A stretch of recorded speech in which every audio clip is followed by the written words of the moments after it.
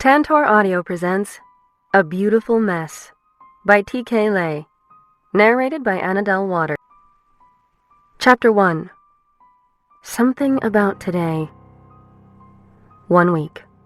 That's all Olivia Adler could think about as she stared out the window of her 20th floor office, overlooking the financial district of Boston. In exactly 1 week, her parents will have been dead for 21 years. 21 years seems like a long time, and it is. 21 years is a dreadfully long time to have no family. As she was contemplating her life on that Friday in mid-August, she heard her cell phone buzzing on her desk, bringing her attention back from the heartache she still felt from losing everyone she had ever cared about. Kira. Where are you? It's 1:15. Olivia. Let me just put on some makeup and I'll be right down. Sorry. She groaned, wondering why she had agreed to meet a few of her co-workers and Kira that evening for drinks. Going out was the last thing she wanted to do. Most nights she preferred to stay at home, snuggle on the couch with her cat, and drown herself in a bottle of wine. It made her forget everything, even if just for a minute. Walking into the ensuite bathroom of her office at the posh wellness center she ran, she checked her reflection. For once, her dark curly hair was cooperating. Placing a bit of gel on her locks, she framed her pear-shaped face with loose ringlets, the rest of her hair cascading down the middle of the open back of her red silk halter top. She applied a hint of makeup, needing only a little eyeliner around her big brown eyes and some lip gloss. She rubbed lotion on her lengthy olive-toned legs and finished the look with a pair of black wedge sandals that made her even taller than her 5'9" frame. She glanced in the mirror one last time, before grabbing her purse and running out of her office, and into a waiting elevator. "Have a good night, Libby," she heard as she walked briskly past the security office in the lobby. Olivia stopped quickly, smiling at the gentle face of one of the building's security guards. "Good night, Jerry. I'll be back later on before heading home for the evening." "Where you heading now?" he asked, his eyebrows raised. "Out for a few drinks with the girls." A grin spread across his face, happy to see that Olivia was actually going out for once. "Well, if it's after 10, the main doors will be locked, so use your keycard to get into the night entrance." "Thanks, Jerry. See you later on."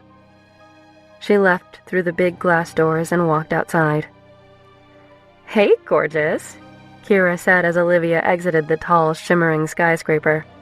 "Hey, gorgeous yourself," Olivia responded, smiling at her beautiful friend.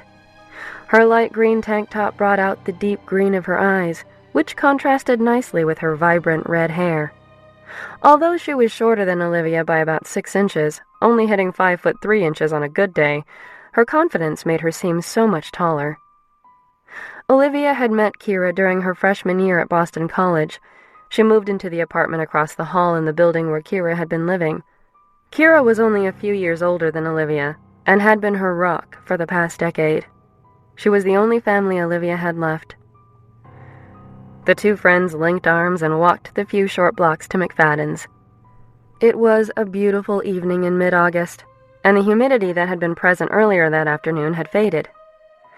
The sun illuminated the tall buildings of the city that Olivia had grown to love over the past decade, casting the sky a beautiful pink color. A slight breeze blew through the air, and all was right in the world. She actually looked forward to spending a Friday night with friends. "I can't get too drunk tonight," Olivia said to Kira as they approached the bar and handed the doorman their IDs. "I want to try to get in a long run early tomorrow before the heat hits." "Yeah, sure, whatever you say," Kira retorted.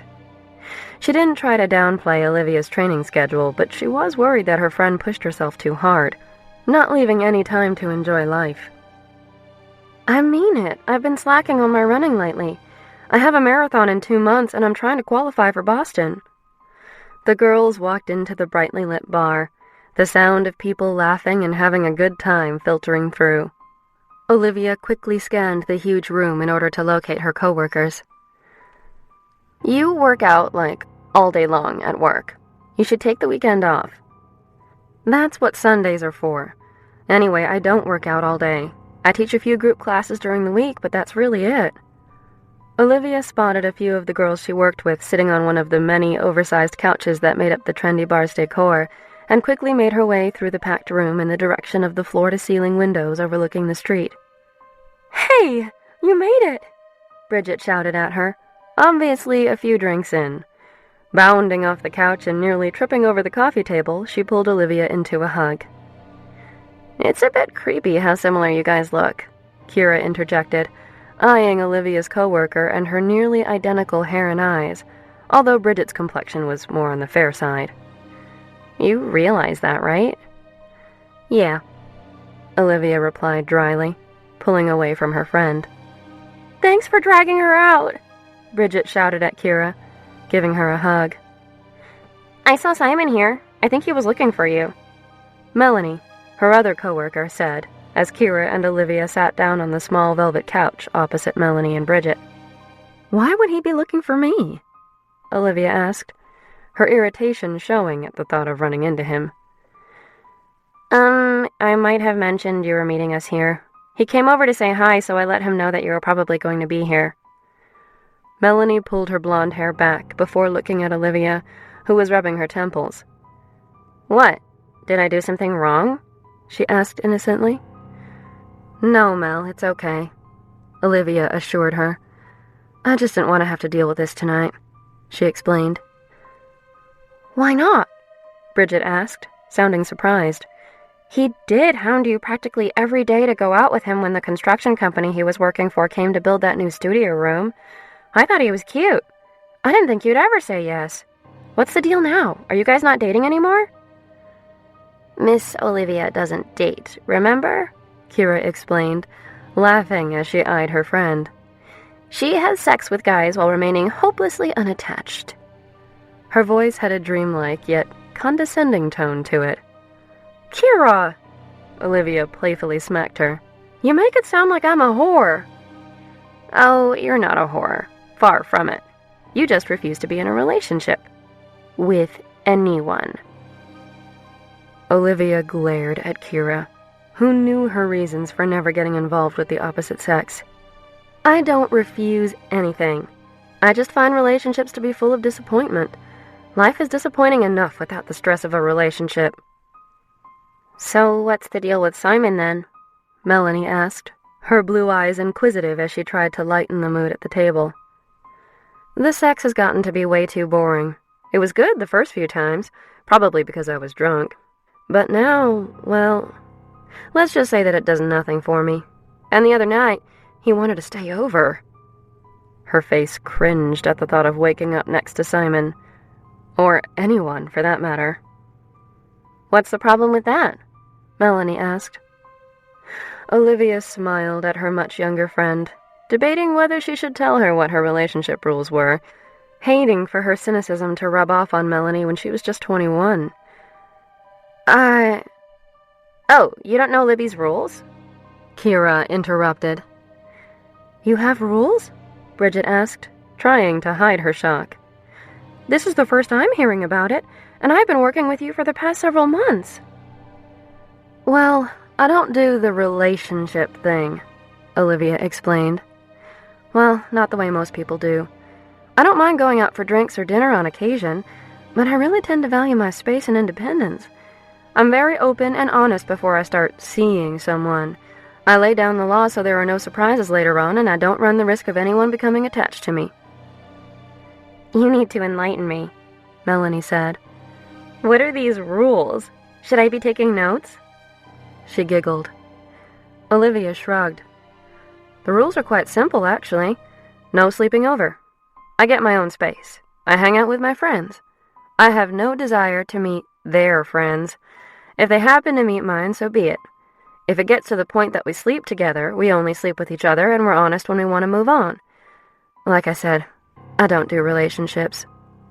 "God, I wish I could be like that," Melanie said, a dreamy look on her face. "No, you don't, Mel," Olivia replied quickly. "I am perfectly aware that this is a rather unhealthy form of a relationship, if you could even call it that. I just don't like getting too close to anyone. Once you do, they will disappoint you one way or another. Or they'll leave you and you're stuck picking up the pieces of your shattered heart. I choose to not get close in order to avoid the inevitable heartache that accompanies every relationship. Fuck, Kira exhaled, rolling her eyes. I need a drink. You're too depressing. She scanned the large bar for a server, scowling when there were none in sight. I'll go grab a few drinks. What do you want? Olivia asked, getting up from the table. The usual. Okay, I'll be right back. Anyone else need another drink? Melanie and Bridget shook their heads and she made her way toward the bar. There were quite a few people standing there, so she got in line to wait for her turn to order. Pulling her phone out of her purse to make the wait less boring, she checked her email. Suddenly, she felt two hands on her waist. Hey, beautiful. A voice with a thick Boston accent whispered into her ear. She turned around and met a pair of glossed-over hazel eyes. Good evening, Simon, she said coolly, exhibiting no enthusiasm. It was obvious he was drunk. Since he was in full Red Sox fandom gear and his breath reeked of cheap beer and hot dogs, she assumed that he had gone to the game earlier. Returning her attention back to the bar, she tried to ignore him. I like this top, he said as he dragged a finger down the middle of her open back. It's hot. She visibly cringed from the combination of the contact and that accent, but Simon failed to notice. She didn't think the accent would bother her when they first got together, but it had become difficult to ignore it in the bedroom when he kept saying, hotter, hotter, in that Boston accent. Maybe that's why she never came. So is the skirt, he continued, taking in her short black miniskirt. You've got killer legs. Thank you, Simon, she replied over her shoulder, gazing at him in an analytical way, trying to remember what it was about him that she was attracted to when they first started to see each other over a month ago. He was an attractive guy, his blonde hair kept messy in a sexy kind of way, but she felt nothing when she looked at him. She wondered if she would ever feel anything for anyone. Facing the bar once more, Olivia remained silent for several minutes while her irritation grew from Simon caressing her back. She hated public displays of affection, but she let him touch her. It's the least I could do because he knows I won't let him kiss me in public, Olivia thought. She had learned that relationships, even her fucked-up version, were all about give and take. He slipped his hands in through the side of her shirt and slowly made his way up to her breasts. Simon, no! She shouted, turning her head around and elbowing him in the stomach. Aw, come on, baby. He breathed onto Olivia's neck as he pulled her toward him, his back to her front. She could feel the erection in his jeans. I haven't seen you since Monday. It's killing me. Let's get out of here. I just got here. She pushed him away, ridding herself of his grasp. I came here to spend some time with my friends, not with you. She nodded toward a bartender who was finally ready to take her order. I'm going to get my drinks now if you're done groping me in public, she sneered. Okay, Livy. She rolled her eyes. You know what I told you about calling me that. Simon walked away laughing. You got it, Livy. Her face flashed in anger, but she calmed herself. As she watched him head toward several pool tables, bumping fists with some of his friends that she had never met, she couldn't help but think that there was something off about Simon, but she could not put her finger on what. Time to end it, she said to herself as she met the eyes of a cute bartender, winking at him. After finally placing her drink order, she made her way back to her table with 4 tequila shots in one hand and 2 beer bottles in the other, her years of working as a bartender helping her with the delicate balancing act. Hey, our server came by while you were at the bar, so we ordered from her, too, Kira said. Good. There's no such thing as too much liquor. I think tonight's looking like a good night for some tequila. Who's in and who's out? Olivia asked, sitting down and pointing to the shots she had placed on the table. There's something about today that makes me want to be hungover tomorrow. Let's do it, Melanie replied enthusiastically. Why not? Bridget grabbed one of the tequila shots. I know I'm going to regret this in the morning, But who cares? Wait, where's the lime and salt? Kira asked. That shit's for pussies. Olivia held up her shot glass. The girls followed suit. Here's to you. Here's to me. Friends for life will always be.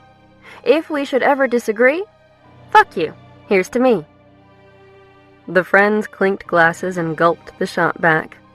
The silver liquid burned as it went down Olivia's throat. She felt the warmth in her stomach and immediately started to relax. Well, at least you ordered good tequila or I'd be heaving already, Bridget said. Nothing but the best for me. Life is too short to waste it on shitty alcohol. You should make a t-shirt with that saying on it.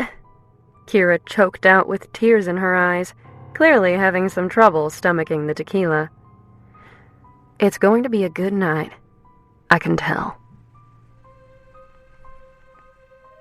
I need to use the little girl's room, Olivia announced several hours later, standing from the couch, nearly tripping over the coffee table.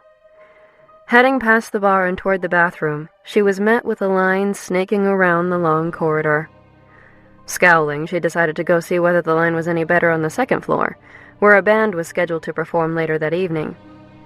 She climbed the stairs, which proved to be slightly more challenging than usual because of her chunky heels and the drinks she had consumed. She made her way down the dark back hallway, thankful to see no line at the bathroom. When she finished up and exited, someone grabbed her arm, pushing her against the wall. You've been ignoring me all night, Simon breathed, crushing Olivia's body to the wall with his, using both of his strong and calloused hands to pin her arms on either side of her head. I haven't been ignoring you, she replied forcefully. I told you that I came to spend some time with my friends. I'd really appreciate it if you would get off me so I could go back to them. She glared at him, trying to hide the fact that, in all actuality, she was rather frightened. Simon had never been this aggressive with her before. She had always held the upper hand in their relationship, and, given her current predicament, she was unsure whether she should tell him that she was done with him. He looked down at her and licked his lips like an animal stalking his prey. Don't you want this? He asked, thrusting against her. Haven't you missed this? I know I have. Simon, please. Olivia begged, terror flashing in her big brown eyes as she squirmed in his grasp. Oh, Livy, you really are beautiful when you beg. He planted rough kisses against her jawline, grinding his hips against her, keeping her crushed against the cement wall. Simon, I'm not going to ask you again, she said forcefully. Let me go. She closed her eyes, not wanting to look at him anymore. She tried one last time to free herself from his hold, to no avail. His strength was no match for her. What's going on here? A familiar, deep voice broke through. She opened her eyes and searched for the source. A wave of relief and surprise washed over her. Simon, Olivia whispered, stop touching me. She glared at him, her vindication returning. Fine, stupid whore. He released her and stumbled down the hallway and onto the enormous dance floor. We're done, Simon, she shouted, her voice echoing through the room. He didn't even turn around, but it was obvious he heard her when he raised his right hand and flipped her off. She let out a huge breath and turned, staring into the dark eyes of one of her old college friends. Mo? You picked a real winner this time, Livy. He crossed his arms in front of his chest and gave her a concerned look. Yeah, I know. Olivia walked over to him and into his arms, happy to see him again. While she hated when people called her Livy, Mo was the exception to the rule. The only other person who ever called her Livy was her father, and Mo reminded her so much of him, right down to the name, Giacomo. Everyone called him Jack, but Olivia called him Mo. It's good to see you, Mo. Really good. It's been too long. She pulled out of his embrace and looked into his eyes, overwhelmed with 1,000 emotions from seeing her dear friend once again, the memory of the night they met making her smile. Olivia worked at an area bar where his band played. One evening, before the bar opened, she had finished her prep work early when she noticed that the band had already set up their gear. The bar was empty, so she stepped up to the piano and sang one of her favorite songs. It was a song that reminded Olivia of her parents. Something about that moment made it seem like the right thing to do. Maybe her parents were looking down from above because, unbeknownst to her, Mo had been watching the performance. He was very impressed with her voice and asked her to sing a few songs with his band. She agreed, and throughout her years at Boston College, she always jumped on stage for a few numbers with the guys. It has been too long. 5 years, if I remember correctly. He eyed Olivia, his eyebrows raised. She lowered her head, feeling guilty for never getting in touch with him once she came back to the city, and for pushing him and everyone else away after graduation in the first place. I'm glad you're back in Boston, but please stop dating assholes like that. He placed his hand on her arm in an affectionate manner, his eyes beseeching her. You know, I think of you like a little sister, and the next guy that treats you like less than a princess, I'm going to have to kill him. I really don't want to go to prison right now. At least, not until the band performs tonight. He winked. You know I don't date, Mo. I know you don't, but that doesn't mean you shouldn't be treated well, no matter what your relationship is with someone. Just because it's not serious or long-term doesn't mean that you shouldn't be respected as the beautiful woman you are. Still teaching? Olivia asked in an effort to change the subject from her inability to have healthy relationships with people, something of which Mo was all too aware. Yep, I'm still teaching at the same elementary school, and instilling musical ability into the minds of our children on a daily basis. It pays the bills while I slim around on the weekends with the band, playing bars, he joked. You guys are playing tonight? She raised her eyebrows, surprised at the coincidence, although she was starting to think that it was more than just a coincidence. We sure are. He ran his hand through his dark hair. When did you get back into town? He asked, changing the subject back to Olivia. He knew her too well and was more than aware of all her tricks. I've been living here for a year now, she admitted. You've been back a year and never got in touch with me? I'm hurt. He placed his hands over his chest, faking a broken heart. I know. I'm a horrible friend. Well, I've known you were back, he confessed. Kira can't keep her mouth shut. She shook her head. She planned this, didn't she? He remained mute while Olivia glared at him. You have a terrible poker face. You know that, right? Mo shrugged. Come on, baby girl. Get back on stage with us. It'll make you feel better. He flashed his brilliant teeth, made even brighter against his olive-toned skin. Sighing, she thought about the last time she sat in with the guys. Her mind flashed back to that awful time in her life. Graduation. A day that was supposed to be marked with celebrations and smiles was, instead, a painful reminder of what it felt like to have everything ripped out from underneath her feet. Come on, Livy, he implored, grabbing her hands in his. It'll be good for you. You need to start playing again, and in front of bigger crowds than at open mic night. He raised his eyebrows at her. Of course. Kira must have told him about open mic. She totally planned this, she thought.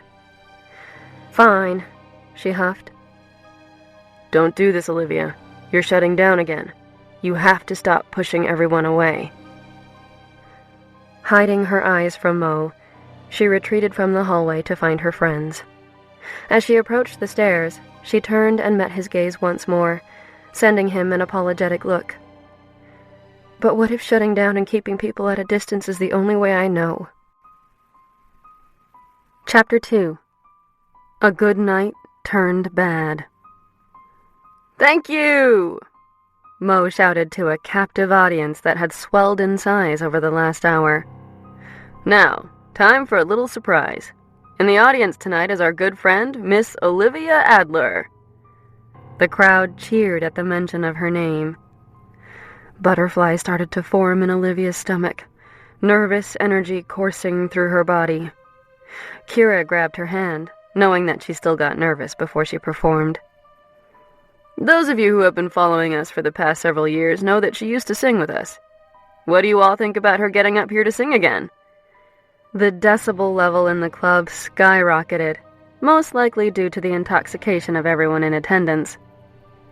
Olivia walked through the crowd and climbed on stage, looking over the sea of people standing in the large, dark room that was illuminated only by the bright stage lights. The room was packed with hundreds of people, all standing shoulder to shoulder, enthusiastically cheering for her as she made her way to the center of the stage. Standing there, she wondered what had possessed her to agree to get on stage with Mo and the guys again. Taking a deep breath, she closed her eyes and shut everything out, finding her calm. A tranquil feeling finally enveloping her, she slowly opened her eyes and smiled as she walked up to the microphone. "How's everyone doing tonight?" she shouted to overwhelming cheers. "I think we're going to take it back a little bit. For those of you who came to watch us when we gigged at a great little bar called Scotch, this will bring back some memories." Looking back and meeting the eyes of their drummer, Dale, she said, "Hit it." The familiar sound of the Rolling Stones' honky-tonk woman filled the bar. Olivia looked over the crowd as she sang and saw Kira, Melanie, and Bridget enjoying the performance. The entire bar rocked out to their rendition of the classic tune. Losing herself in the song, Olivia felt oddly at peace for the first time in years. Even if for just a small sliver of time, she could forget about her past and live in the moment of the music, memories of her childhood flooding back. Growing up, her happiest memories revolved around music. She could barely remember her parents, but she did recall sitting with her mother at the piano in the great room, playing and singing together. Olivia's mother tried to teach her to play piano before she could barely walk. Even at a young age, there was something about certain melodies that spoke to her. To this day, she still felt music's calming effect. It almost felt as if she could be someone else for a short period of time. The band finished, and Olivia took a quick bow, thanking the audience for their enthusiasm. She was about to climb down from the stage when the crowd immediately started chanting her name. "Libby! Libby! Libby!" Stopping dead in her tracks, she looked toward Kira, who was jumping up and down, clapping and chanting along with the crowd. Olivia was in complete shock at the people shouting her name. "I think they want an encore, Miss Olivia," Mo said into the microphone. An infectious grin creeping across her face, she walked back to her microphone and shouted into it, "Do you want to hear something else?" The crowd roared in approval. "Okay, who am I to disappoint my adoring fans?" The liquor she had consumed throughout the evening made her brave, and maybe a little cocky. She conferred briefly with Mo about what to perform next. When he told her what he wanted to do, she laughed, glancing over at the enthusiastic crowd, knowing that they would thoroughly enjoy what he had planned. "Here's another one that we usually save until later in the night," Mo said into the microphone. "But since we have Olivia up here, I figured it would be nice to actually have a female singing the high part instead of Marcus having to suffer through it." The crowd laughed at Marcus, the band's piano and guitar player. "Let's rock it." Dale counted off, and the band went into Meatloaf's Paradise by the Dashboard Light.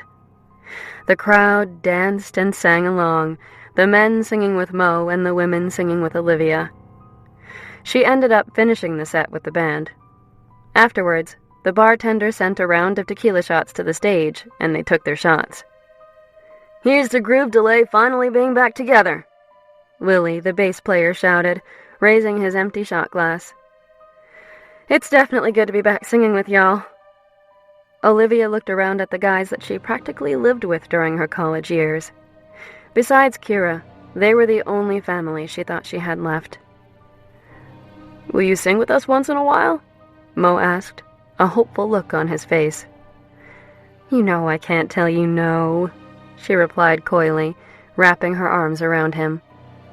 "Thank you," she whispered into his ear so no one could overhear. "You know that I love you, baby girl." He squeezed her tight and gave her a quick kiss on the cheek. She pulled away, happy to have reconnected with him.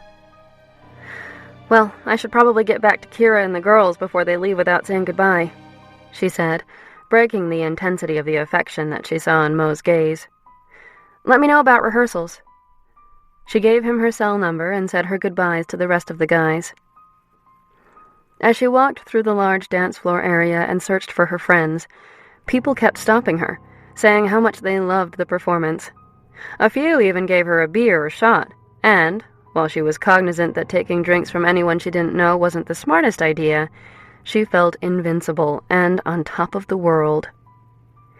"You were amazing!" Melanie screamed as she wrapped her arms around Olivia when she finally found her friends milling about the downstairs bar. "I had no idea you could sing like that." "Me neither," Bridget said, handing Olivia another shot. "Thanks, girls." The four friends raised their shot glasses and downed more tequila. At that point, they all had more than enough liquor in their systems. "So, are you going to gig with them on a regular basis again?" Kira looked at Olivia, raising her eyebrows. "I think so. It felt good." "Good." Long after last call, the girls left the bar. "You're not coming with us?" Kira asked as they all climbed into the back seat of a cab. "No, I need to go to the office really quick to grab my laptop." Kira gave her a worried look. "I'll text you the second I get home, I promise," Olivia assured her, and turned down the street, waving to the cab as it pulled away. Walking the few blocks from the bar to her office, she was in her own little world. She kept replaying the night in her mind, thinking how she was finally starting to feel happy for the first time in years. Maybe it was okay to start letting people back in again. Olivia reached the building and recalled Jerry telling her that the front doors were locked at 10 o'clock and to use the night entrance on the side of the building. Walking past the front doors and turning the corner, she looked down into her purse to find the keycard that would grant her access. Out of nowhere, someone grabbed her around the waist and pinned her body, face first, against the brick building opposite her own office building, slamming her head against the wall. "We meet again, beautiful," a familiar voice growled. Fear rushed through Olivia's body as her head began to ache, and her vision became blurry. "Simon, please, leave me alone," she pleaded, her heart racing. "Come on, Livy. You weren't very nice to me before, sweetheart," he slurred. She tried to fight against him but couldn't move. Even drunk, he was stronger than she was. "You're drunk. You'll regret this tomorrow. Just let me go." She felt blood begin to trickle down her face. "You're making it difficult for me to do my job," he bellowed, pressing her even harder against the wall. "What job is that, Simon?" Realizing that the only way she could possibly overpower him was by distracting him, she tried to keep him talking. "I can't tell you, bitch. Don't you see?" he demanded forcefully, his breath hot against her neck. "But they know, Olivia. They know who you are, and they want this stuff. All the proof." She paused, unable to formulate a response. Replaying his words, confusion washed over her. He was completely irrational, and nothing coming out of his mouth made any sense. "What are you talking about, Simon? I don't know anything about that." "Don't mock me, bitch." Keeping Olivia pressed against the building with his body, he reached into his pocket and grabbed a knife, pressing it against her throat. Dread overwhelmed her when she felt the cold metal against her skin, tears streaming down her face. "Simon, please," she quivered. "I think you're mistaken. I don't know what you're talking about. I swear." He contemplated her words. The people he worked for warned him that she may not remember because it was so long ago. Then an idea came to him. It was a brilliant plan he was proud to have come up with, considering he was drunk. He knew it deviated from the plan he was told to adhere to, but he didn't care. If he couldn't get the information from her, at least he could get something for his troubles. "Well, maybe one last fuck will help you remember, and for once, it will be on my terms and not yours," he growled. "Simon, please." Tears started to flow more steadily from her eyes as he pushed Olivia's skirt up.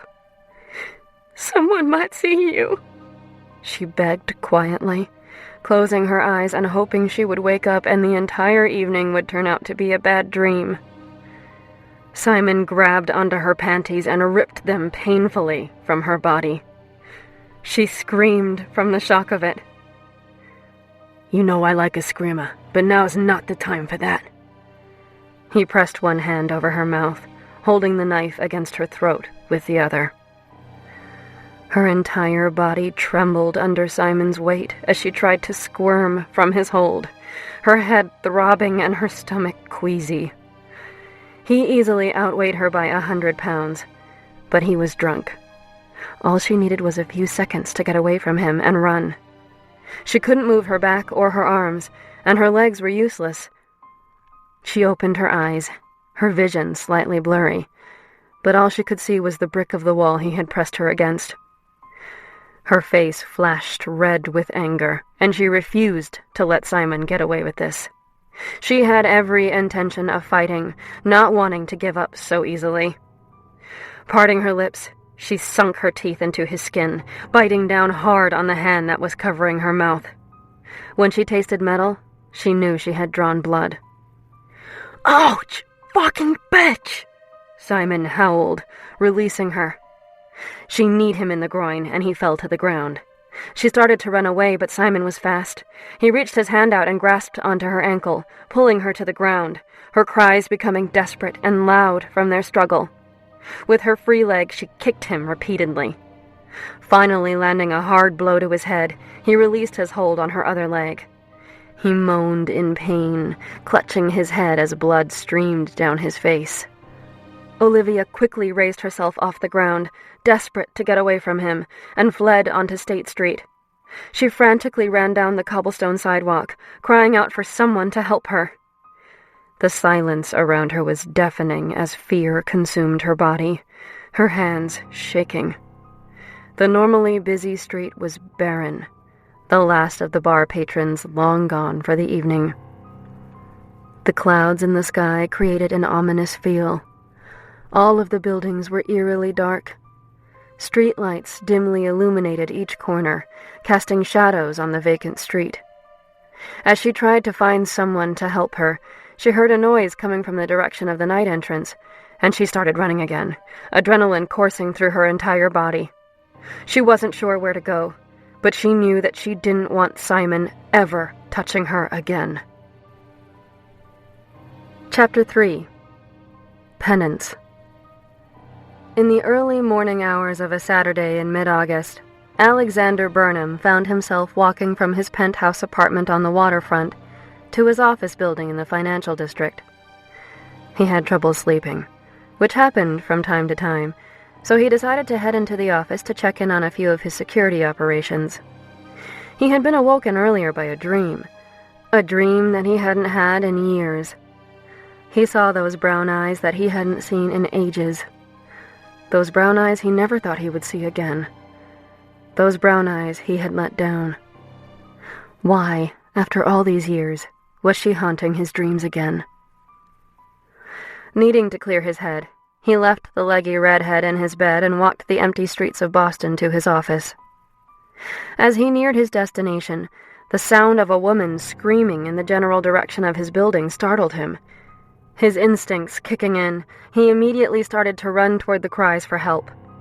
Closing in on the building, he observed a tall woman with long, dark, wavy hair bolt out of the alley, where the night entrance was located, frantically running as if her life depended on it. He slowed, hoping that he wouldn't scare her even more than it appeared she already was. Then he saw someone chasing her. He doubled his efforts, his SEAL training kicking in. Spying the knife her attacker had clutched firmly in his hand, he shuddered at what the man had done to the woman already. Within seconds, He caught up to him a block away from his office building and quickly incapacitated him, knocking him to the ground. Hearing a commotion behind her, Olivia glanced over her shoulder and saw a man in a gray suit attacking Simon, punching him repeatedly. She stopped abruptly, her heart racing and her breathing labored. She sank to the ground, shaking and relieved to have gotten away. Adrenaline still coursed through her veins, but she was exhausted and couldn't take another step. Curiously, she watched as the man in the suit restrained Simon with a pair of zip ties. She wondered why he would need to carry such an item with him. Turning his attention away from the man, Alexander walked over to the frightened woman as she sat on the ground, trembling against a storefront. "Are you okay?" He stared into her big brown eyes, stilling momentarily. This must be a trick, he thought. He had just seen those eyes in his dreams, and here he was, staring into what appeared to be the same eyes. He could recall only one girl ever having wide brown eyes like those, and she was long gone. He had given up hope years ago. "I think you might be in shock. I'm just going to place my jacket around your shoulders. You're shaking." Olivia remained speechless as he removed his suit jacket and took a few steps toward her, gingerly placing it around her back. She felt his hands linger on her shoulders for a brief second, and a tingling sensation permeated her body. Completely dumbstruck, she met his beautiful green eyes, a calm feeling overtaking her. He stepped back again, and Olivia was unable to take her eyes off his 6'5" frame. She knew her reaction was completely inappropriate, considering Simon had just attacked her, but she couldn't control it. She couldn't remember ever being so attracted to someone. He smiled in a comforting manner, bringing attention to the boy-like quality of his face. She licked her lips, staring at his muscular torso, soft little tendrils of dark hair escaping from the top of his crisp white button-down shirt. Her eyes made their way lower, her breathing increasing as she ogled the dark gray pants that fell nicely from his hips. Olivia all but forgot about Simon's attack as her eyes returned to meet his. There was a smirk on his face, which fell into a different sort of look, maybe compassion and something else, like he was searching his brain for a piece of information that was missing at a crucial moment. "I'm sorry. I'm usually so careful. I don't know what happened." Hey, he said, kneeling in front of her. "You don't need to apologize." His voice was soft but firm. "I know, but I was stupid to not have my keycard out and ready to go." She touched her head and felt blood. "Do you want to file a report? I can have a detective come and meet us up in my office." Olivia gazed at him, a look of hesitation apparent on her face. She had just been attacked outside of her office building by someone she thought she knew, and now a total stranger asked her to go with him, alone, to his office. "I'm one of the good guys, I promise," he assured her, noticing her reluctance. "You can trust me," he whispered. Her brain flashed back, recalling those words from a childhood memory. She didn't know why, but she believed him. "What do we do about him?" she asked, gesturing toward where Simon lay on the sidewalk, unconscious and restrained. "I'll take care of him." He fished his cell phone out of his pocket and punched a button on it. "Martin, it's Burnham. I need you to send someone down around the corner of the night entrance on State and detain the individual you see restrained. Please call Detective Wilder and escort her to my office the moment she arrives. There has been an incident outside the building this evening." He immediately hung up and turned to face Olivia. "My office is in that building," he said, indicating the same building where her office was located. "I can take a better look at your head, too." She nodded. "Okay. Let's get you inside." He looked at her with a questioning look. She quickly realized that he was asking her name. "Olivia Adler. Libby." She reached her hand toward him. Shocked, He was unable to believe that he had just heard that name. It couldn't be her, he said to himself. The last name was completely different. Plus, she was taken from him over 20 years ago. If she was alive, he would have found her already. And why would his father lie to him and say that she didn't make it? He took her outreached hand, the feel of her soft skin against his sending electricity through his veins. Alexander Burnham. Can I help you out, Miss Adler? Olivia was surprised at how formal he was. Yes, please, Mr. Burnham. Still holding on to her hand, not wanting to let go, he placed an arm around her and helped her stand. I've never seen you here before, she said to him, cutting through the awkward silence as they walked down the block toward the office building. I've been working at Downtown Wellness for the past few months. The pair turned down the side street, heading toward the night entrance to the building. After swiping his keycard, he held the door for her. I tend to work all sorts of strange hours. He led her toward the bank of elevators and swiped his card again before punching the button for the 29th floor. The penthouse. She immediately turned to him, an inquisitive look on her face. Who are you? She asked, her curiosity getting the best of her.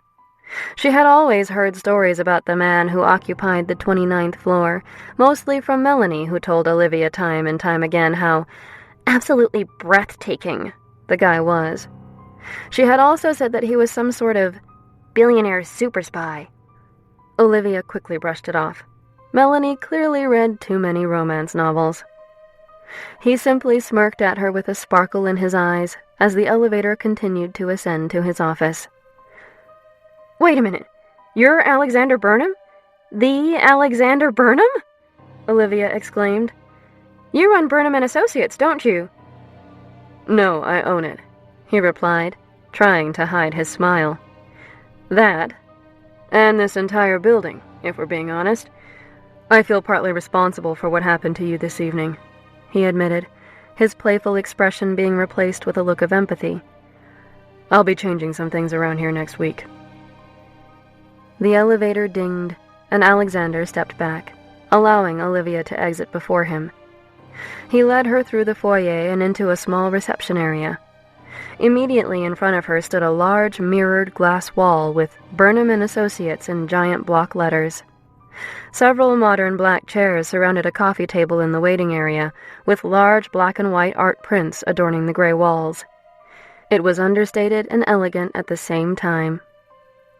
Alexander made his way to a large black door just past the reception desk and punched several numbers into it before placing his thumbprint on a scanner. The door buzzed, and he opened it for Olivia. What is it that your company does exactly? She asked, intrigued by all the security protocols in place.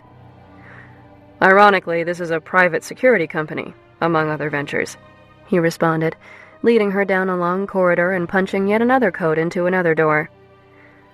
So he is a super spy, she thought. The door buzzed and he held it open, allowing Olivia to enter. Lights sprang to life, illuminating the enormous and palatial room. Floor-to-ceiling windows covered 3 of the walls. She walked to a sitting area to her right, running her fingers against the leather of a black couch. Glancing at a wet bar, she wondered how much entertaining he did in his office. Does your office take up the entire floor? She turned her head to the opposite side of the room, looking at Alexander as he stood by a modest desk. Kind of. The main offices of the company are on the 5 lower floors. This office is not the entire floor. I have a few other private rooms up here too. They're operation-specific, so I can't really discuss it. I'm sorry. As she took in her surroundings, Alexander turned to her. Can I take a look at that injury of yours? He grabbed her hand and led her into his ensuite bathroom, before she even had a chance to respond. Entering the bathroom, she gawked at the opulence, thinking that it was larger than her entire bedroom. The gorgeous white tile contrasted with the deep black of the dual vanity. Her eyes settling on the large tub with multiple shower heads, she thought how she would give anything to use his shower to clean Simon off her. I tend to spend a lot of time at the office. so I like to have somewhere comfortable to clean up when I need to," he explained, answering the question that was clearly etched on her face. "Here, have a seat." He led her to a cushioned vanity chair, grabbing a first aid kit and a few towels out of a nearby linen closet. Running one of the towels underneath the faucet, he gently removed the now caked-on blood from her face. "We were kind of seeing each other, I guess," Olivia blurted out after a few awkward silent moments. "It wasn't serious, but tonight I told him that I was done with him. He said he was on a job and needed me to give him the proof, whatever that means." Alexander stilled before gathering his thoughts, staring at her for several long moments. Was her attacker simply drunk, or was she in more danger than he had originally believed? "You don't have to tell me what happened." He looked deep into her eyes, and a strange feeling of ease washed over her. With just one look, she was convinced that he could peek into her tortured soul. Words escaped her as her eyes remained glued to his, thinking how he seemed so familiar. She would have remembered beautiful eyes like that. They were full of something she had never seen in another person before, but she just could not put her finger on what. "I know I don't have to," she said, finally finding her voice. "But maybe talking about it helps. That's what my therapist tells me, at least." He laughed, and the sparkle in his eyes returned. "Mine used to say the same thing." Alexander gazed at her inquisitively, wondering if the Olivia sitting in front of him could be his Olivia. It was impossible. He could hear his sister's voice in his head. "You need to stop seeing her face in everyone you see. She's gone." And he had stopped over a year ago. Until tonight. It wasn't a serious relationship. Olivia continued rambling, her nerves causing her to tell Alexander all about herself when normally she wouldn't. Something about his kind green eyes and messy but sexy dark hair made her want to open up to him. She refused to make it appear like she was a helpless victim or a weak person. She was much stronger than that. "I'm not into the whole getting my heart broken thing that needlessly accompanies any relationship, but a girl has needs and I've always done the no-strings-attached thing." He cocked his head and looked at her. "Safely, though," she interjected immediately. "I'm a stickler for protection." She blushed. Why am I telling this total stranger about my sex life? Wiping a washcloth over her face, he grew somewhat intrigued. While there was something familiar about her, she was also a beautiful woman who admitted that she was not interested in a serious relationship. She would most certainly suit his needs as well. "I have no idea why I'm telling you all this," she blurted out. "I'm sure the last thing you wanted to have to do on a Friday night was rescue some idiotic girl from her drunken ex outside of your building, then have to hear about her sex life." She looked down, tying her hands in knots on her lap. "It's okay," he assured her, turning back to the first aid kit, grabbing a bandage and some Neosporin. He tilted her chin up, forcing her to gaze into his green eyes again. Leaning down, his lips were only inches from hers. "This might sting a little," he said quietly, sending shivers through Olivia's body. Not only was the proximity overwhelming, but his husky voice forced a reaction from her that she had never experienced before. He watched as Olivia opened her mouth slightly, her breathing increasing. He could smell her sweet breath. Rubbing a little cream over the cut on her forehead, he attempted to conceal that his eyes were roaming over her body. She clearly worked out. Often. "This cut could have been a lot worse. You won't need stitches." His fingers gently brushed one of her curls behind her ear and placed a small bandage on the wound. His hand lingered on her face, gently caressing her cheek and chin. God, her skin is so soft. Olivia stared back into his eyes, biting her lower lip, and she felt that strange tingling again. There was something about him that made her want to drop all her normal defenses and get close to him. Who was this guy, and why did he have this kind of power over her? It worried her. Alexander's cell phone buzzed. breaking the growing tension in the room, and he quickly removed his hand from her face, leaving to answer his phone in private. Snapping back to reality, Olivia remembered her reason for keeping everyone away, the fear of getting close to someone and losing them resurfacing in her subconscious. She turned to look at her reflection in the mirror and examined her injury. Even with the bandage, it was clear that there was a slight bump where Simon slammed her head into the wall. Other than that, there didn't appear to be any permanent damage. "You'll probably have a bruise there," Alexander said, startling her as he walked back into the bathroom. She turned to face him. "Detective Wilder is here. I'll give you some privacy to speak with her in my office." He knew that privacy sometimes helped people be more forthcoming when making a statement. I'd prefer if you stay with me, if that's okay with you." She stood up, their eyes meeting. A smile spread across his face. "I'd like that." He grabbed her hand and led her into his sitting area, where a petite woman sat with her laptop open. She looked up and smiled, her face warm, and her eyes the same blazing green color as Alexander's. She appeared to be in her mid-40s and in good shape. Olivia immediately felt comfortable with her. "Miss Adler, I'm Detective Wilder," she said, standing and extending a hand to her. "I just want to talk to you about what happened tonight. We'll have you sign your statement, then we'll take Simon away for processing." Olivia told the detective about what happened. Alexander filled in the blanks as best he could.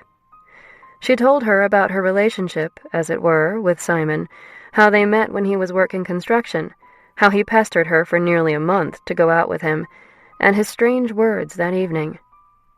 Detective Wilder acted in a very professional manner throughout, and did not make Olivia feel uncomfortable with anything. When they were done, Olivia signed her statement and gave it back to Detective Wilder. "S. Adler?" the detective asked, her eyebrows raised. "Yeah, technically my first name is Sarah, but I've always gone by my middle name, Olivia," she explained, shrugging her shoulders. "Well, Simon will most likely be arraigned on Monday for assault and attempted murder. Now, you're certain that nothing of a sexual nature occurred?" she asked, raising her eyebrows. Olivia nodded, deciding it was best to leave out a few details about Simon's attack. She didn't need her sex life brought up in court. "Yes." "Okay. A no-contact protective order will be issued since this could be considered a domestic case. I'll call you on Tuesday and let you know the result of the arraignment. It was nice to meet you, Miss Adler." Detective Wilder stood up, gathering her belongings, and headed toward the doorway. "Mr. Burnham, can you walk me out, please?" she said gravely. Sighing, he reluctantly followed her down the hallway. When they were out of Olivia's earshot, Detective Wilder turned to him. "Alex, it's not her, so stop trying to save every girl you find whose name is Olivia. She died. Dad said she died in the hospital from a head injury. That was over 20 years ago. This girl's real name isn't even Olivia, for crying out loud." Alexander looked at his older sister. "I know, Carol. I understand all of that. Call it penance. We failed her that day. I have to do this. For me and for the little girl we couldn't help all those years ago. That's all." "And did you see those eyes?" he wanted to ask her. She didn't have to look into those eyes as they closed for the last time in her dreams like he did. "I know." She hugged him. "We were all torn that day. Dad never got over it, but you have to start forgiving him. And yourself. Think about it." She walked into the reception area, leaving Alexander alone with his thoughts for a moment. Snapping back to reality, he quickly returned to his office, his heart skipping a beat when he saw Olivia sitting on his love seat, deep in thought. "Do you need a ride home?" She looked up and hesitated. "No, I'll be fine. I need to get my stuff from my office. Then I'll just call for a cab." He sat next to her. "You were just attacked outside of my building.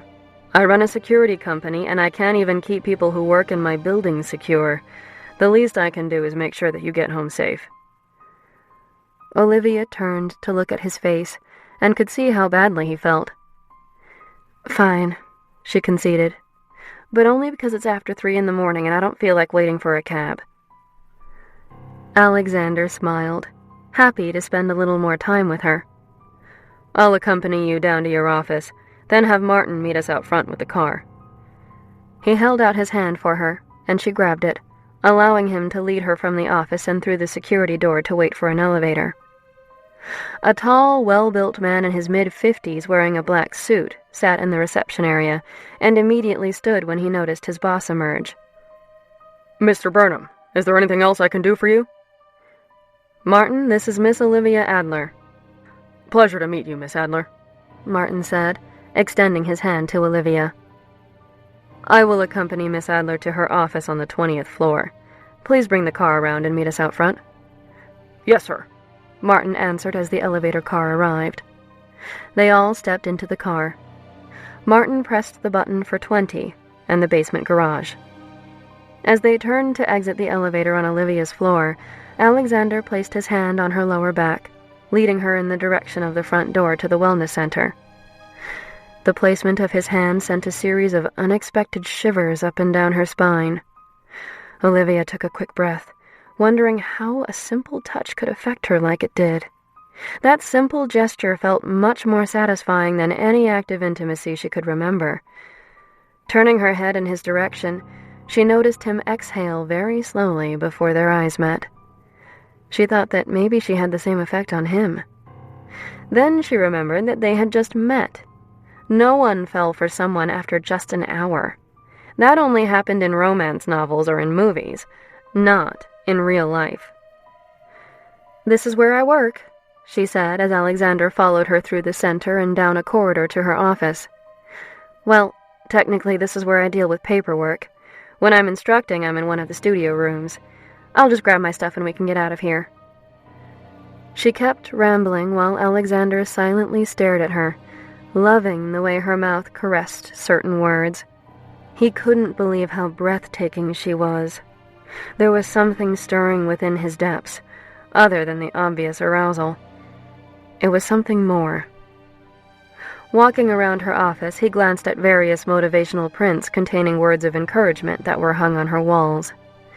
That wasn't what he was interested in. He wanted to get a sense of her personality.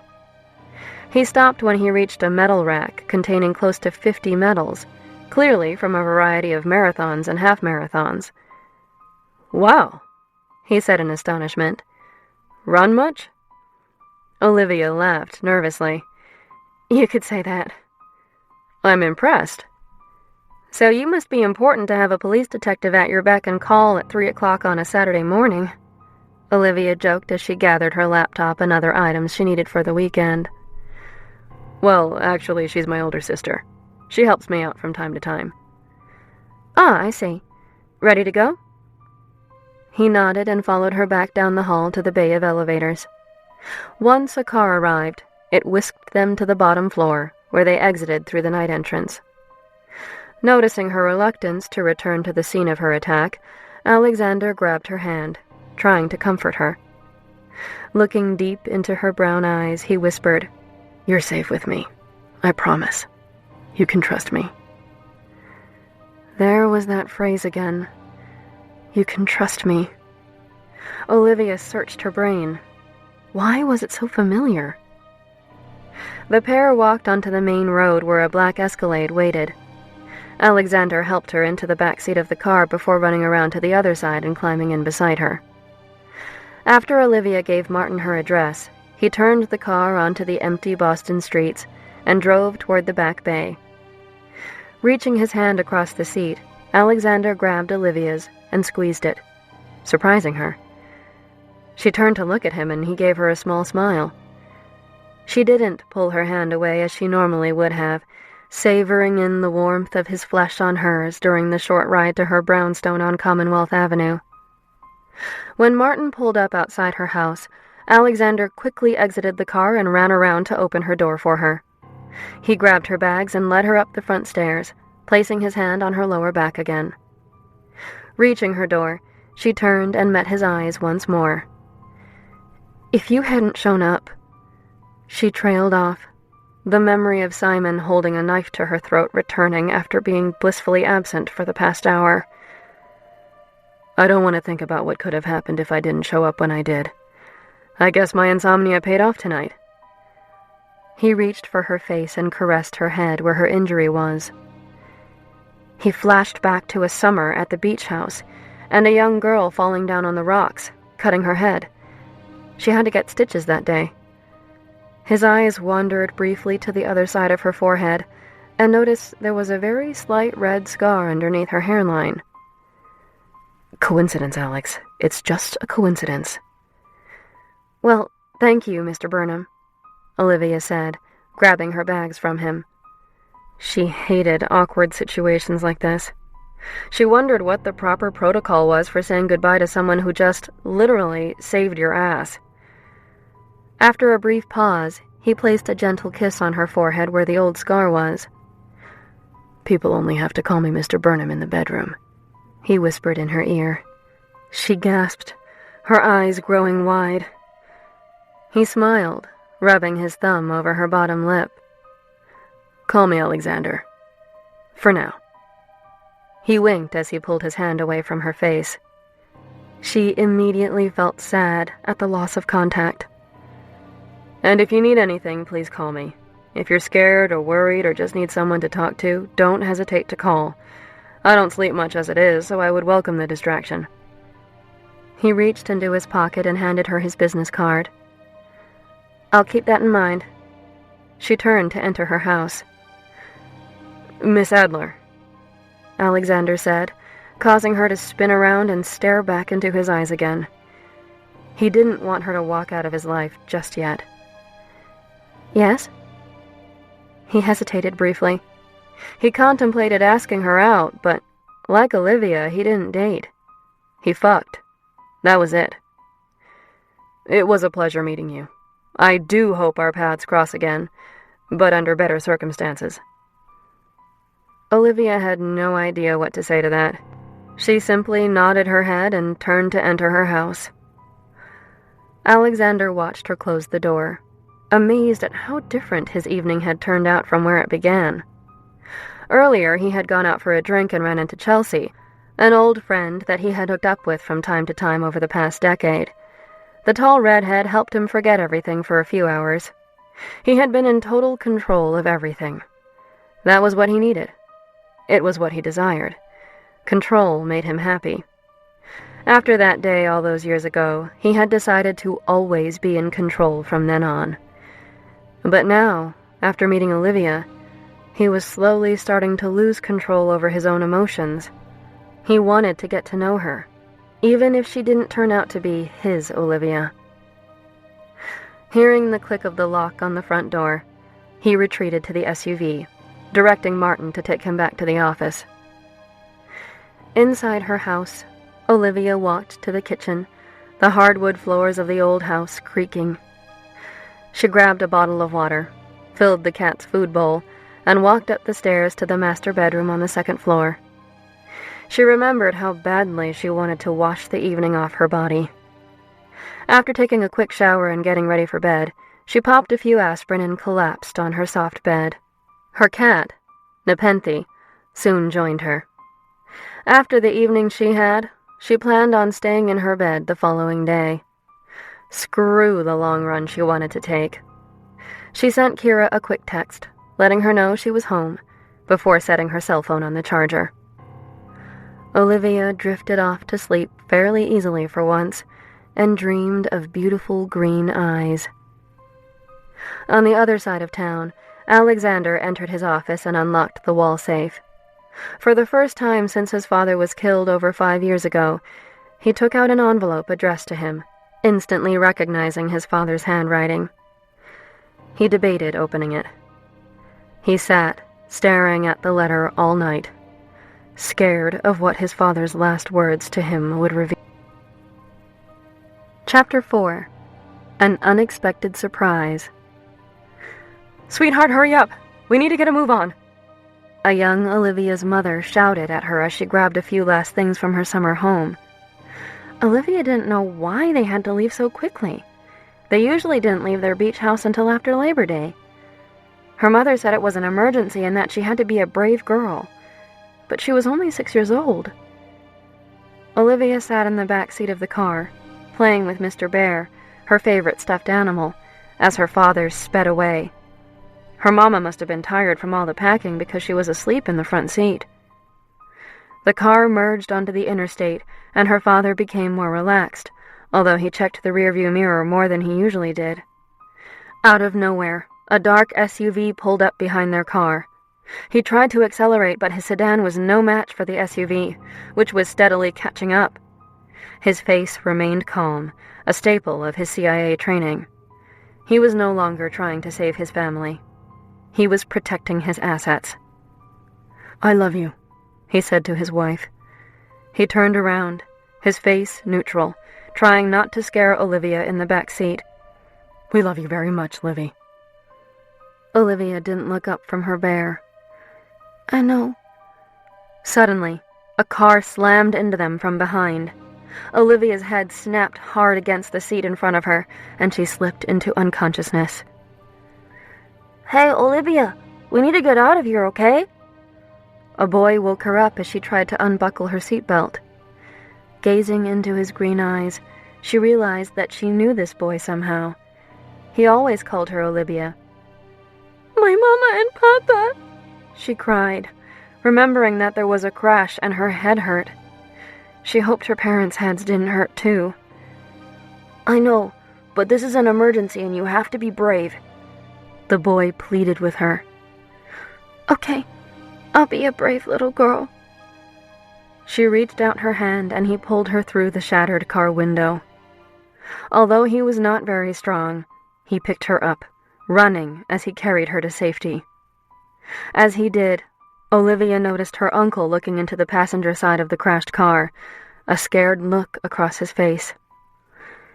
"I don't feel so well," she said to the boy. The world spun around her. She didn't know what was going on. "I know. We're going to get you help. We're going to protect you, always, Olivia. Nothing bad will ever happen again. You can trust me." And then nothing. Black. Emptiness. Olivia woke up with a start, shaking and gasping for air. It had been so long since she'd had that dream. It was always the same. Her parents always died. She usually never saw who pulled her to safety, but she did that time. A boy with the green eyes. She knew him, but she couldn't remember how. And those words. "You can trust me." What did it all mean? She tried to get her bearings, needing to feel grounded in some sort of reality. Glancing around, she knew that she was in her bedroom. She was lying in her large, king-sized bed, Nepenthe curled up at her feet. The shades were drawn, and it was pitch black. She heard a buzzing sound and realized that her cell phone was vibrating on the nightstand. She looked at the phone and saw Kira's name and photo flashing. Groggily, she answered. "Livy, oh my God, you're alive. Are you okay?" Kira screamed into the phone. "I'm fine," she mumbled. "It's almost 5 and you haven't responded to any of your texts. I've been worried sick," she chastised her friend. "I'm sorry. I didn't get to bed until after 4 in the morning last night. I'm exhausted." "Oh yeah? Did you break down and invite Simon over for one last fling?" "God, no!" she shouted into the phone. But something happened last night that did involve Simon. Her voice turned grave. "What happened, Libs? I know he was drunk when he left the bar last night, but he left at like 10. I saw him get into a cab." "Well, apparently he circled the block. When I went to get into my office building after I left the bar, he was waiting by the night entrance and..." She trailed off, at a loss about why he would leave the bar just to return later on. Something didn't add up. "What happened? Are you okay?" "I'm fine, just a little shaken up.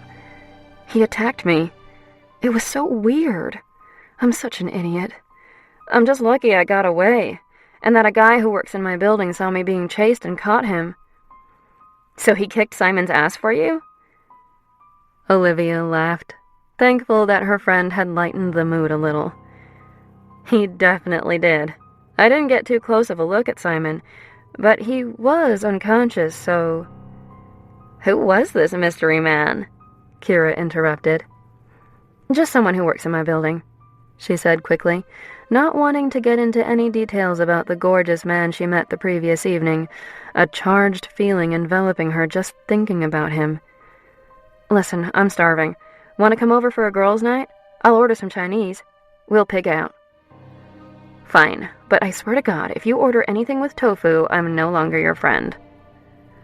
Olivia laughed. Okay, pick up some wine on your way over, please. I think I'm out. Give me a half hour to take a bath. She hung up and walked downstairs into the kitchen, grabbing her binder full of various takeout menus and finding their favorite Chinese bistro. Thankfully, they delivered. 20 minutes later, after a nice, relaxing bath, Olivia was lounging on her couch on the first floor of her house, dressed in a pair of black yoga pants and a green tank top, when her doorbell rang. It couldn't have been Kira. She had a key and usually just let herself in. Glancing at the clock, she knew that the food wouldn't be arriving for at least another half hour. Curious, she got off the couch, walking across the large, airy living room and into the hallway. Looking out the peephole, she wrinkled her eyebrows in bewilderment when she saw a man holding a bouquet of flowers. She opened the door and thanked him, searching for a clue as to who they could be from. "Who sent you flowers, girlie?" Olivia heard Kira shout from down the street as she turned to head back inside. "I don't know," she replied, walking into her house, leaving the door open for Kira. She placed the vase on the kitchen island and found the card that was with the beautiful floral arrangement of calla lilies and yellow tulips. She opened the envelope and tried to hide her excitement. "Just wanted to send you something to brighten your day and help you forget about last night. Yours, ATB." A smile crept across Olivia's face as she read the card, her heart racing as piercing green eyes flashed through her memory. "Who is ATB?" Kira asked, peering over Olivia's shoulder. "He's the guy who kicked Simon's ass last night," she replied dismissively, grabbing the Willamette Valley Pinot Noir from her friend. "I can tell there's definitely more to this story than what you've been telling me. I mean, look at the type of flowers he sent you." She toyed with the breathtaking and lavish arrangement. "I have no idea what you're talking about. Why does it matter what type of flowers he sent?" Olivia found a corkscrew and quickly opened the bottle of wine. "Libs, he sent you yellow tulips and calla lilies. Calla lilies mean beauty, and yellow tulips symbolize hopeless love." She fluttered her eyelids, a dreamy look on her face. Olivia rolled her eyes and handed her a glass of wine. "Please don't read too much into the flowers. He probably just had his secretary send them or something." They made their way into the living room, which was separated from her kitchen by a simple archway. Olivia loved the open floor plan of her home. It was an old brownstone house, but she had updated it with her modern and simplistic style. "He helped me last night and just wanted to bring a smile to my face today. That's all." They sat down on the couch, and Olivia turned on the television, hoping to distract her friend. "So, what was he like? Based on that stupid grin on your face, there's definitely something you're not telling me." Olivia glanced at her friend, and couldn't help it. "He's the most beautiful man I have ever laid eyes on," she blurted out. "Aw, Livy!" she exclaimed, hugging her and nearly spilling both of their glasses of wine. "You're actually attracted to someone. I didn't think this day would ever happen." "Hey, I've been attracted to guys before. I don't just sleep with anyone. They've got to be good-looking." She took a hearty sip of her wine, needing some liquid courage to get through this conversation. "Yeah, but it's easy to have sex without feeling any connection to someone. Hell, that's all you've ever done. And there's a difference between finding someone good-looking and finding them attractive. You can be good-looking and not be attractive. Being attracted to someone isn't just digging them on a physical level. It's something more. It's opening your soul to someone, letting them in, telling them your hopes and dreams and fears, letting them know the real you. I know you have trouble with that, Libby. but don't you want to have that connection with someone so you know you're not all alone in this fucked up world? Olivia considered her older and wiser friend's words, knowing that she was right, but all she had ever known was her solitary life. "He sent shivers throughout my body every time he touched me," she gushed. "I had no idea what was going on. Maybe it was because I was just attacked by Simon and he came to my rescue. Maybe I've got, Stockholm Syndrome or something," she joked. "Libs, Stockholm Syndrome is when you get kidnapped and want to bone your kidnapper. You definitely don't have that. What you've got is a bona fide crush on a man." She oozed excitement over the thought. "So tell me." She crossed her legs, turning to face her. "What happened after he kicked Simon's ass?" Olivia proceeded to tell Kira all about Alexander taking her to his office, patching up her head, calling a detective to take her statement, and then driving her home. She left out all the details about him owning the building and having a posh penthouse office, as well as a personal driver, or badass bodyguard. She wasn't sure which he was yet. As she spoke, she grew even more interested with the mystery man that she met on State Street the night before. She made a mental note to do some research on him later when she had some privacy. She was intrigued to know more about him, and how he could have such a successful company when he appeared so young. He seemed relatively quiet last night, simply listening to her ramble on about whatever popped into her head. He was so gentle when he took care of her. But then she remembered his husky voice saying, "People only have to call me Mr. Burnham in the bedroom." It almost seemed like there were two very different sides to Alexander. Snapping out of her thoughts, she turned her attention back to Kira. "He left his card with his cell phone number and told me to call if I ever wanted to talk." "You should call him!" She bounced up and down on the couch, an infectious smile on her face. "Come on, do it right now so I can hear his voice too." She giggled. "I think after my last failed relationship," Olivia said, using air quotes around the word relationship, "I'm off men for a bit. Maybe the whole no strings attached thing isn't such a smart idea anyway. When I don't get to know the person, I am blind to whatever propensities they have, you know?" She paused for a moment, gauging her friend's reaction. Kira didn't have to say anything. Olivia knew precisely what she was thinking just by looking at her eyes. Kira was happy that her friend had finally realized her approach to relationships had been anything but healthy. "Anyway, I don't want to talk about this anymore," Olivia said, breaking the growing tension in the room. "Let's rent a cheesy movie and drink wine, okay?" "Okay." Kira relaxed into the couch. Their food arrived a few minutes later. They watched a few chick flicks, drank a bottle of wine, and ate almost half of the Chinese feast Olivia ordered. At midnight, Kira left to go home. Olivia, however, was wide awake, having slept most of the day away. So she did what she had wanted to do all night. She grabbed her MacBook out of her bag, powered it up, and typed Alexander Burnham into the search engine. She was surprised at the magnitude of hits, her heart thumping in her chest as she started to get an overall picture of the beautiful man with green eyes. Alexander Burnham dropped out of Harvard after a semester and joined the Navy. He eventually passed SEAL training and had been deployed on a variety of special ops around the world. After his father died 5 years ago, he left the Navy to take over his security company at the age of 24. He was able to use his SEAL training in building his company into one of the foremost private security firms in the world. His firm provided security and military services across the globe. Its contractors had trained local militaries in Iraq and Afghanistan, as well as Africa and South America. In addition, its contractors often provided protection services for key staff members traveling abroad and domestically, as well as protection of important natural resources, such as the oil fields in the Middle East.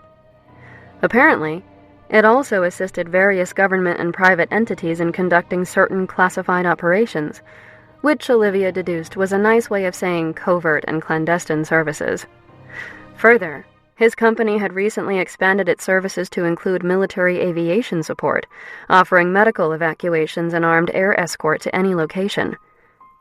In addition to its vast overseas presence, his company provided security for a wide variety of clients on domestic soil, from dignitaries to celebrities. What caught Olivia's eye was the amount of pro bono work his firm did, offering their services, including new identities, to victims of a variety of crimes. He had offices all over the country and abroad, although he made the Boston office his home.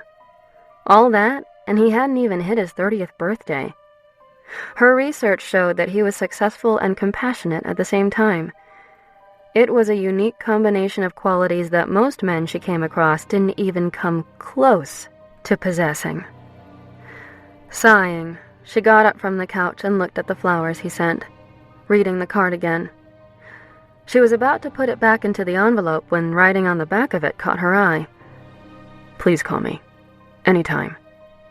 Smiling at the thought that perhaps he did send the flowers himself, she glanced at the clock in the kitchen, observing that it was after 1 in the morning. She debated calling him, but what would her reason have been for doing so? Maybe to thank him for sending the flowers? That would sound ridiculous. Shrugging it off, she closed her laptop and went upstairs to settle into bed. Her mind raced, thinking about Alexander Burnham. She closed her eyes and imagined what it would be like to have a relationship with someone who genuinely cared about her. She recalled all of Alexander's accomplishments, and her subconscious instantly told her that he was so far out of her league. He was beautiful and successful. While Olivia was attractive enough, she was still trying to figure everything out. Her past haunted her. She had trouble just making it through the day sometimes. She didn't have anything to offer a relationship. She wouldn't even know how to act in a relationship. With that thought, sleep enveloped her. In the south end of Boston, a man answered his cell phone, his deep voice reverberating through the room. "Donovan." Donovan. It's me, Simon," he said nervously. "I thought I made it rather clear that you were never to call this number. Not unless you had good news. Do you have good news?" "Well, no, not really. I tried to get the information you wanted and the bitch fought back, and, well, I'm in jail. I need a lawyer, man, and you've got to get me out of here." Fuck. Chapter 5. A Beautiful Sound. The sun seeped into Alexander's bedroom, waking him up on Sunday morning. Opening his eyes, he was surprised to have gotten a full night of sleep. He looked at his nightstand and glared at the envelope. "Not yet," he said. "Soon." Alexander picked his cell phone off the charger and saw that it was 8 in the morning. Reluctantly getting out of bed, he prepared a cup of coffee and made his way into the study to get a few emails out of the way before heading out for his morning run. As he sat at his desk, his thoughts were consumed by one woman, Olivia. His feelings for her confused him. It was evident that he was attracted to her, but there was also something more to it than the obvious appeal. He wasn't sure whether it was because he desperately wanted her to be her, the girl he failed to save all those years ago, or because they connected on a deeper level. Normally he would ask her out, sleep with her, and possibly never see her again. But something about Olivia made him want more than that. After throwing on some running clothes, he left his 3-story penthouse apartment and ran toward Boston Common Park. Olivia lived right around the corner from the famous Boston landmark, and he secretly hoped that she was heading out for her morning run at the same location. After braving the city streets teeming with tourists, he finally reached Boston Common, inwardly detesting the hot and humid weather that early in the morning, but he had run in tougher conditions in the past. Opening up his stride a bit through the large park, he couldn't stop thinking about Olivia, her large brown eyes flashing through his memory. He smirked a little as he recalled the expression on her face during his attempts to hit on her. He rounded a bend, and the crystal-clear lake came into view. The swan boats were out, and tourists clamored for their turn to ride them. Out of the corner of his eye, he saw a woman sprinting in his direction. He stilled, flashing back to Friday night. It all seemed so familiar, but there was something different this time. The woman was running for fun and not because her life depended on it. It looked like her, but what were the chances? Alexander continued to run toward the woman, a grin crossing his face when that familiar silhouette came into focus. It was Olivia Adler. He couldn't believe his luck as he beamed at her, hoping she would stop for a quick chat. She appeared to be so focused that she wasn't paying attention to anything around her, including anyone running nearby. "Whoa! Slow down, killer!" he shouted, getting her attention and causing her to stop abruptly. Taking her earbuds out, she turned around and searched for the source of those words, surprised when her vision unexpectedly fell on those beautiful green eyes that she had been dreaming about the past few nights.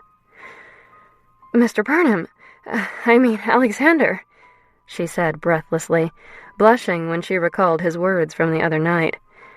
"People only call me Mr. Burnham in the bedroom." She bent down and put her hands on her knees, trying to slow down her breathing. "Sorry, I didn't see you. I was in the zone." "What zone is that? The heart attack zone? You shouldn't run with such intensity in this heat and humidity," he said in a stern voice. "Something could happen to you." The words coming out of his mouth surprised him, and he was unsure of what to make of the strange feelings he had for her. Olivia looked up and stared at the attractive man in front of her, taking in the beautifully sculpted biceps.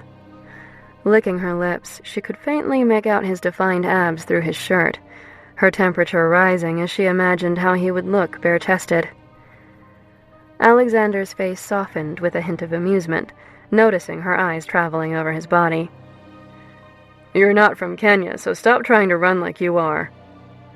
She laughed fully in response to his banter, probably the result of the nerves she felt from being so close to him again. She couldn't remember the last time someone made her laugh like that.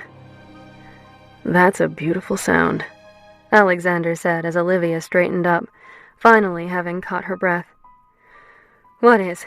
A girl out of breath from trying to break the 4-minute mile?" She smiled as she took a sip from her water bottle.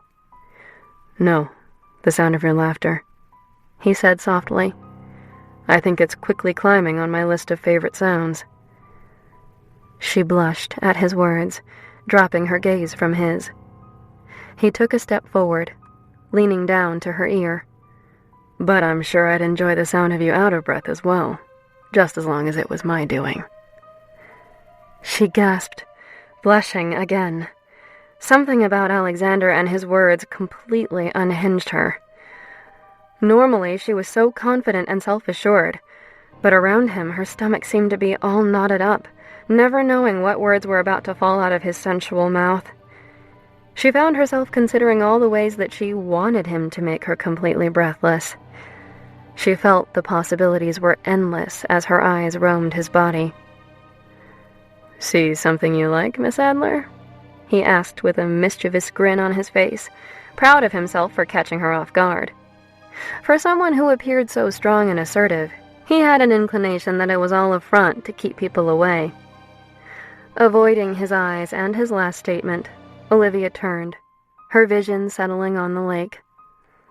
"This is one of my favorite spots in the city," she said, surveying the swan boats as they floated through the park. She was desperately trying to ignore the desire that had begun to flow through her body, particularly after his previous comments. "I couldn't decide whether to run the Charles River today or come to the Commons." "Well, I'm glad you went with the latter." She glanced at him and was met with his dazzling smile. There it was again, that electricity between them. After an awkward moment of silence, she felt that she needed to say something. "Thank you for the flowers." She crossed her arms in front of her body. "I thought about calling you last night, but it was 1 a.m. and I didn't want to disturb you," she explained nervously as she stood not even a foot away from him, staring into his keen eyes. His proximity was overwhelming. "I told you to call me any time, and I meant it." His voice was soft and endearing as he closed the distance between them, their bodies almost touching. Olivia could smell his aroma of sweat, body wash, and a unique scent that she assumed was just him. A slight breeze ruffled through the trees, causing a few wayward curls to fall in front of her face. Alexander gently tucked a curl behind her ear, and she immediately became self-conscious, not wanting him to be turned off by her flushed complexion or her sweaty body. She had no idea why he affected her like he did. She never found herself completely speechless in front of the opposite sex before, but something about him made all thoughts quickly disappear, prohibiting her from forming a coherent sentence.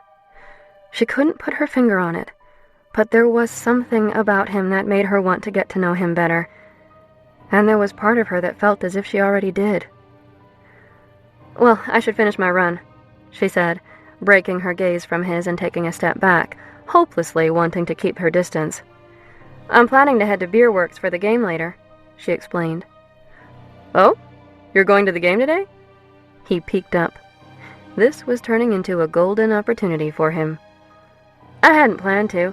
I just love the atmosphere by Fenway on game day. And I love the watermelon ale at Beerworks, so it's a win-win." Olivia took another drink of water. "I have Red Sox season tickets. If you want to watch the game, I can take you with me. I was going to take my brother, but he can go next time." "I don't know. I wouldn't want to interfere." Alexander reached for Olivia's hand, and that spark was back. That feeling of electricity between them that she had only read about in romance novels. That feeling she was convinced did not exist in real life. "If I didn't want you to join me, I would not have asked you," he said in a husky voice that just oozed sex. Part of her wanted to refuse Alexander's invitation. Yes, he was sexy as sin, but going out together, alone, scared her. She secretly wanted to invite him over so she could fuck him and get him out of her system. Then she could go on with her perfectly ordered, albeit lonely, existence.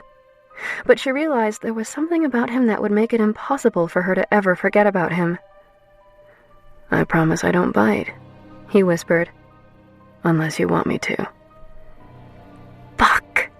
How could she say no to that? "Okay, I'll go with you. But I need to go to Beerworks for a watermelon ale first."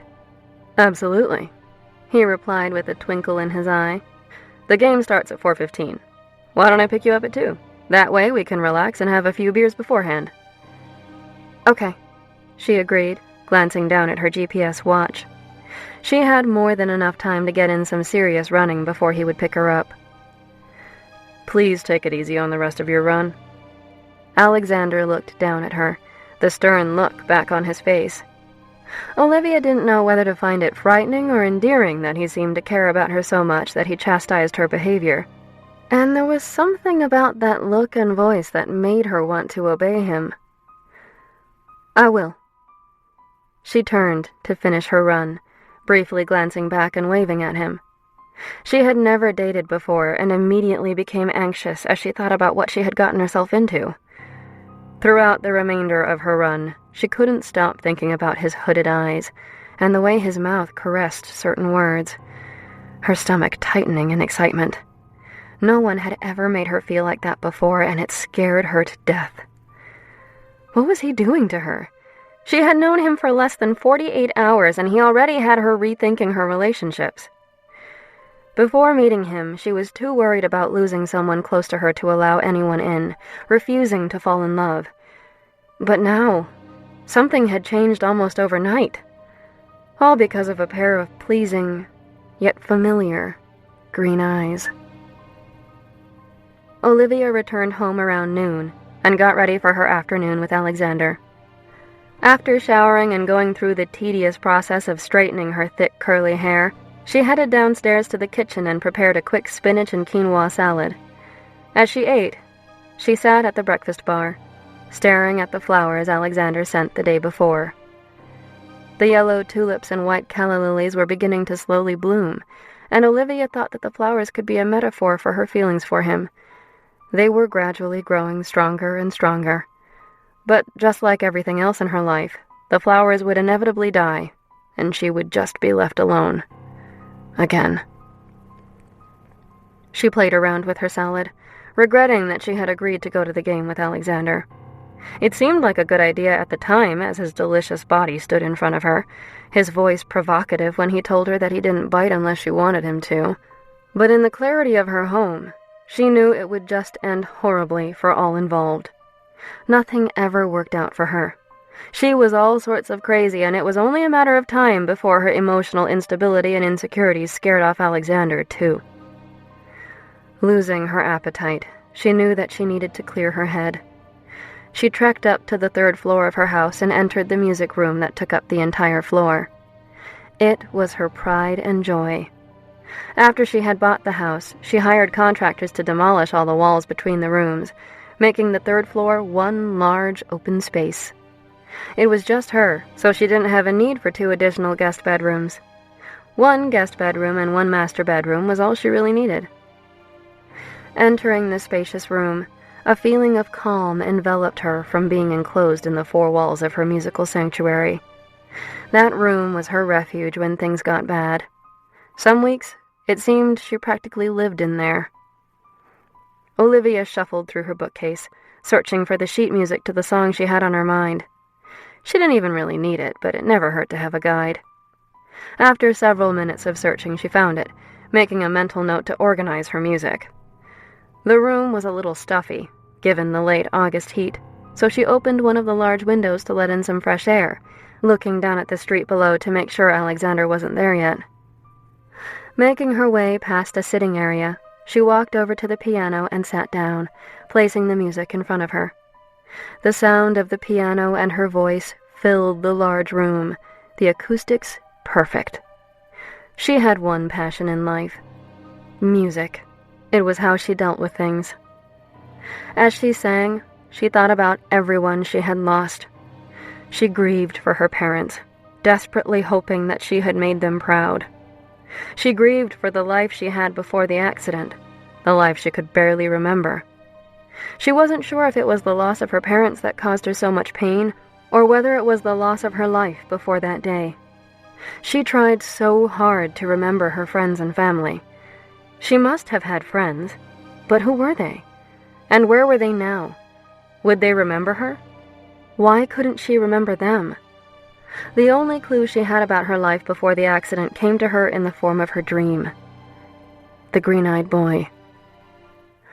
Olivia finished the song, keeping her eyes closed for a few seconds, trying to deal with her emotions after singing the song that reminded her so much of her parents and all the loss she had suffered throughout her life. She took a deep, steadying breath, becoming startled when she heard a clapping sound in the doorway behind her. She screamed, jumping out of her chair and turning around. Alexander stood there, leaning against the doorway, a bright smile across his chiseled face.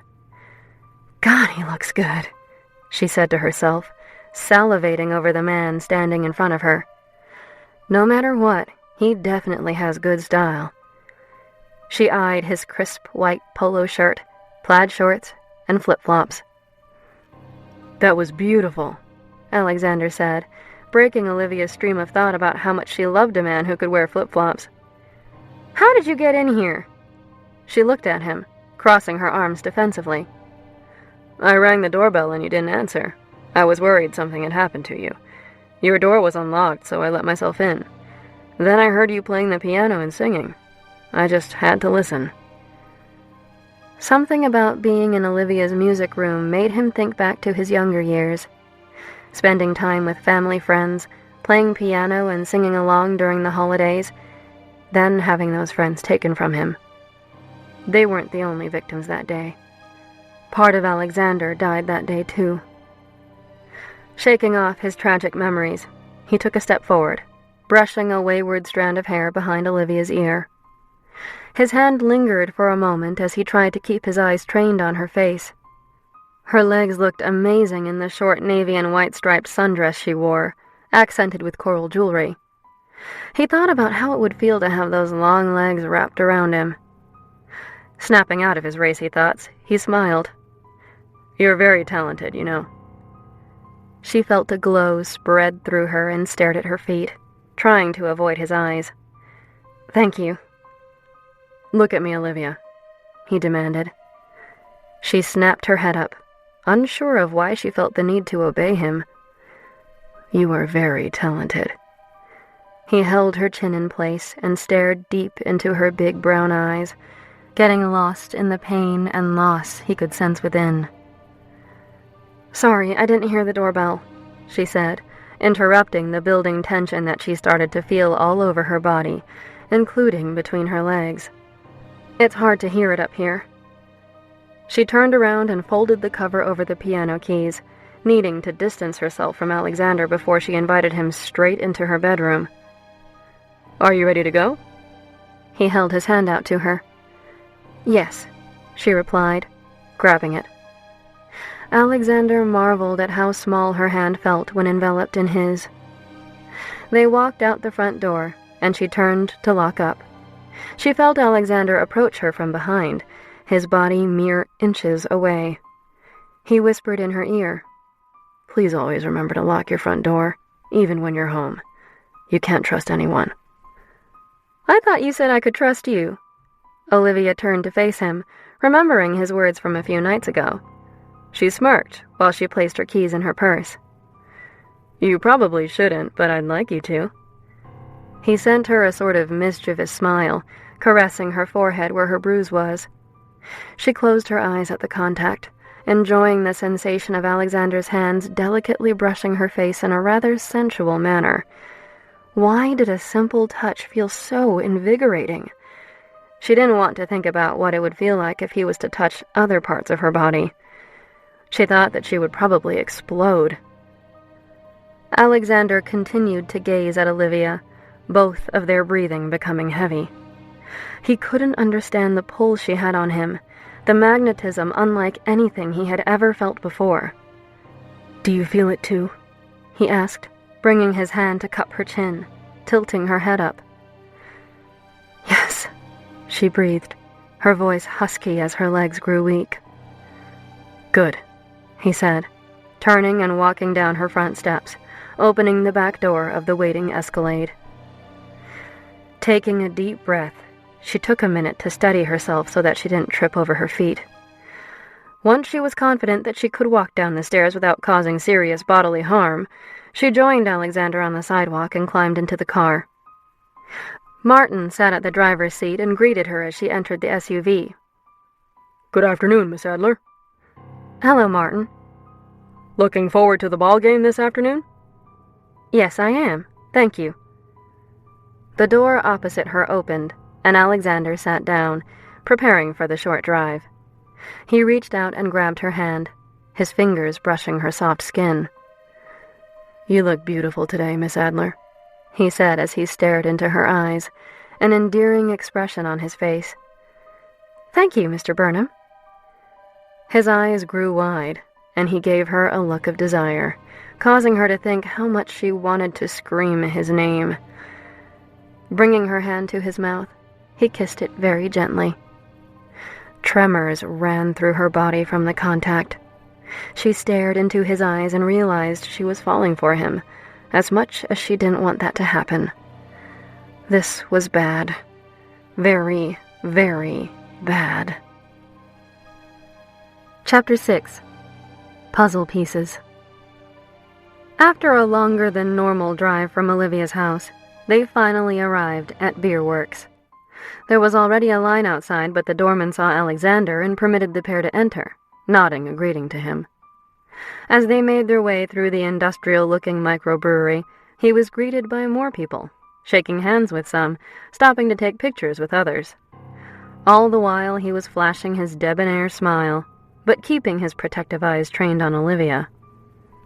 She didn't know what to think of his apparent notoriety.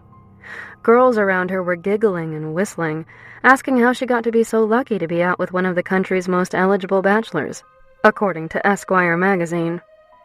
She simply shrugged in response. She had distanced herself so much from the social scene that she didn't realize she was in the company of a local celebrity. Grabbing her hand after excusing himself from a rather drunk group of co-eds, Alexander led her to an empty high-top table toward the rear of the large bar and sat down. A server came to take their order, an awkward silence filling the atmosphere at the table, despite the loud music and boisterous yells from the many Red Sox fans there. As Olivia waited for her drink and tried to fight off the uneasy effect that Alexander's piercing green eyes had on her, Her mind drifted back to the song that she was singing before he had arrived at her house. She wondered if he was able to figure out the meaning behind it. How she lost the few parental figures she had in her life, first when she was 6 and again on the day of her college graduation. "Penny for your thoughts," Alexander said, observing Olivia's thoughtful appearance as a server dropped off 2 watermelon ales, complete with watermelon slice. "Sorry," she said, snapping out of her unsettled memories and returning her eyes to him. "I was just thinking about my college graduation." "Oh yeah? What about it?" He took a sip from his beer, and Olivia did the same. "Nothing really," she replied evasively. "Just how it seemed so long ago. Thanks for inviting me." "You're welcome." He smiled, staring at her perfect, luscious lips as she dragged her tongue across them. He desperately wanted to find out how they would taste, but, for once, he wasn't going to rush this. Something about her demeanor and how closed off she was made him think that she had a past which forced her to put up walls. If he scared her off by moving too fast, he would regret it. Olivia was the first woman he had met that made him want more than just a one-night stand, and he wondered whether she felt the same way. "So, Alexander, are you a big Red Sox fan?" she asked in an attempt to break the growing tension, noticing his heated gaze. "Boys love their sports, right?" "I am." His smile widened. "Growing up, I spent my summers on the Cape, and I remember going to games with my dad." "I've never actually been to a game inside Fenway," she said quietly. "What?" he exclaimed, dumbfounded. "How long have you been living here?" Olivia shifted nervously in her seat, taking a sip of beer with her trembling hand, fearful that he would ask too many questions she didn't want to answer. Meeting his eyes, a feeling of familiarity washed over her, and before she knew what she was doing, she began telling him about herself. "I went to Boston College for undergrad.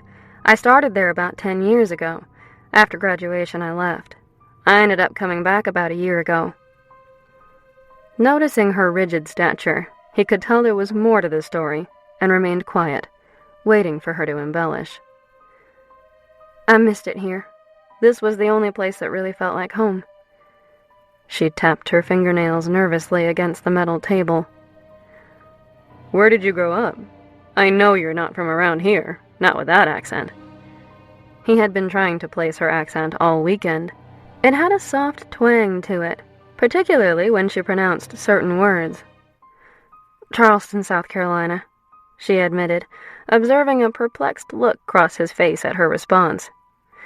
"I'm a southern beach bum at heart," she said, trying to bring the smile back to his face that was there seconds before. Alexander simply stared at her, shocked to find out that she grew up in Charleston. "How about your parents?" he asked. "Are they still in Charleston?" He needed to know the backstory. Too many pieces were falling into place. There had been too many coincidences. The age, the name, where she grew up, the music. Most of all, the music. She froze after his question as he waited for a response, the intensity in his face making her panic. She started breathing quick and fast. It felt like the room was closing in on her. She needed to get out of there. "I'll be right back." She stumbled out of her chair and tried to act as calm as possible, despite the nerves overtaking her. "Nature calls." Safe in the ladies' room, Olivia took a minute to calm her breathing and her heart rate, splashing some water on her face. She had never figured out why she panicked when people asked about her parents. Her therapist seemed to think that she was repressing some memories about them, painful memories, causing her to react that way. As she looked at her face in the mirror, trying to overcome her momentary panic, she was unaware how much time had passed since she abruptly left Alexander at the table. Slowly opening the door to the bathroom, she was met with worried green eyes staring back at her. Alexander grabbed her arm in a firm yet compassionate manner and led her down the hallway. He surveyed her body, his face awash with concern. "Are you okay?" "Oh no. Olivia spat out, crossing her arms defensively in front of her chest. "You don't get to go all Navy SEAL interrogation specialist on me." He gave her a questioning look. "That's right. I Googled you." Alexander softened his fierce expression. "I bet you did." He raised an eyebrow in a playful manner. She couldn't help but laugh a gut-splitting, all-consuming laugh in response to the jovial look on his face. It was a completely different look for him, yet at the same time it felt so familiar to her. "This feels good," she thought to herself. Pulling her into his embrace, Alexander stroked her hair and whispered, "Top 10 favorite sounds." She nuzzled her face against his broad chest, listening to his heart race as she basked in the warmth that surrounded her. She couldn't remember ever feeling so calm and at ease in the company of a man. She turned her chin up and stared into his eyes, feeling so small in his embrace. Alexander gazed down at the beautiful woman in his arms and licked his lips. He wanted to kiss her so badly. She was asking for it, pleading for it with her eyes, with her mouth. Should he kiss her, even given his suspicions? What if he was right and it's her? After a few protracted seconds, he exhaled loudly, shaking his head, and released her, grabbing her hand to go back to the table. Her heart dropped in disappointment and confusion. Maybe he wasn't as attracted to her as she was to him. One second he was so sweet and caring, and the next, she couldn't read his behavior. He was almost cold and removed. They sat back down at the table, and Olivia tried to shake off her nerves, her subconscious screaming at her to just grab her purse and leave that instant. "I ordered another round. I hope you don't mind." He glanced at Olivia, but didn't hold her gaze. "I'm sorry about that. I mean before. Well... When you had a near panic attack?" He raised his eyebrow, taking a sip from his beer. "I can't hide anything from you, can I?" Alexander remained silent, not prodding her, but Olivia could tell he was waiting for an explanation. "I don't have as many panic attacks as I used to. Talking about my parents usually triggers them." "I'm sorry," he responded, his voice tender. "I didn't know. I would never have asked you about them if I knew it would upset you in any way. The last thing I want to do is hurt you, Olivia." The soft look was back in his eyes. Mr. Warm, caring, and compassionate was back. Olivia wanted him to stay, and she wanted to be the reason he had that delicious twinkle in his eyes. "They were killed when I was 6. Car accident," she continued, surprised at the words coming out of her mouth. It had taken her years to share her story with Kira and Mo, and yet, here she was, telling a man she had only known for a few days her darkest secrets. Something about Alexander made her feel as if he already knew what she had been through to cause her to be so cynical when it came to relationships. "I don't remember anything. I think what hurts the most is that I can barely remember anything about my life before the accident. I've tried. God damn it, I've tried so hard." She trembled as she took a deep breath. "One of the few things that I do remember is they never called me Sarah. I have no memory of that ever being my name. But I do remember my dad calling me Livy. I remember my mother more than anything. She taught me how to play piano. I remember spending time with her on the beach." Tears threatened to spill down her face. "I was in the car when it happened, but I survived somehow." She thought about telling him about the boy with green eyes that she had been seeing in her dreams the past few nights, but she couldn't be sure that he actually existed. None of it made any sense. Alexander was torn about how to respond. She just admitted her parents were killed in a car accident and that her father called her Livy. He remembered that all too well. More pieces were falling into place. He could brush off maybe 1 or 2 similarities between the woman sitting in front of him and the girl he knew all those years ago, but there were too many coincidences now. "Is it really her?" he thought, smiling on the inside. But at the same time, if it wasn't her, this was still a girl who lost her parents so young, which had shaped the woman she had become, and was probably the reason she seemed to keep everyone away. That must be very hard for you, even after all these years, especially having survived the accident that took both of their lives. I couldn't imagine. It is difficult, even to this day. Olivia felt a burden lift off her shoulders now that her story was out in the open. Some people would probably say that I should just put my big girl panties on and get over it already, considering it's been over 20 years. But I still feel their loss, and remember how empty and abandoned I felt afterwards. I just wish I could remember them, but they died when I was so young. I have a few good memories of my mom, but I wish I could remember my dad. I don't even have that many photos of them. They say that photos can help trigger memories. She finished her beer, and Alexander signaled a server to bring another round. I remember spending summers with my uncle, begging him for photos of my parents. He'd get so angry with me. I never understood why. As the years went on, I started to forget what they even looked like. I'll never forget my 16th birthday. My uncle sent me a card. In it was a photo of me and my parents when I was little. He said it was taken just a few months before. She trailed off, her chin quivering. Reaching across the table, Alexander grasped Olivia's hand, clutching it. I won't pressure you to talk about anything you don't want to. I understand that even though it happened years ago, the pain is still with you. It will probably never leave you, and it shouldn't. That way your parents will always be alive. In here. He dropped her hand and placed his now free hand over his chest where his heart was. Olivia imitated him, knowing that he was right. She could almost sense that he had been through a terrible loss too. There was something in his eyes as he spoke to her about her own loss that made it all too clear that he was still dealing with his own issues. I saw a shrink for years, and you've made more sense in a few minutes than she made in nearly 10 years. She laughed, the tense atmosphere at the table disquieting. I was sent to a boarding school after my parents died.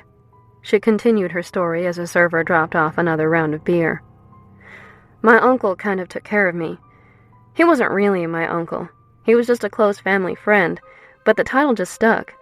He was originally from Boston, I think, but had some property in Charleston and would come down from time to time, mostly when I was on school break. For whatever reason, he thought it was more important for me to stay in Charleston than to travel up north to him. The older I got, the more time I spent at my school during the breaks for various extracurricular activities, although he did keep a rather watchful eye on what activities I was allowed to be in. That infuriated me as time went on. Olivia took a deep breath. When I was applying to colleges, he suggested giving Boston a try. That way, he would be nearby. I got into Boston College, and he helped me find my own place. We weren't that close. I think it was painful for him to be around me because I reminded him of my parents, especially my mom. She paused, remembering him always keeping watch on her, even in college while she was bartending. She recalled leaving the bar many nights to see him sitting in his car. It really put a damper on her ability to take someone home with her for a quick fling. Alexander grabbed her hand again and looked at her, letting her know with his eyes that she could stop talking whenever she wanted to, but he hoped she wouldn't. There were more pieces falling into place. Or maybe he just wanted them to fall into place. The day of my college graduation, I got a phone call telling me that my uncle had passed away. He was in the wrong place at the wrong time and was shot by a stray bullet, according to the person on the other end of the phone. Olivia closed her eyes, remembering how she felt when she received that phone call. Alexander did the math in his head, rubbing his temples with his free hand. The only family I had left was gone. She opened her eyes and met Alexander's peaceful gaze. Squeezing her hand, a wave of hope washed over him for the first time in 20 years. If it was her, where had she been all these years? His father had obviously tried to protect her identity, telling him that she died in that accident. Now that his father was dead, who was protecting her? He immediately feared for her safety. He hoped that he was wrong and it was just a matter of coincidence. A lot of coincidences. I'm sorry. I shouldn't have told you that whole sob story. We barely know each other and I'm like a freaking Lifetime movie over here. Olivia tried to lighten the mood. He smiled slightly. Lifetime movie? Yeah, she replied, laughing. You know, poor, pathetic, broken girl with a troubled past that she just can't get over, so she refuses to form relationships with anyone to avoid getting hurt. It's such a tragic cliché, but I can't control what just so happens to be my life. You have nothing to be ashamed of, Olivia.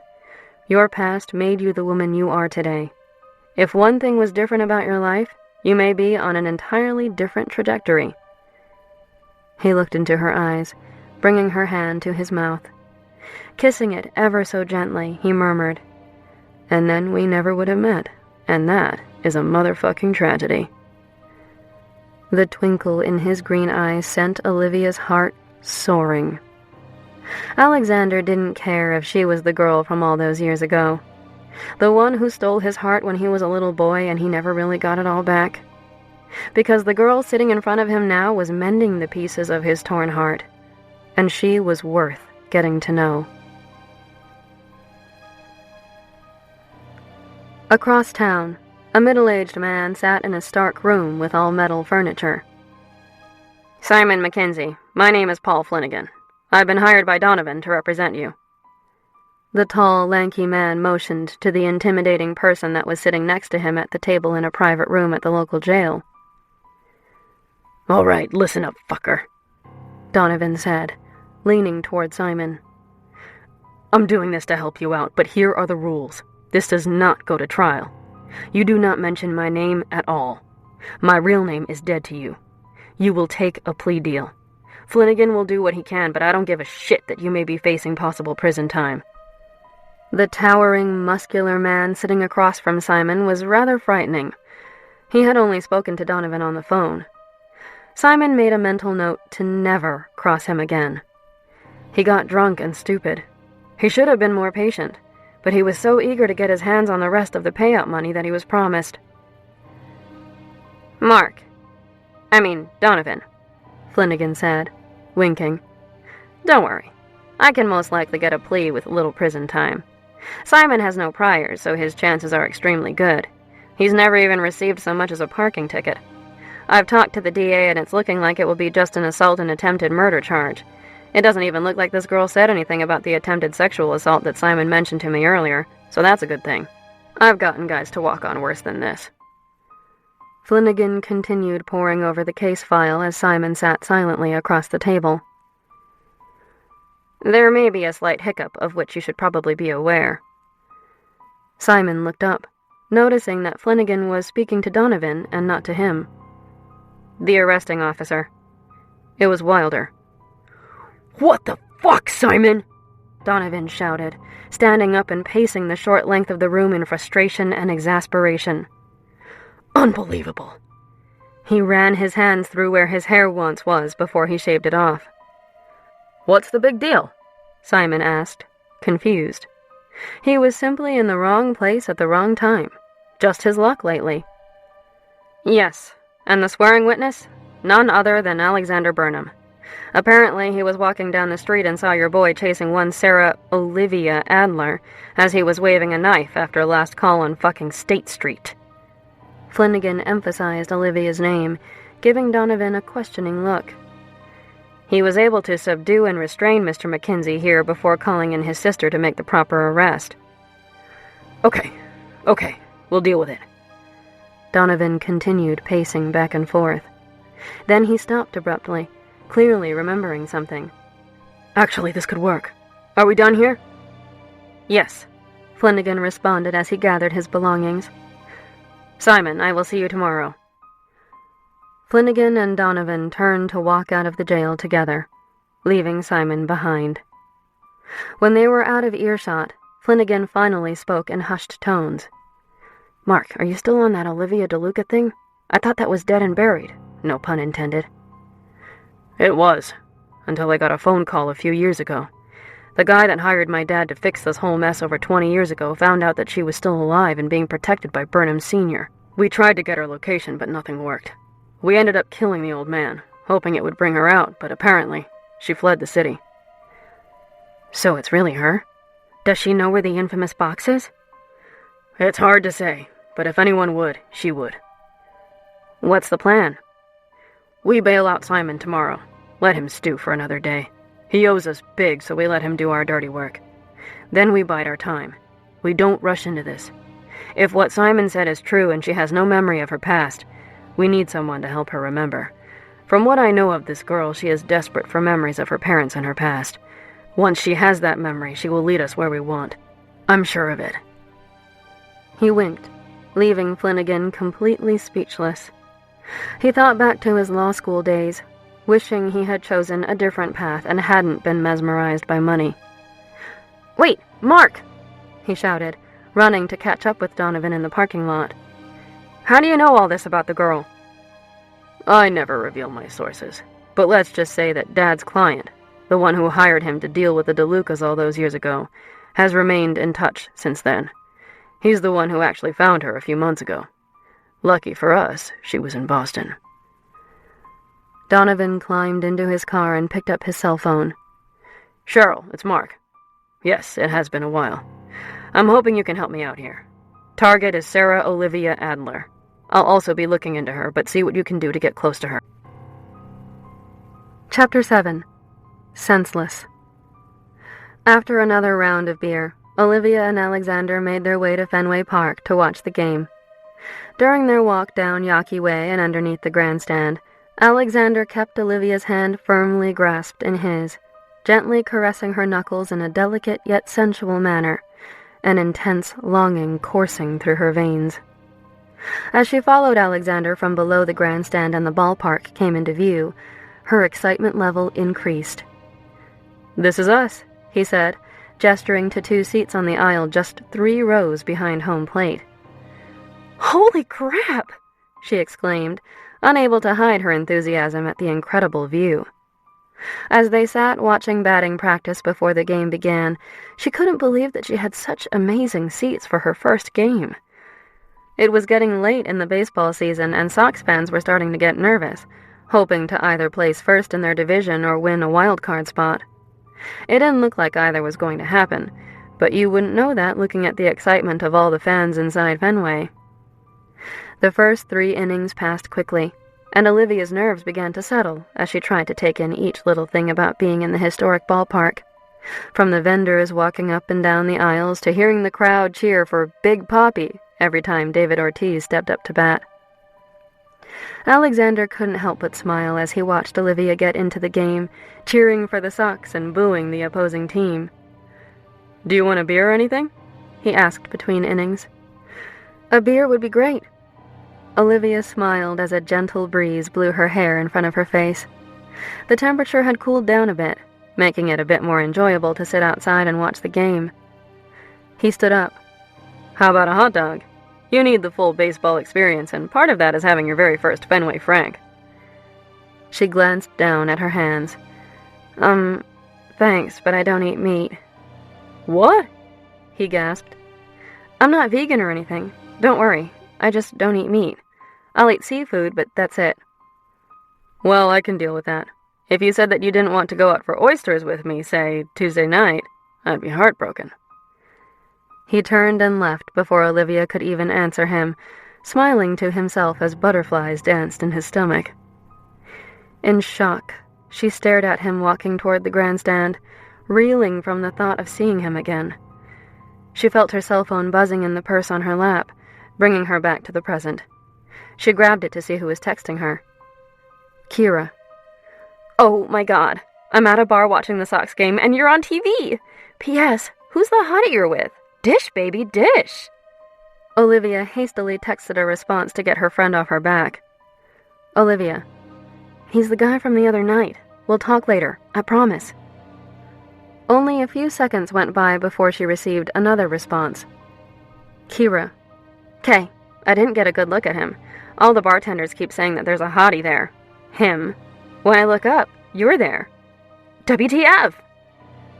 A few seconds later, Olivia received yet another text.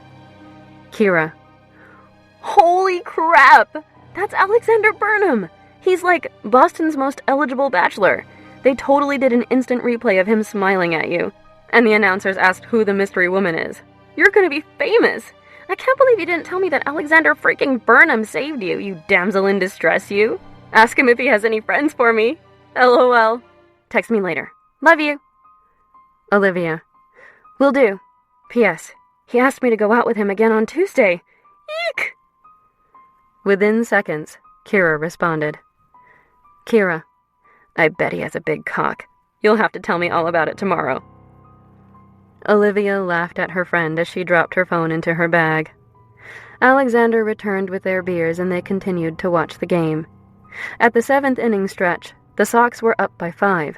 Olivia would be thrilled if they won. Her first time at Fenway and a home team win? What could be better than that? The game ended with the Red Sox winning, and the crowd went wild, knowing that the team was that much closer to the top spot in the division.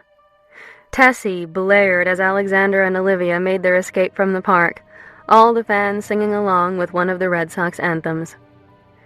Do you want to grab some dinner or something? Alexander asked. It's not even 8 and, well, I'm not ready for this day to end just yet. He looked into Olivia's eyes, willing her to agree. Okay, I'd like that, she replied. He beamed at her, grabbing her hand and leading her down Yawkey Way. They walked around the corner, and Martin pulled up almost immediately. Alexander opened the back passenger side door and helped Olivia in, before he ran around to the other side to get in beside her. He clutched her hand and told Martin to drive to the north end. Traffic was a little chaotic getting out of the Fenway area, but he was in no rush for the night to end. Thank you for taking me to the game today, Olivia said, glancing at him briefly. I really enjoyed it. I enjoyed it as well, particularly the company. He grinned at her, making her heart melt with his dazzling smile. You're a big baseball fan, aren't you? She inquired, needing to focus on something other than her growing desire for him. I am. I love it. I love Fenway, he answered excitedly. Growing up, I went to games all the time with my dad. If we couldn't watch it live, then we would watch it on television together. He looked out his window, taking one last look at the green monster as he recalled that fateful summer all those years ago when his father stopped watching games with him. That summer marked the end of his relationship with his father. He had become distant, blaming himself for what had happened. His father would avoid him, or so he thought, deciding to spend his summers away from his mother and the rest of the family.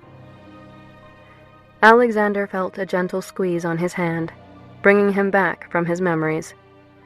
Turning and smiling at Olivia, he continued. When I was overseas working for the Navy, one of the few things that I missed, besides my family, was watching games at Fenway. That must have been difficult, being so far away from your family and your home. How long were you gone? What? You didn't find that on the internet? He raised his eyebrows at her in a flirtatious manner. No, I just wanted an overview, she responded coyly. Well, I was gone for about 6 years. My first few years I was able to come home on occasion to see my family, but once I went for SEAL training and started to work special ops, I really didn't get to come home all that much. Maybe once or twice. Wow, that's admirable. I mean, sacrificing your home time to do something worthwhile. I just couldn't imagine. Alexander stared at her lips as she spoke, her voice soft and sweet, like a song. Most people are too selfish and self-absorbed these days to even think about putting something ahead of themselves. She looked over at him, surprised to see his ears turning red. It kind of runs in the family, I guess. Growing up, my dad wasn't around a lot. He was always away on different protection detail assignments. You'd think that running the company would give him the ability to pick and choose his assignments or to manage from behind a desk, but that wasn't my dad. Now I look at a lot of the guys I have working for me in the field or who are training over at our center. They're willing to go overseas for who knows how long to work various protection details or even train foreign armies. It's mind-boggling. "We're here, sir," Martin said as he pulled up outside a small Italian restaurant on Hanover Street. "Wonderful," Alexander said, leaving the car and running around to Olivia's side to open the door for her. He grabbed her hand, helping her out, and led her into the small Italian restaurant typical of those in the North End of Boston. Olivia surveyed the quaint restaurant, the creamy yellow walls with deep mahogany trim reminding her of her trip to Tuscany just a few years before. There were only about 30 tables in the entire restaurant, along with a small bar showcasing quite a few wines. Antonio, the maitre d', saw Alexander and recognized him immediately. "Buonasera, Signore Alex," he exclaimed in a thick Italian accent, running up to him and shaking his hand. "And who is this beautiful young lady?" He turned to Olivia, wide-eyed and looking rather excited that Alexander was accompanied by such a beautiful young woman. In all the years that he had been going to that restaurant, he had only ever taken clients there, never a date. "Antonio, this is Miss Olivia Adler," Alexander said, placing his hand on the small of her back. "Olivia, what a pleasure to meet you," Antonio exclaimed, kissing both of her cheeks. "Please, follow me. I have the perfect table for you both." He led them past the bar and into a small dining room, to a table in a rather intimate and private window alcove.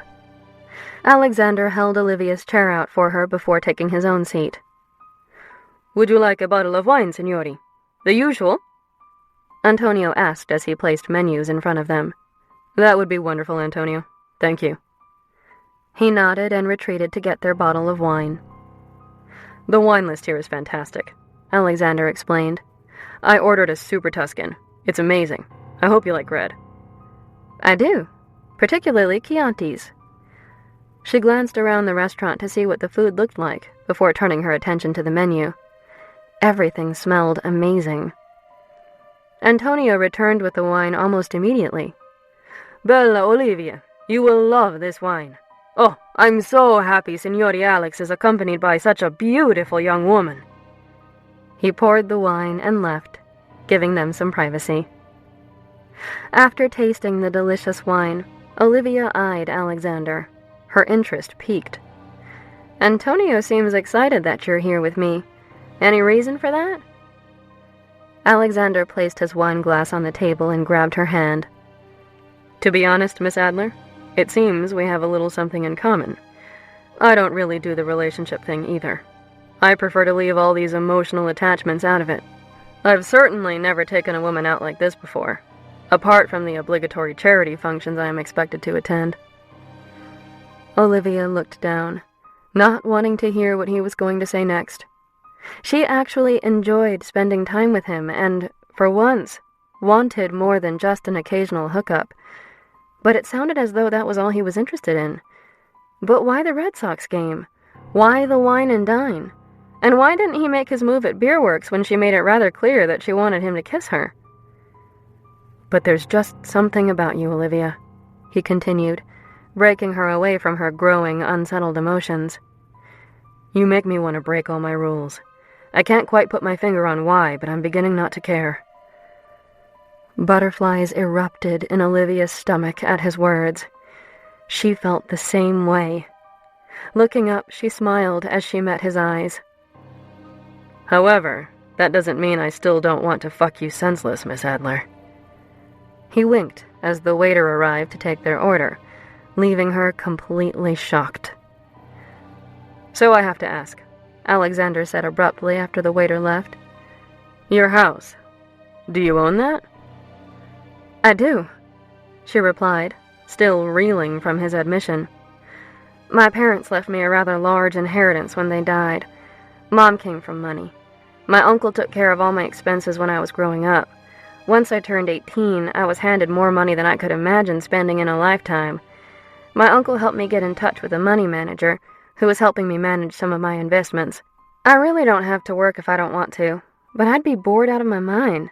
That's why I work part-time at the wellness center." "What do you do there?" "I teach a couple of classes. Circuit training, yoga, and Pilates, stuff like that. I actually helped start the center. My partner, Linda, had a really great idea. We not only have a regular fitness center, but we also offer nutritional counseling, one-on-one gym sessions, and menu planning, among other things. I love the idea so much that I provided a good chunk of the startup capital, so I'm a partner. She took another sip of her wine before continuing. Linda always hated to work out at the gym or see a personal trainer when she was trying to lose weight because she felt out of place. So we offer private personal training in small studio gyms. We teach our clients different workouts to do and help them feel more at ease with all the gym equipment and exercises so that they don't feel overwhelmed when they actually go to the gym. Our goal is to help people get on the right track to living a healthier lifestyle. She's the brains behind the operation, and I'm the bank. Do you work a lot? I just find it odd that I've never seen you in the building before. His voice dropped. She grabbed his hands across the table. It's okay. I'm okay, Alexander. I promise. She gave him a reassuring smile before dropping her hands in her lap. I don't work a whole lot, just when I'm teaching a class or I feel like going into the office. I have enough outside commitments to keep me fairly busy during the week. There was a brief silence as Alexander gazed at Olivia with a look that was a combination of yearning and admiration. So tell me about your family, she said, breaking the tension. What are they like? I have none, so I need to live vicariously through you. She knew she shouldn't joke about the fact that the only family she had ever known was gone, but it was her way of dealing with it. Well, not much to tell. Mom is great. She does a lot of volunteer work these days, mostly with victims of domestic violence. Dad died a little over 5 years ago. He looked down, trying to figure out what to say next. I'm sorry. It sucks to lose a parent, doesn't it? He nodded in agreement. It was difficult, particularly because I was overseas for so long and I didn't exactly leave on the best of terms with him. He was running the security company at the time and died protecting the identity of a client. I think he knew it was going to happen because a few days before he was killed, he got in touch with me and almost seemed like he was trying to warn me about it. When I heard what happened, I was able to secure an honorable discharge and I came home to run the company. That must be difficult, knowing that your dad died for someone else. I'd be pissed if that was me, but you don't seem like the selfish type.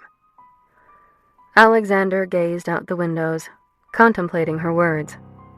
He never understood why his father abandoned the family in order to protect other people. Why weren't they good enough for him? But if his suspicions were right and his dad died protecting her, then maybe he could understand it. He would have done the same thing. Before he could respond, their food arrived. How is it? He asked after Olivia had taken a few bites of her seafood risotto. It's amazing. Thank you.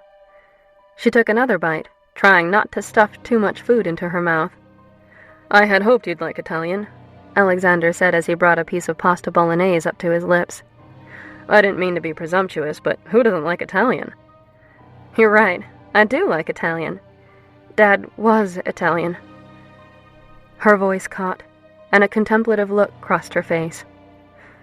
Is it strange that it feels weird to refer to him as Dad? I mean, I would usually refer to him as my father, never really Dad. I guess Dad would make him a person, and I just don't really remember him as a person. Hey, Alexander said, grabbing her hand. It's okay. You don't have to talk about this. What helped me get over my dad's death was to think about all the good memories I had, the moments we shared together. Even if all you can remember is one small sliver of time, hang on to that.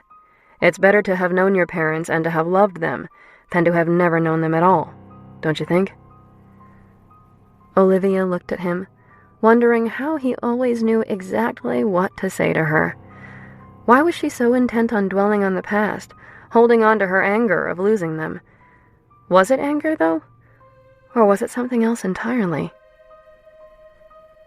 I think I am the selfish type, Alexander said out of nowhere on the car ride home after dinner. What do you mean?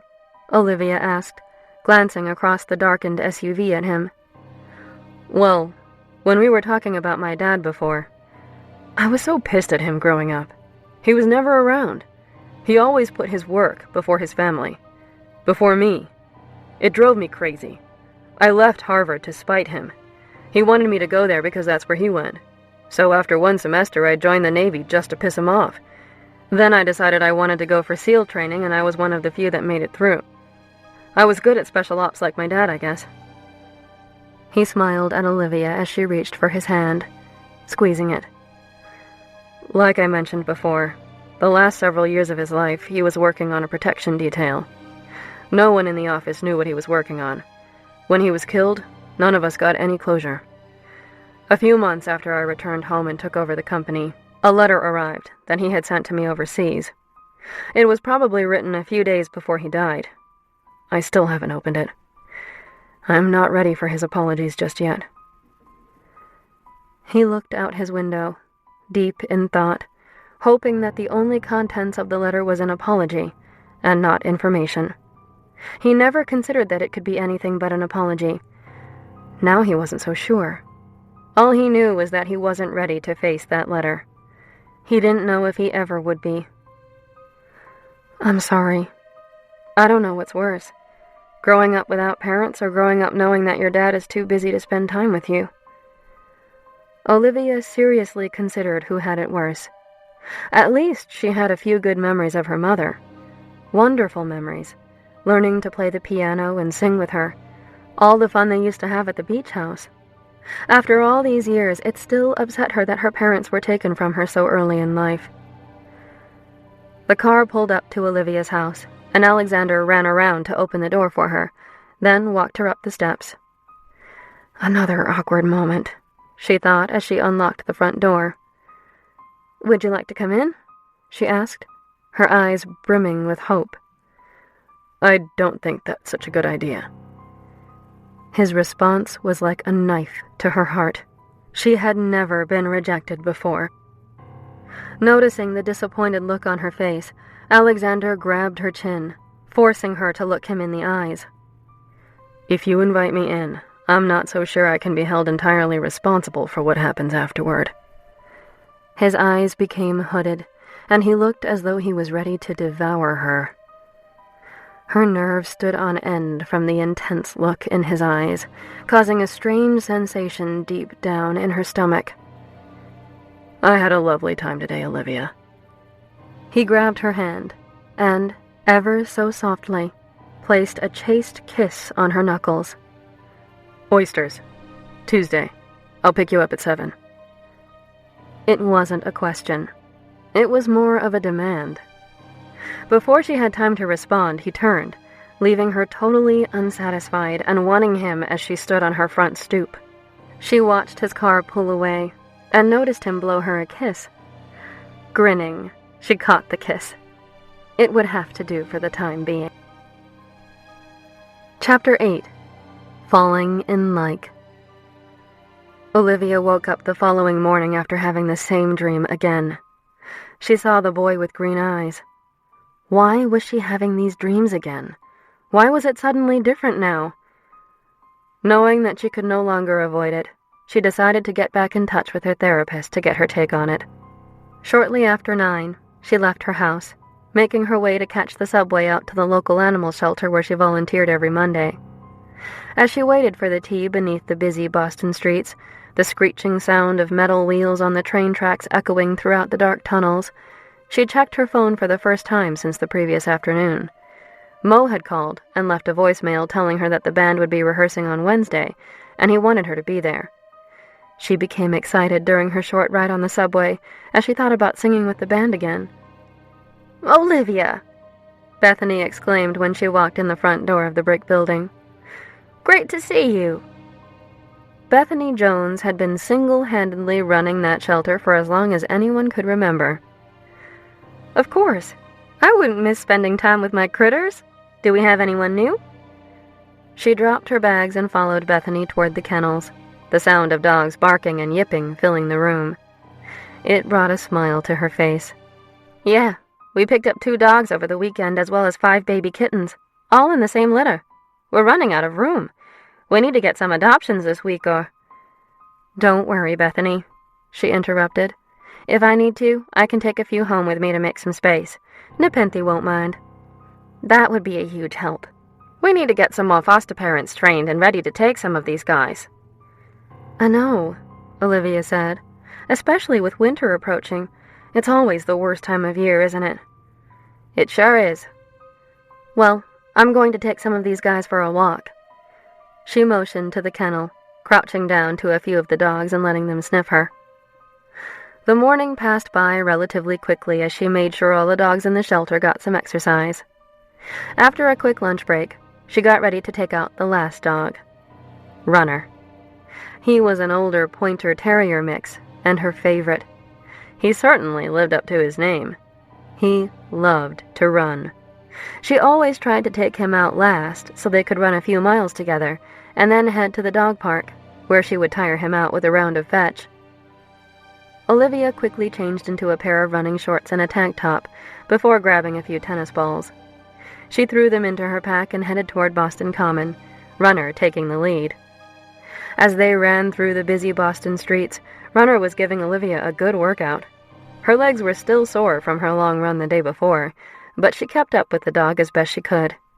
She couldn't help but smile in amusement at his heightened level of excitement when they reached the off-leash dog park in the Common. Leaning down, she unclipped his leash and the spirited dog ran free, sprinting up and down the gated area. There weren't that many other dogs there, so the pair had fun playing fetch, just the two of them. After about a half hour, Runner was beat, and Olivia was even more so. She pulled out his portable doggy bowl and filled it up at the fountain. After lapping up some water, Runner rolled on the ground. She joined him, lying down on her back next to her favorite dog. He snuggled against her, and they just enjoyed their moment together, savoring the feel of the cool grass beneath them. After a few minutes of a rest, Olivia decided to head back to the shelter. She would never forgive herself if Runner missed an opportunity to be adopted, although the thought of never seeing him again broke her heart. Come on, buddy. Time to go back home. Alexander couldn't believe his luck. He had been going over field reports, unable to focus, when he decided he needed to clear his brain. That envelope still hung heavy on his mind. He left his office building and wandered the streets of Boston. Before he knew it, he found himself walking through Boston Common, stopping when he reached the swan boats. Sitting on a park bench looking over the lake as the previous day replayed in his head, he saw a familiar silhouette come into view. He watched with admiration as Olivia leashed up a great-looking dog that she had been playing with.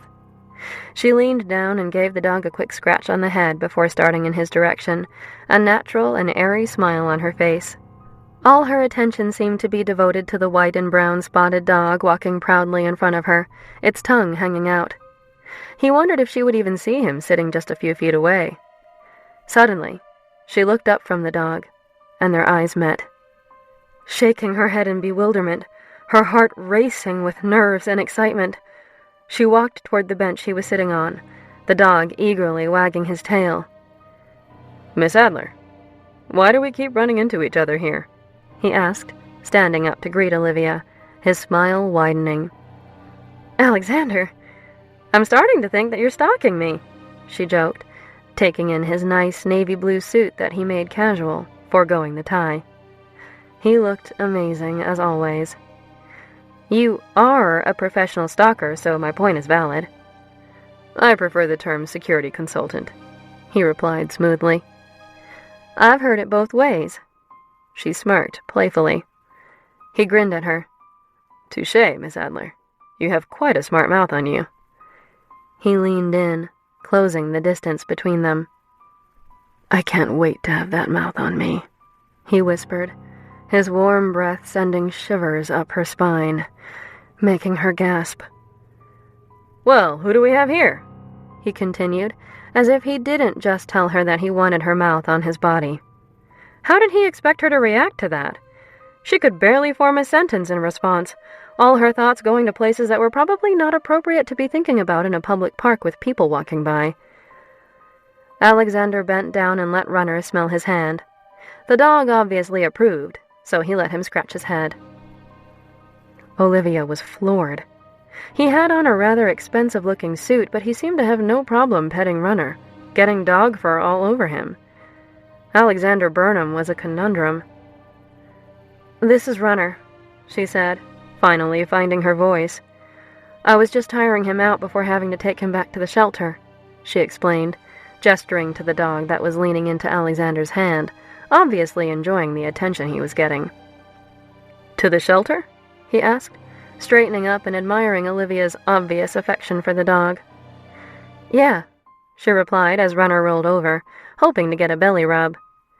"He's been at the animal shelter for the last few months. No one has adopted him yet. Everyone always wants a puppy.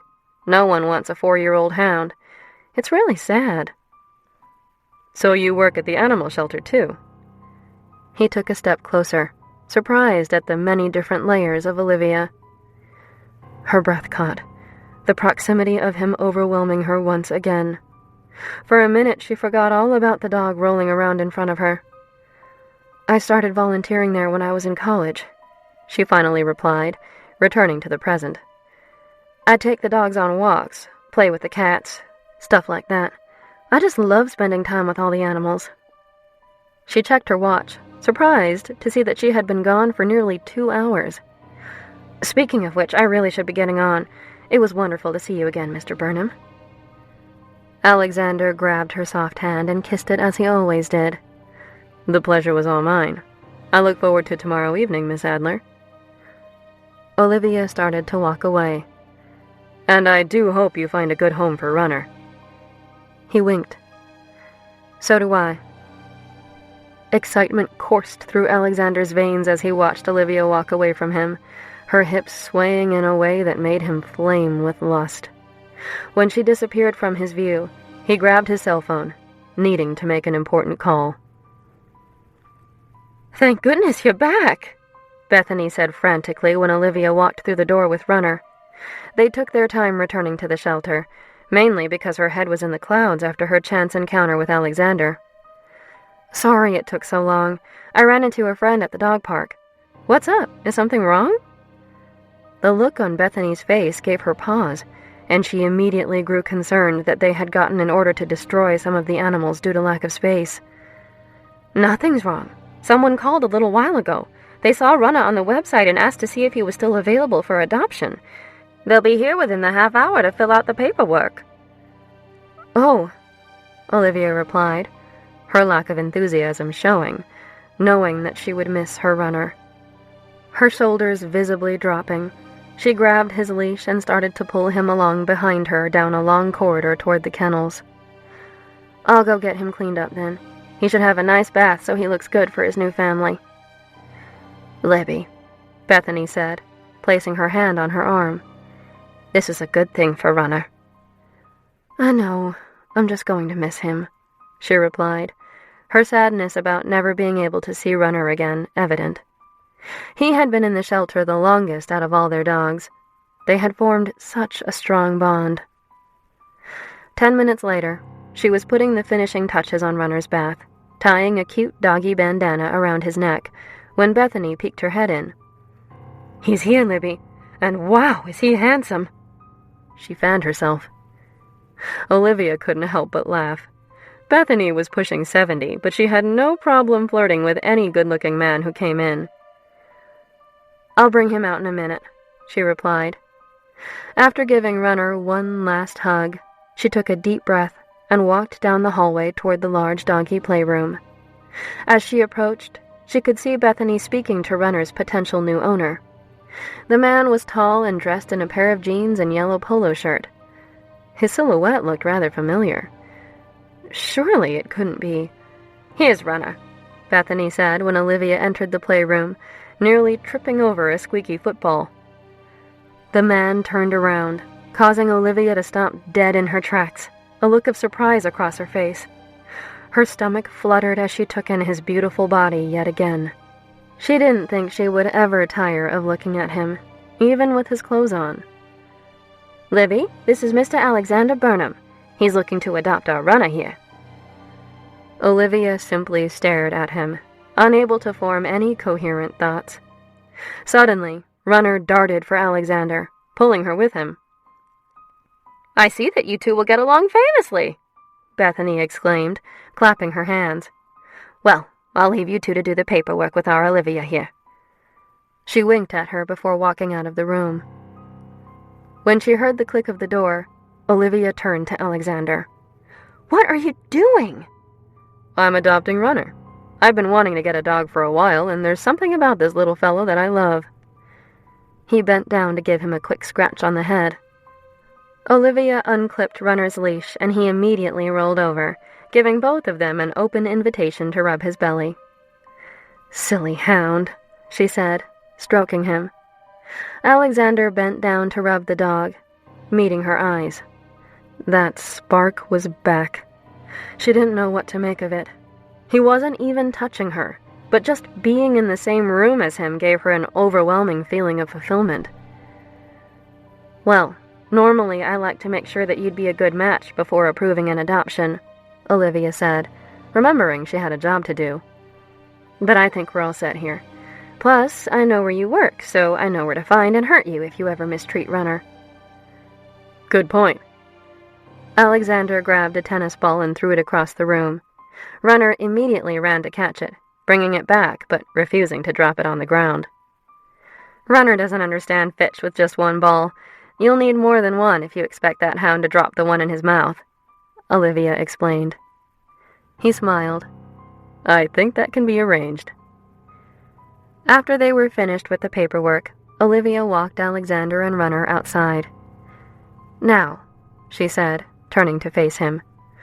Runner needs lots of exercise, so take him with you on your runs. He loves the dog park and... I know, Olivia, he interrupted, brushing an errant curl behind her ear. He'll be fine. He gave her a reassuring look. I'm going to take great care of our boy here. He winked. I can't believe he referred to Runner as our boy, Olivia thought. Those two words were full of so much hope. And you have an open invitation to come and visit him any time you want. Good. I'm going to hold you to that. She bent down and gave Runner one last kiss goodbye. You better, he replied, before walking down the street, leaving her standing outside the front door of the animal shelter. I'm falling in serious like with that man, Olivia whispered to herself. Chapter 9. Too many coincidences. I don't know, Alexander heard Carol say into the phone as he sat in his home office that evening. There's something about this guy that seems off. I don't want you to read too much into what I'm saying. It's not her. She's gone. I know that, sis, but I've been spending time with her this weekend and there are just so many coincidences. His voice dropped as he stared at the dark walls. Too many. I understand that. The name, the age, her background, losing her parents. I understand everything you've told me. But tell me this. Why would Dad say that she died at the hospital? And why would he change her name? Alexander knew all too well why his father would do such a thing. He was unaware of it at the time, as he had just turned 9, but it made sense now. In fact, he had helped people fake their own deaths too many times to count in order to protect them. He also knew that if it was true and her identity was ever uncovered, he could lose her again. He vowed to make sure that did not happen. Just then, a text from Olivia came through over his cell phone. A smile crept across his face when he saw it, eager to get off the phone with his sister so he could respond. Alex, are you listening to what I'm saying? Carol brought him back from his thoughts about the beautiful woman that had been occupying his mind lately. Sorry, Carol. What was that? All I'm saying is that something's not right about this Simon guy. His financials came back and he has no money. Nothing. He qualified for a public defender, for crying out loud. But he's got an attorney? An expensive one at that. And someone posted his bail, which was set at $250,000. I'm going to do some more snooping around. Get in touch with the bail officer and see who posted it. It's just unusual, is all. What do you want me to do? Alexander was worried. What if Simon came back after Olivia? He was surprised to realize he had such strong feelings for her, even though he had only met her a few days ago. It was such a foreign idea to him. He never wanted to protect someone as fiercely as he wanted to protect her. I don't know. He doesn't have any criminal record. None at all. He has a clean work history, strong family ties in the area. No one had anything but exemplary things to say about him. So why did he attack the girl? And what did he mean about the job he had to do? It is a bit worrisome, Alexander admitted as he sat at his desk looking over the family photos adorning the walls, wondering if the little girl smiling next to him in most of them was the girl he met just a few days ago. Just keep an eye on her, Alex. That's all you can do. I called her office earlier, but she wasn't in. I'll alert her when I speak with her about what she should do. Thanks, sis. I gotta go. Love you. Alexander hung up his office phone and turned to his cell, eager to reply to the beautiful Olivia. Snapping a photo of Runner curled up in a ball on his doggy bed surrounded by all of his new toys, he sent the picture to her. He grinned when he received her response. Olivia. He looks so happy. Alexander. He is, but he misses you. So do I. Olivia. I miss you too. And Runner. Give him a big hug and kiss from me. Alexander. I will. Do you have a big hug and kiss for me? Wink. Olivia. Maybe. You'll find out tomorrow. Alexander. I'll wait with bated breath. Have a wonderful evening, Miss Adler. Olivia. You as well, Mr. Burnham. Alexander enjoyed their text flirting, so he sent one last text before heading to the gym for his evening workout. Alexander. I'll see you in my dreams. He left his penthouse, wondering if Olivia could even know how true that statement actually was. If she really was the girl from his past, he had been seeing her in his dreams. He returned from the gym late that evening and spent several hours in his very own music room, thinking that Olivia would drool over his setup. He made a mental note to invite her over in the near future, grinning at the thought of her giving him his very own private performance. He picked up one of the guitars off its stand and stepped over to his Steinway Baby Grand.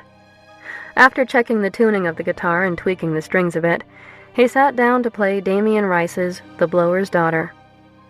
He played through the song, relishing the last verse, thinking of Olivia. Ever since they met, he couldn't stop thinking about her. He wasn't sure he wanted to stop thinking about her either. The sun woke Olivia the following morning as it filtered through the bedroom windows. She began to stir, and Nepenthe swatted her face, His Majesty's indication that he needed more food. Olivia checked the time and saw that it was a little after 7. Getting up and rubbing her eyes, she descended the steps to feed her needy cat. Throughout her day, as time dragged mercilessly, she kept thinking about Alexander and their date that evening. She had nothing on her schedule, but she tried to keep herself occupied to forget about the nerves running through her. Finally, she decided it was useless to sit at home all day waiting for the clock to strike 7. Grabbing her bag, she headed to the wellness center to get in a workout and review some paperwork. "Libby, how was your weekend?" Jerry exclaimed when he saw her enter the building. "Great, thanks. Relatively uneventful, but that's how I like my weekends," she lied as she pushed the call button for the elevator. "Olivia, this is Richard." He gestured to a man sitting next to him that she had never seen before. "He's training to be the new night security guard. And I've got a few more guys I'm training later this week who will be taking the weekend shifts. We'll now have security here 24/7. Apparently there was an incident over the weekend, and the big boss man figured full-time security would be better." Jerry sat at his security desk, surrounded by closed-circuit TVs, apparently going over an employee manual with Richard. "Hi, Richard. Nice to meet you."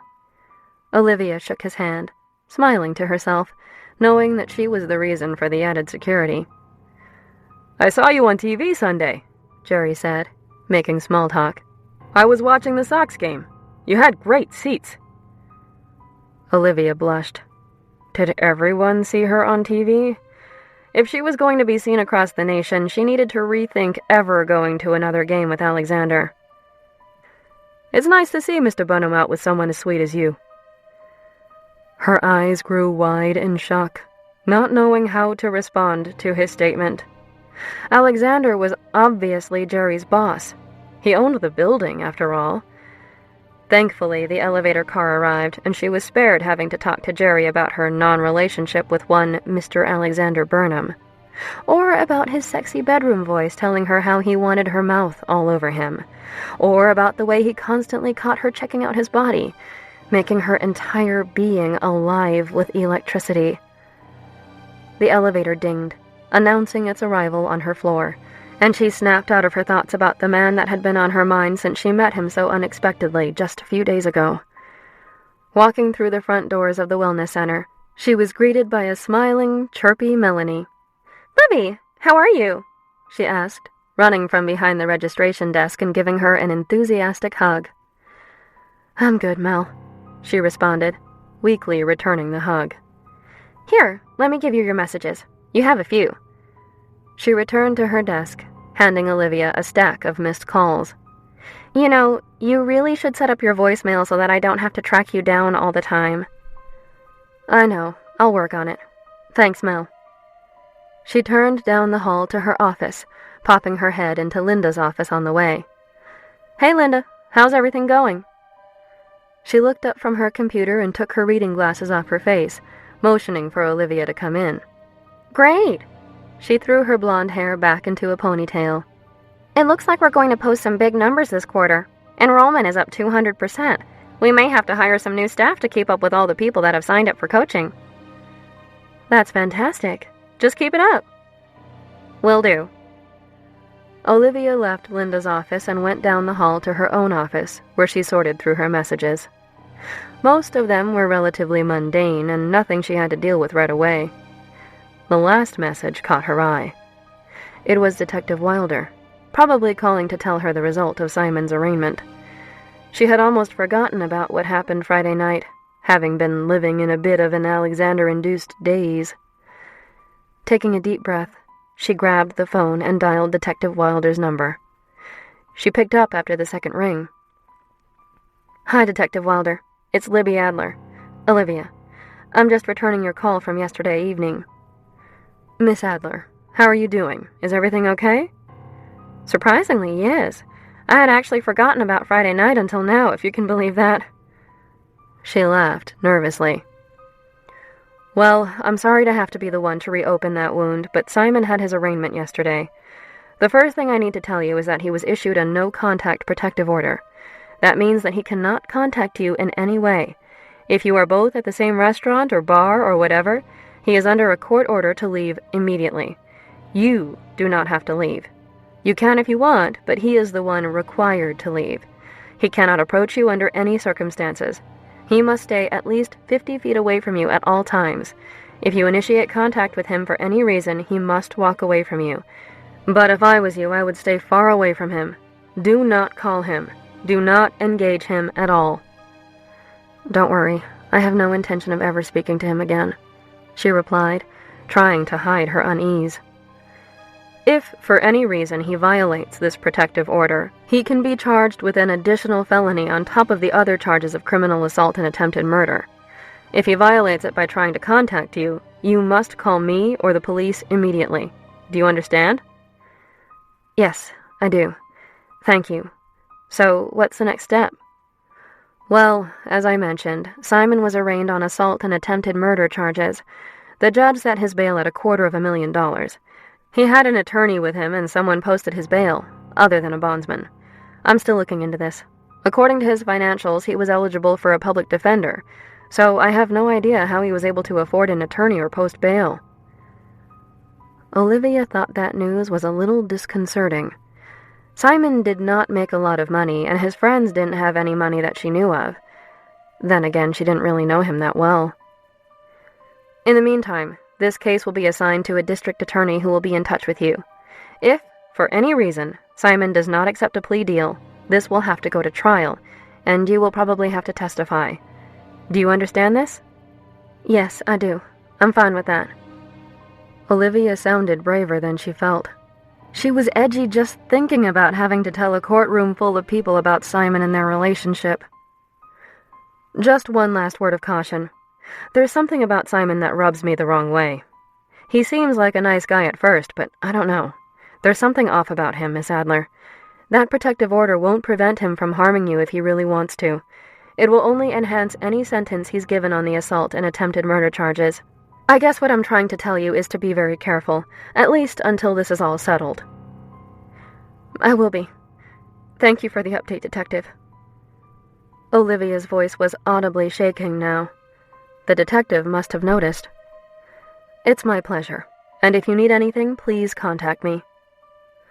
With that, Olivia hung up, suddenly nervous. Detective Wilder's warning concerned her. Why did she feel the need to go out of her way to tell her that something about Simon seemed odd? Olivia had thought the same thing before brushing it off as nothing, but now, maybe she should be worried about him roaming the streets and out on bail. Her cell phone buzzed, bringing her back from her thoughts. She giggled when she saw the picture of Runner in the dog park with 2 tennis balls in his mouth. She immediately began to look forward to her date that evening, and nothing was going to take away the excitement of that. Not even a nerve-wracking warning about a potential dangerous ex-whatever loose on the streets of Boston. Olivia didn't know what scared her more, her excitement about seeing Alexander, or the warning Detective Wilder gave her about Simon. Both scared her to death. Donovan, it's Cheryl. Cheryl, darling, please tell me you have some good news. Well, I do. Burnham is dating this Sarah Olivia Adler. Apparently she goes by Olivia, though. I don't know how serious it is yet. They just met over the weekend, but you already knew that. Don't remind me. Martin dropped them off at the Sox game Sunday. Then he took them to the North End for dinner. Later this evening he will be taking him over to Miss Adler's house. Can you get her address for me? I can do that. No problem. Martin is very diligent about his travel logs. Wonderful. Is there anything else I can do for you, sir? Donovan thought for a moment and came up with a new plan. Yes, I'm going to try to spook Miss Adler. If what you're saying is true, if Burnham is interested in her, he will insist on her having a protection detail, not wanting to take any chances. And when that happens, I want you to try to get that assignment. Yes, sir. Donovan hung up the phone before dialing again. Grant, it's Donovan. I may have a job for... Chapter 10. Nepenthe. After returning home from the gym, Olivia looked at the time, wondering how it was suddenly only a few hours away from her date. She started to panic as she began to get ready, trying on practically every outfit in her closet. She wanted Alexander to like her. Hell, she wanted him to love her, regardless of the fact that she was more than aware that she was incapable of returning those feelings. She almost texted him to cancel no less than 6 times, her nerves getting the best of her. She even broke down and called Kira to ask for advice. I'm going to cancel. I'm not going for oysters. Olivia plopped down on her bed, which was covered in the vast majority of the contents of her closet. I'm going to start charging you for all this shit you put me through. I know, but I have no one else to turn to. She laughed anxiously. Okay, so why don't you want to go today? It's just oysters, right? Well, yeah, it's just oysters. But oysters lead to dinner, and dinner leads to kissing, and kissing leads to mind-blowing sex, and mind-blowing sex leads to marriage, and that will just end in disappointment for all involved. She started breathing heavy. Inhale, exhale. Okay, crazy lady, you know I love you. You got over all your issues with me, so why can't you just let someone else in? Stop being selfish. This is good for you. And I swear, if I find out you cancel, I'm calling Dr. Greenstein. Kira's threat to call her therapist was all Olivia needed. She really didn't want her doctor to think she was any more messed up than she already knew, even though she hadn't seen her in over 5 years. Fine, I'll go. But I have nothing to wear. Bullshit. I'll be right over. Kira arrived within the half hour and picked a gorgeous green Grecian-style dress that fell right above Olivia's knees. She paired it with gold sandals, gold bangle bracelets, and large gold hoop earrings. It was casual enough, but added a touch of dressy. Alexander arrived promptly at 7 that evening. When she opened the door, It felt as if all the oxygen was ripped from her body. The sight of him overwhelmed her very being as he smiled with a twinkle in his eyes. She openly gawked at how good he looked in his dark jeans and light green shirt that made his eyes pop. "These are for you," he said, holding flowers for her, stunned at the sight of her beauty. She looked like a goddess, her figure illuminated from behind by the setting sun streaking through her house. "Thank you. Let me just put them in some water. Would you like to come in for a moment?" she asked, stepping into her foyer and allowing him to enter. Nepenthe came up to greet Alexander, staring at him with a questioning look on his furry face. "Alexander, this is my cat Nepenthe," Olivia explained before walking over to the kitchen island and grabbing a vase for the flowers. He looked down at the orange, long-haired cat that was walking in and out of his legs. He bent down and scratched him near his tail. Nepenthe immediately started to purr. "Nepenthe? That's an interesting name." "Yeah. Well, when I brought him home with me from the shelter, it was the first night that I didn't have any nightmares for as long as I could remember. I wasn't even going to keep him. I just brought him to my place after volunteering one day because he wasn't feeling well, and I wanted to keep an eye on him overnight. And, well, I had to keep him, especially if he kept the nightmares away." "How did you come up with the name Nepenthe?" he asked, staring at Olivia as she carefully placed the flowers in a vase, making sure it looked perfect. "After I graduated college, I lived out in Big Sur for a while and bartended at a great restaurant right on the coast with amazing views. It was called Nepenthe. In Greek mythology, Nepenthe is a medicine or elixir for sorrow. I guess it was the first antidepressant pill there was. So after not having nightmares that night when he was here, he became my own elixir for sorrow. My own personal Nepenthe." She smiled affectionately down at her cat. Alexander stood there in complete amazement of the woman in front of him. She had so many different layers. He desperately wanted to get to know each and every one of them, and to slowly become another one of her personal Nepenthes. As Olivia sat in the car holding Alexander's hand a few minutes later, she was glad Kira pushed her into actually going that evening. Her heart was beating so loud that she thought it was going to bust through and walk out of the car. Why did that man have such an effect on her? She kept hearing Dr. Greenstein's voice in her head from all those years ago, urging her to forge real relationships with people. She was engaged in a delicate balancing act of self-preservation and selflessness. It was unclear which would win when it came to Alexander.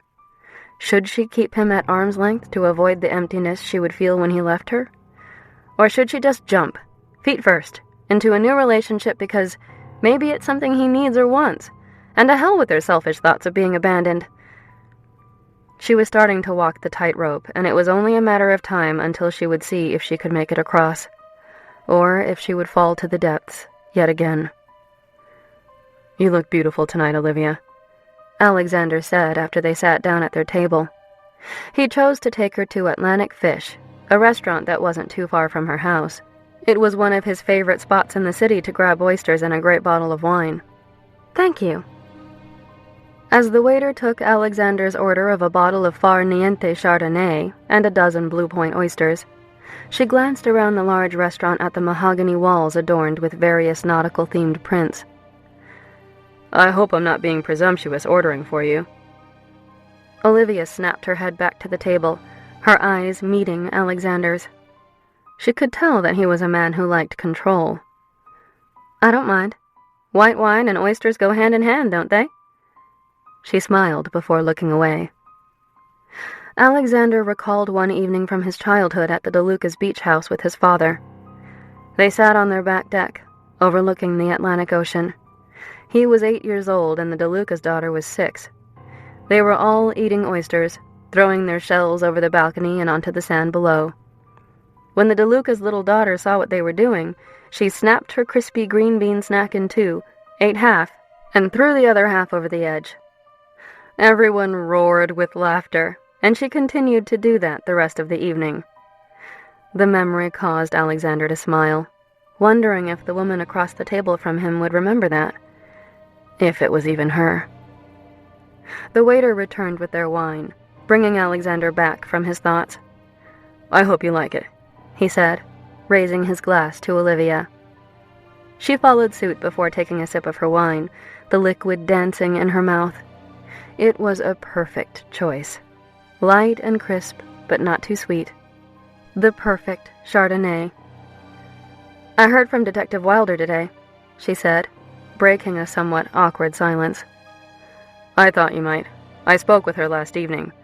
I want to make sure nothing bad happens to you," he said, his voice trailing off, remembering his sister's warning and the promise he had made to a little girl all those years ago. "Are you okay?" Olivia glanced at him, noticing a perplexed look on his face as though he was searching the back of his brain for something. "Sorry, I'm just having a déjà vu moment, I guess." "I get those all the time." She nodded in understanding. "Mostly I just run into people I apparently knew when I went to BC, but I can't remember who they are for the life of me." Alexander reached across the crisp white tablecloth and grabbed Olivia's delicate hand, caressing her knuckles. It was such a simple, chaste gesture, but it ignited sparks deep within both their bodies. The oysters arrived, interrupting their moment. Olivia looked at Alexander, her brown eyes alive with enthusiasm.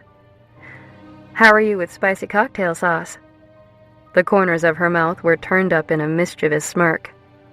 "Ah, a woman after my own heart. Do it up, love." Olivia smiled to herself as her heart raced. He called me love.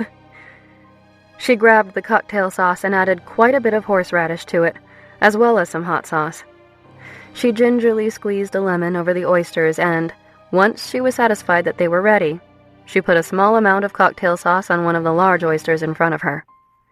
Clinking shells with Alexander, she slid one down her throat. I love oysters," she said, savoring the salty taste in her mouth. "I remember watching my parents eat oysters all the time when I was younger. We would spend our summers at this huge beach house." Olivia grabbed another oyster, and Alexander stared with longing as she prepared it and slid it down her throat again. The way she ate her oyster was strangely erotic. "That beach house is one of the strongest memories I have of my life before the accident. My parents always had friends over in the summer. I was so jealous of them because they would eat oysters on the deck. I wasn't jealous because they were eating oysters. It was because they would toss the shells over the side of the deck, and I wanted to do that. I couldn't wait until I got older and could toss my oyster shells over the deck, too." Alexander couldn't believe his ears. He kept telling himself that it was just a story. "I'm sure lots of people would throw their oyster shells over the side of the deck." "Do you want to take a walk?" Olivia turned to Alexander as they left the restaurant. She didn't live far, and the temperature had cooled down dramatically. Nodding, Alexander grabbed her hand, and they made their way down Boylston Street in relative silence, a light breeze in the air. "Sorry to bring this up again, but I want you to promise me something," he said as they crossed over to Commonwealth Avenue and were just a few blocks from Olivia's house. "What is it?" "I want you to always let me know that you're okay. I mean, with Simon out on bail, I just want to make sure he's not doing anything he's not supposed to." He felt as if he had no control over her safety, and he hated that. Still, he didn't want to scare her off by setting up round-the-clock protection for her. Not yet, anyway. "I'll be fine." Olivia stopped walking and turned to face him, grabbing his other hand in hers. "But I'll let you know if I ever need anything. I promise." She smiled at him, and a look of relief washed over his face. He pulled her close, and his warmth surrounded her. It felt as if she had known those arms her entire life. His embrace felt like home. "Can you do me one more favor?" He stroked her hair, not wanting to release her. Olivia caressed his back and felt the muscles rippling underneath his shirt. Her thoughts soon went to places that were unspeakable in public. "What's that?" She tilted her head and looked into his concerned eyes. "Can I have a security system installed in your house? You live in Boston. You should have one anyway." His voice was stern. I have a security system, and his name is Nepenthe. Olivia laughed. He simply remained silent, a harsh look on his face as he waited for her to agree to his request.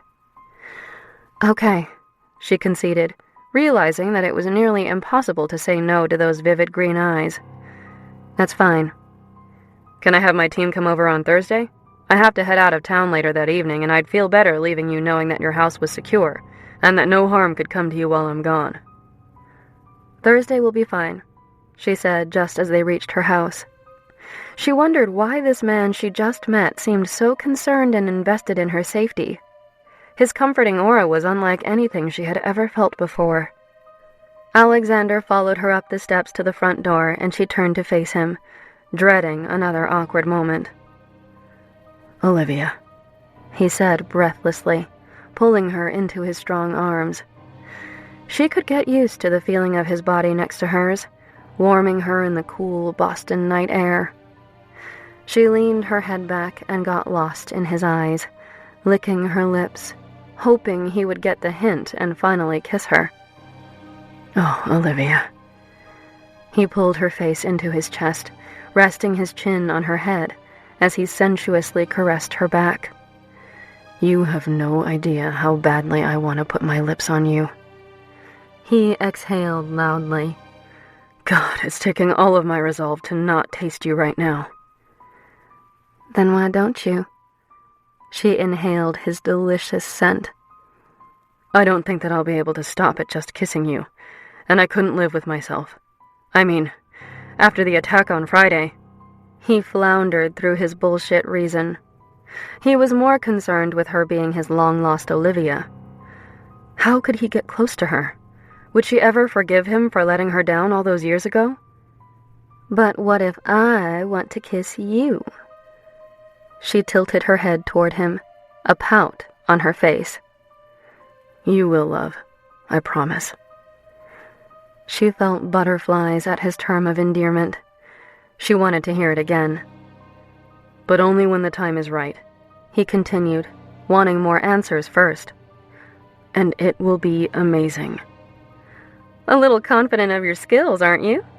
Olivia joked, pushing him away and taking a step back. Maybe. I mean...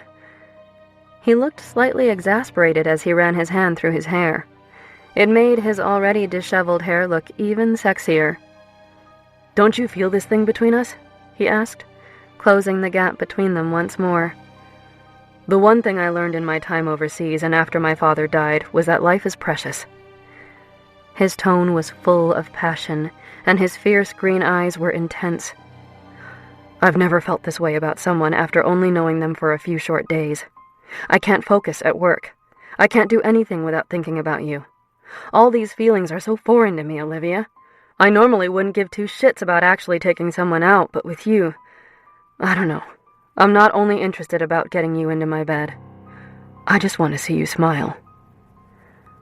Olivia felt her heart drop into her stomach. She felt the same way. All thoughts were of Alexander. She had forgotten about Simon altogether until Detective Wilder brought him back up to the foreground earlier that day. God, Olivia, he breathed, pulling her back into his arms, desperately needing to feel her small body against him again. What are you doing to me? There's something about you that keeps me coming back. I can't explain it, and I'm not sure I want to. He took a step back, holding on to her forearms. Let's just enjoy this thing because I sure as hell am. I am too. She giggled, making Alexander's heart soar. He loved that sound. When can I see you again? Like I said, I have to leave town Thursday, but maybe tomorrow? He looked at her, a hopeful expression on his face. She hesitated, unsure of whether she should tell him about singing in a band. Alexander's heart dropped, noticing her apprehension. What is it? Are you seeing someone? I mean, that's fine if you are. He rambled nervously. No, it's just, well, I kind of used to sing in a band when I was in college. My friend Kira tricked me into going into a bar last Friday where they were playing. I got guilted into singing a bunch of songs with them. Now I'm kind of part of the band again. We have a gig on Friday, but I have to go to rehearsal tomorrow." Olivia let out a huge breath, gauging his reaction. His face turned pale, and he had that look again, like he was searching his brain for something. "That's probably not your scene, huh?" He snapped out of it. No, sorry, that's not it. Deja vu moment again. Well, can I come and watch? I mean, one of these Friday nights? Do you mind?" "Of course not. I'd love for you to come. You can meet Kira. When do you get back in town? Will you be back Friday?" "I don't think so. How about Sunday? Are you available? I'm hoping to get back late morning. I'd like to see you." "I can do Sunday." She gazed at him, seeing the heat that was building behind his emerald eyes, and started to breathe heavier. "Oh, screw it," he said, pushing her against the door to her house and tilting her chin up. Before she knew what was happening, she felt his soft, full lips on her mouth. She opened her lips in response, giving him permission to enter with his tongue, his movements gentle but at the same time forceful, as if staking his claim. Olivia felt his growing arousal against her abdomen and deepened the kiss, moaning into his mouth as he traced his fingers up and down the side of her stomach. He pulled away, and they both stood on her front stoop, panting. "Holy crap," she exclaimed, trying to catch her breath. In all her 27 years, she couldn't remember ever feeling so lightheaded after a kiss. "You've got that right."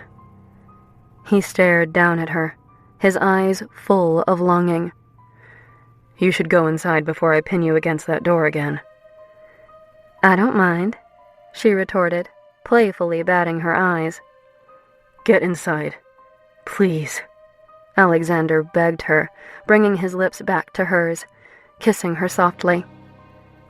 "Okay," she replied, his lips still poised on her mouth. "I have to get my keys." "You can't do that from this position?"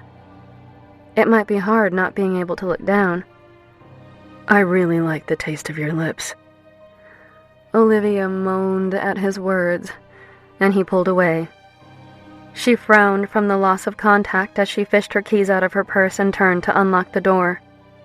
She felt Alexander approach from behind, his arm wrapping around her as he caressed her stomach.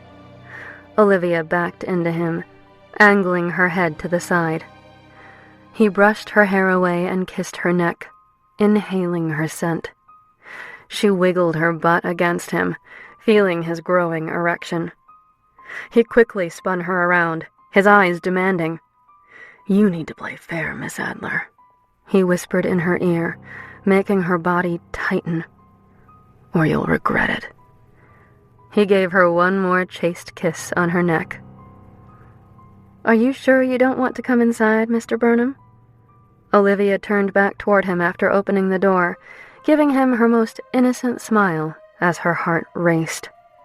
She was brimming with sexual tension and badly needed some release. "Oh, you have no idea how badly I want to come inside," he replied, smirking at the double entendre, leaning toward her and kissing her cheek. "But not tonight. For once, I want to do this right and not rush into anything," he murmured in her ear. "By the time I'm through sweeping you off your feet, you will be bursting at the seams, begging me to fuck you, never wanting another man inside you again." Olivia gasped, pulling back to look at him with wide eyes. He placed another gentle, moist kiss on her lips. "I'll be thinking of you." He turned to walk down the front steps to the waiting SUV that had arrived, unbeknownst to Olivia. She watched in a complete daze as he got into the car. Entering her house, she closed and locked her front door, leaning her back against it as she tried in vain to regain what little composure she had left.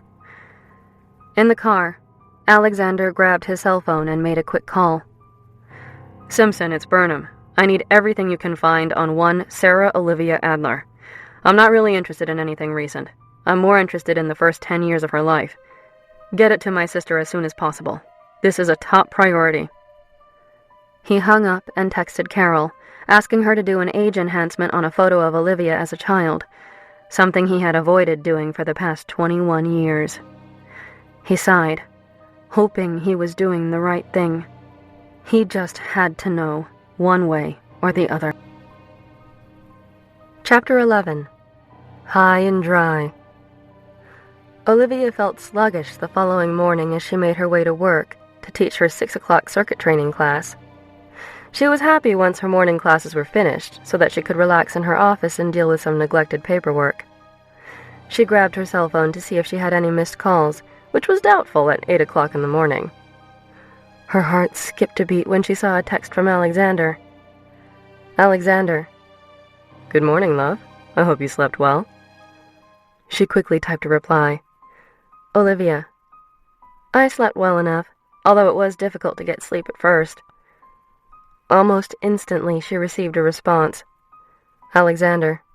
And why is that?" "Olivia. I had a throbbing sensation between my legs from being left high and dry last night. Well, maybe not too dry. Smile." Several minutes went by and she hadn't heard back from him. She assumed he was in a meeting or on his way to work, so she returned to sorting through the various financial statements she needed to review from the current quarter. Suddenly, out of the corner of her eye, she sensed a tall figure appear in her doorway. Her heart dropped to the pit of her stomach, and she had no idea what to say. Never in a million years did she expect that Alexander would show up at her office.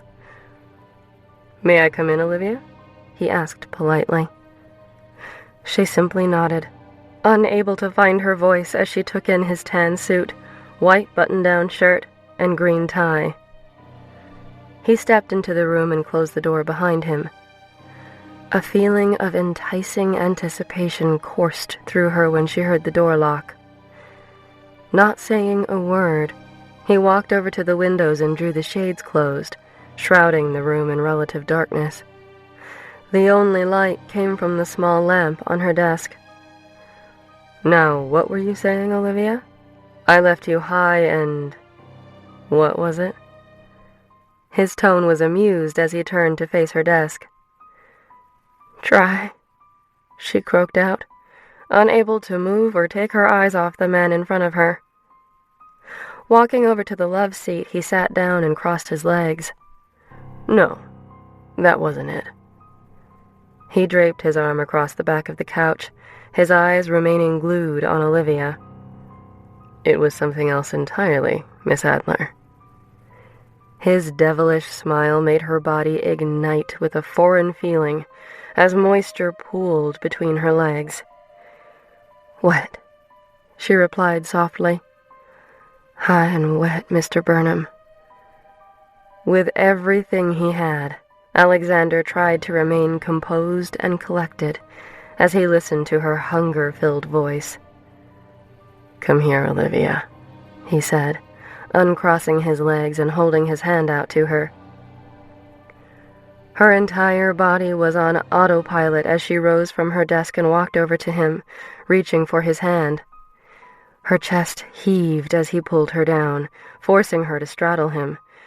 Her excitement grew when she felt his erection against her body. "Olivia, do you feel the effect you have on me?"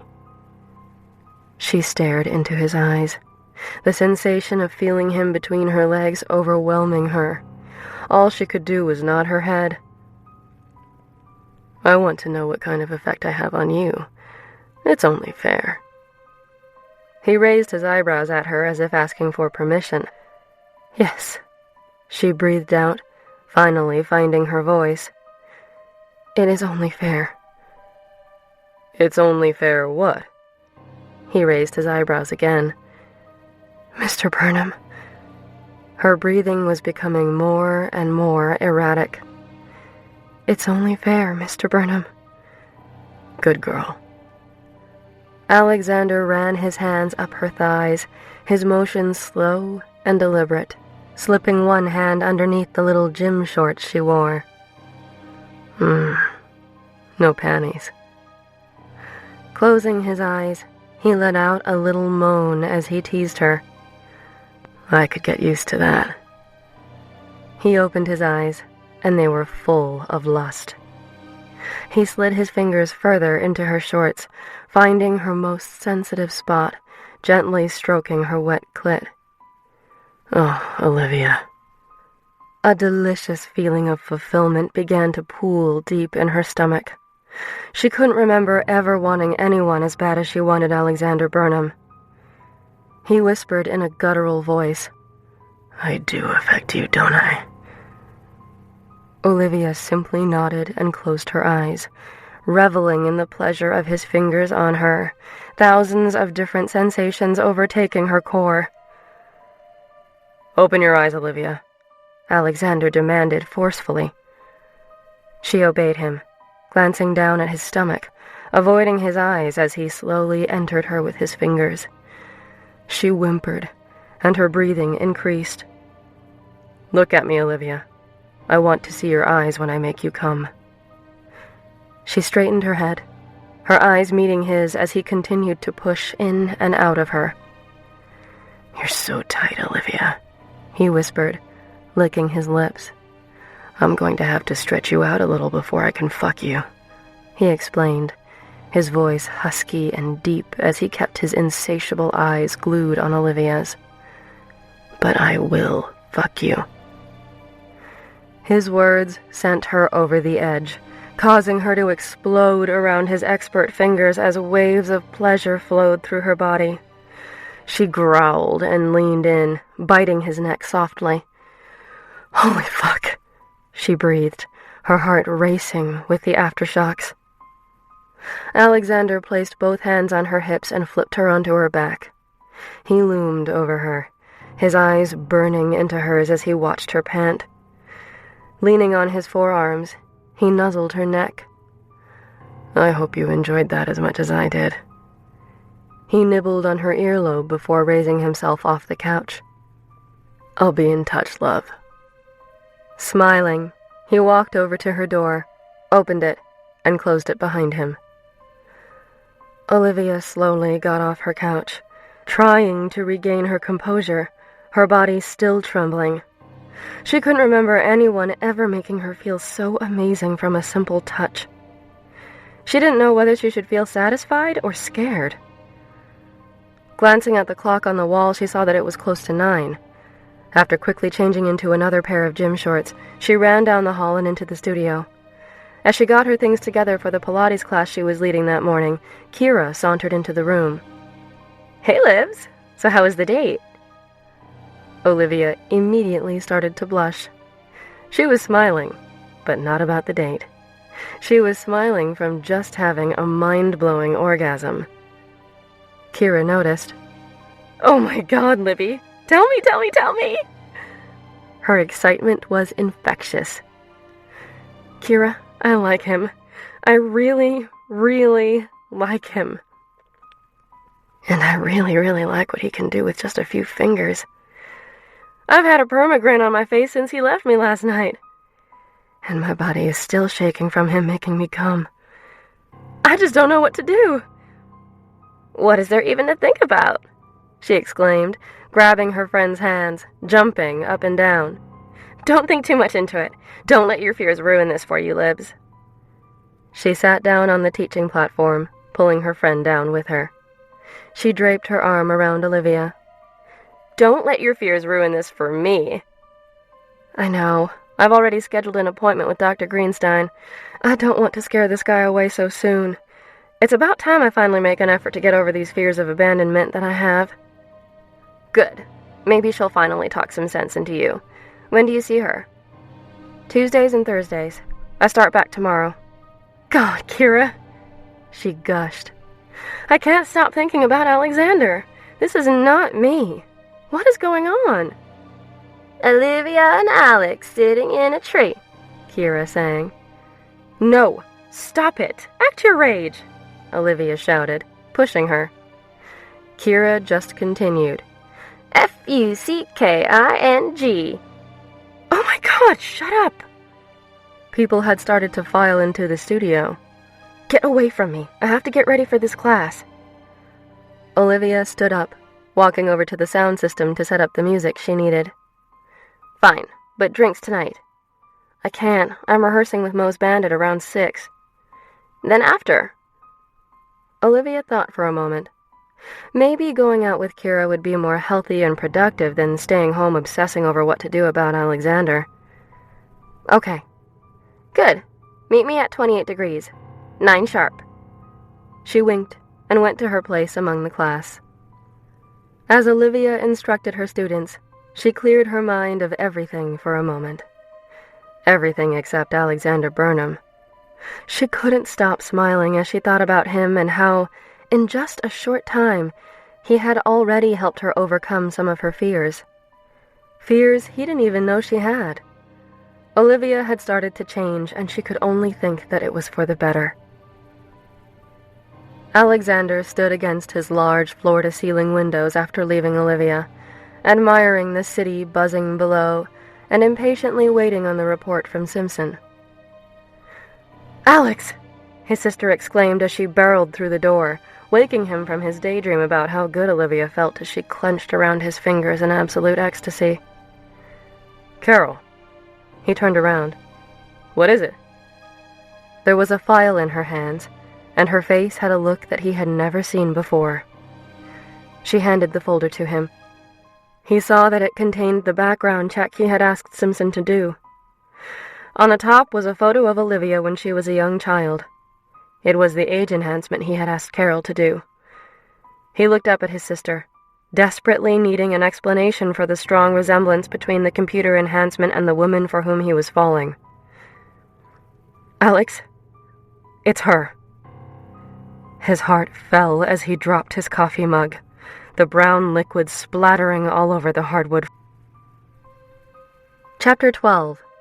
28 Martinis. Olivia finished teaching her mid-morning classes and returned to her office, hoping to get a little more paperwork done than she had gotten through earlier, although she thoroughly enjoyed the interruption. She checked her cell, smiling when she saw that Alexander had sent her a text not even 5 minutes after he had left her. It had only been 2 hours since she had seen him, but she still ached for him. "Alexander, I can smell you on my fingers. You have no idea what a turn-on that is." Fuck! This guy loved to talk dirty, and it was doing things to her. "Olivia, just wait till you get a little taste, darling. You'll be begging me." She smiled, thinking two could play his game. Alexander. "Oh, really, Miss Adler? Is that a threat?" Olivia. "No, not a threat. My money's on you cracking before me." Alexander. "Only time will tell, love." Olivia got butterflies in her stomach thinking about his voice caressing the word love. She could hear it leaving his mouth in his seductive voice. How could she possibly be expected to concentrate for the rest of the day? "Livy!" Mo shouted when Olivia opened the door to his house in Arlington later that evening, letting herself in and walking into his large living room. She had never knocked at Mo's when she used to sing with the guys, and it felt like no time had passed at all since she left the band. "Hey, Mo." She hugged him. "So, who's the guy you were with at the Sox game on Sunday?" he asked, raising an eyebrow. "Oh my God, did everyone see that?" She punched his arm playfully as she followed him through the living room and into the kitchen, grabbing a bottle of water from his refrigerator. "Hell, you were 3 rows behind home plate," he said, sitting down at the breakfast bar. "So spill it. Do I have to kick some guy's ass?" "No, it's all good, Mo." She sighed. "He's a guy that works in my building. Anyway, I think he could probably kill you and leave no physical evidence. He's an ex-SEAL and now runs a private security firm." She left the kitchen and headed up the stairs into her friend's spacious music room to wait for the rest of the band members to arrive. "Shit, I knew he looked familiar," he exclaimed, following close on her heels. "That's Alexander Burnham, isn't it?" He stared at her, wide-mouthed. "Yeah?" she answered sheepishly as she checked the tuning on her guitar. "What's the deal with you guys?" He started to sound concerned. We've gone out a few times. Do you like him? I mean, you don't date people, Livy. I'm not trying to sound mean, but that's never been your thing. I know. I usually don't. But there's something about him, Mo. I can't put my finger on it.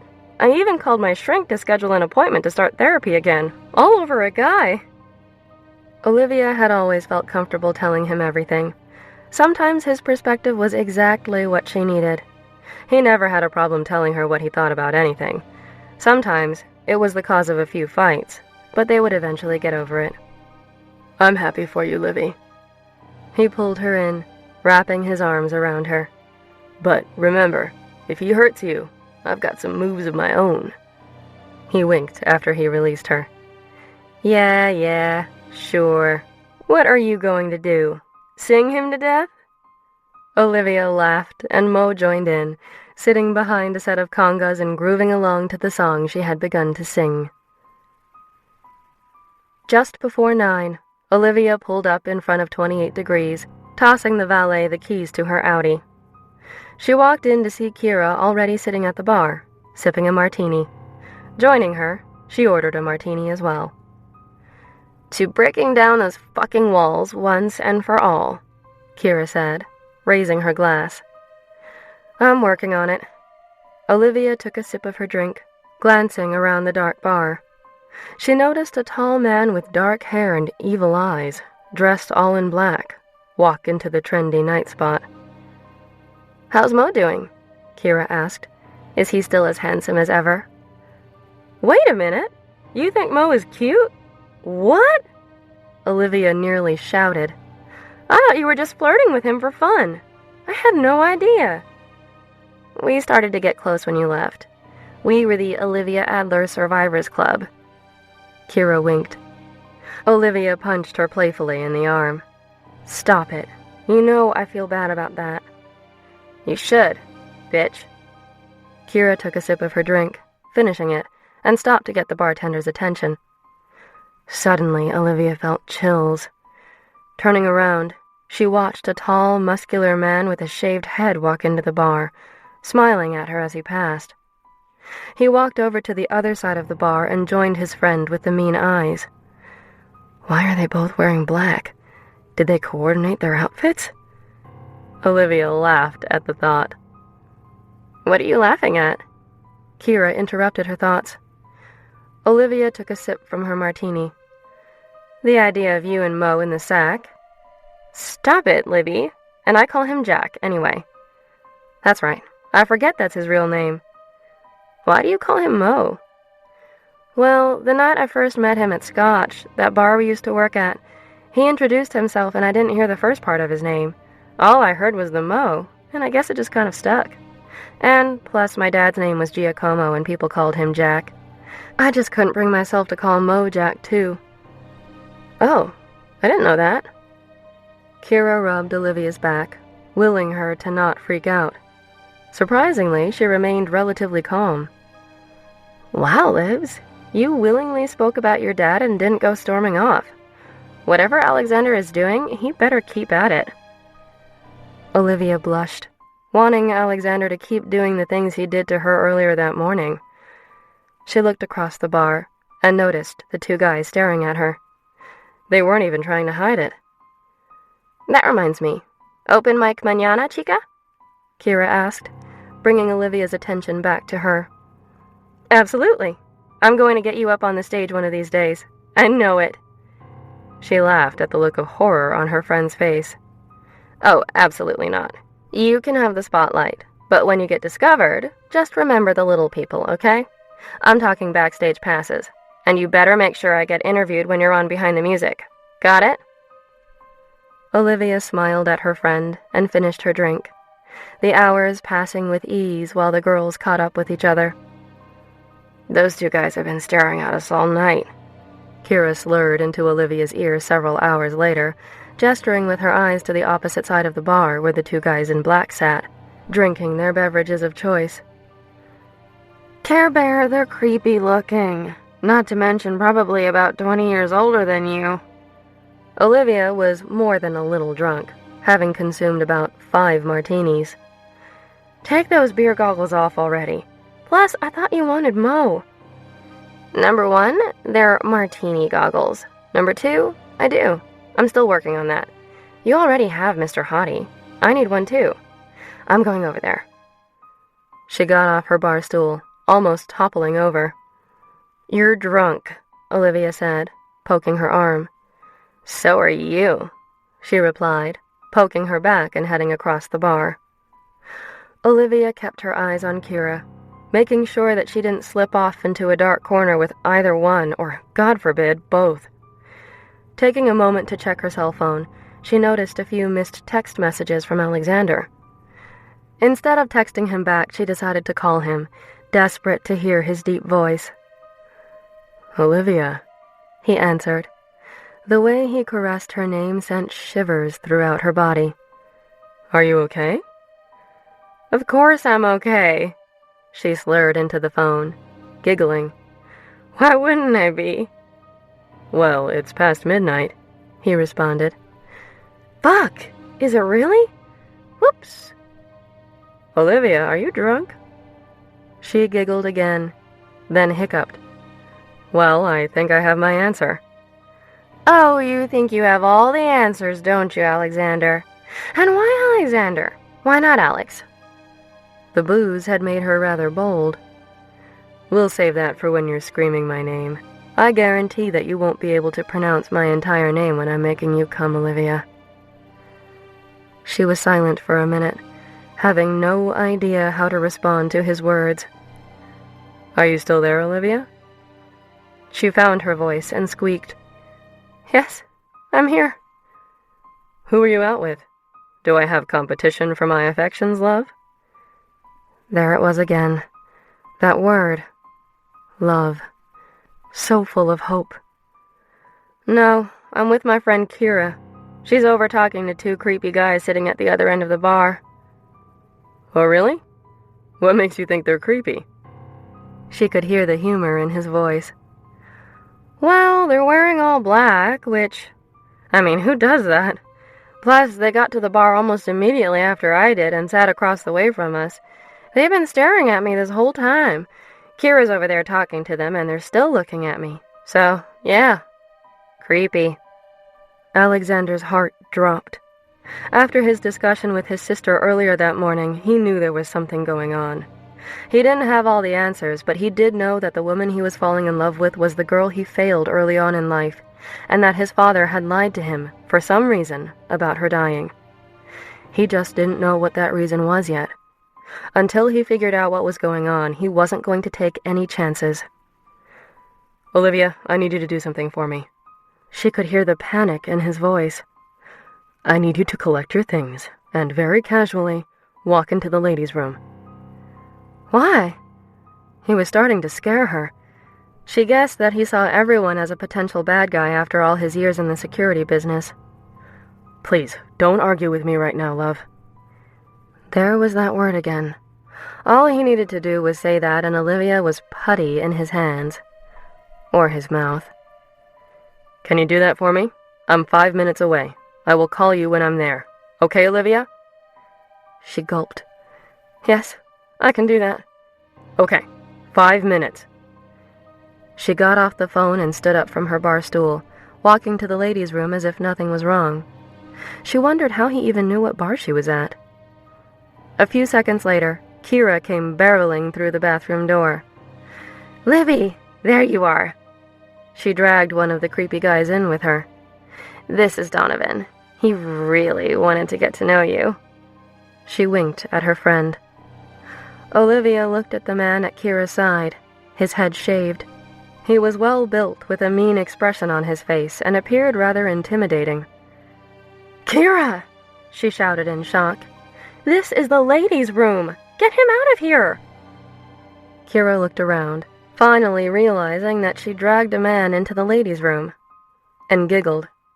Whoops! What was I thinking? She turned to Donovan and, placing both hands on his chest, started to push him out the door. Out! And then he spoke, making Olivia's skin crawl. Okay, but we'll be waiting. He glared at her and left. Her cell phone began to ring, and she quickly answered it with shaky hands. "Olivia, are you safe?" Alexander asked. "Yes, I'm safe. I'm in the ladies' room like you asked." She looked at Kira, who mouthed, "What is going on?" Olivia held up one finger, signaling that she would tell her in a minute. "There are 2 men dressed in black standing in the corridor," he continued. "I have taken care of your bar tab. I will be in the hallway in 1 minute. Count to 60 and come out. Do you follow?" "Yes."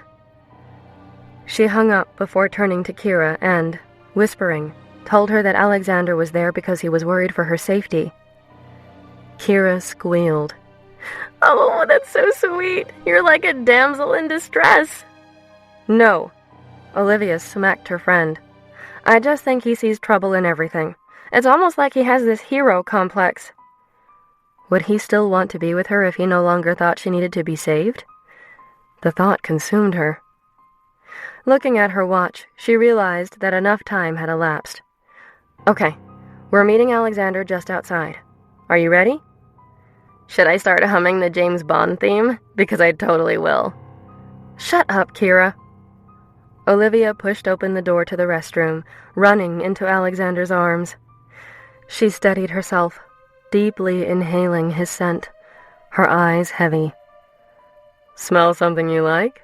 he asked with humor in his voice. She looked at him. "Oh, yes." Olivia gave the valet her ticket, and he quickly retrieved her car. Alexander opened both passenger side doors when the car was brought around, allowing Kira to collapse in the back seat before helping Olivia into the front.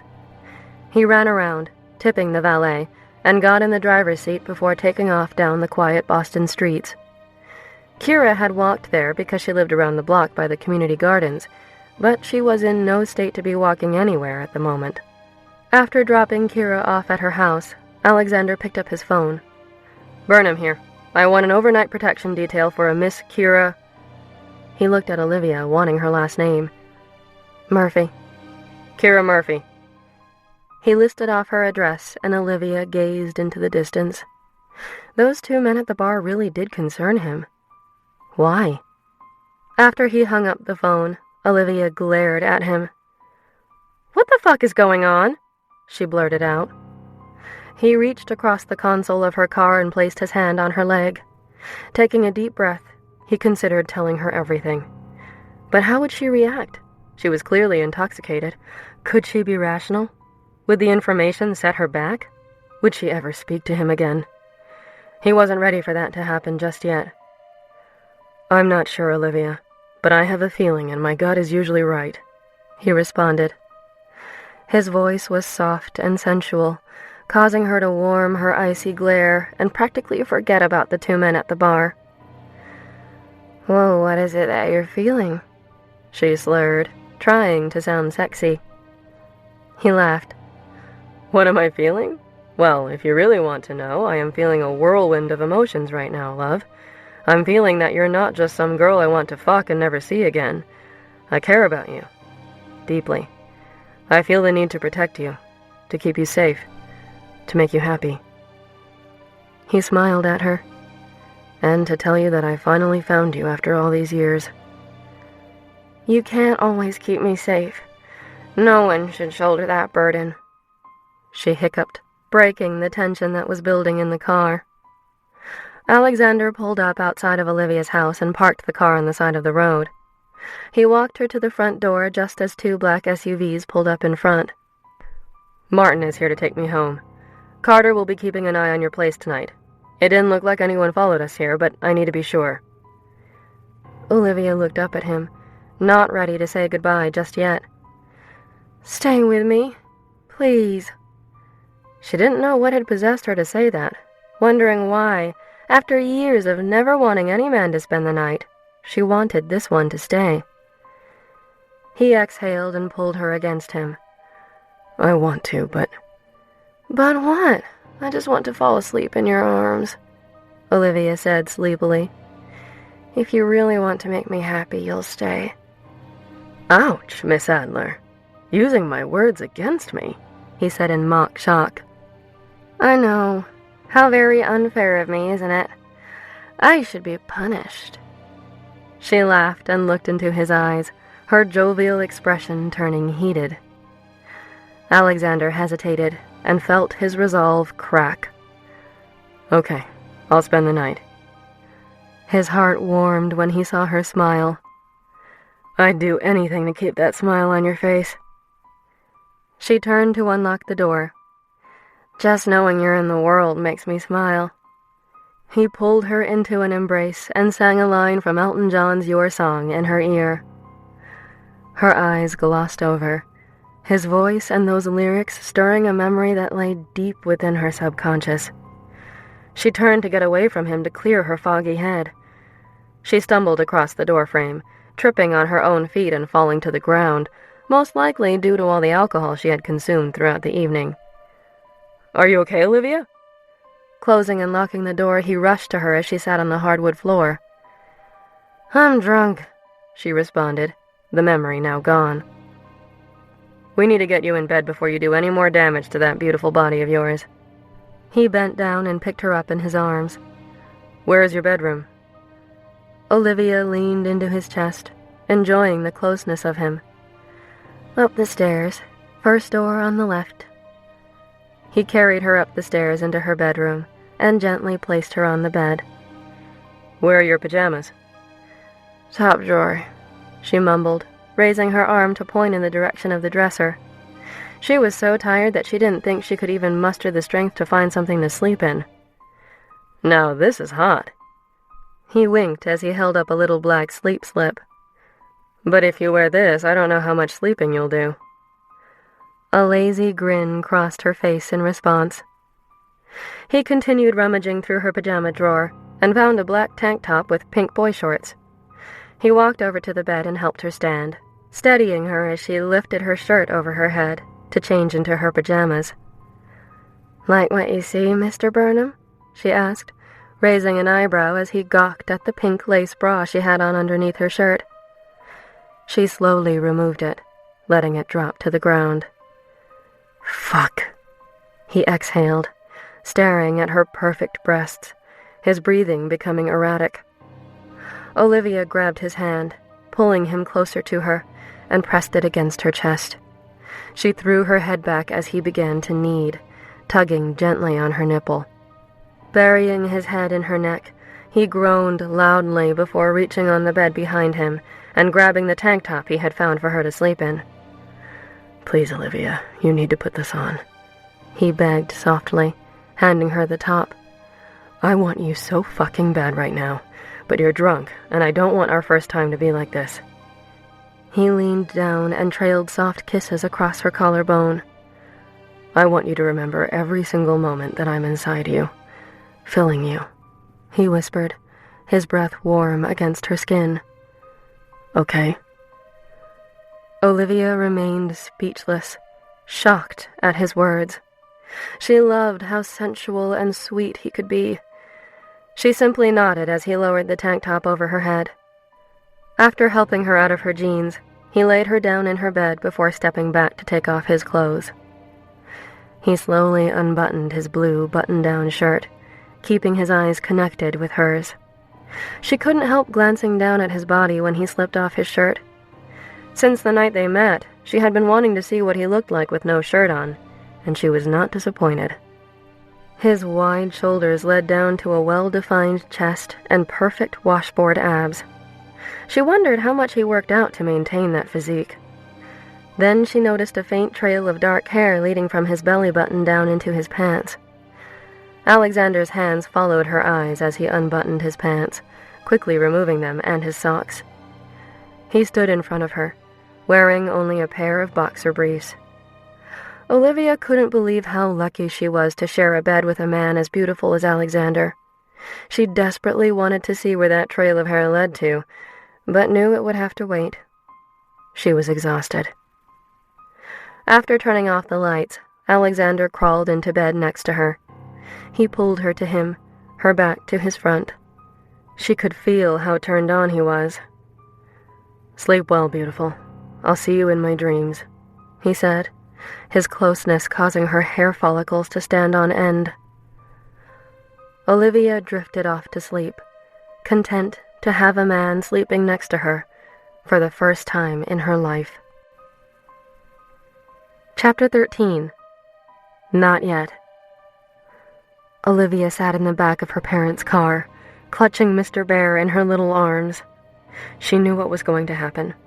Her dad would tell her that he loved her, and then a car would slam into them from behind, forcing them through a guardrail and into a tree. The green-eyed boy came to save her, just like he had been doing in her dreams all week. He placed her in a different car, telling her nothing bad would happen to her again. Then she saw a man dressed all in black come up behind the boy and smash his head with the handle of a gun. The green-eyed boy stared at her, and then fell to the ground. No! Olivia woke up screaming, covered in sweat. The lights snapped on immediately, and Alexander came rushing back to the bed, cradling her in his arms, soothing her sobs. "Olivia, love, what is it?" She trembled as he held her close, comforting her. "I'm sorry. It was just a stupid dream." She didn't understand why that dream was becoming more and more vivid every day. "Would you like a water?" he asked quietly. "Yes, please." He planted a delicate kiss on her forehead before leaving the bedroom. Taking a deep breath, she tried to calm her nerves. She was so angry with herself for asking him to stay over. She hated that he had seen her upset and on edge from the nightmare. "Do you want to talk about it?" Alexander asked when he returned with a bottle of water. Sitting next to her on the bed, he pulled her body into his. "It's nothing." With an unsteady hand, she took a drink. "Olivia, it is clearly not nothing. You're shaking." He looked at her, concern covering his face. "I know. It's just a dream that I've been having ever since I can remember. It's about my parents' death. I still can't believe it will be 21 years this Friday." Alexander's face went pale. She had been dreaming about the crash? If she was able to dream about the accident, maybe she was able to remember more than she had let on. "What's wrong?" she asked. "Are you okay?" Well, I'm sorry you lost your parents." He couldn't bring himself to tell her. Not yet. It was still too soon. "What happens in the dream? You don't have to tell me." He needed to know if she had dreamt about him. "I was at our beach house and my mama was rushing me, wanting to leave quickly for some reason. I don't think she felt well because she was asleep in the car. We sped through town before getting on the interstate. Finally, my father calmed down a bit. I was in the back seat of the car holding Mr. Bear." She smiled. Mr. Bear was my favorite stuffed animal growing up. That much I can remember about my childhood. Alexander returned her smile, recalling the look on her face when she first saw that bear. "My father looked back at me and told me how much he loved me, how much they both did. Out of nowhere, another car crashed into us from behind, pushing our car through a guardrail and into a tree. Usually that was where my dream would end, but recently, it's been different." "How so?" he asked, his heart racing. "Last week, a little boy was in the dream, and he's been there every night since. And I've also been seeing my uncle, too. He was trying to help my mama from the car and had a frightened look on his face." "What was your uncle's name?" Alexander asked quietly, almost as if he didn't want to know the answer. Charles Wright." "What was the boy doing in the dream?" he asked, trying to find out more. He now knew that his father had used one of his alternate identities in order to protect this girl. He had found the paperwork on that alias when he was going through some of his father's things after his death. "Are you okay talking about it?" He rubbed her back in a soothing manner. "Yes, I'm fine."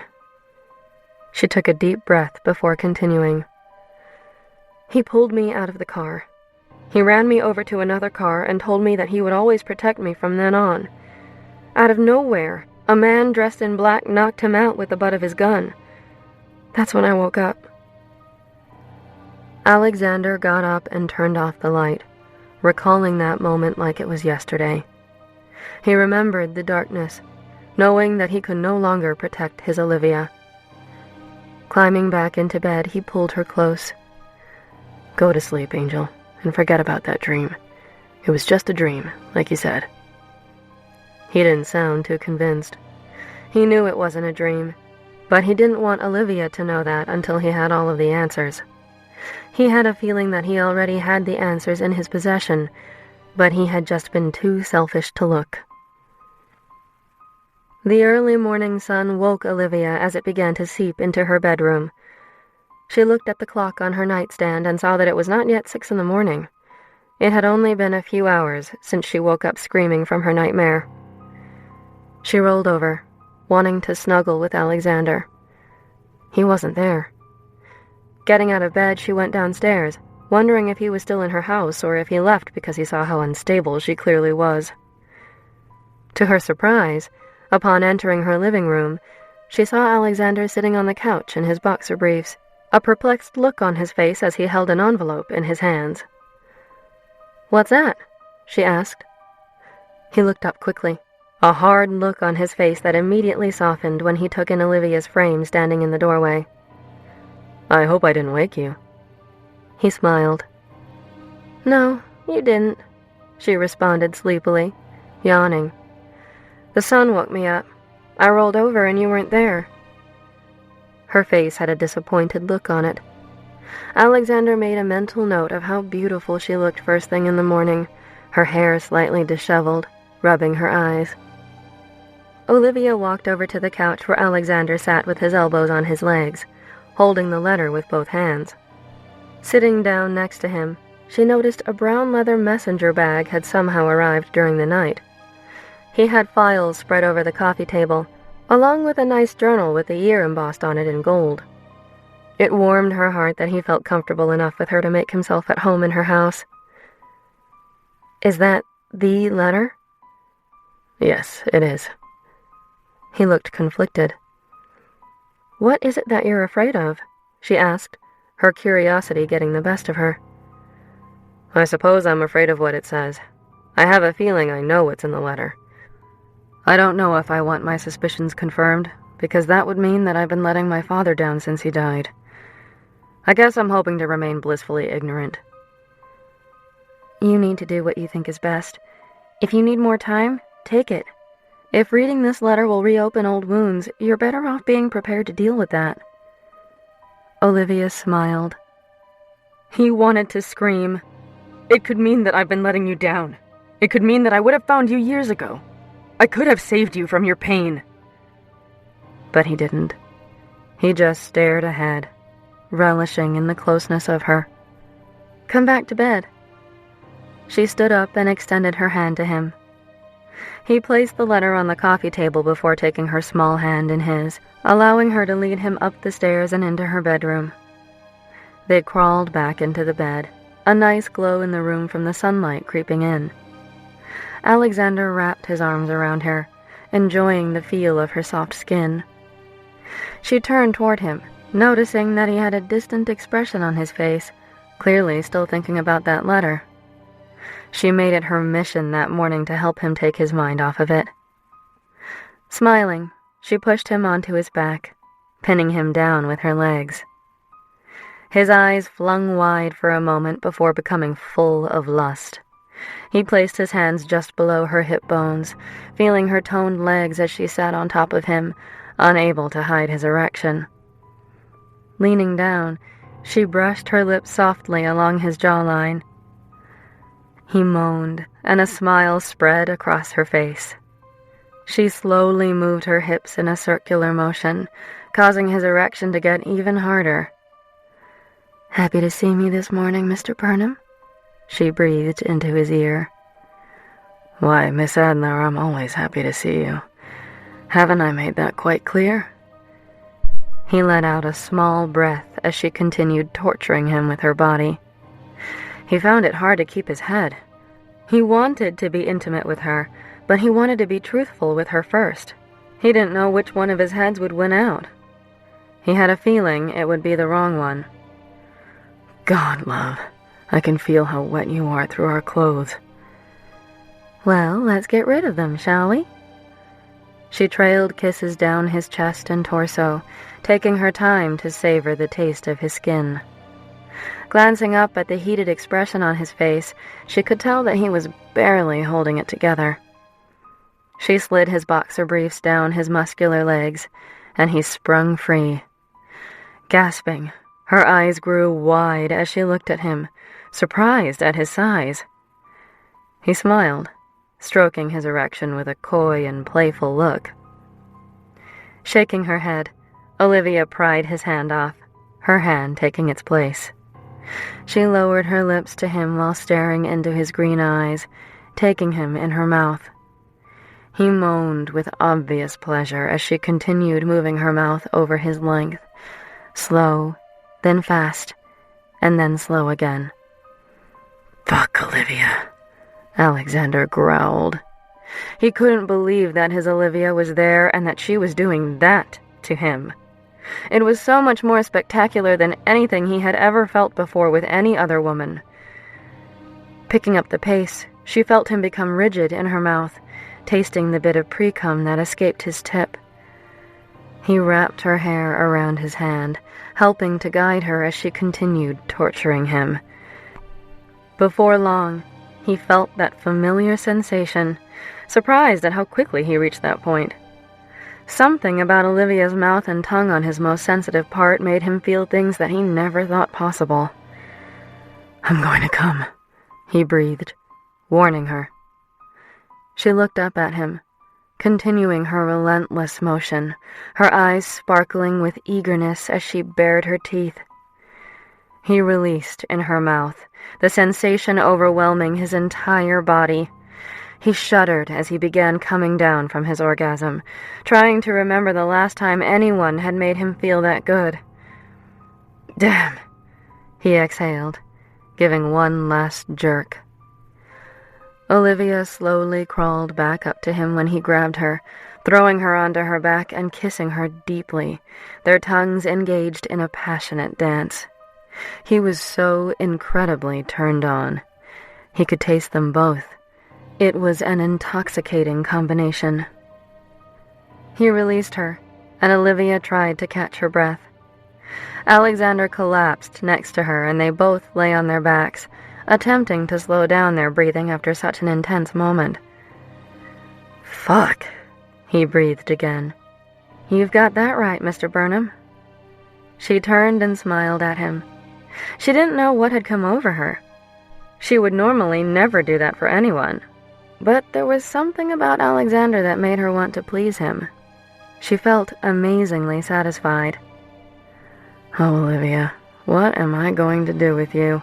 he asked, running his hand up and down her stomach. "You keep saying that. What are you going to do with me?" She raised an eyebrow and leaned in, kissing him softly on his mouth. He pulled her in toward him, wrapping his arms around her small frame. She nuzzled against his chest and fell back asleep, listening to the rhythm of his breathing. "I'll miss you this weekend," Olivia said several hours later, as she said goodbye to Alexander at her front door. She embraced him, taking in his scent. She wasn't looking forward to her weekend without him. He looked down at her and gave her a deep kiss. "I'll be thinking of you every day," he said sweetly. He pulled out of her arms and looked out front, where 2 black SUVs were parked just like the night before. When his eyes returned to her, his expression was severe. "Carter is out front, keeping an eye on things. I have 2 of my best men coming over this afternoon to install your security system. If you need to run any errands, Carter will escort you. This is just for today. Do you understand, Olivia?" "Yes, I understand. I just have an appointment at 11, and then I was planning on going to the gym to work out." "Oh, that's fine. You can do whatever you need to do. Just do not go anywhere without Carter. I cannot emphasize that enough." "I got it, you overbearing ogre." She winked. He stared down at her, a menacing look on his face. "Oh, you have no idea how overbearing I can be." He embraced her again and planted an affectionate kiss on her forehead. Leaning down, he whispered, "I'm always going to protect you, Olivia." He turned to leave, closing the front door behind him. Olivia's heart started racing, remembering her dream, that boy's voice, and those green eyes. Chapter 14. Number 1 Priority. "Miss Adler, ma'am, where can I escort you?" Carter asked as Olivia locked her front door later that morning, before heading to her appointment with Dr. Greenstein. She was taken aback by the man waiting to escort her, wondering whether Alexander had anyone working for him that couldn't bench press 500 pounds. Hi, you can call me Olivia. Libby. Whatever." It wasn't the first time she had an escort. Her uncle had usually insisted on her having a chauffeur when she was growing up. Of course, that had become a point of contention between them as she got older and wanted more independence. "I have an appointment at the Prudential Center. I was just going to walk. It's not that far, and I actually like walking. There's no reason for you to have to drive me." "Ma'am, I have very strict orders from Mr. Burnham to drive you wherever you need to go. It's just a precaution." Olivia realized that she wasn't going to win that battle, and she didn't want to disappoint Alexander so early on in their relationship, if it was a relationship. "Okay," she said, walking down her front steps toward the idling SUV, allowing her big, black, and very no-nonsense escort to help her into the car. In a matter of minutes, they arrived at the Prudential Center. Carter intercepted Olivia as she left the car to go into the center and up to her appointment. "Ma'am, I need to escort you into the building. Again, it's just a precaution. This should all be over by the end of today." "Fine," she huffed, biting her tongue to refrain from complaining. "But, just so you know, I have an appointment with my shrink. That's where I'm going." His face remained fixed with no reaction. He was probably trained to be rather discreet. "I guess that's better than having to accompany me to the gyno, huh?" She nudged him in the elbow, trying to get a laugh out of him as they walked into a waiting elevator. "Yes, ma'am. It definitely is better." He chuckled, his stoic expression softening momentarily. The doors opened after a silent elevator ride, and they both stepped out. "This is her office." Olivia nodded toward the door immediately in front of them. "I'll wait out here," Carter said after assessing the arrangement. The doors to the doctor's office were all glass, so he would be able to keep her in his sights while she waited for her appointment to begin. And since she was seeing her therapist, he figured it would be good to give her some semblance of privacy. "Thank you." She walked through the door and received a warm greeting from a middle-aged woman with short blonde hair and tall frame. "Olivia, it's wonderful to see you again," Dr. Greenstein said, a comforting aura about her. "Come on in." She followed the doctor into her office. It didn't look like a typical shrink's office. It was large, with floor-to-ceiling windows, black tile floor, and several comfortable white couches with green, orange, and yellow accent pillows. Sitting in an oversized white chair, Dr. Greenstein motioned for Olivia to have a seat on the couch facing her. "So, what brings you back to me?" "Well, I figured it was time," she responded sheepishly. Dr. Greenstein picked up a notepad and a pen, looked at her patient, and said, "Do you think? What was the reason for you calling me? It's been quite a while." "Yeah, several years, I know." "So, tell me, what's going on?" "Well, I met this guy." Olivia smiled as she proceeded to give Dr. Greenstein a general overview of what had been going on in her life recently, about how she would refuse to get into a relationship with anyone, but would hook up on occasion. She talked about Simon and how she met Alexander. She mentioned that she asked him to stay over the previous night. "And how do you feel about that?" "I don't know how I feel about it." Olivia glared. She hated that question, and her doctor knew it. Okay, sorry. But we need to discuss your feelings, Olivia. What was going through your mind when you asked him to stay over?" "Hormones," she muttered under her breath. Shaking her head in mild amusement, her doctor continued. You've said that you never let guys stay over at your place. If they were invited over, you would kick them out after sex. So why Alexander? Hold on, we haven't had sex. Okay, so you haven't been intimate yet. I didn't say that, she interrupted. I mean, we've done some things, but just haven't had sex yet. And do you think that's why you don't have a problem with him staying over?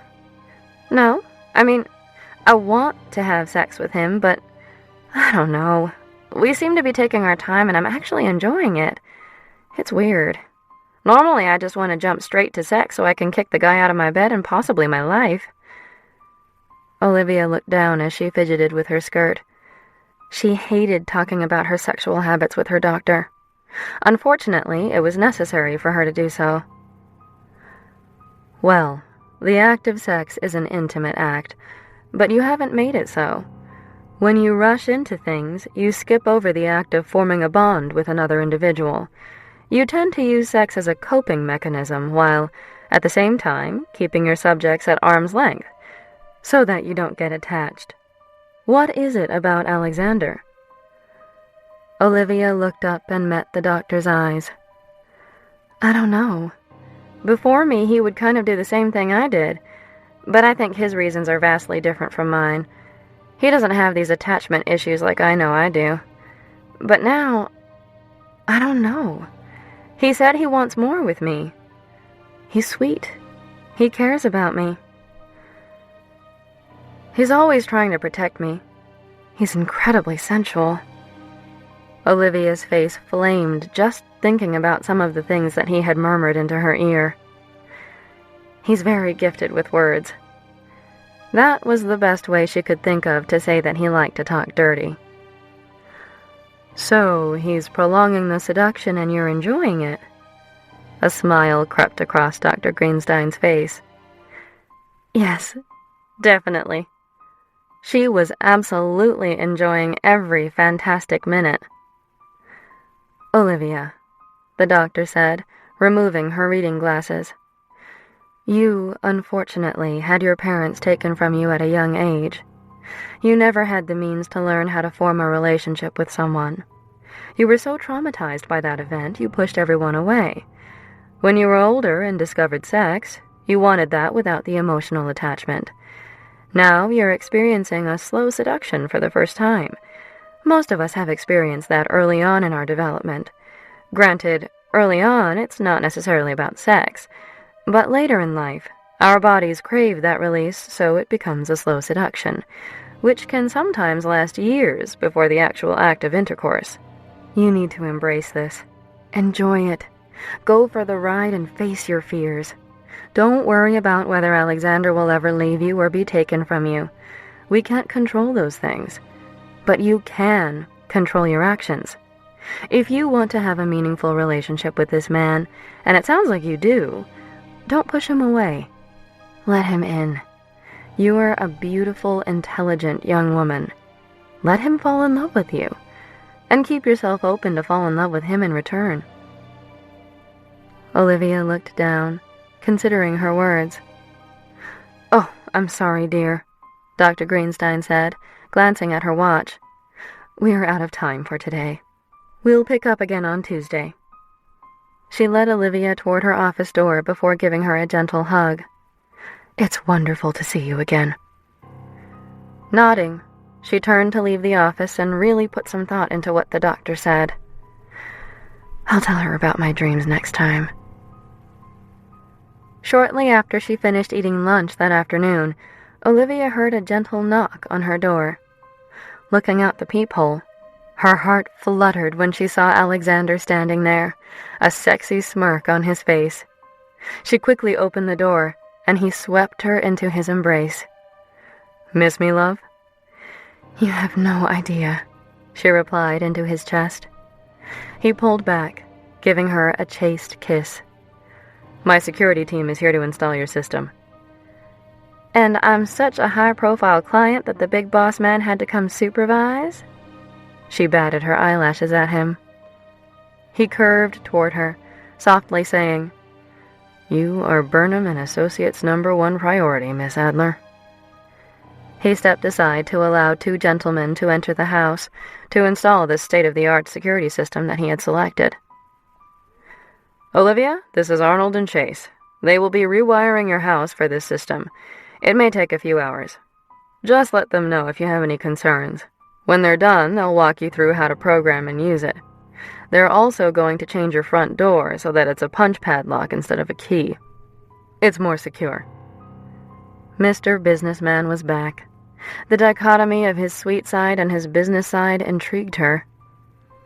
Once he was certain that his installation team was all set, he grabbed Olivia's hand and placed an affectionate kiss on her knuckles, lingering for several seconds. "I have to return to my office. Carter is still out front should you need anything. What are you doing tonight? Any plans?" "Actually, yes, and I promise that I'll take Carter with me. It's Thursday. Kira usually drags me to open mic night at a bar in Davis Square called Johnny D's. It's a pretty good time." "Ah, I've been there. Good bar. Great blues brunch on Sundays." His phone started buzzing. "Excuse me for a minute." He pushed the button on his phone, answering it. "Burnham here. Tyler, what's up?" He looked at Olivia and mouthed, "Brother." She nodded. "Yeah. I'm heading down after my meeting tonight." "Okay. Hey, listen, Ty. I have to go. I'm at my girlfriend's." "Yes, you heard me. We'll talk about it later." "Holy crap! He called me his girlfriend!" Olivia thought. Normally, that would cause her to break out in hives, but the way the word rolled off his tongue made her burn for him even more than she thought possible. Alexander hung up with his brother and dragged Olivia back into his arms, planting a kiss on her forehead. "I hope you don't mind that I called you my girlfriend." She gazed up into his eyes. "No, actually, it made me a little wet when you said it." He groaned and gave her a quick kiss. "On that note, sadly, I must leave you. I'll see you soon, Angel." He walked out the front door, leaving her with a wonderful feeling. She collapsed on the couch, squealing. One of the installation men looked at her. "I have a boyfriend," she explained excitedly. He just looked at her and laughed. "Oh my God, I need to call Kira." She jumped off the couch and ran upstairs to her study. "Oh my God, oh my God, oh my God!" Kira shouted into the phone when Olivia told her the good news. For being in her 30s, Kira sometimes failed to act a day over 15, especially when it came to the opposite sex. "I know, and I let him stay over last night. I actually asked him to." "Holy crap, what have you done with my friend Olivia?" "I know, I feel like I'm 13. Is this the honeymoon phase that everyone always talks about?" "Yes," Kira replied. "It is. Isn't it great?" "Kira, I feel like I'm on cloud 9. I'm happy. I'm smiling. He's all I can think about. For once, I'm not thinking about my past. All I'm thinking about is my future and how he could be a part of it." "Aw, Libs, I'm so happy for you." "But what happens when the honeymoon is over? What happens when I don't feel like this anymore or that these emotions become stale?" "Libby, when you're with the right person, the feeling will never go away. You will always have that person on your mind. You'll always miss them when they're not around. You'll always have this extraordinary excitement when you're together. That's how you know it's meant to be. And any relationship where you don't have that is not worth your time." Olivia took Kira's words to heart as she went through the rest of her day. The security system installation was finished by 5 that evening. Chase quickly walked her through everything, helping her set a code. They also set up the keyless entry. She was thrilled to not have to lug her keys around anymore. After getting back from the gym, she took a quick shower before Kira was expected at her house to head to open mic. "What the fuck is this?" Kira asked when Olivia answered the door. "Alexander put in a new system. He wanted me to feel safer, and Carter has to drive us to the bar tonight. Don't worry about the door and the alarm.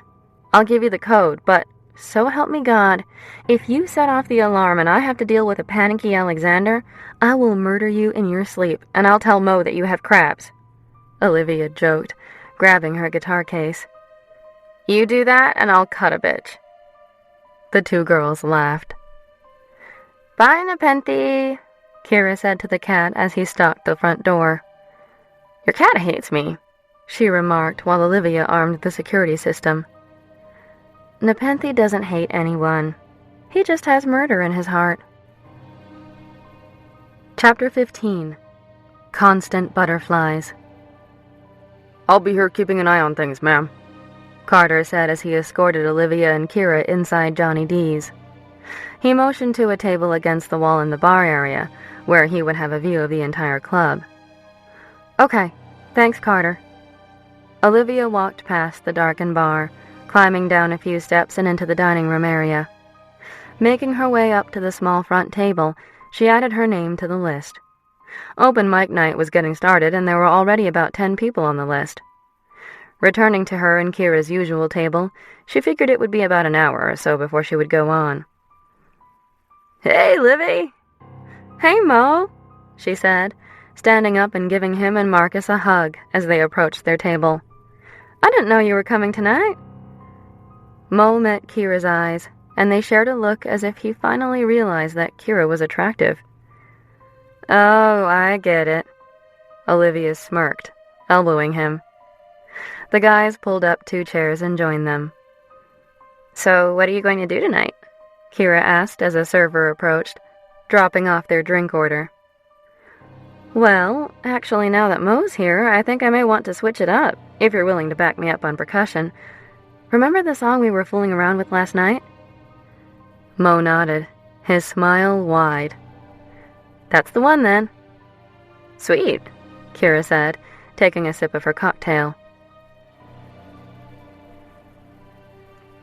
Across town, Alexander finally finished his meeting with his training strategist. Looking at his watch, he saw that it was 8:30. He rushed out the front door of his office building and climbed into the waiting SUV. "Good evening, sir. Off to home, then?" "Actually, Martin, let's make a quick detour. How fast can you get me to Johnny D's in Davis Square?" "I can be there in 15 minutes tops." "I'll give you 5,000 if you can get me there in 10. "Yes, sir." He peeled into traffic, heading toward Davis Square. Less than 10 minutes later, he pulled in front of Johnny D's, and Alexander ran inside. Carter saw him almost immediately and stood up from his chair. "Sure, is everything all right?" "Carter, pretend I'm not even here, please. Just go on with what you were doing and I'll be over at the bar. If either Miss Adler or Miss Murphy get up from their table, please intercept them and get their drinks." "Yes, sir. Oh, and just so you know, she hasn't performed yet." He smiled. "Thank you, Carter." Alexander walked over to the bar and sat at a stool that hid him from most of the crowd sitting in the lower dining area that housed the stage. He still had a great view of the actual stage, and that was all he cared about. "Let's all give it up for the lovely Laura," the MC shouted into the microphone. The crowd's response was mediocre at best. "Next up, well, looky here. Miss Olivia Adler has graced us with her presence. Livy, get your cute butt up here." Alexander shot daggers at the MC, a decent-looking guy in his mid-30s with a shaved head and a short beard. That cute butt belonged to Alexander. The thought of anyone else commenting on it made him wild with rage. He had never felt so possessive before, and it was a strange feeling. Olivia walked up to the stage, carrying her guitar and waving to the crowd as she made her way through the room. Alexander smiled as he took in her appearance. She kept her long dark hair straight and chose to wear a tight yellow halter tank with a pair of dark jeans and giraffe print heels. She looked hot. A guy followed her on stage and sat behind a set of congas. He was about the same height as Olivia and had very similar features. If Alexander didn't know any better, he would have thought they were related. She sat down at a chair positioned center stage and adjusted her microphone as she checked the tuning on her acoustic guitar. "How's everyone doing?" The crowd cheered. "Awesome. Well, I've brought some backup with me today. My good friend Jack DiStanzio is going to help me out. Incidentally, his band, Groove Delay, is performing tomorrow night at McFadden's in the financial district, so come on by. I'll be doing a few songs with him as well. The audience clapped. This is Sleeping to Dream by Jason Mraz. Alexander was transfixed on the woman holding the guitar and interacting with relative ease with the audience. It brought back so many memories of all those years ago. Then she started playing, plucking at the guitar strings, a sweet melody amplified through the bar. As she sang, Alexander looked over the large audience sitting captivated by the woman on the stage. Her normally strong voice sounded sweet and light, matching the mood of the song. He listened to the lyrics as she sang about dreaming of falling asleep next to a special someone. It was a song he had heard many times, but had never paid much attention to before. He absently wondered whether Olivia had realized that the boy she saw in her dreams was him, whether she knew that he pulled her out of that car, whether she knew that he swore he would always protect her, and whether she knew that he had let her down. Olivia and the guy playing the congas, who she introduced as Mo, complimented each other wonderfully. It was clear they had been playing together for a while. When they reached the bridge, the back and forth between their two vocal parts was mesmerizing. Belting out the words leading to the final chorus, the audience cheered wildly for Olivia's strong voice as she hit a high note. The sound filling the bar sent shivers through Alexander's body. She looked so at ease in front of the large crowd.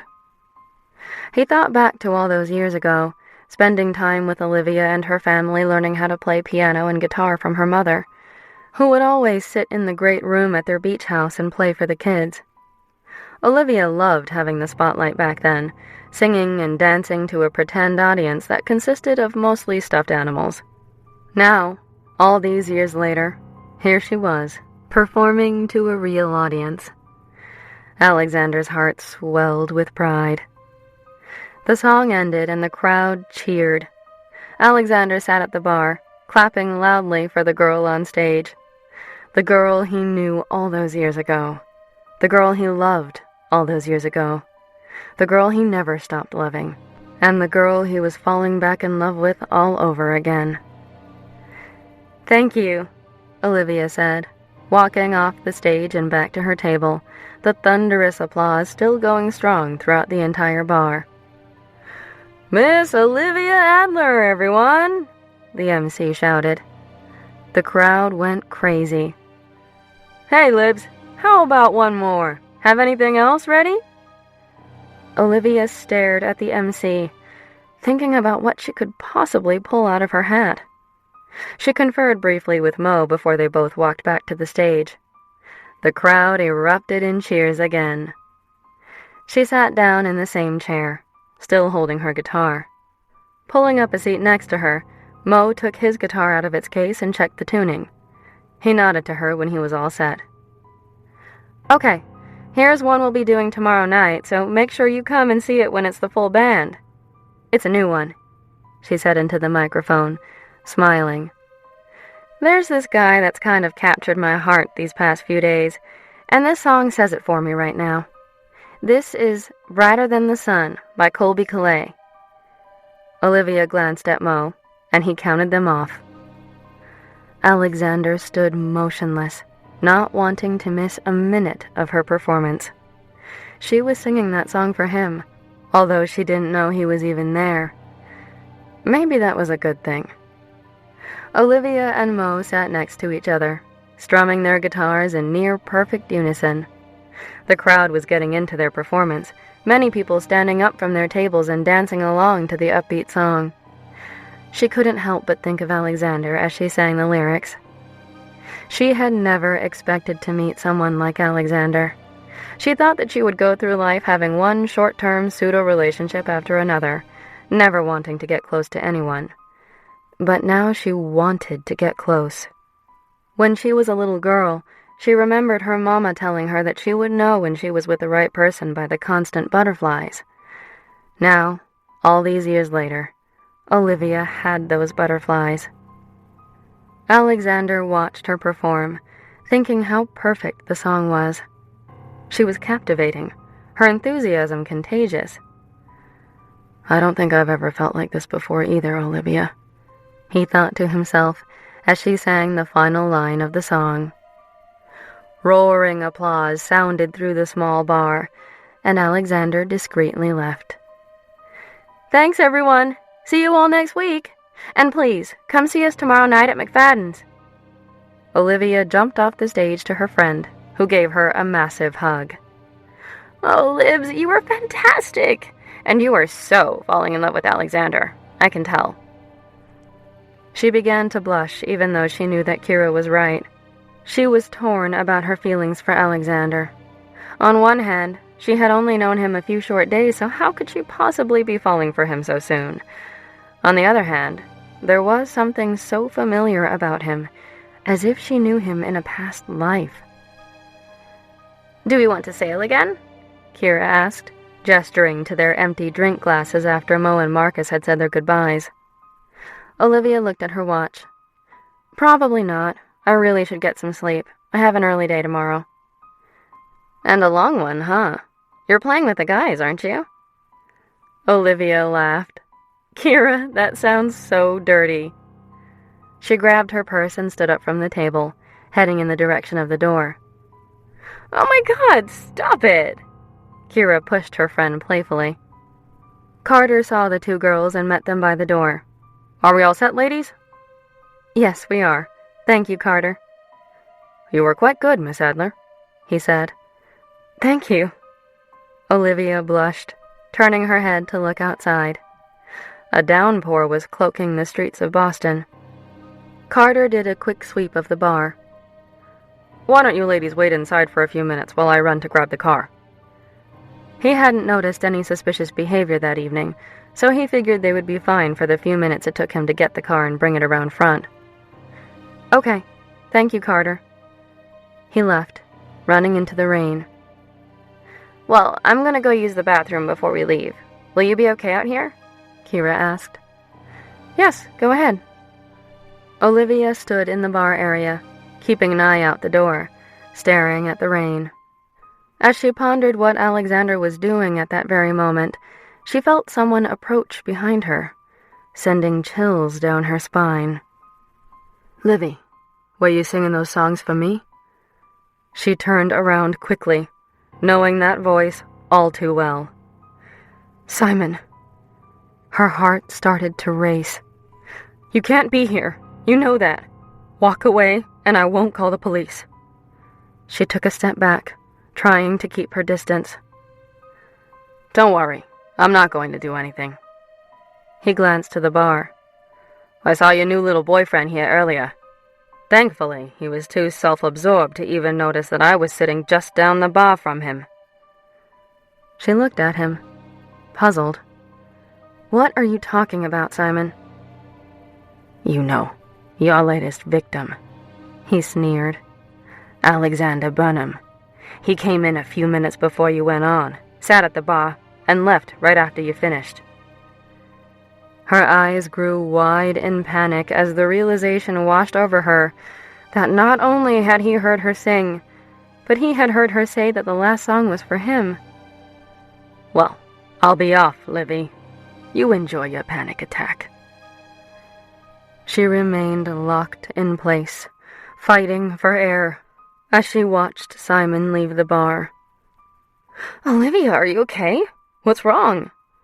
Kira ran up to her, noticing her pale face. "He was here, Kira," she responded, her voice almost a whisper. "He saw me. He heard the songs I sang." "Who was here?" Kira pulled back, confused. "Alexander." "Wait! Shut the front door!" she interjected with a shocked look on her face. "How do you know that?" Well, Simon just came up to me and told me." She cringed in anticipation of her friend's response. "Olivia!" Kira screeched. "He cannot just come up and talk to you." "I know that," she admitted. "But he gets one. If it happens again, I'll report him." "But Kira," she implored. "He saw me. He heard those songs. How could I be so stupid?" She looked out at the rain pouring down, nervous about what Alexander would think. "What are you so worried about? You sang a few songs. So what? If he has half a brain, he'll fall even more in love with you now that he knows that you were singing to him. Relax. Stop worrying about it." "What if he freaks out because of it? What if he leaves me?" Olivia couldn't believe her own words. She normally couldn't care less if a guy left her or not, but she had become attached to Alexander over the last few days, and him leaving scared her to death. "Olivia, I saw the way he looked at you last night as he let us out of the bar. It was as if you're the most precious treasure on the face of the planet. As if he had been looking for you his entire life. He would never leave you, unless you do something incredibly stupid." Kira winked as she spotted Carter standing in the doorway, holding an umbrella. "Let's get out of here." "Okay," Olivia exhaled, thankful to have someone like Kira in her life to talk her down from the ledge. Chapter 16. Ice Cream Grins. "Mr. Burnham, it's wonderful to see you," a middle-aged woman said, greeting Alexander when he entered his family's house on the Mystic River. "Good evening, Mrs. Carlson," he replied, walking in through the large living room decorated in a nautical theme. "How was your ride down? I had expected you earlier." "I'm sorry. I was detained in the city longer than I originally planned." He dropped his bags by the mahogany staircase before striding into the formal dining room. Alexander couldn't remember the last time that room had actually been used. The entire house seemed empty and cold. "Can I get you anything to eat?" she asked, watching him as he stopped in front of a large family portrait hanging on the expansive dining room wall. She always wondered who the little girl was that was standing next to Alexander in the photo. "No, I'll raid the kitchen myself. You don't have to wait on me." His voice was void of emotion as he kept his eyes glued to the portrait. "Well, then I'll be right next door." "Is my mother around?" he asked, snapping his attention back to Mrs. Carlson. "No, she's still in Colorado. Let me know if I can do anything else for you." "I will. Good night. I'll see you tomorrow." "Good night." She turned and walked out the front door, heading to the guest house adjacent to the waterfront property. Finally alone, Alexander slowly walked through the house and took in his surroundings. Being in his childhood home once again, thousands of memories from his younger days came rushing back. He loved growing up there, until his best friend was taken from him. Then the house stood as a painful reminder of all the happy memories they had shared. Memories he would no longer be able to recreate. He returned to that house once a year. This year, however, he was hesitant about continuing his ritual, knowing that Olivia was, in fact, alive. After much debate, he realized that part of her did die that day, and he felt the need to continue to honor the memory of that little girl. He made his way into the large, airy kitchen to make a quick spring salad. It was a nice, breezy August evening, so he took his snack to the front porch of his family's house and sat down, looking at the darkness of the Mystic River. He recalled spending hours on end playing on the porch swing with his best friend. The estate was built in the early 19th century and used to be owned by an old ship captain. Olivia grew up right down the street from him, and, since her birth, they had become almost inseparable. She spent practically every weekend at his house, while her mother was in Newport, Rhode Island, where her family came from, attending one charity event or another. Her father, Jack, worked as a CIA analyst out of the Providence office and was never around much, his work consuming most of his time. Alexander's father, Thomas, also worked for the CIA, but, in order to start his own private security company, had left before Jack worked for the agency. When Olivia's parents moved in down the street from his family, Jack and Thomas became fast friends. Thomas was relentless in trying to recruit Jack to work for his company, but Jack refused, preferring to work at the agency. The two families shared everything, including celebrating holidays together, although Jack was never really around. Alexander recalled walking down to Mystic River Park with Olivia and his dad nearly every weekend, the downtown area usually teeming with tourists taking in the historic maritime town. They would always stop in one of the local shops for ice cream. Olivia would always get a scoop of Rocky Road and a scoop of strawberry, finished off with sliced pineapples. It was such a strange combination, but the look on her face when she ate that first bite was something he would never forget. Brushing off his memories, Alexander finished his salad and went upstairs to his childhood bedroom, which his mother had redecorated years ago. Although it was his family home, no one really lived there, his mother choosing to spend her time between her Denver and South Beach properties instead. His father had hired Mrs. Carlson quite a few years ago to maintain and care for the house when he decided to relocate the main office of his security company from Providence to Boston. At that time, the house became somewhere they would go on the weekends. After his father died, Alexander thought his mother would live in the house again, but it was too painful for her to spend too much time there, the reminders of her husband and everything that family had lost throughout the years overwhelming. He crawled into his antique four-poster bed and glanced at a photo on the nightstand of him and Olivia when they were children. They were at Mystic River Park and were both covered in ice cream. They stood hand in hand with big ice cream grins on their faces. A smile spread across Alexander's face as he fell asleep. "Shit!" A young Alexander heard his father shout into a payphone as he stood inside a hospital room on his 9th birthday. Relatives and well-wishers were crowding the little baby boy that his mother just gave birth to the previous day. He was happy to have a baby brother, but was upset that he was missing time at the beach with his friend Olivia. Alexander was surprised when his father walked briskly into the hospital room, meeting his wife's gaze. He bent down and whispered something in her ear. Her eyes went wide with concern. Whatever had upset his father also worried her. He kissed her on the forehead before leaning down to do the same to the infant that lay in her arms. "Alex, come with me," he said sternly as he left the hospital room. "What is it, Dad?" He followed his father down the long corridor, nearly having to run to keep up with his long strides.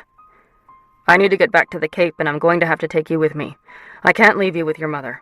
I'll tell you what's going on once we're on the road." They practically ran out to the car and were on the freeway within moments, heading away from New London, Connecticut, toward Chatham, Massachusetts. Alexander turned to his father, looking into the same green eyes that he had. "What's going on, Dad? You look worried." Thomas took a deep breath. How could he relay this information to his now 9-year-old son? "It's Olivia and her parents. I have a bad feeling. Olivia's dad found out some things about some very, very bad people. They want to harm him and his family." Thomas looked down at the speedometer and pushed in the accelerator, urgently trying to cut down his time. "Olivia's mother called earlier this morning and left a message on our machine at the house."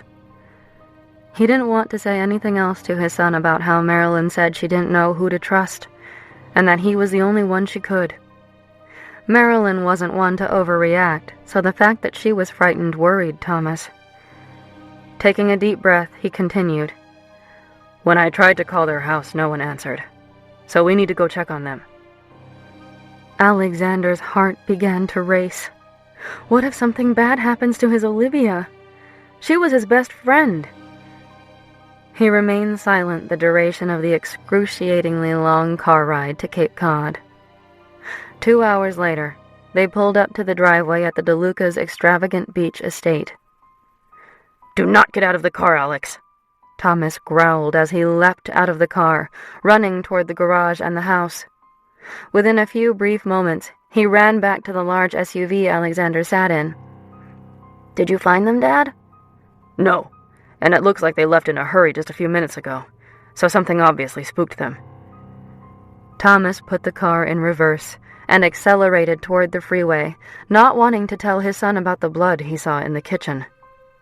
He saw the DeLuca's sedan further up on the freeway, and a wave of relief washed over him until he saw a dark SUV pull out of a turnabout, speeding toward their car.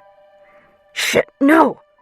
Thomas shouted when the SUV plowed into the DeLuca's car, forcing it through a guardrail and into a tree. Slamming on the brakes, Thomas pulled off along the side of the road.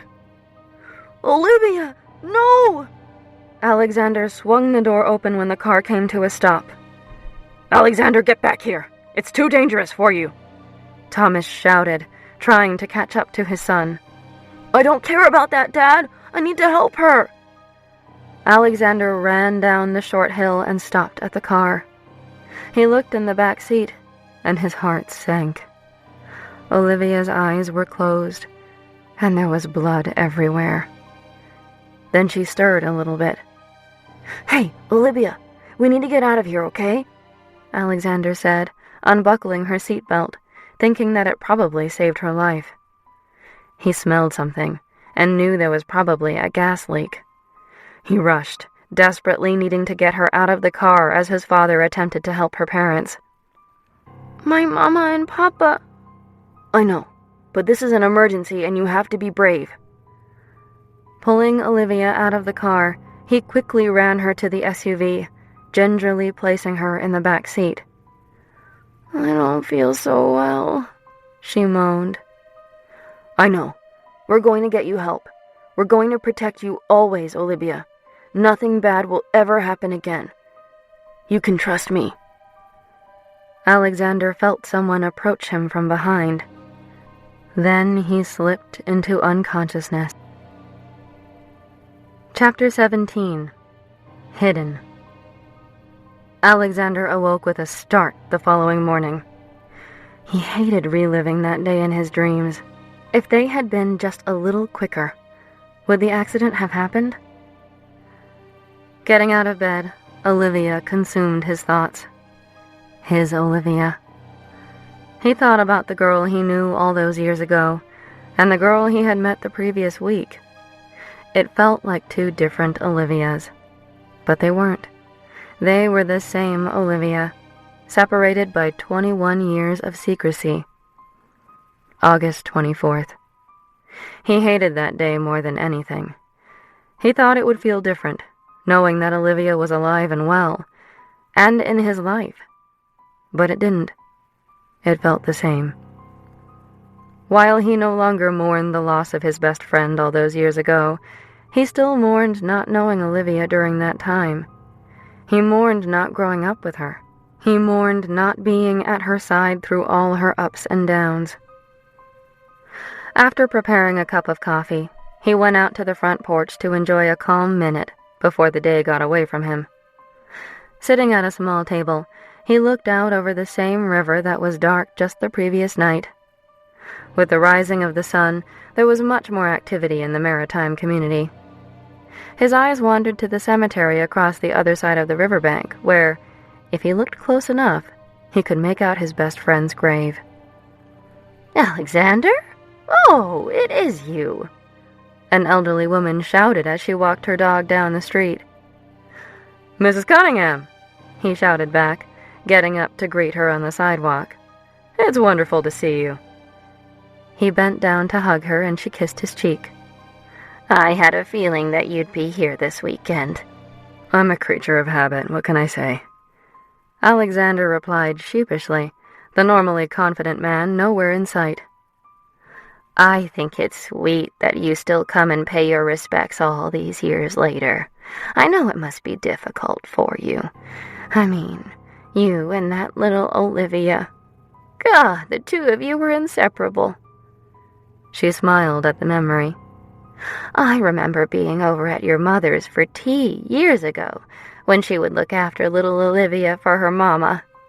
She couldn't even walk yet. And you would jump into her crib and just lie down next to her and watch her sleep, waiting for her to get up." A tear started to trickle down her cheek. "It was such a tragedy. I didn't know her parents well, but Olivia, she was too young." She glanced at Alexander, remorse etched across his face. "Well, dear me, I always bring her up. I'm sorry, dear. I'll be on my way. Stop by later for a cup of tea if you'd like." She walked down the street, and Alexander remained speechless. It was always so difficult to return to Mystic and see his old family friends who knew both him and Olivia. They would always say what a lively and spirited girl she was, and what a tragedy it was to lose her so young. He still had difficulty processing that she wasn't lost all those years ago. She was hidden. An hour later, Alexander made his way to the cemetery. It was a nice day, and he could use the time to think, so he walked the mile across the bridge and toward the old cemetery, stopping at a market to pick up 2 bouquets of roses and 1 of sunflowers. Approaching the large iron gates, he headed down the old dirt path to the DeLuca's graves, set high up on a hill overlooking the river, the sun glimmering on the water, creating a serene atmosphere. Placing a bouquet of roses on Olivia's parents' graves first, he then made his way to Olivia's grave. He sat down and placed the sunflower bouquet at the headstone, smiling at how his old friend loved sunflowers. "Well, another year's gone by and I just don't know what to do. I'm still talking to you like I do every year. But this year, well, I found you. Last week, actually. You are still alive, Olivia DeLuca, except now your name is Sarah Olivia Adler. I don't know what the whole story is and why you were taken from me, but you were. I'm scared to know the truth, Olivia. I love you, you know. I mean, I love the girl that I grew up with all those years ago. You should see the woman that you've become. You are a strong, beautiful, talented, exceptional woman. A woman that I've always seen myself falling in love with, if you can believe that. Maybe the reason I never settled down before was because, deep down, I knew you were still out there somewhere, and my heart was just waiting until I found you." A smile crept across his face, thinking about the previous morning with Olivia and the things she did to him. "But you're also scared," he said, returning from his thoughts. "Scared of losing people. You've lost so much in your life that now you push everyone away, fearful that you'll lose them too. I don't want you to push me away. I want you to open up to me. I don't want you to be worried about losing me. I will never leave you. I've looked for you my entire life, and now that I know I was right, that you are alive, I will never lose you again." Alexander looked down, unsure of what to say next. A gentle breeze rustling through the trees as the horn on the drawbridge sounded in the distance. "I brought you sunflowers again. You always loved them when we were kids. You used to call them giant daffodils." He paused briefly, remembering arguing with Olivia when they were younger about the proper name for the flower that now lay in front of her gravestone. "You don't remember anything about your past," he said sadly. "You remember some things, but not much. It's as if you're this entirely different person than the girl I grew up with. And I know that's okay. I just wish that you could remember, because it's breaking my heart to know that I'm going to have to be the one to tell you. To tell you that you were taken from the people that loved you. That you were taken from me. That your entire life has been a lie." Alexander looked at the grave, his eyes brimming with tears. "And I don't know if I'm strong enough to do that." Taking a deep breath and trying to control his emotions, he stood up and placed his hand on the top of the stone. "I love you, Olivia DeLuca." He turned away and heard a slow clapping. Glancing in the direction of the sound, he became irritated. "Adele, why am I not surprised to see you here?" He walked toward a tall, thin, blonde woman dressed in a short black dress, wearing an over-the-top black sun hat and dark shades. "Alexander, darling, so happy to see you. I just knew that you'd be here." She sauntered toward Alexander and gave him a hug, which he weakly returned. Well, it's not that big of a surprise, is it? I come here every year, don't I, Adele? He glared at her. I know, darling. I know. Listen, Mommy and Daddy are having a thing today at the country club, and I am in desperate need of a date. I figure since you're in town and I'm in town, you'd be more than willing to accompany me. Adele, I don't think that's such a good idea.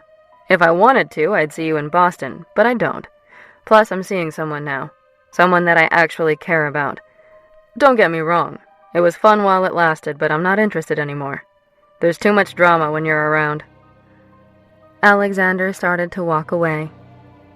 They had slept together off and on for the past decade or so.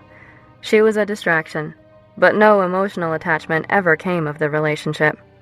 She was more than willing to give up total control of her body to him, which was what he needed and craved. But since he had met Olivia, he wanted more than just an occasional fling. Come on, Alex, just as friends, she insisted, running to catch up with him, making him turn around. I know you're still in love with Olivia, even though she's been dead for, 20 years or something. You were always jealous of her when we were growing up, he interjected quickly. And from the looks of things, you still are. Alex, I'm no longer interested in dating a man who is in love with someone they can never have. No one can ever measure up to the pedestal that you've placed Olivia on. You always have an ulterior motive. So what is it this time, Adele?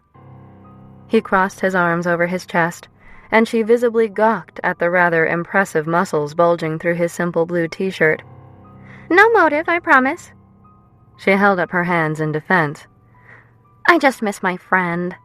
We used to have fun together, before things got complicated. Let's just hang out today as friends, like we used to. Adele took a few short steps and pushed a strand of hair out of his eyes. I miss the old Alex, she crooned. My parents will be there and they would love to see you. He was torn about what to do.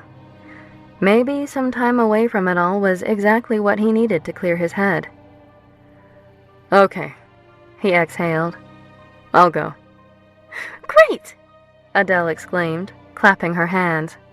There's a golf tournament that they're all at now, but how about noon? It's kind of an all-day thing, and I really didn't want to go alone. I hate all those pretentious high school bitches who are all married and all they talk about are their kids. If I have to look at one more baby photo and pretend the kid is actually cute, I may lose it, so thank you for doing this. Alexander looked at his watch. It was only about 10 in the morning. Okay, I can do noon. Fantastic. Pick me up at my parents' place, okay? Why don't you just walk over to my place? It's only 3 houses away. Alexander, darling, you can't honestly expect me to walk to you wearing heels, can you? You've been screwing trash for far too long, dear. You need to have higher expectations of the women you fuck. We're not fucking today, Adele. He started to walk away. I'll pick you up at noon. It wasn't worth the fight. Adele quickly followed behind him and jumped in her sporty white convertible, pulling up alongside him. See you at noon, Alex. Oh, and happy birthday, darling. Mr. Burnham, welcome back, Mrs. Carlson said when Alexander walked into his house. Your brother and sister are here. They're in the study. Thank you. I'll be going out in a bit and won't be around for lunch or dinner, so you'll only have to worry about Carol or Tyler, if they'll be around. Yes, sir. Alexander made his way into the study, wondering what Carol was doing there. While it wasn't out of the ordinary for Tyler to show up in Mystic that weekend for Alexander's birthday, she normally stayed in Boston in case she was needed for work. Her being in town struck him as odd. Entering the formal study, he was met with a younger version of himself. Happy birthday, bro, Tyler said, walking over to him, giving him a hug. Thanks, Ty, Alexander replied. What are you doing here? I thought you'd be hung over from the big 21 celebration last night. Tyler shrugged. It's your birthday today. I needed to be here for you. I know how hard this day is for you." He leaned over and whispered in his ear. "Plus, that fake ID you got for me when I started college has been great. I feel like I've been 21 for years now." Alexander smiled. "Hey, I heard that," Carol interjected. Alexander looked fondly at his sister. "Hey, Carol, how's it going?" Good. She looked hesitant. "What's going on? Why are you both here?" We need to talk, Alex, she said, looking nervously at Tyler. I've been thinking that, with all the new information that has come to light, it might be time to open that letter. Alexander stared at his siblings, wide-eyed. Alex, what are you so worried about? I know Dad sent the letter to you, and it's your decision about whether to open it or not. But come on already. "You've been sitting on that letter for over 5 years, Tyler interjected. "Now you know that Dad covered up Olivia's death. He had her name changed. I guarantee that's what he was doing all those years when he was gone. He was with her, protecting her. Don't you want to know why?" Alexander glared at his sister, ready to kill her for telling Tyler everything. "Of course I do," he shouted, slamming his fist down on a nearby table. "But how the fuck do I tell her? I love her!"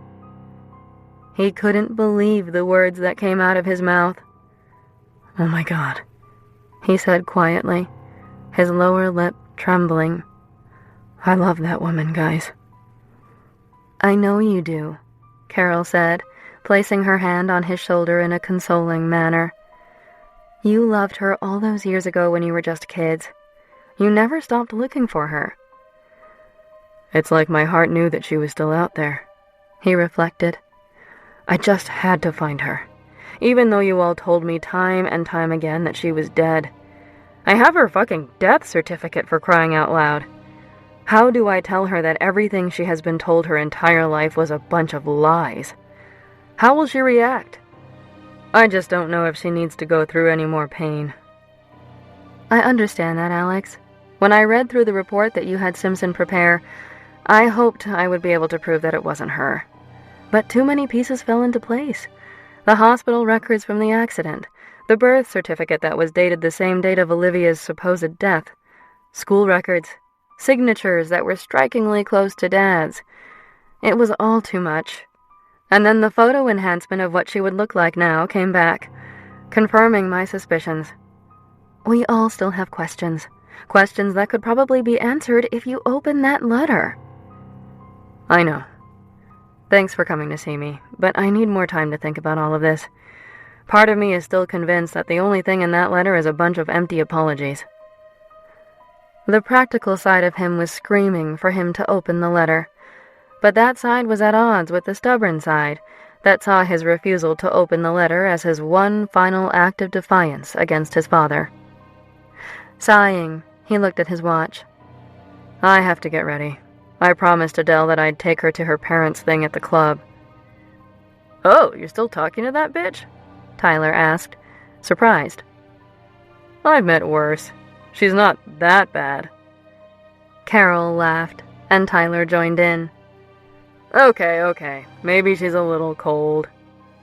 And calculated. She wants your money, Alex, Carol retorted. Her parents are loaded. She's got money of her own, so she's not after mine. You haven't heard? Tyler asked, raising his eyebrows. Heard what? Well, word is, her family took a bit of a hit a few years back with the downturn of the housing market. They're still trying to keep up appearances that they have money as a way of attracting money to them, but let's just say that they're practically broke. Gold-digging whore, Carol muttered under her breath. I grew up with her. You guys didn't know her that well. She liked me when they still had money. I'm not saying I ever saw myself with her long term, but she was always good for a distraction. Maybe that's what I need today. A distraction. If you don't mind, I need to get ready to pick her up. Okay, Tyler said. But you better hope she didn't pull some move like she did last time, and call the photographers just to get her name and photo in the paper for a quick buck and a few minutes of celebrity. That was New York. We're in Mystic, for crying out loud. It's not a hotbed of celebrity sightings, so I think we'll be fine. But thanks for your concern. Alexander turned to leave, pausing briefly. Wait. I'm sorry, guys, he said, spinning around, hating to leave his siblings on a sour note. I'm just on edge lately. Stay the weekend. We'll go out for some drinks later. I haven't spent time with you all in a while with work being busy. It'll be good for us. Yeah, okay, bro, Tyler replied, giving him a brief hug. I know things have been rough lately. I can make that work. I'm off until Monday, Carol replied, kissing him on the cheek before turning to her youngest brother. Come on, Ty. Let's go get some oysters. My treat. Alexander looked at his siblings, a hint of jealousy on his face. You can blow off Miss Fake Boobs and join us for oysters, too. Carol winked. He hesitated briefly. I can't. I'll meet you later and we'll have some drinks. Promise. Okay, but leave Adele out of it, she ordered. Got it. See you both later. Alexander walked out of the study, thankful that he hadn't left his siblings on a bad note. He normally didn't get to hang out with them, although they all lived in the greater Boston area. His younger brother went to Boston University and was in his last year there.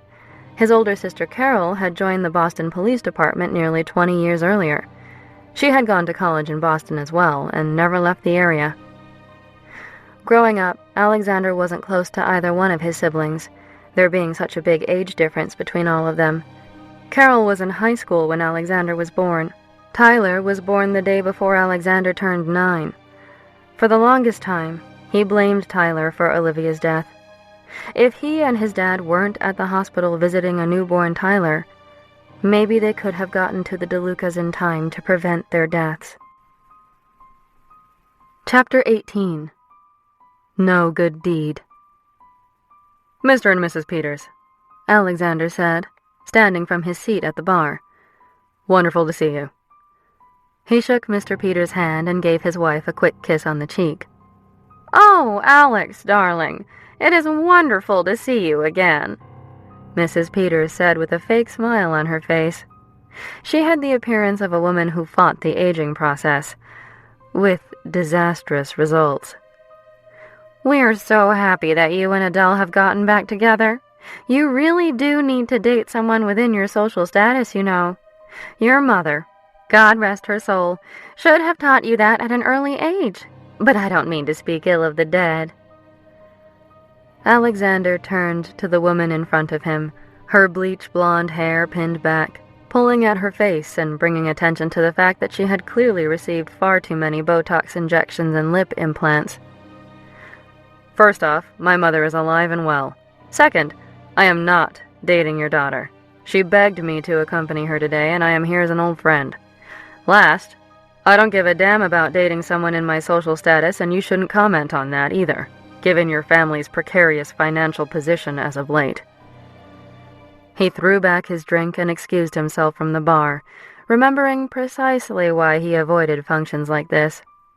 It was good to go for business reasons, but, unfortunately, there were so many trust funders who continued to jockey for position in New England society just by associating themselves with him, his successful company having secured him a place as one of the country's most sought-after bachelors.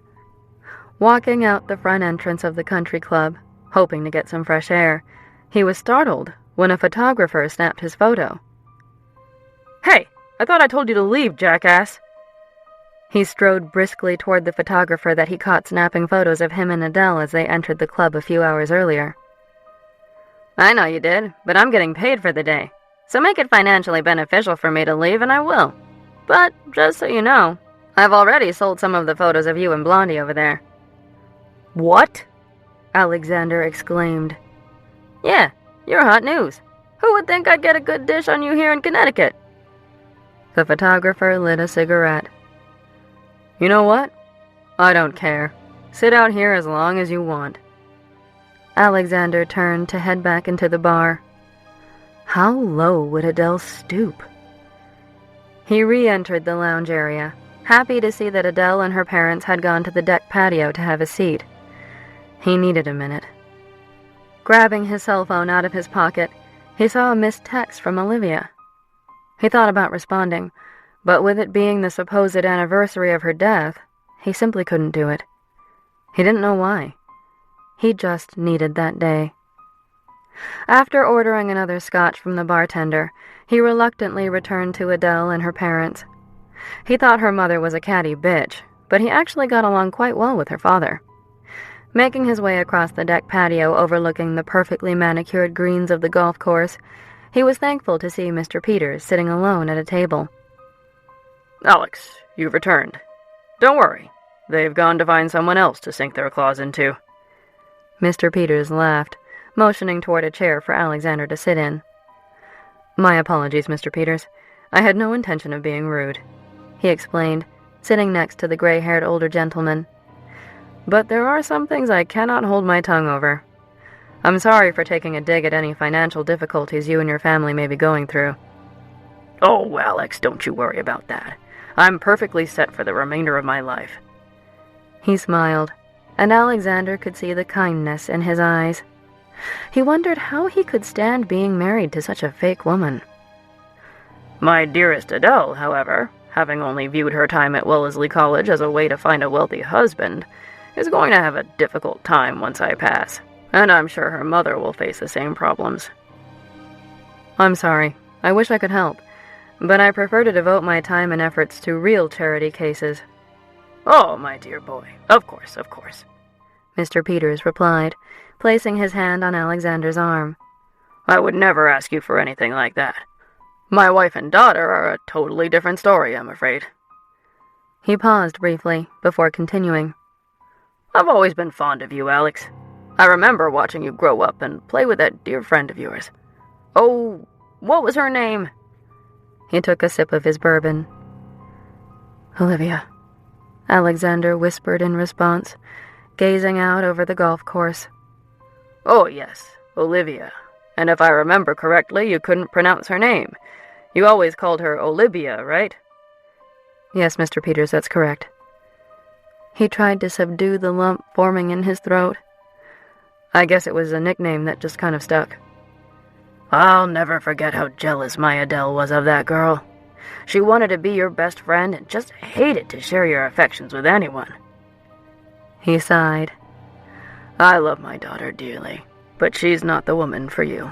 And I say that with all due respect to my Adele. Mr. Peters smiled fondly.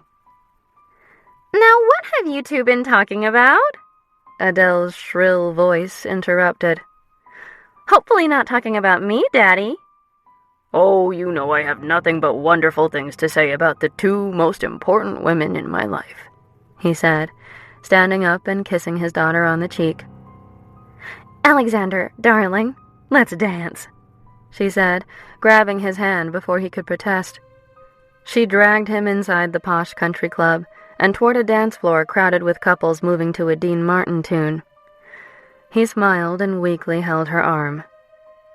Facing her once they were away from her parents' prying eyes, he growled, I'm not going to dance with you, Adele. I'm sure both you and your mother have those photographers selling their photos to the highest bidder to give you some internet juice. I won't have anything to do with that, so you can just cut the crap right now. I didn't want to say anything in front of your father because I genuinely like him, but I will not play your game. His voice grew louder. You have a choice. You can act as an old friend for the rest of the afternoon and we can enjoy each other's company, or you can continue to try to parade me around as your special friend and you will soon find yourself all alone. He looked around at the crowd that had gathered to eavesdrop on their conversation. I need a drink. He stormed away from Adele and toward the bar. Dude, that was epic, Alexander heard as he took a seat. He turned to the source of the voice, surprised to see his brother sitting there enjoying a beer. Hey, Ty, what are you doing here? You hate this scene. Alexander signaled the bartender to pour them another round. I know, but Ma's on my ass about getting out to more charity events, so here I am. Apparently, we were all on the guest list. I figured I'd save you from yourself, or at least from Adele. Tyler winked. Carol had a work thing she needed to take care of, a conference call or something about a case, so I decided to drive out here and keep you company, now that I can use my real ID to get a drink. I'm sorry I never officially wished you a happy birthday. I don't know where my head was before." He raised a drink to his brother and they clinked glasses. "It's okay. I know how difficult this day is for you. I'm just here to try to make it enjoyable for once. And I promise not to mention the O word at all." "What O word?" Adele interrupted, slinging her arm over Alexander's shoulder. He rolled his eyes, his annoyance with the fake blonde apparent. When neither Tyler nor Alexander responded, she raised her voice and laughed. "Oh, you must be referring to the multiple orgasms you gave me last night." She glanced over to a few photographers, smiling her best fake smile. "Alexander Burnham is an animal in the sack," she shouted so that half of the bar could hear. "Adele!" Alexander pushed her arm away from him as if it carried some sort of contagious disease. "What did we just discuss? Do you really have no concept of class and dignity? You were a nice distraction all those years ago, and it was great to blow off some steam with you when I was on leave from the Navy, but I could never date someone as superficial as you." He stood up and slammed back his drink, clearly getting ready to leave. "You know what, Alex?" she yelled as he walked away. "You need to get over your little obsession with Olivia DeLuca. She's fucking dead," she hissed. "And you still mourn her every fucking day. It's sad, really. You'd think that after 20-something years you'd be over her. Move on." Alexander spun around, his eyes aflame with fury. "The difference between you and me is that I care more about people than whether they have a 10-figure bank account. Olivia was an important part of my life when I was growing up, and yes, I still mourn her death. She was a part of me that died, but you are too self-absorbed to understand. Goodbye, Adele." He stormed out of the clubhouse and handed his ticket to the valet, who brought his car around rather quickly. "Alex!" he heard Tyler shout as he was getting into his Maserati convertible. "Wait a minute." "What's up?" "Want to go to a real bar?" Tyler asked, his eyebrows raised. "Yes, I need a drink after this," he replied in irritation. "Great. Meet me at the tavern. I'll text Carol and tell her to meet us there." Alexander put his car in first and made his way to the tavern. It was a bar that he had frequented quite a bit when he was in Mystic. The location right down the street from their favorite oyster place and near Mystic River Park made it the perfect place to unwind. 20 minutes later, he pulled up in front of the historic brick building and walked inside the small, dimly lit bar, to see the place already buzzing at 4 o'clock on a Friday afternoon. He assumed that everyone was getting an early start on the weekend. "Alex!" Carol shouted as she downed a shot of some amber liquid. "Hey, sis. How many of those have you had?" He returned her hug. "Not nearly enough. Now, let's get wasted. We can always walk back to the house later." They made their way from the bar to an open high-top table. A matter of minutes later, Tyler arrived, and Alexander ordered a round of beers and shots for his siblings. "Come on, Carol, you need to play catch-up," Tyler shouted as he handed her another shot once their server returned with their drinks. The three siblings drank and caught up, sharing what was going on in their personal lives. Tyler was looking forward to his final year at Boston University, where he studied finance. He planned to go on to graduate school the following year.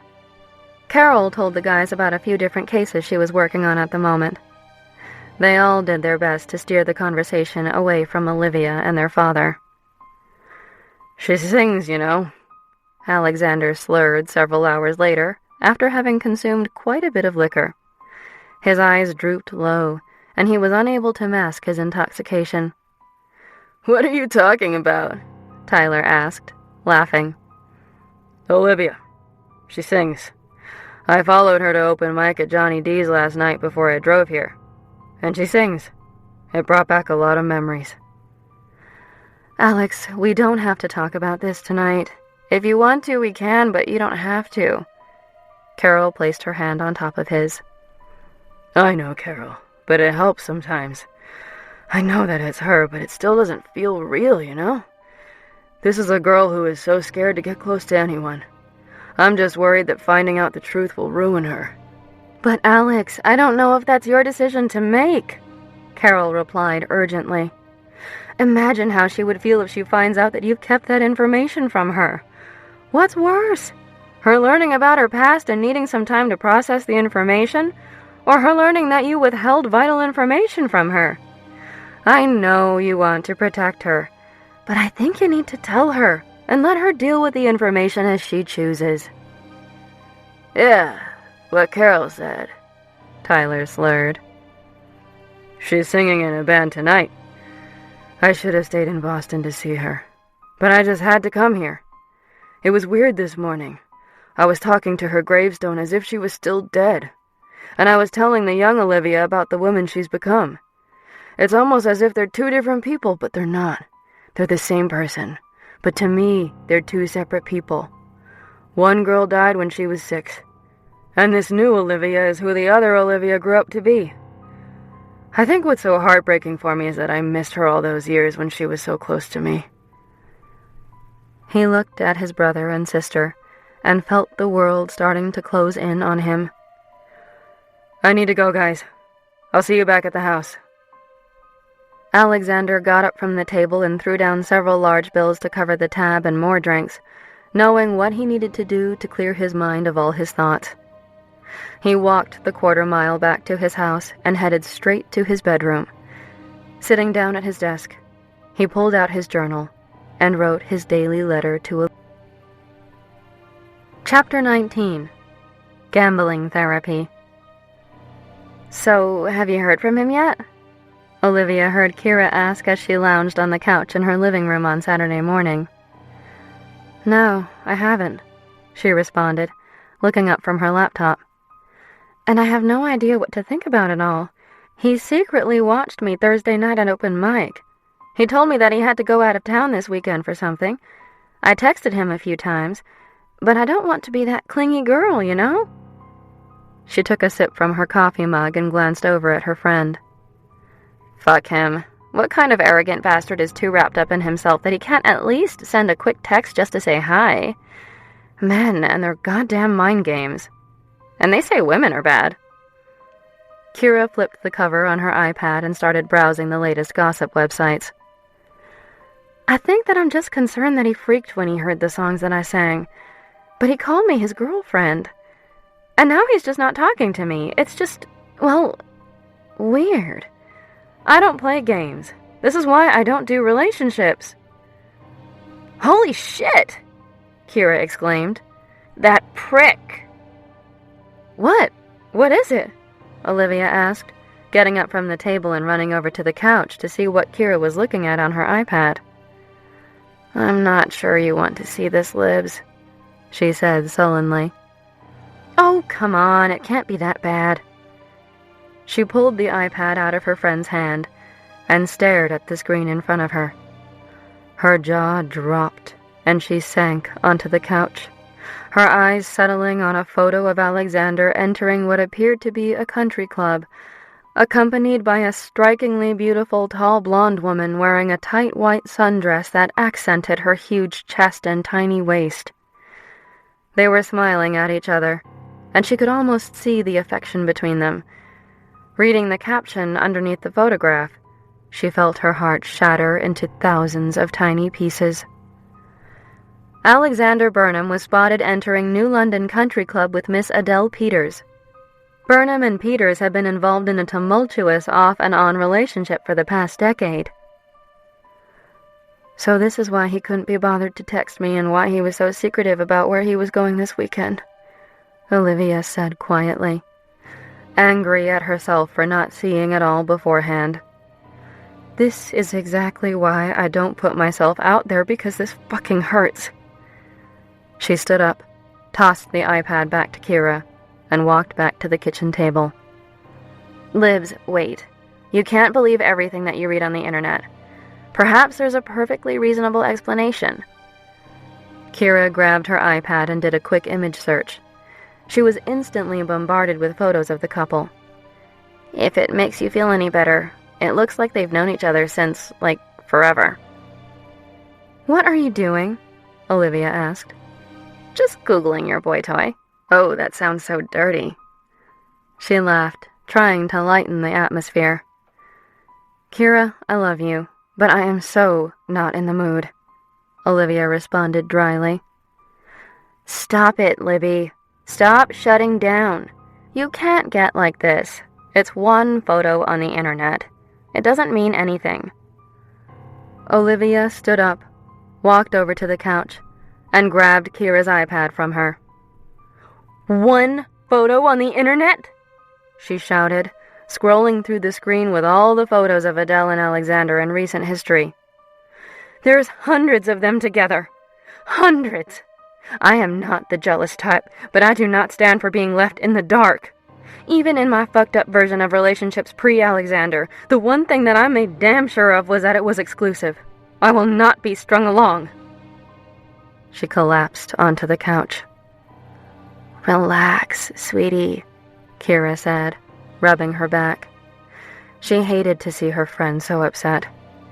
She knew how fragile she could be at times, and the last thing she needed was for her to retreat back into her shell. The shell that she struggled to get her out of for years. Even if he has no explanation, don't give him the satisfaction of knowing it upset you.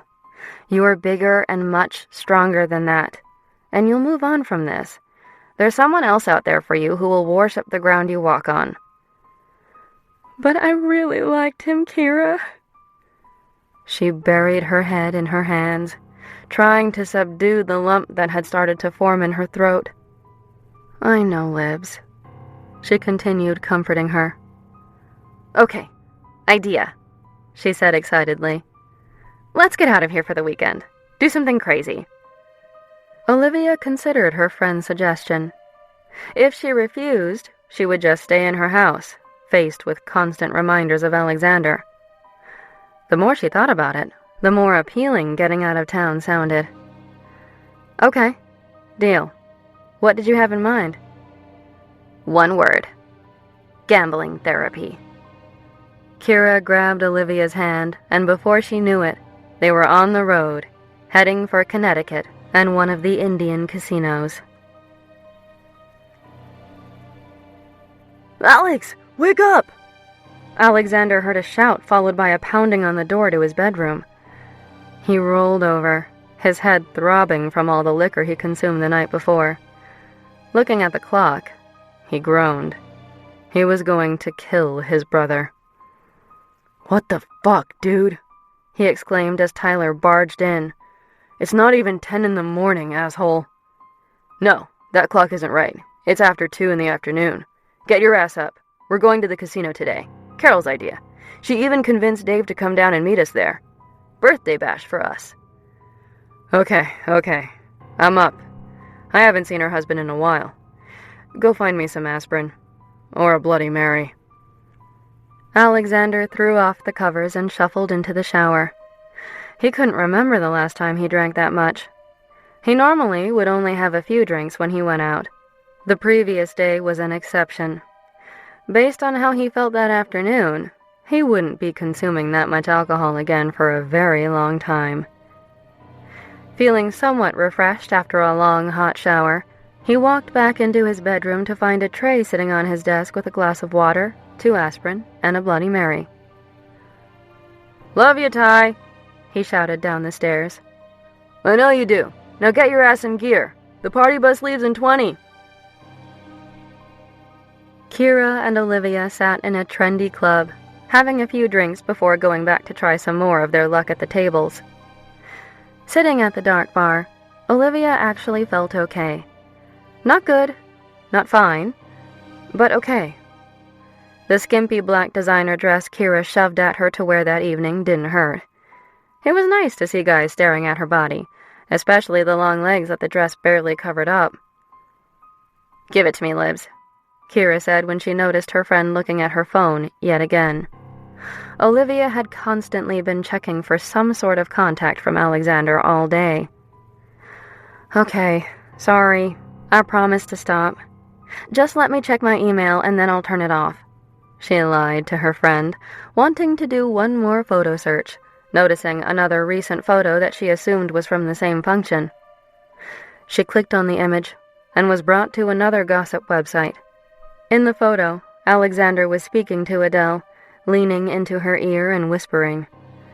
Olivia looked at Adele's face and could see by the expression on it that he must have been telling her something rather sweet and endearing. They just looked like they belonged together. Two of the most beautiful people in the world. She wondered what Alexander could have possibly seen in her when he could be with someone as beautiful and stunning as Adele. "Fuck him," she spat, turning off her phone. "I'm swearing off men. Kira, want to be a lesbian with me?" Kira handed her another drink. "Thanks for the offer, but I'm hot on Mo." "Then you should probably do something about that, Care Bear. He's one of the good guys. Apparently there's not a lot of them left." "Oh, Libs, don't rush to judgment so quickly. At least promise me that you'll give him a chance to explain," Kira said as she took a drink from her martini. "And then you can stomp on his balls." "I'm not making any promises. All I know is that I need a drink and a distraction. Let's go dancing." After downing her martini, Olivia got up from her bar stool and headed in the direction of the dance floor. Kira followed. The girls found their way to the center of the packed dance floor, club lights barely illuminating the dark area. Olivia moved to the rhythm of the music, trying to block out everything that had happened the past week. The girls danced for several minutes before a tall blonde man wearing a black button-down shirt and jeans moved toward Kira and started dancing with her. "Are you okay?" Olivia mouthed. Kira gave her the thumbs-up signal. Nodding, Olivia indicated that she was going back to the bar, on a mission to get drunk. Kira had tried her best to help her keep her mind off Alexander, but he was all she could think about. She approached the long, circular bar and placed her drink order. As she waited for her martini, she heard loud laughing on the opposite side of the bar. She turned her head and gasped when she saw Alexander there with several other people, one being Detective Wilder. She looked a little closer, squinting through her eyes foggy from the alcohol, and noticed that hanging onto his arm was the woman from the photos. She grabbed her drink off the bar, fuming, and returned to the dance floor, hoping that Alexander had not seen her. She was fairly certain he was too absorbed in the people he was with to notice her. Why would he notice Olivia when someone as beautiful as Adele clung to his arm? She made her way through the crowds of people, finally finding Kira. "He's here!" she shouted as her friend danced with another random guy. "Who is?" she shouted back over the loud club music. "Alexander! And the bitch is clinging onto his fucking arm!" Kira immediately pushed the guy away. "Sorry, girl problems. Thanks for the dance." She turned to face Olivia. "Are you motherfucking serious?" "Yes, and I'm so glad to know you have a degree in English. It makes me hopeful for the future of our country." She threw back her drink, finishing it one gulp, needing it to dull the pain. "Shut it, Libby. Where is he?" "At the bar." "Okay, here's a plan. Two can play his little game. And don't yell at me and call me immature." She grabbed Olivia's empty glass from her hand. "We're going to find you a hottie to dance with, and you will simply pretend that Alexander Burnham doesn't exist." She scanned the dance floor and found a tall man with dark, brooding eyes and a chiseled face. "Hey, you!" Kira shouted to her target, getting his attention. He walked over to the girls. "This is my friend Olivia. I saw you checking her out like all night, so maybe you should grow some balls and ask her to dance." Olivia loved how direct Kira was. She wished she could be like that sometimes. "Olivia, it's wonderful to meet you," he said in a slight Irish accent. "My name is Colin." He reached his hand out, and she gingerly placed her hand in his. "Nice to meet you too, Colin." "Dance with me?" "Yes." Olivia allowed him to lead her a few feet from Kira, and she got lost in the music, trying to follow Kira's advice and forget all about one Alexander Burnham and his familiar green eyes. Alexander had been trying to shake Adele off his arm all evening, He had no idea how she knew that he would be at the casino. His luck was horrible as of late. She brought one of her college friends with her, who was shamelessly hitting on Tyler, not seeming to care that he was easily several years younger than her. Adele wrapped her arm through Alexander's yet again. He was getting ready to lose his mind when Carol shot him a questioning look. "Adele, how many times must I tell you? Get your hands off me." He reached for Adele's arms that were clasped around his and rid himself of her touch.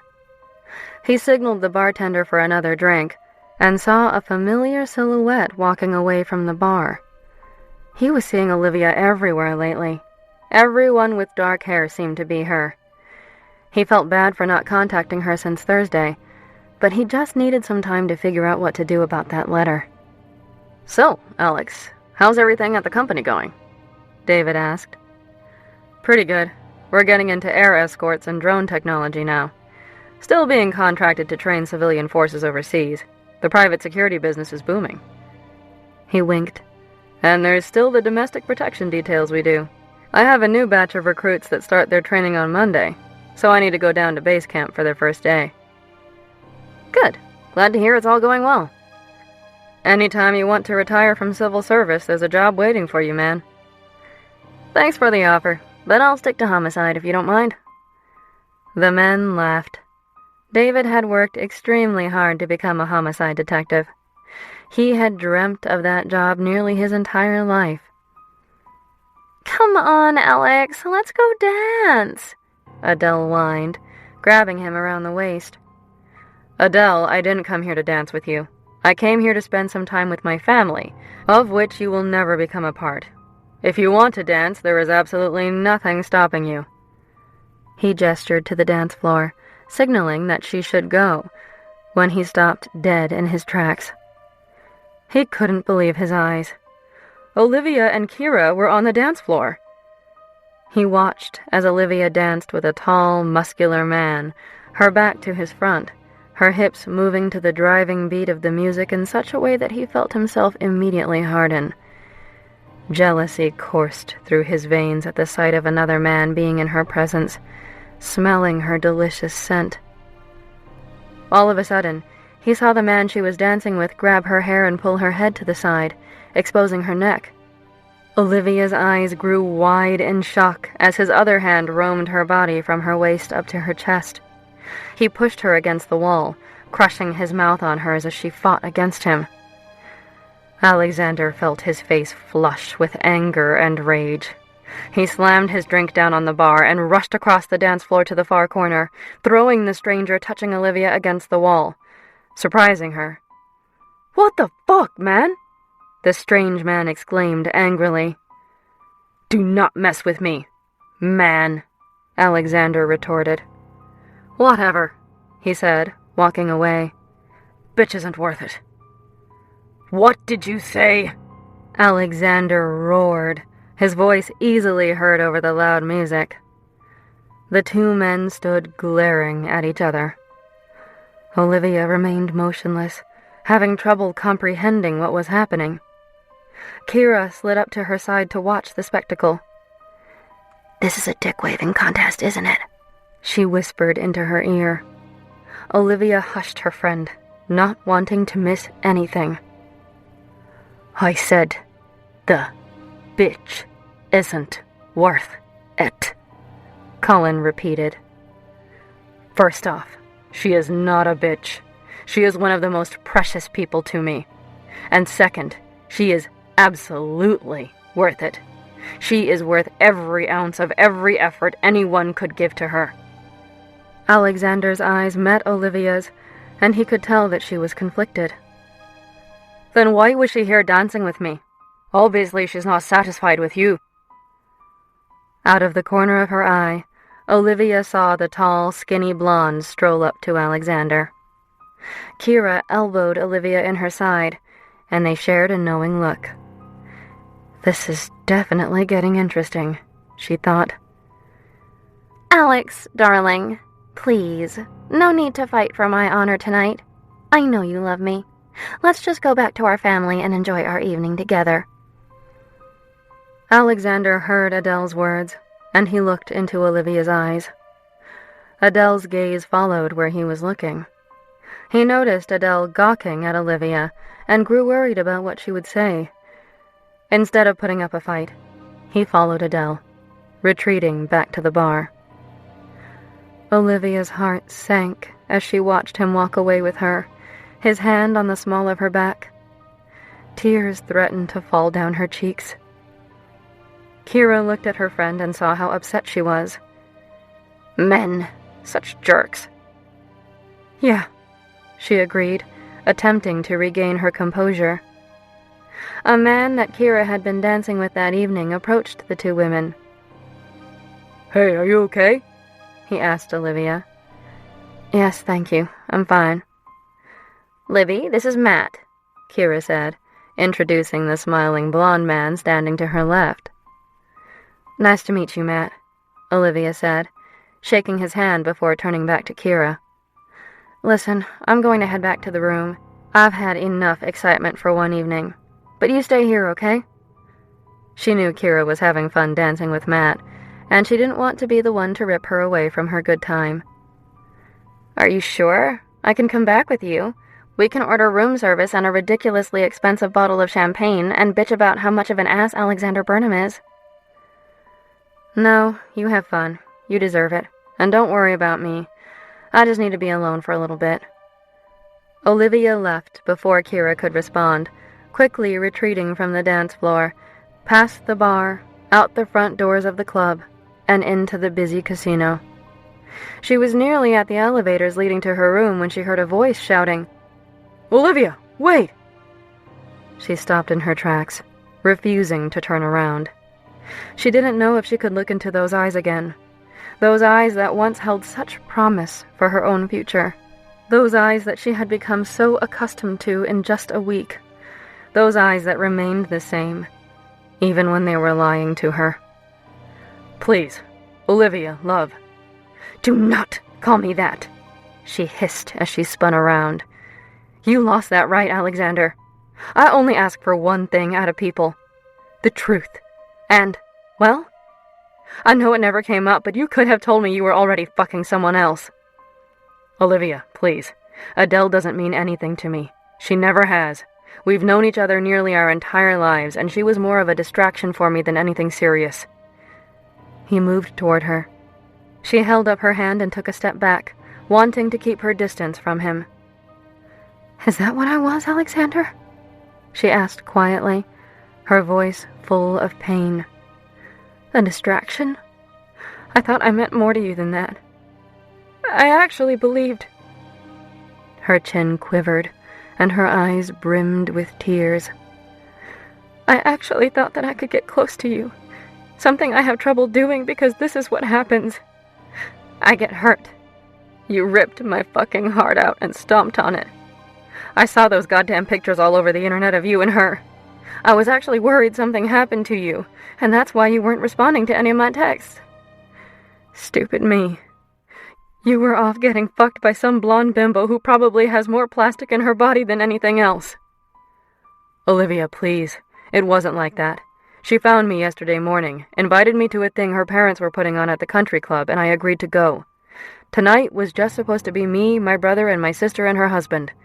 Adele found us and just attached herself to our small little party. Olivia thought about his explanation.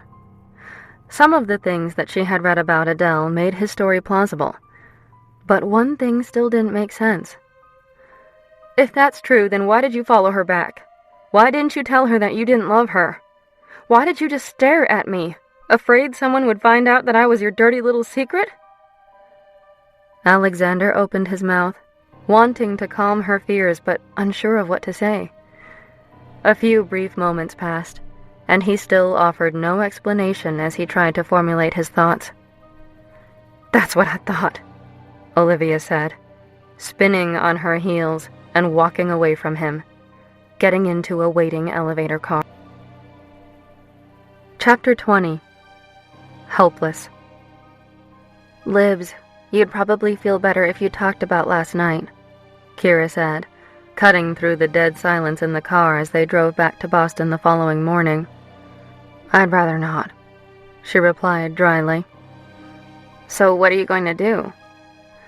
I'm just going to get back to the city and try to forget that Alexander Burnham even exists. Now you know why I don't date. It's not worth the heartache. It's not worth this totally helpless feeling I have right now. Kira glanced at her friend briefly before returning her eyes to the road.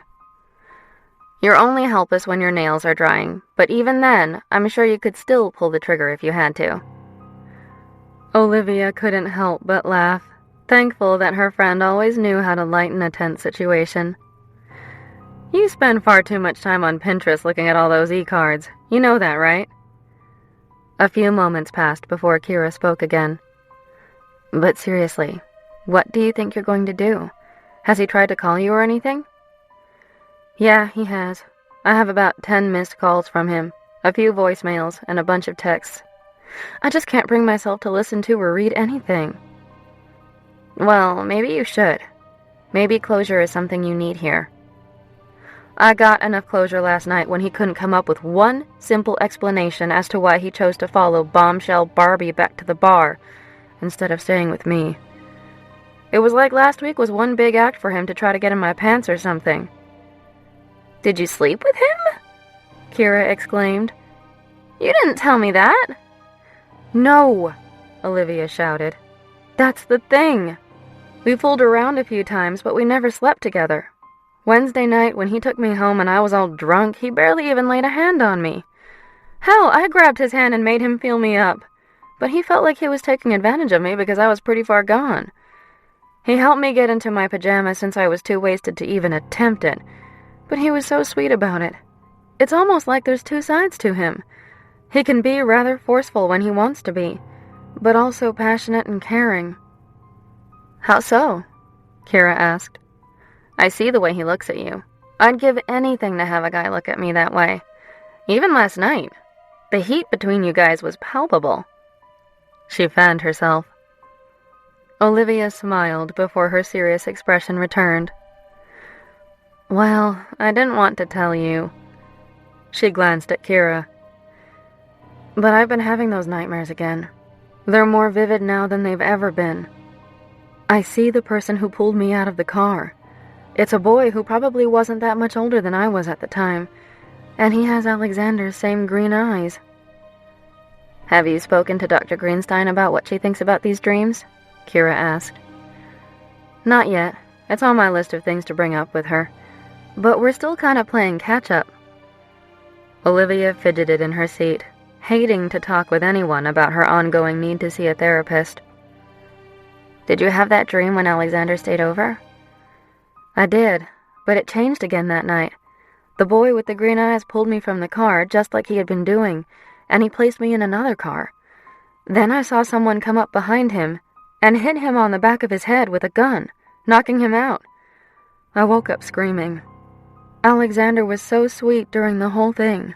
He jumped out of bed, turned on the lights, and just held me. Aw, he wouldn't do that if he didn't care about you. I guess that's the part that I'm struggling with. It's like he was a totally different person this past week than the person I saw at the bar last night. It's almost as if he's hiding something from me. I don't believe for a second that he and Adele are in a relationship. So why are you ignoring his calls? I want him to be honest with me, Olivia exhaled. I don't want him to keep things from me. There was some reason that he wanted to get as far away from me as possible last night at the bar. I want to know what it is. But until he comes clean, he can fuck off for all I care. She crossed her arms in front of her body and looked out the window to see the Boston skyline appear in the distance. She was happy to be getting closer to home. Are you sure that you're not just using this as an excuse to push him away? Kira asked quietly. Olivia opened her mouth to respond, knowing that she was right. She was scared at how close they had gotten over the past week, and pushing him away seemed like a good idea, if only to save her the inevitable heartache. Swearing, Alexander hung up his cell phone. He had called Olivia countless times, left dozens of voicemails and texts, and still had yet to hear from her. He was getting worried. What if something had happened to her? "Hey, bro," Tyler said as Alexander walked downstairs and into the kitchen in the early afternoon on Sunday. "Heading out?" "Yeah, I need to try to smooth things over with Olivia. She's not answering my calls. I may have fucked things up." "What happened last night?" he asked, leaning against the breakfast bar and drinking a cup of coffee. "I don't know," Alexander replied, running his hands through his hair. "One minute, I was at the bar, and the next, I looked across the club. She was dancing in the corner, and some asshole had his hands all over her, so I fucking snapped." His face flamed just thinking about anyone else touching her delicate, silky skin. "To add fuel to the fire," he continued, "Adele had planted photographers at the function Friday, so there were photos of the two of us all over those gossip websites, and Olivia saw them.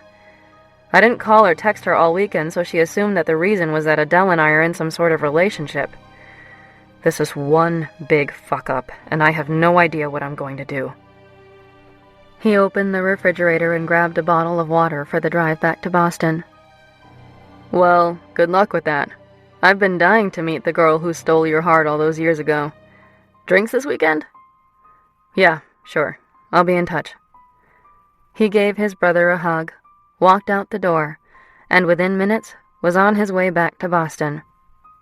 During the 2-hour drive back into the city, he thought about what he could possibly say to Olivia to win her back. The weekend had started out perfect, visiting Olivia's grave at the cemetery, telling her all about the woman she had become. Then Adele happened, and, as usual, she clung on to him, wanting the entire world to see her name next to his to increase her social status. He should have ignored her from the start, but he had a tendency to want to make everyone happy. At that moment, the only person he wanted to make happy was Olivia, and he would do everything within his power to get her back. He would grovel. He would beg. He would do anything, except the one thing she probably needed. He just didn't think he was prepared to tell her the truth yet. Alexander pulled off the Mass Pike and drove straight to his office, needing to review the report Simpson had prepared to help him figure out what to do about Olivia. Sitting behind his desk, the sun shining through the large glass windows, he opened the file. According to her birth certificate, Sarah Olivia Adler was born on October 16th, almost 28 years ago, the same day as Olivia DeLuca. Her medical records were fairly normal up until she was 6. That year, according to a hospital report, she received a head injury and suffered from several cracked ribs, as well as internal bleeding. He compared the information on the medical records in front of him to the records of his other Olivia. Her death certificate listed the cause of death as blunt force trauma to the head, causing severe cerebral bleeding. Then something struck Alexander. He looked at the signature of the medical examiner on the death certificate. He held it up next to the other hospital records from the same year belonging to one Sarah Olivia Adler. They were identical. He pulled the financials of the doctor that had signed Olivia's death certificate all those years ago. He dug, and eventually found records from the year of the accident. In August of that year, he noticed a transfer of over $1 million into the doctor's account from an offshore bank. Whoever wanted to help cover up Olivia's death, or lack thereof, had big pockets. He reviewed his family's financials at that time, and it couldn't have been his father or mother. They didn't have that kind of money just yet. His father's successes didn't come until a few years after that. The only person he could think of who would have had access to that amount of money was Olivia's mother. Flipping frantically through the large file, he located a copy of the trust Olivia's mom had set up several years prior to her death.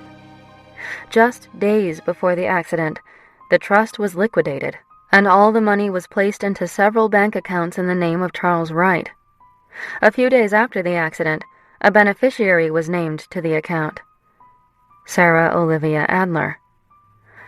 A sinking feeling formed in the pit of his stomach that there was much more to the obvious cover-up than simply protecting a 6-year-old girl. Returning his attention to the financial statements, Alexander observed that Charles Wright had made periodic withdrawals from Olivia's substantial bank accounts to pay for her private school and other various living expenses. She attended Charleston Preparatory School for Ladies throughout elementary and high school, and was involved in a wide variety of extracurricular activities ranging from lacrosse and field hockey to orchestra and drama club. 10 years ago, Olivia moved to Boston and started at Boston College that September. She studied exercise physiology and finance. She was named to the dean's list every semester and was the recipient of a wide variety of awards. Even though Charles's name was taken off the bank accounts on her 18th birthday and she had millions at her disposal, she still worked. Throughout her time in Boston, she was employed at a bar called Scotch. Alexander knew the exact bar and had probably seen her there on a few occasions. The thought consumed him. She graduated 5 years ago, the month Alexander's own father died, the man Olivia knew as her uncle. After that, she seemed to have gone off the grid. She quit her job and never renewed the lease on her apartment in Boston. Bank records indicated that she bounced around from city to city all over the country. 1 month she was in Atlanta, the next New Orleans. She even spent some time in Alaska. Olivia was clearly running from her past. A year ago, there was a property bill of sale to Olivia, the house on Commonwealth Avenue. A few months later, there was a transfer of money to a startup she was financing, which turned out to be the wellness center where she currently worked. Alexander thought that Simpson had done a rather thorough job of outlining Olivia's life from the beginning to that week. But it was the early lack of medical records that caught his eye. Really, the lack of any records. Something suspicious happened, and he wanted to know what kind of agreement his father had made. But digging any deeper may uncover information that could put Olivia in danger. He just didn't know if he was willing to do that. She had been safe those past 21 years, and he wanted to keep it that way. Chapter 21. Self-Preservation.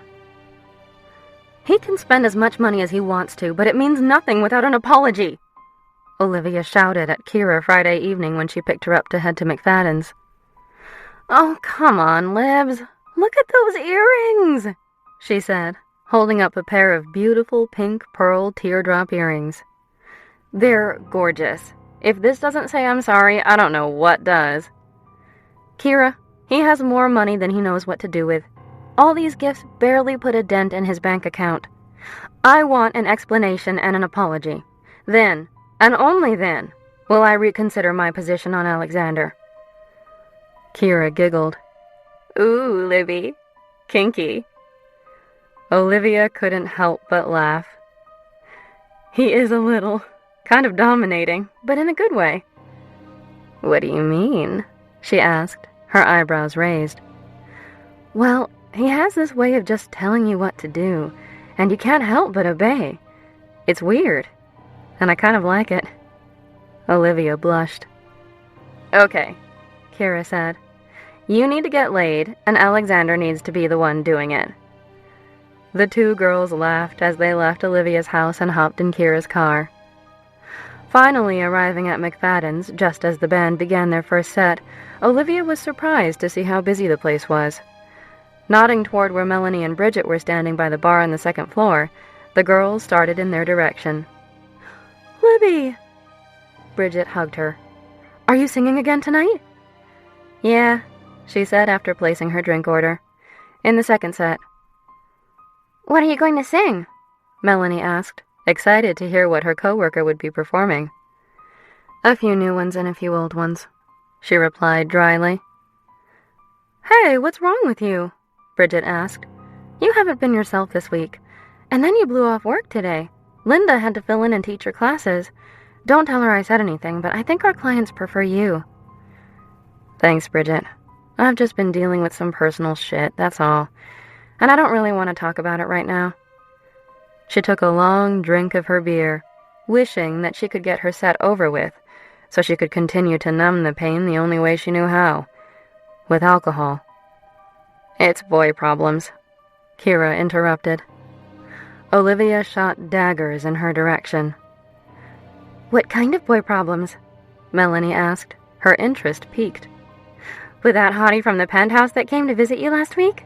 Because, oh my God, I think I came just looking at him. Olivia slapped Melanie playfully, not wanting to talk about her personal life with anyone. But the more she thought the more she considered that their perspective might be helpful. It all started 2 weeks ago, she started, proceeding to tell them everything that had happened. How Alexander had been incredibly sweet the entire week before. How things changed over the weekend and he was seen with another woman. And how he shrugged off Olivia at the bar Saturday night. Maybe you're just overreacting, Libby, Melanie said as she took a sip of her drink. I don't think I am. He ignored me all weekend.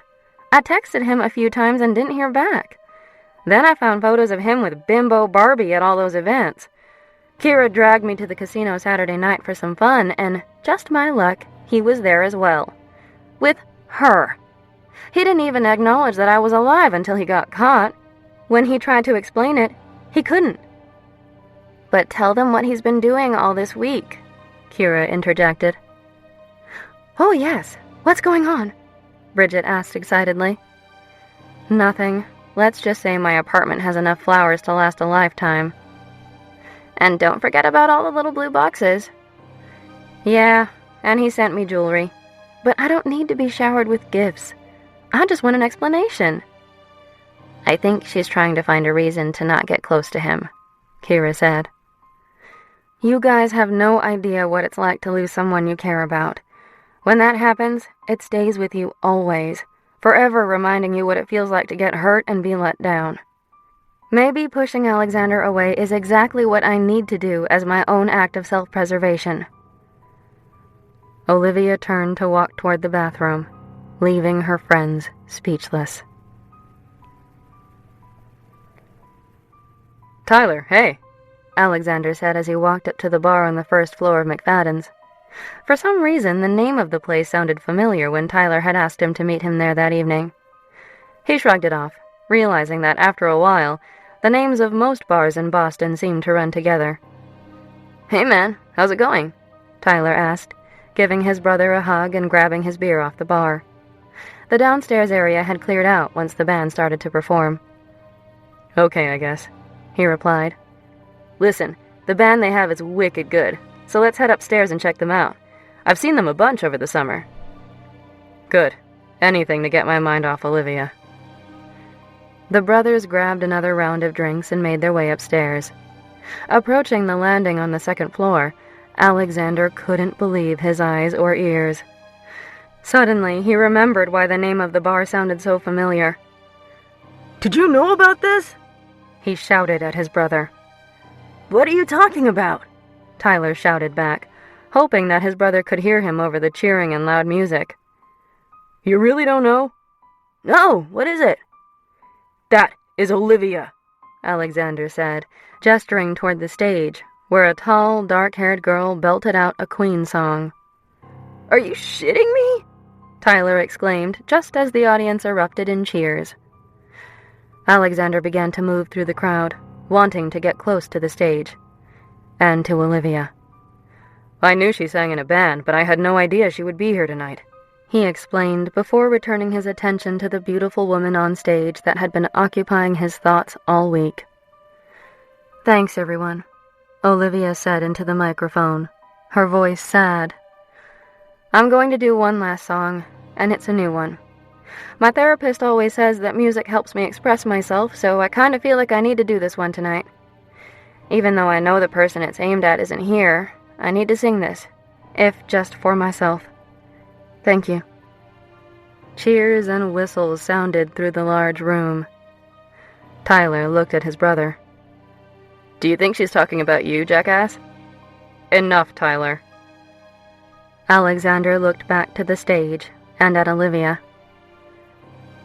This is a Pink song. It's called Misery. She stepped back, and the band kicked in with a slow, soulful melody. After the brief instrumental introduction, she sauntered back to the microphone, closing her eyes and beginning the sad song. It was heartbreaking for Alexander to watch her, knowing that he was the reason she felt the need to sing that song. He could see the pain in her face as she sang about being all alone and missing something she almost had. Her voice was strong and impassioned as she belted out the chorus, Mo singing backup. The hurt he caused her was clear and evident, not just with the song choice, but the expression on her face. He needed to explain himself. He wanted to give her space, but it had been almost a week. It was time to talk to her. The crowd cheered and whistled as the band dropped out, and Olivia sang the last line practically unaccompanied. Her voice rang through the bar before the entire place erupted in deafening applause. God, she's good, Alexander thought to himself, as she bowed and left the stage to allow the band to continue their set, watching as she practically ran through the crowd. Alexander tried to follow her through the mass of people but couldn't catch up. He saw her dash down the stairs, Kira not far behind. It was more than obvious that she was upset and crying. It was all his fault. He turned to face his brother, his mouth open, unsure of what to say. Tyler saw the look on his face and knew that he wanted to go smooth things over. It's okay, man. Do what you have to do. I'll call you this weekend. Okay, Ty. Thanks. Alexander hurried after his Olivia. Olivia and Kira made a beeline toward the downstairs restroom. Once safely behind the locked door of the one-person bathroom, Kira faced Olivia, wrapping her arms around her. As Olivia's tears fell, Kira soothing her cries, there was a loud knock on the bathroom door. Fuck her, Kira said, her voice low. We just got in here, for crying out loud. Go away, Olivia shouted. Olivia! Alexander bellowed through the door. Fuck, she said. Who is it? Kira asked, taking a sip of her drink. It's Alexander, Olivia whispered, motioning for her friend to come closer to the door. What do I do? Do you want to see him? Hell no! She screeched before realizing how loud her voice was. She instantly covered her mouth, hoping that Alexander hadn't heard. Olivia, open up. I know you're in there. I just want to talk to you. To explain things. I'm not leaving until you give me a chance. Alexander, she said through the door, a quiver in her voice. You gave me all the answers I needed last weekend. It was clear from your inability to answer one simple question who you chose. And you chose wrong, so you have nothing to explain. She sank to the ground, sitting on the cold tile of the bathroom floor, Kira sitting down opposite her. Olivia, please, just come out and talk to me. No, anything you need to say to me you can say through this door. If I see you, I know I'll cave. Olivia heard a chuckle on the other side of the door. Then please open the door. I want you to cave, but not for the wrong reasons. For all the right reasons. You know we're meant to be together, Olivia. You know it deep down in your heart. Last week was the best week of my life because of you. Alexander sat down in the hallway. If it was the best week of your life, why did you go running to plastic surgery Barbie? He laughed again, and Olivia could see the smile in his eyes through the cold metal door. That's a good one. I'll have to remember that. That's not an answer, Alexander.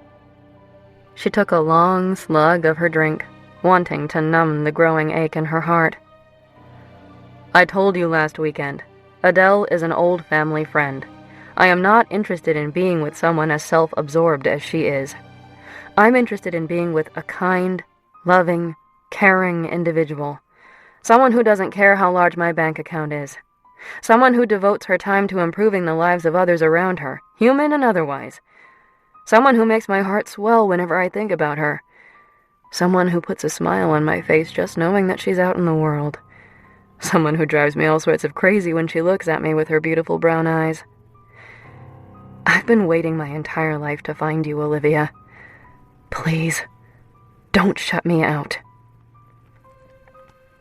Olivia blushed and remained silent, unsure of how to respond. Kira raised her eyebrows. "What do I say to that?" she whispered. "Say what you think you should." "Is Kira in there with you?" Alexander asked through the door. "Yeah, she's here, making sure I don't do something incredibly stupid like forgive you." Kira slapped Olivia in mock irritation. "Hi, Kira," Alexander said. "Hi, Alexander. And don't worry, I'm actually hoping that you can convince Olivia to forgive you, so I can go back to my own miserable existence and not have to be on Olivia watch, fearful that she'll flee the city again." "Kira!"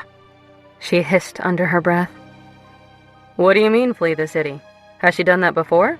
he asked, even though he knew the answer. "Yeah, once before," she explained. "But it's not my story to tell." "Thank you," Olivia mouthed. Alexander lowered his voice. "Olivia, love, please come out and talk to me." She stared at Kira, looking for advice on what to do. Kira stood up, walked over to her, and grabbed her hands, pulling her up. "You need to at least start the conversation, Libs. You can't run all your life." Olivia straightened herself up and handed Kira her empty beer bottle before opening the door. Alexander scurried to his feet when he heard the door click open, his eyes meeting Olivia's. She looked beautiful, as always, but there was a hint of sadness in her face.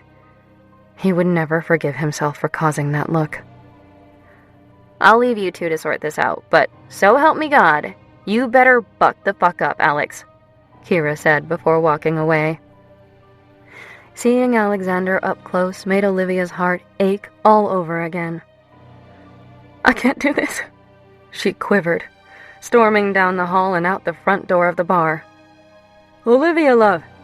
She heard a voice call out as she continued walking down the sidewalk, the street bustling with people heading out to one of the many bars that dotted the area.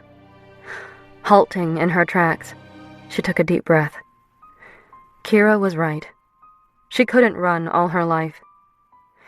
Turning around, she was met with Alexander's apologetic gaze. He moved toward her, the street lamp casting a glow on him, making his eyes shimmer. "Please stop," she begged him, her eyes brimming with tears. "If you touch me, I don't think my heart could take it. Just say what you want to say." "I wanted to apologize for my behavior last weekend," he said softly. "I know it all looks suspicious, but there really is an explanation for everything." "Why did you go to Connecticut? What was there?" she asked, crossing her arms over her chest. "I grew up there, Olivia. My family's home is in Mystic, and I go back once a year on the same day." "What for?" She was not going to back down. She wanted all the answers. "It's hard to explain." "Well, try, Alex," she hissed. "Try really hard." He reeled at the tone of her voice. She had never called him Alex before, except when they were kids. But she wouldn't know that. "When I was 9 years old, my best friend growing up passed away. I went to visit her grave, as I do every year on August 24th. "August 24th? That's the same day that your parents died. I know." Olivia's heart sank. She immediately felt guilty for how she had treated him, but that still didn't clear up everything. "Then why didn't you call me or anything?" "I don't know, Olivia. I really don't. It was weird. I was at my friend's grave telling her all about my life, and all I could talk about was you. I know this may not make sense, but I just needed to focus on the weekend. On my friend. I would feel guilty, I guess, if I didn't devote the weekend to her memory." She took a step forward, briefly placing her hand on his shoulder, a look of compassion on her face. "I truly am sorry, Alexander. I know how difficult it is to lose someone that you're close to. It's wonderful that you still return home to honor her memory. It takes a strong person to do that. I've never been able to pull myself together enough to visit my parents' graves. I don't even know where they're buried, to be honest. My uncle did, but he passed away too. She gazed off into the distance, a pensive look on her face. Hey, Alexander said, interrupting her thoughts. Her face snapped back to meet his eyes. It's okay. We all mourn in our own ways, and this is mine. The Adele thing just kind of came out of nowhere. I thought that maybe going to the event at the country club, seeing old friends, would help me take my mind off things. Then my brother and sister showed up, knowing I would be home that weekend. We ended up going to the casino Saturday night. When I saw you and I saw that guy with his hands all over you... He trailed off, his face becoming red with anger, recalling how he felt when he saw another man with his hands on her body. I lost it. I absolutely lost it, Olivia. The thought of anyone else touching you drove me crazy. He lifted his hand and cupped her cheek, thankful when she didn't brush him away. Then why did you just let Adele drag you away? Didn't you see how hurt I was? She asked quietly. I did. I'm so sorry. If I could get a do-over, I would take it in a heartbeat to spare you that pain. The last thing I ever want to do is hurt you, Olivia. He ran his thumb across the old scar on her forehead. Well, you did hurt me, Alexander, she said with a lump in her throat, her chin quivering. More than I thought you could. A tear fell down her cheek. Alexander exhaled loudly, dropping his hand. I know, and I'm so sorry. You seem to be saying that a lot tonight. I guess I have a lot to be sorry for, but I mean it. And I should have told you sooner, but... He hesitated. Should he tell her the truth, or just some version of it? What is it, Alexander? I can handle it, whatever it is. Well, I don't know how to say this, and I don't want you to run or anything. He paused, unsure of what to say. Olivia waited anxiously for what was about to come out of his mouth. You see, he exhaled. My best friend when I was little. Her name was Olivia, too. He decided against telling her the truth, at least for the time being. And I didn't want Adele to know that you had the same name as her. I didn't want you to think the only reason I'm dating you is because of your name. And Adele knew my other Olivia and hated her. She was so jealous of her because I would always spend time with her instead of Adele. He looked at her, trying to gauge her reaction. You could have told me. It's not that uncommon a name. Hell, my first name is Sarah anyway, not Olivia. I know, but the way Adele was looking at you, I was just worried she would do something spiteful. I wanted to protect you from that. I will always protect you, Angel. He tilted her chin up, staring into her deep, dark eyes. Alexander, you can't always protect me, but you can just be honest with me. That's all I care about. And I will.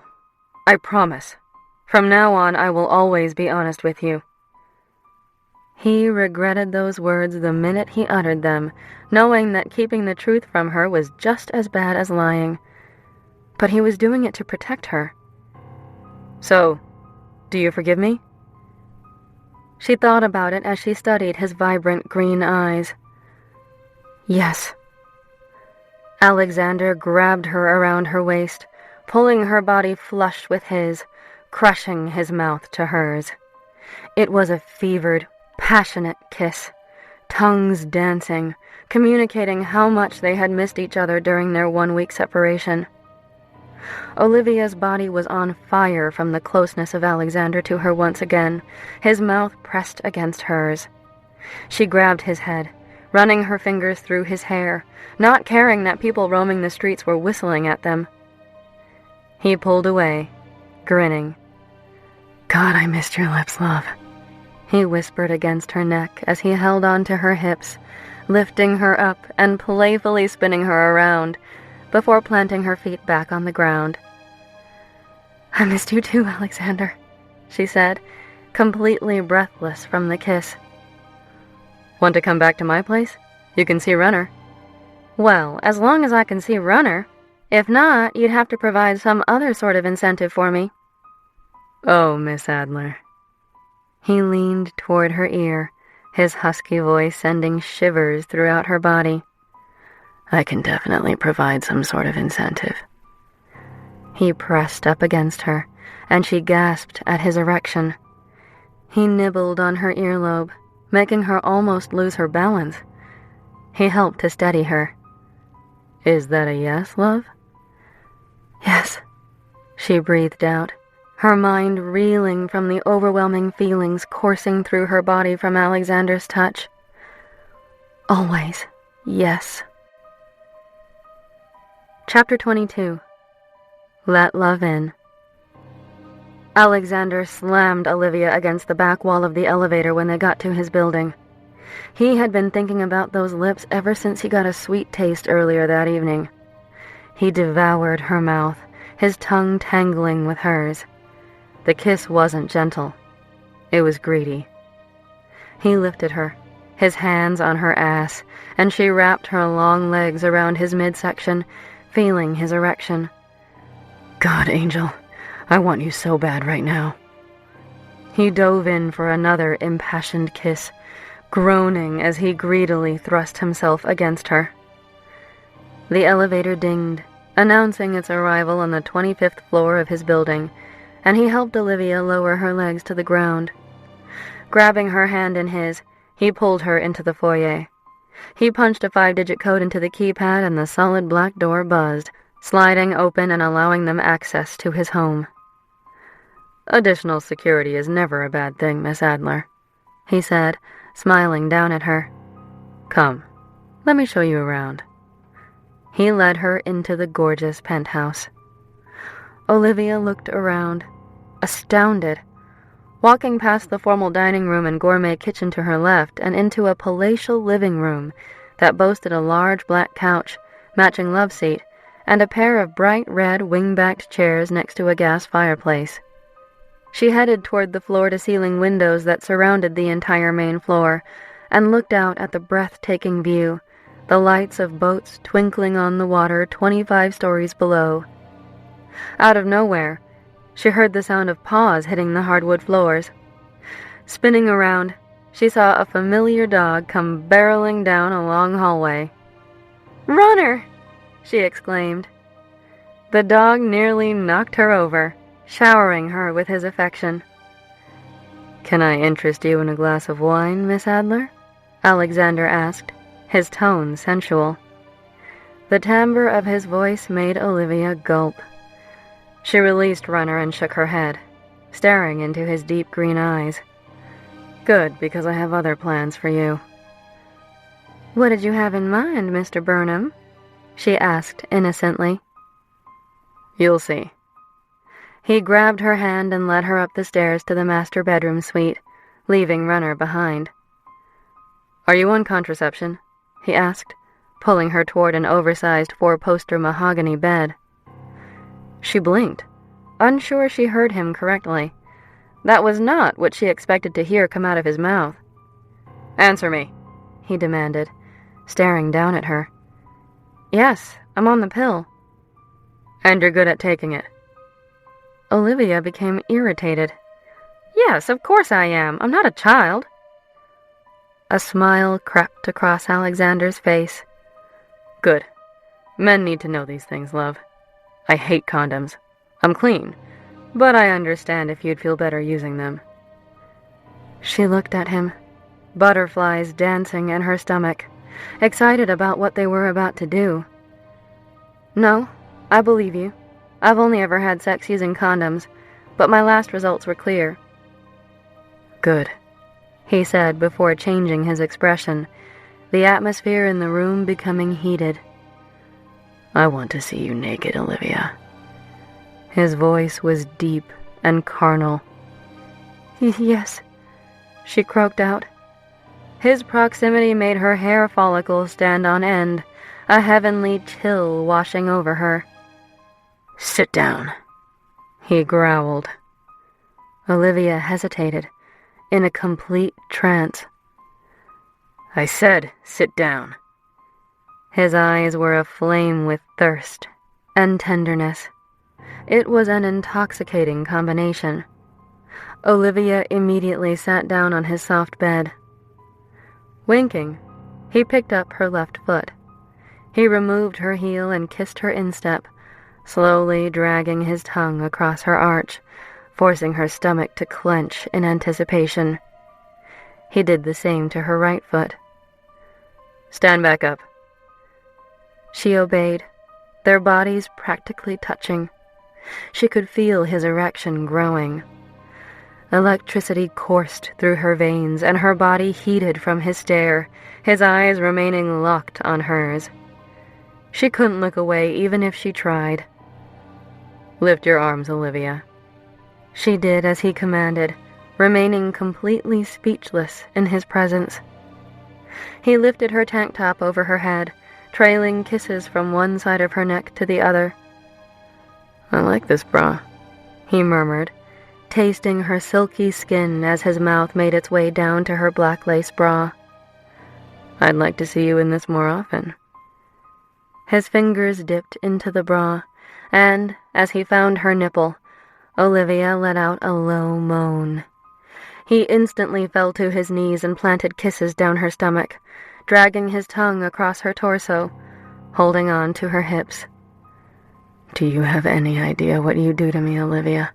he asked, his eyes still never leaving hers. Sensation overwhelmed her entire body from the simple act of his lips on her stomach, and she could barely form a coherent thought in response, her breathing increasing dramatically. "Answer me, Olivia," he said sternly. "Yes," she exhaled. "I do." She was about to come unhinged as he continued tracing circles with his tongue around her belly button. She wanted that tongue on other parts of her body. "And why is that, Olivia? Do I still have the same effect on you?" he asked, a hint of amusement in his voice. He removed his hands from her hips and slowly unbuttoned her jeans. He raised his eyebrows as if asking for her permission. She nodded quickly, biting on her lower lip as her heart raced. "Well, do I?" Olivia nodded again. She didn't know how much more she could take. Yes, Alexander." She met his eyes as he kneeled before her, and watched him slowly lower her skinny jeans down her legs, helping her step out of them. He raised himself up and stepped back to admire her bra with matching black lace panties. "God, Olivia, do you have any idea how amazing you are?" He ran his hand through his hair, unable to control his burning need for the woman standing in front of him. He couldn't remember ever being as aroused as he was at that moment. She lowered her head, blushing, before returning her eyes to his. He rushed to her and claimed her mouth, wrapping his arms around her body. His kiss was needy. It was hungry. It was passionate. It was hot. He deftly unhooked her bra and it fell to the ground. One of his hands went to her head, fisting in her hair and pulling her head back, while the other tightly held onto the small of her back, pressing her to him. Their tongues did a delicate dance, communicating to each other exactly how desperately they wanted and needed each other. He removed his hand from her back, sliding it down her side, and gently felt between her legs. She moaned, letting him know it was okay to go further. "You're so wet." He stroked her through her panties. "I know," she said breathlessly. "What do you want me to do, Olivia?" His eyes bore into her. "I want you." Her thoughts were a complete haze. They were all over the place. She would do anything to just keep that man touching her. She needed his touch. She craved his touch. She would die without it. "You want me to what, Olivia?" Frustration taking over, she grabbed his hand and shoved it in her panties, hoping he would get the hint about what she wanted. "I want you to say it," he whispered in her ear as he started to tease her clit. "Say it, Olivia." Her breathing grew heavier as he continued to torture her. She felt as if she was about to explode. "Come on, love," he begged, planting gentle kisses across her collarbone, his lips igniting her body. "Say it." He needed to hear it. He needed her to beg for him. It was what he craved. It was how he could remain in control. He slowly removed his hand from her panties, and Olivia was left panting, ready to burst without his touch. "Fine!" she screamed in exasperation. "I want you to fuck me." She couldn't take it anymore. "God damn it, don't make me beg." "I like it when you beg," he said, crushing his mouth to hers as he quickly pushed her panties down. Before she knew what was happening, Alexander thrust 2 fingers inside her. "Holy shit," she moaned, feeling like she was going to explode from his torturous hand. Panting, he removed his fingers and rid himself of his clothes. Wrapping his arms around Olivia's naked body, he pressed his lips against hers again. He didn't think he would ever tire of kissing her. She gasped when she felt his arousal rubbing against her clit. He led her to the bed, his lips not moving from hers. Pulling back the duvet, he lowered her down and stared at her, overwhelmed with a feeling he was scared to label. "Olivia, darling, you are one beautiful woman," he said, licking his lips. "I'm going to show you how much of a treasure you truly are." "Stop staring. You're making me self-conscious." She attempted to cover her naked body with the duvet. "Oh, don't you dare." He crawled on top of her. Tilting her head toward him, their mouths met. He pushed his knee between her legs, opening them. She wrapped her legs around his waist, feeling his erection against her.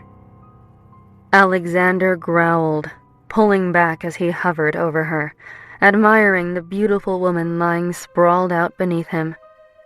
He leaned down on his elbows and slowly entered her, stretching her to match his size. "Oh, God," Olivia moaned as he filled her. It was such an amazing feeling. He hadn't even moved yet, but the simple act of him being inside her made her want to explode. He slowly withdrew. "No!" Olivia cried out, on the brink of becoming unhinged. "I want this to last, love. I felt that, you know." He smirked. "You're ready to come already, aren't you?" She threw her arm across her eyes, wanting to hide from him. She was embarrassed that he could make her fall apart so quickly. Circling her nipple with his tongue, he slowly entered her again, causing her to convulse around him, screaming out his name, her orgasm catching her by surprise. "Fuck!" he exhaled, smiling, his mouth covering hers as he continued thrusting into her. "Don't worry, I'll make sure you come again," he said breathlessly. He couldn't believe how good she felt. He had never felt so much pleasure with any of the other women he had slept with over the years. Olivia wrapped her legs around his waist again, not wanting any distance between them. Legs and arms were entwined, hands caressing, nipping, pinching. "You feel so good, Olivia," Alexander said as he moved inside her, filling her to the brim. "Do I make you feel good?" he asked. "Yes, Alexander. Yes." Her soft voice sent shivers through his body as her hands clutched onto his back, nails digging in. He pressed his lips against hers, forcing them open with his tongue. There was something about kissing Olivia as he moved inside her that overwhelmed his entire being, igniting feelings he had repressed his entire life.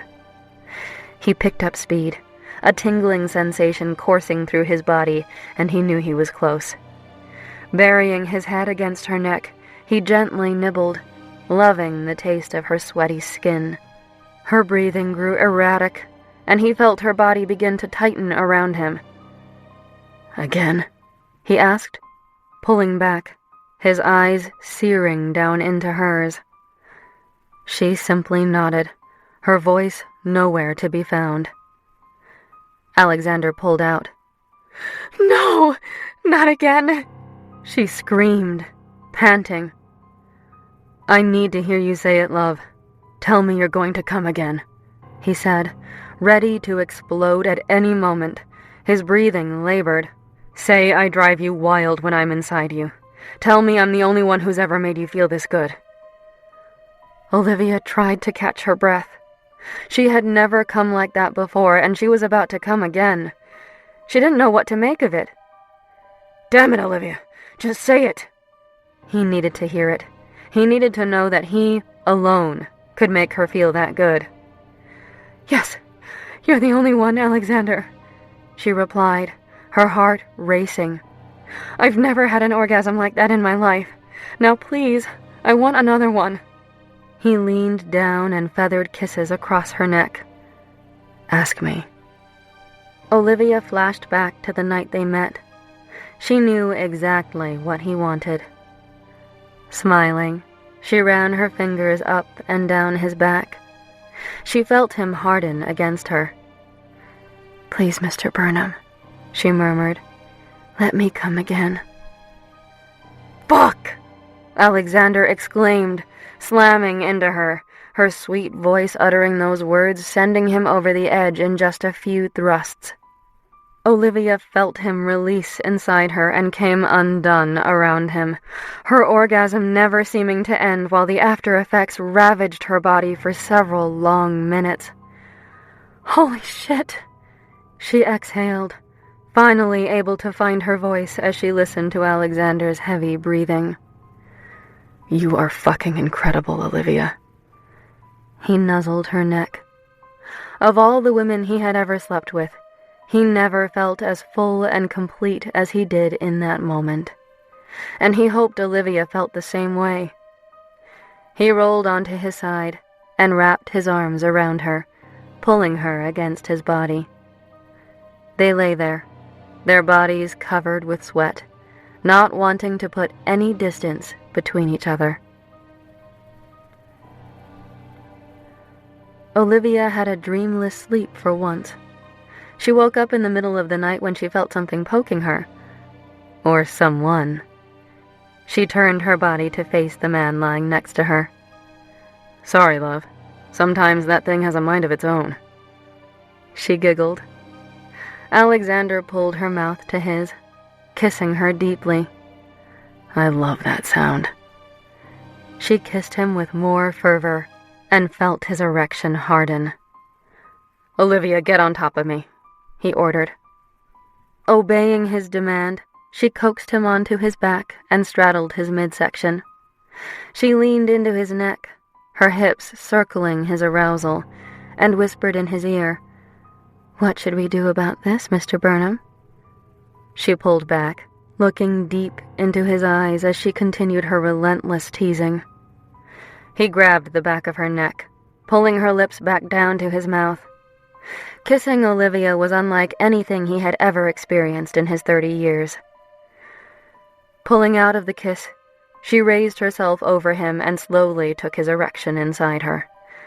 The sensation was even more intense than it was before as he filled her to the brim. She wasn't going to last long, already starting to feel that tingling all the way down to her feet. He began to guide her up and down, over and over. Olivia's eyes were locked with his, and she knew that he had total control of her body. For the first time she could remember, she was okay with that. Alexander gazed at the woman on top of him, her ample chest moving with the motion of her body. He was so deep in her. When he felt her body clench around him, he couldn't hold back any longer. He pumped harder, growling her name as he came undone. Olivia's body shuddered around him. Leaning down, she bit his neck to muffle her screams of pleasure. "I had no idea sex could be like that," she confessed once her breathing steadied. He brought his arms around her, pulling her off him and onto her side, and planted several kisses on her forehead gleaming with perspiration. He thought to himself, "That's because it's love." Olivia awoke the following morning, shielding her eyes from the brightness of the sun. She looked at the man lying next to her, amazed that he could sleep so well with all the sunlight in the room. She quietly got out of the bed and went in search of a t-shirt and shorts to put on. Opening a door, she walked into a closet that any woman would be jealous of. Apparently, Alexander had a thing for clothes. She found a chest of drawers against one wall of the massive closet and grabbed a pair of navy shorts and a Harvard t-shirt that were both enormous on her. After finding the bathroom and cleaning up a bit, she discreetly left the master bedroom and walked down the stairs to the main floor. Runner attacked her, wanting to play and probably go outside. She put on his collar and found a pair of oversized flip-flops that would have to do for the moment. Grabbing his leash, she left the penthouse, eager to enjoy a calm moment with the boisterous hound. An infectious grin spread across her face when she thought of the dog's owner and his salacious tongue. She got down to the street below and walked around the block toward the water, allowing Runner to sniff and mark his territory as they went. Once he had done his business, she headed back to Alexander's place before he realized she was gone. Back in the penthouse, Alexander woke up, feeling the bed next to him, reaching for Olivia, only to find her side empty. He threw on a pair of shorts and ran downstairs, searching his entire penthouse for her. He started to panic when she was nowhere to be found. What if she decided to run? Grabbing his cell phone, he frantically dialed her number, pacing the living room. A loud ringing sounded from the kitchen island. "Damn it!" he exclaimed when he saw that she had left her purse. He ran out of his apartment, fervently pressing the elevator call button, phoning Martin to help him find her. What if something had happened to her? After a painfully slow elevator ride, he arrived on the bottom floor and ran out onto the sidewalk. Glancing up and down the street, he searched for Olivia. "Oh, thank God," he muttered to himself when he saw her rounding the corner, Runner taking the lead, a stupid grin on the dog's face. He rushed to her, his eyes wide with worry, and he pulled her into a desperate kiss. "Oh, Olivia." He breathed a sigh of relief as he held her tightly. "You scared me." Hey, what's wrong? Are you okay?" She pulled out of his embrace and looked into his eyes before he wrapped his arms around her again, stroking her hair. "I woke up and you weren't there. I panicked when I couldn't find you. I was so worried that something horrible had happened. I thought you were taken from me again." She tilted her head back and looked at him, confused, her forehead wrinkled. "Again? What do you mean by that?" His eyes grew wide, and he could hear his heart thumping. He thought his chest was going to explode. "Well, I mean with last week." He floundered nervously. "I just felt that you were taken from me then." She looked at him somewhat skeptically, and, after a few intense moments, said, "Okay, I'm sorry I left. I saw Runner and figured that he'd want to go out. I didn't mean to worry you." She avoided his eyes. "Hey, look at me." Alexander grabbed her chin, lightly cupping it so he could peer into her vivacious eyes. "I'm the one who's sorry. I didn't mean to overreact." The front door of the building opened, and Martin ran out, slowing down when he eyed his boss. "Everything okay then, sir?" he asked. "Yes, sorry, Martin." "Not at all." He turned and retreated into the building.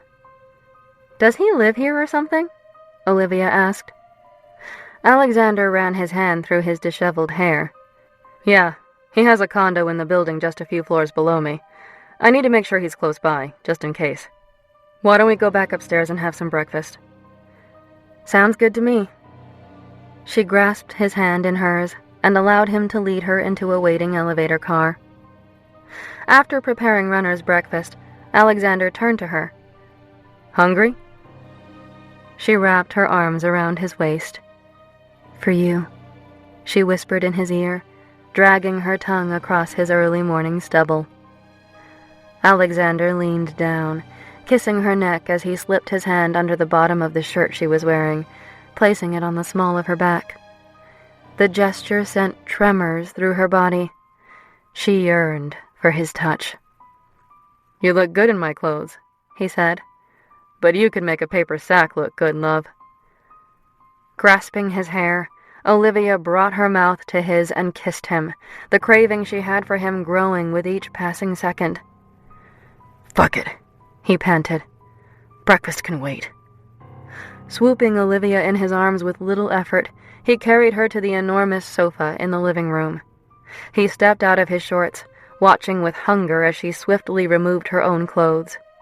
Sitting on the couch with his feet firmly planted on the ground, he pulled her on top of him. Do you want me inside of you? He murmured against her skin, teasing her with his erection. Yes, she exhaled. I was hoping that you'd say that. Slowly entering her, he moaned with pleasure. He placed his hands around her waist as she moved with fervor on top of him. When they met a steady rhythm, he removed one hand, bringing it to stroke her clit.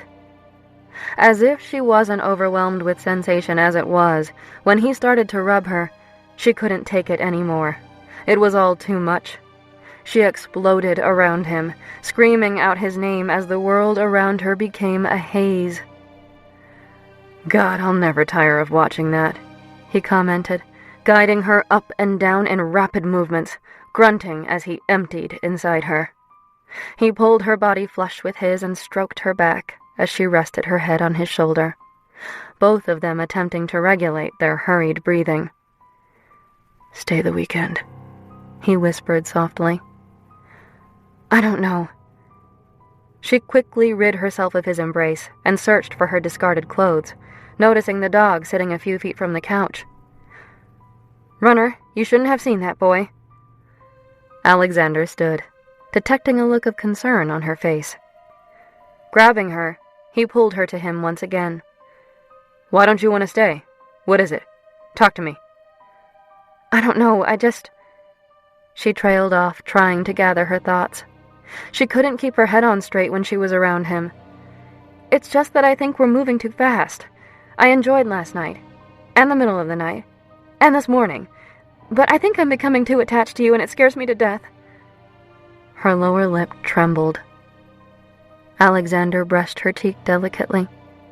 She leaned in, basking in the feel of his hand on her skin, her heart aglow from his pleasing touch. Stop thinking too much into it, Olivia. I want to spend time with you. I want to get to know you. I want to share things with you. This is all new to me, too. Just don't shut me out. I beg you, love. Olivia peered into his deep emerald eyes, searching for the answer she so desperately needed. Okay, but I have to go back to my place to get some clothes and feed Nepenthe. He embraced her, laughing. That can be arranged. Chapter 23. Something You Feel. Come, I want to show you something, Alexander said to Olivia, after they finished eating their dinner of salmon, roasted red potatoes, and asparagus. Where are we going? She asked when he grabbed her hand, pulling her off the couch where she was snuggled with Runner, reading a book on her e-reader. You'll see. He winked. Olivia smiled at the twinkle in his eyes. He was so excited to show her whatever it was. He led her down a flight of stairs and past 2 spacious guest bedrooms before stopping outside a door. Beaming from ear to ear, he opened it, allowing her to enter before him. She couldn't believe her surroundings. In the middle of the enormous room stood a beautiful Steinway baby grand piano. Dozens of guitars hung on the walls. There were also amps, a drum kit, and various other instruments scattered throughout the room. It was a musician's dream come true. "Why do you have all this?" she asked, facing him. "Do you play?" "Yeah, you could say that," he replied, shrugging. "I started fiddling with the piano and guitar when I was a little boy. A family friend taught me." He smiled at the memory of Mrs. DeLuca teaching him how to hold a guitar and how to curve his hands around the keys of the piano. But, most of all, he remembered hearing her daughter sing those beautiful melodies. "You can feel free to come down here any time you'd like." Olivia walked over to the piano, running her fingers over the keys, the cool ivory always a comfort to her. Spotting a Martin guitar set on a stand next to the piano, she picked it up and checked its tuning, noting it was perfectly in tune. It must have been played recently. She wasn't expecting Alexander to have such a beautiful music room. "The walls are totally soundproof, so you don't have to worry about disturbing me or anything." Alexander sat down on a love seat against the wall, watching as Olivia fiddled with the guitar.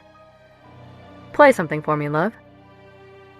She sat down in a chair in the middle of the room, bringing the Martin guitar with her. Looking down at the beautiful guitar in her hands, she knew what song she wanted to sing.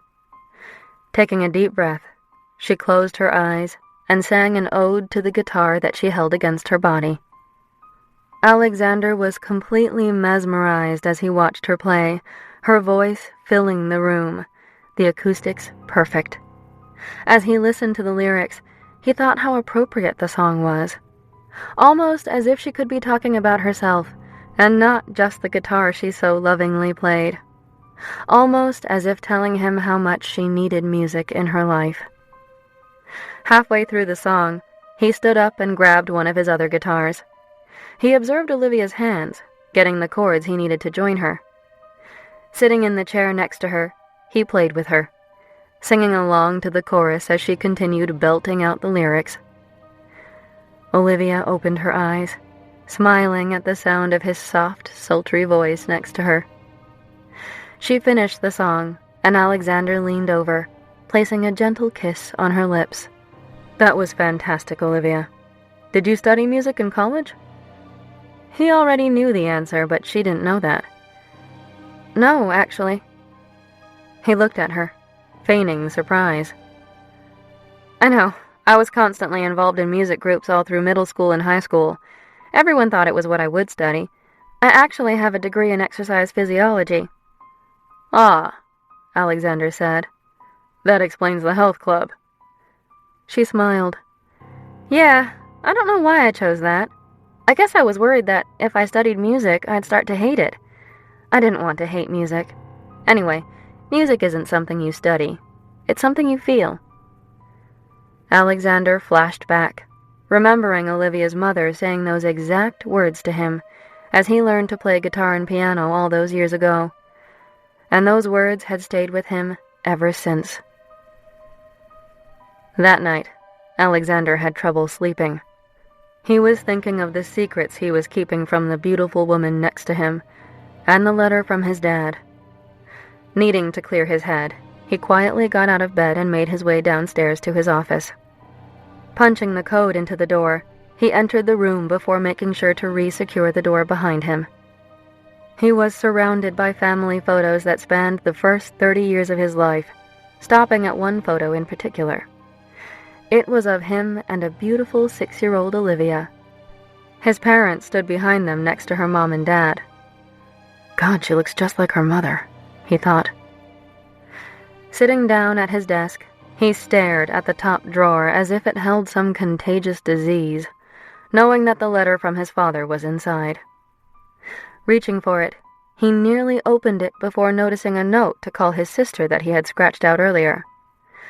Breathing a sigh of relief, he picked up the phone and dialed her cell. "Alex," Carol answered, sounding wide awake. "God, sis, do you ever sleep?" "I'm working the night shift tonight." "They work you too hard. You know, you'd make more money if you came to work for me full-time, right?" "Alex, I already make money off the company, and I just don't feel like taking orders from my baby brother round the clock." She laughed. "Plus, if I didn't work here, I'd never see David." So, what's up? Well, I've been running the photos you took last week of the guys at the bar who think you were following Olivia. Oh yeah? Get any hits? Well, at first I just thought you were being paranoid, but earlier today I got a hit. The taller one matched with a Mark Kiddish. And here's the weird thing. I've been looking into Simon a bit. Apparently, there was a wire transfer that our guys had missed of $100,000 into Simon's bank account about 2 months ago from an offshore untraceable account. According to Olivia's timeline, it was right around the same time that he showed up to work the construction job on her gym. Now, this Mark Kiddish is the son of Jacob Kiddish. She paused for a minute. Alexander remained speechless, and his heart raced, wishing his sister had said any other name. Jacob Kiddish was a professional fixer, or cleaner, working mostly for politicians and other government officials. He had been suspected of a variety of crimes over the years, but he was so good at what he did that nothing ever led back to him or the people that hired him. Apparently, Mark took over the family business after his dad disappeared all those years ago, Carol explained. Just like his dad, they've never been able to link him to any crimes. Well, I cross-referenced who posted Simon's bail, and the photo on the ID used matched Kiddish. But now he's going by a Donovan O'Loughlin. That's what Kira said his name was. Well, we still can't connect him with any crime, but the money transfer worries me. Look, I don't want to go on about this, but you may want to think about finally reading that letter. Obviously, Dad was protecting Olivia and her identity. Maybe this has something to do with that. Maybe someone has realized it's her.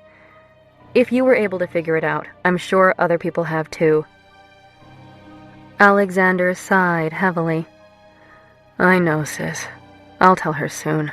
I promise. Okay. Love you, baby brother. I'm not the baby anymore. You'll always be the baby to me. It was the same dream again. The car crash. Her parents dying. The boy saving her. But this time, when the boy was hit with the gun handle, Olivia saw him stare back at her, and he morphed into Alexander. Alexander sat in his office, contemplating the letter, when he heard a scream. Olivia! He ran out of his study. After the conversation he just had with his sister, he was on edge. He leapt up the stairs, taking them 2 at a time, before sprinting down the hallway and crashing through the bedroom door. Turning on the lights, he saw Olivia's shaking form sitting up and clutching a pillow to her chest, as if her life depended on it. Tears streamed down her face. He ran to her, wrapping his arms around her and pulling her close. Olivia, what's wrong? Was it the dream again? He caressed her back, trying to soothe the sobs that rolled through her body. She looked up at him, at those green eyes she had just seen in her dream. Do you want to talk about it? He asked softly. I don't think I can. Come on, love. It'll make you feel better. He placed a gentle kiss on her head, savoring the vanilla scent of her hair. She took a deep breath, finally getting her crying under control. Something about being surrounded by the warmth of Alexander's arms had a cathartic effect on her. It made everything seem okay, as if he alone could chase away her demons. Well, the dream was like normal, but when the guy smashed the boy's head with the gun and he stared back at me, the boy turned into you. His heart dropped to his stomach, and his expression turned grave. What is it? He quickly snapped out of it and pulled her body down so that she lay next to him, her head leaning on his shoulder. It's nothing, love. It was just a dream. Olivia relaxed into him, but couldn't help thinking that he was keeping something from her. Something important. Chapter 24. Total Control. Cheryl, what the fuck is going on? Donovan shouted into the phone. I thought for sure that we'd have spooked her by now. It's October, for crying out loud. We need to do something. so that Burnham puts you on her protection detail. I need to get someone close to her to get more information." "I know, sir. Ben, he's been with her almost round the clock. I've had to keep my distance so that he doesn't catch on. I'm just as frustrated as you are." "Well, get it done. I don't care what it takes. Follow her. Stalk her. Maim her. I don't care. Just get it done." Donovan slammed down his office phone, just as a knock sounded on his door. "What?" he shouted, his anger apparent. "Sir," a petite blonde woman said, cracking the door open a bit. "I'm sorry to interrupt, but Paul Flanagan is here to see you." "Okay, thank you, Susan. Send him in." Paul Flanagan strode into Donovan's office and placed his briefcase on the desk. "Let's get down to business," he said once the door was closed. "Nice to see you too, Paul." "This isn't a social call, Mark," he said, sitting down. "I've got a deal worked out with the DA in Simon McKinsey's case. He will agree to plea out to a lower assault charge. It's a felony, so it will stay with him for a while. In exchange for not mentioning your name or anything else, he requests a few things.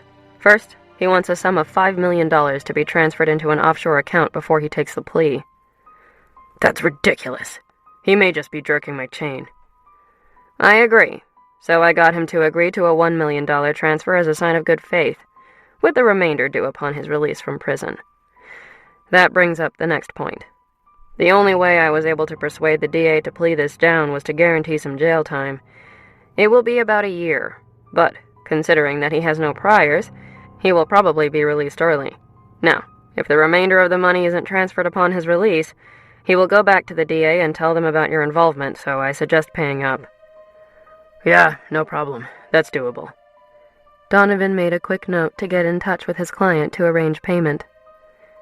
"One last thing, and I'll let you deal with this as you see fit," Flanagan said, standing up and closing his briefcase.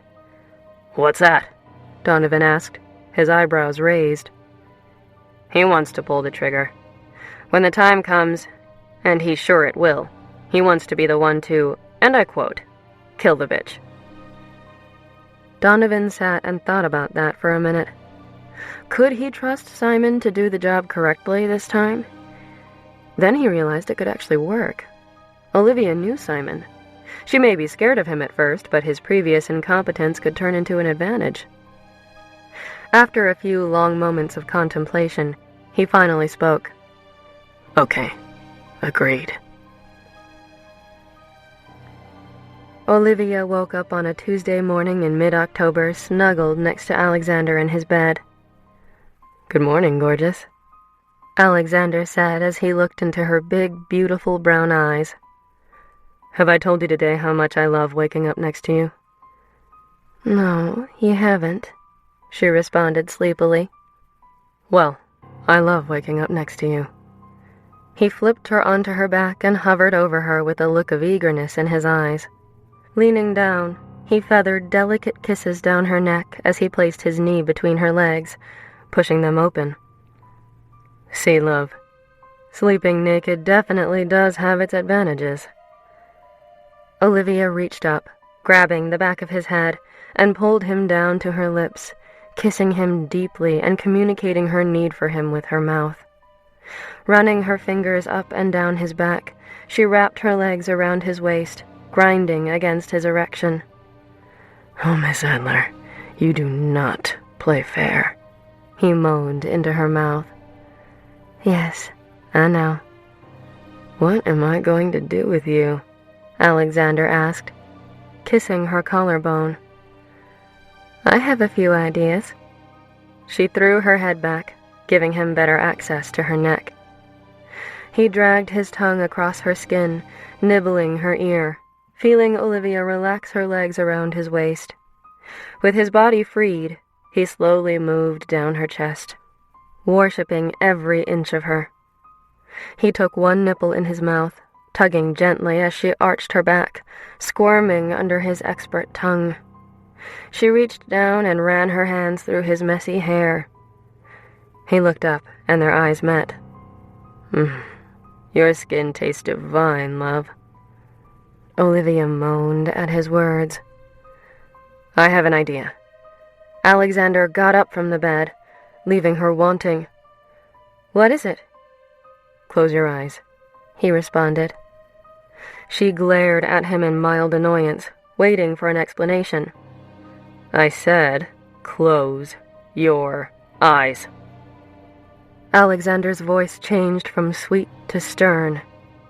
Her heart thumping in her chest, she couldn't help but obey his seductive demand. That's better. Her eyes firmly closed. She heard some rustling from the closet and wondered what he was doing, the anticipation making her become unhinged. A few brief moments later, she felt him sit back down on the bed, and she instinctively opened her eyes. What did I just say? Alexander asked forcefully. Oops, sorry. She closed her eyes again. Sorry what? He growled, lightly pinching her nipple. Mr. Burnham. Sorry, Mr. Burnham. Olivia smirked, loving the little game they were playing. Are you laughing at me, Olivia? He leaned down, his breath hot on her neck, making her body tremble. I would never laugh at you, Mr. Burnham, she replied, the smirk gone from her face. Raise your arms over your head, he demanded.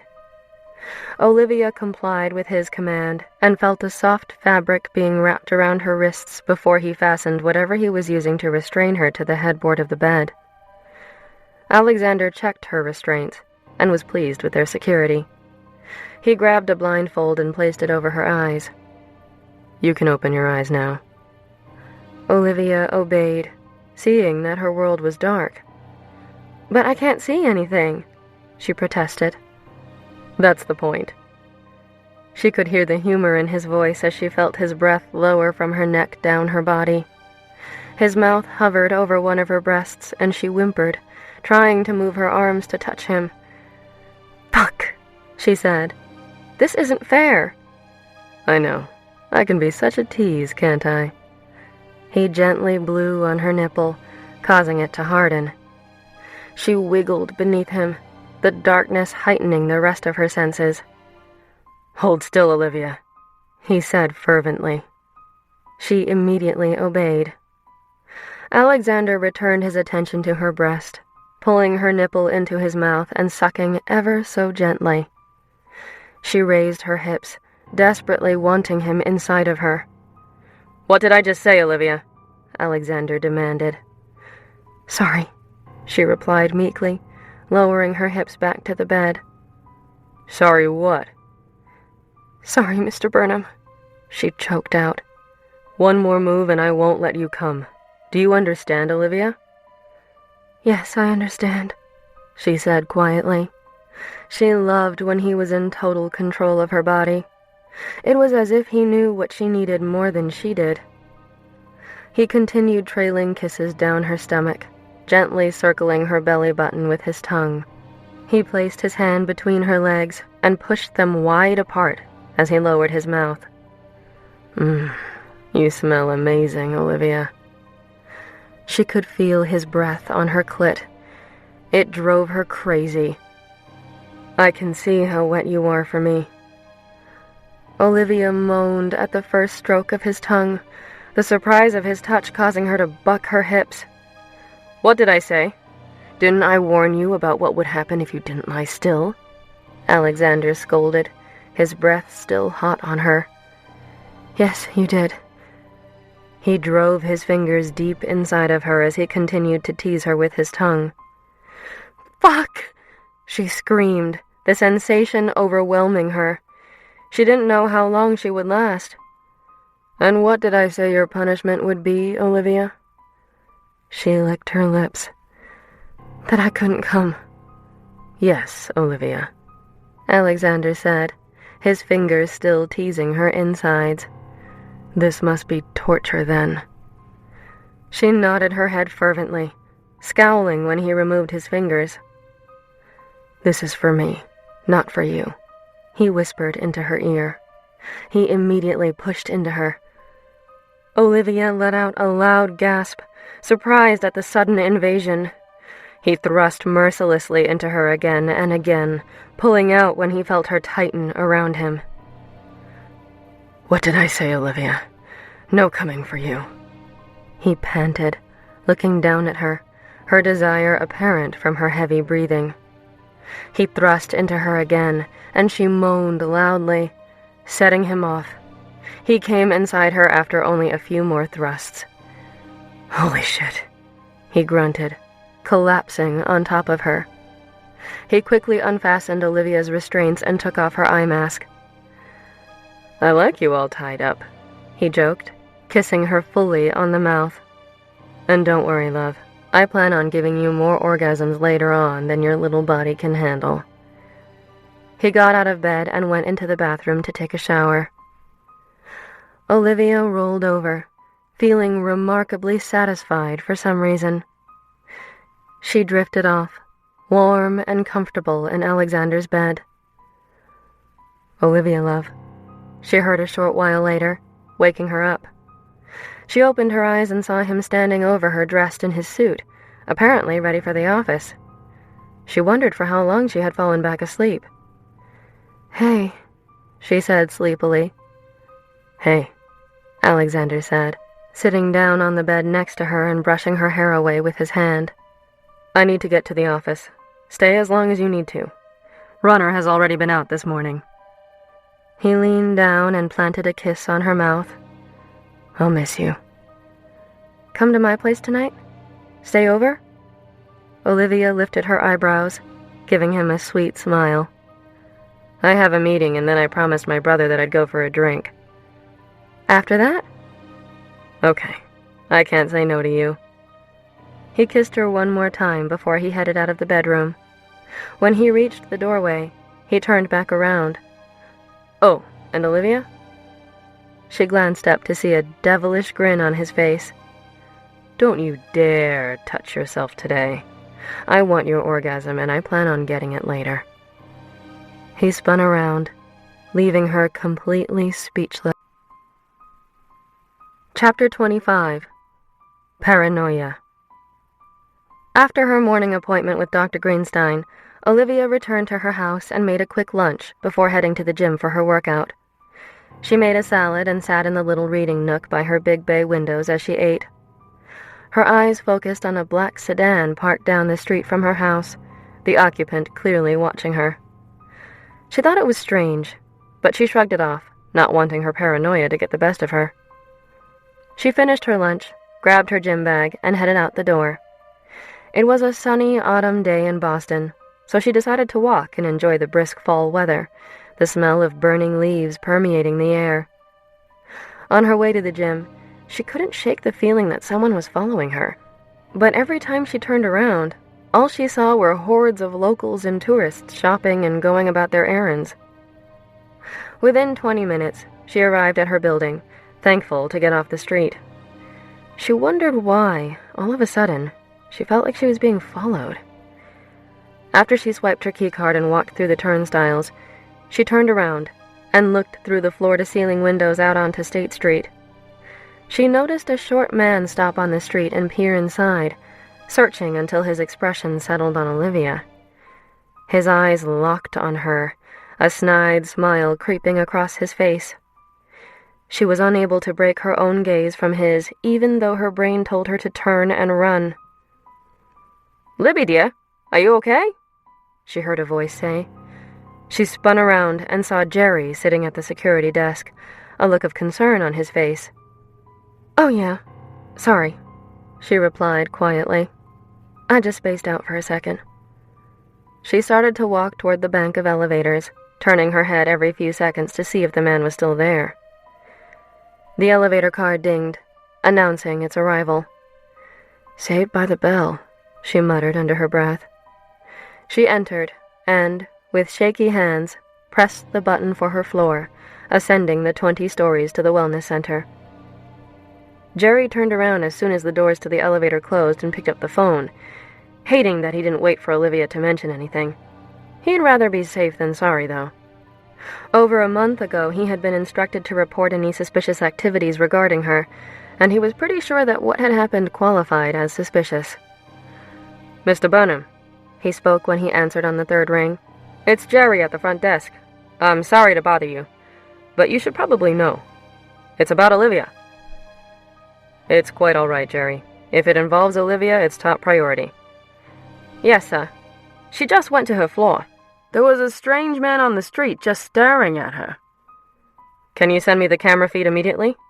Alexander asked, trying to settle his nerves. I'll have the video sent to you, sir. And alert me if you see anything else that appears out of the ordinary. Yes, sir. Thank you, Jerry. You're welcome, sir. Alexander hung up the phone, his mind racing.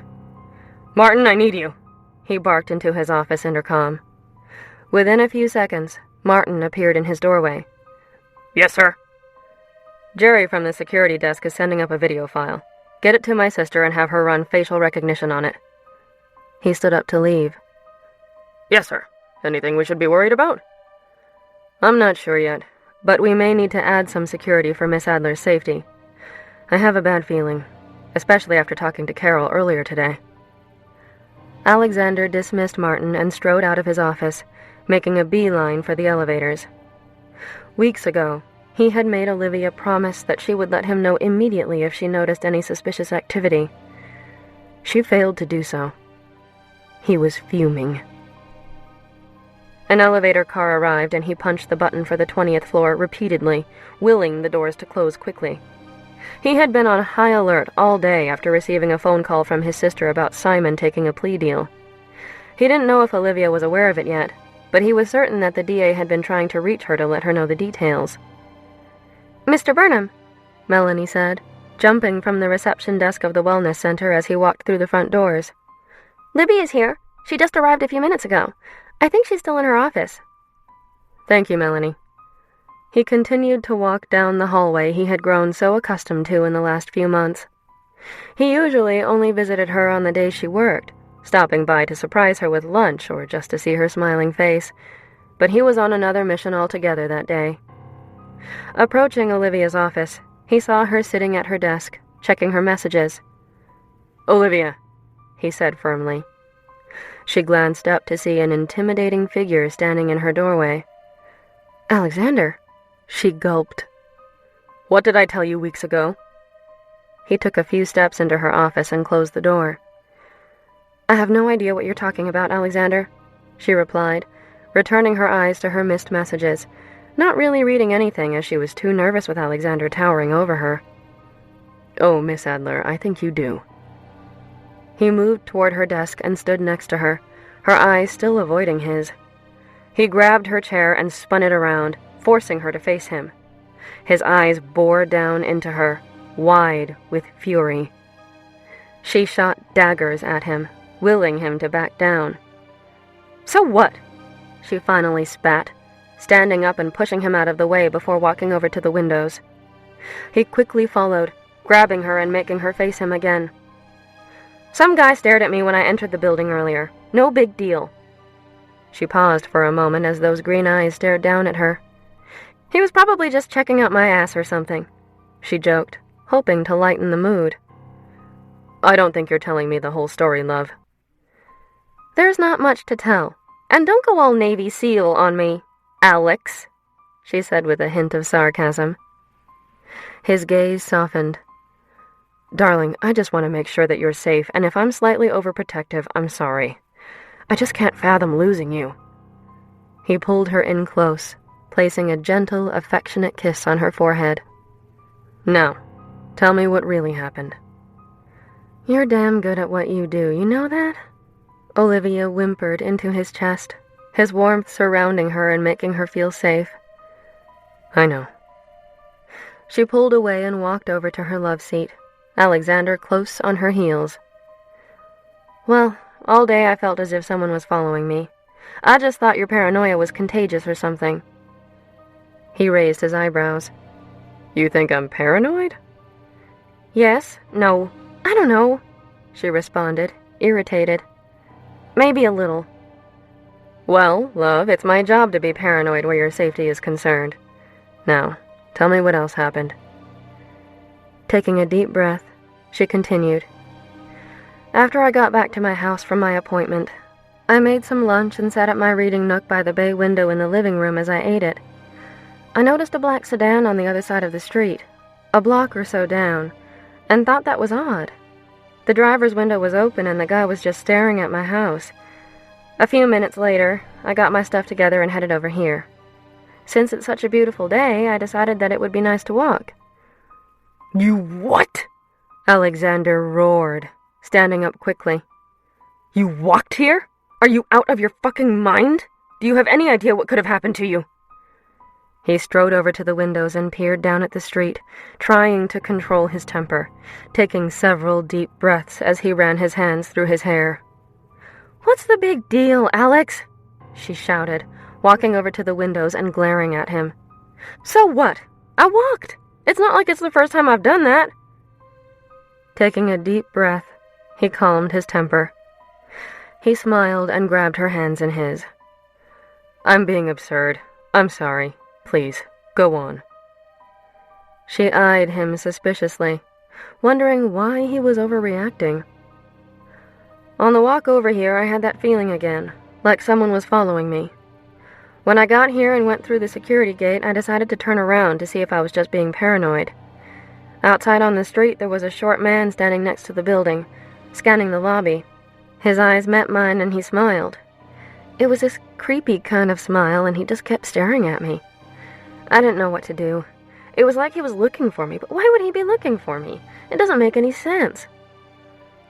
Alexander caressed her small hand in his. "I know, it doesn't. Have you heard from the DA about Simon's case?" "I have a message from her. She wanted to talk to me about a plea bargain that I guess Simon struck." She looked up at him. "Why? What do you know?" "Just what my sister told me. That he pled down to a lesser assault charge and will be released in a year, maybe sooner. He did get some jail time, so that's good. Apparently he got such a good deal because he had absolutely no criminal record." "The DA warned me that would probably happen," Olivia said, noticing that Alexander appeared to be deep in thought. "What? What is it? Do you know something?" "What? Oh no, it's nothing, don't worry. But humor me. Let me assign a protection detail. Please." She sighed. "I don't know, Alex. I think that's a bit of overkill, don't you?" "There's no such thing when it comes to you. At least have someone with you when I'm not around. That's all. Maybe this will be motivation for you to spend some more time with me." "Can I think about it?" She looked at him, pleading with her eyes. "Well, it's better than you flat out refusing," he conceded. "Okay, good. I'll think about it." "Fine, but under no circumstances are you to walk home. Come up to my office when you are done working out and I'll have Carter escort you home. Do you understand?" Olivia glared at him for several long seconds before softening her gaze. It wasn't worth fighting over. "Yes, I understand." "Good." Alexander embraced her and looked into her deep brown eyes, pressing his mouth to hers. "I'll see you soon, love." Olivia went through her regular workout, taking it somewhat easy. She had a race that weekend and hoped to qualify for the Boston Marathon. As she was on the stationary bike, she decided that Alexander was overreacting. She had called the DA immediately after he left and was told the same thing that Alexander told her. Simon was now in prison. There was no danger to her. She hated the idea that Alexander thought she needed him to protect her. She could protect herself. After finishing her workout, she took a quick shower. Once she was ready, she grabbed her bag and headed up to the 29th floor of the building, swiping her keycard for access. "Miss Adler," the cheery red-headed receptionist said when she stepped out of the elevator. "Mr. Burnham is expecting you. Please, go on in." She punched a security code into the door leading to Alexander's office. She walked down the long hallway, pausing when she heard a voice from within his office that didn't belong to Alexander. A female voice. The door was open just a crack, and Olivia could make out the conversation. "Oh, Alex, dear. I know you have no interest in going to Newport this weekend with that girl. Mommy and Daddy are throwing a charity auction. I know you'd much rather spend time with me than Olivia. You know she's not your Olivia, so stop wasting your time. I'll make it worth your while." Olivia held her breath, desperate to hear Alexander's response. "Adele, I have plans. I can't go with you this weekend. Maybe some other time. Olivia's heart dropped. Why didn't he just tell her off? Why was he being so nice to her? She pushed open the door, anxious for Alexander to see that she had overheard. Tears formed in her eyes when she saw Adele in his embrace, planting a kiss on his neck, ignoring the obvious cringe on his face from the contact. Alexander pushed Adele away. His eyes grew wide in terror when he noticed Olivia standing in the doorway, his heart breaking from the look on her face. Adele turned toward Olivia.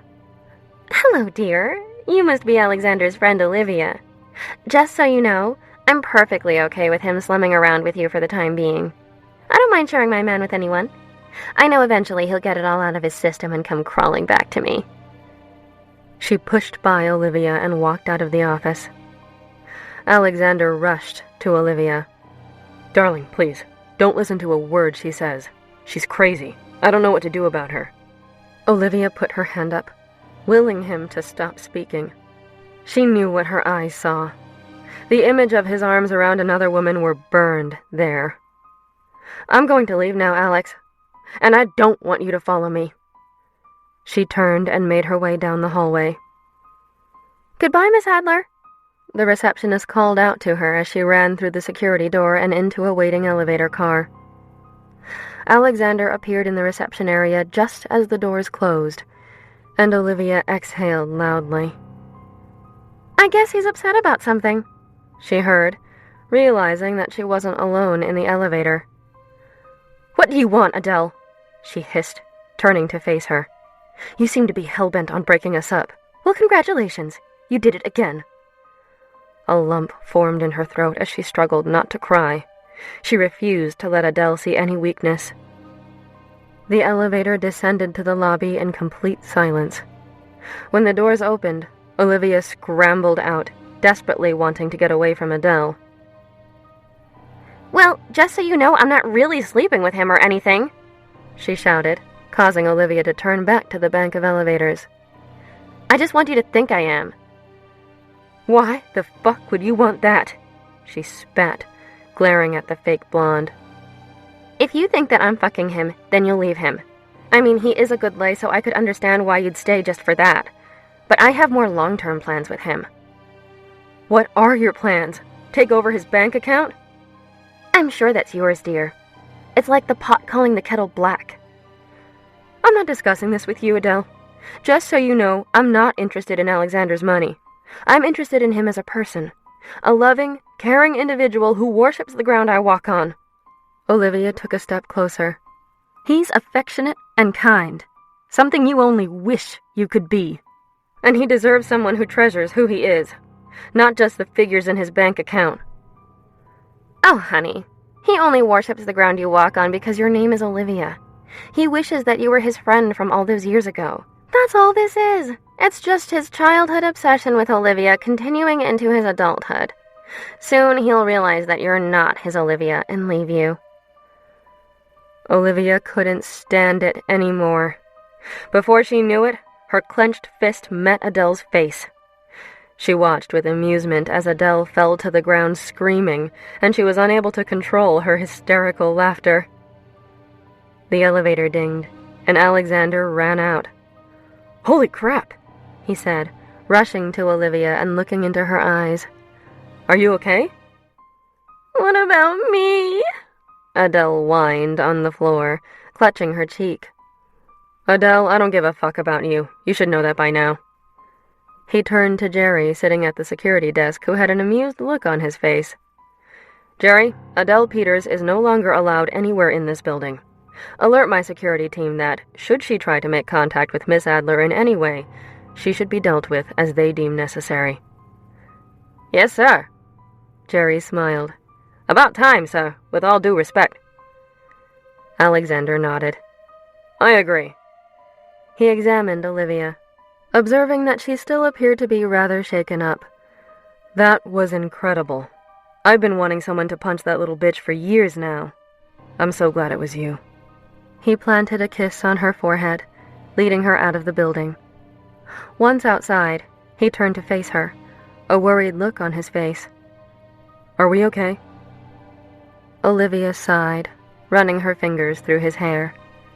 Of course we are. He beamed. Good. A black SUV pulled up instantly, Carter at the wheel. Alexander opened the back passenger side door, helping Olivia into the car. I wish I could come with you, but I have some work to do. Carter will see you home safe. If you need anything, let me know. I will. I'll see you later, beautiful. Alexander kissed her briefly, before closing the door to the car. He watched Carter drive off, before returning to his office. The image of Olivia standing over Adele with her fist clenched, making his heart fly. Chapter 26. Olivia.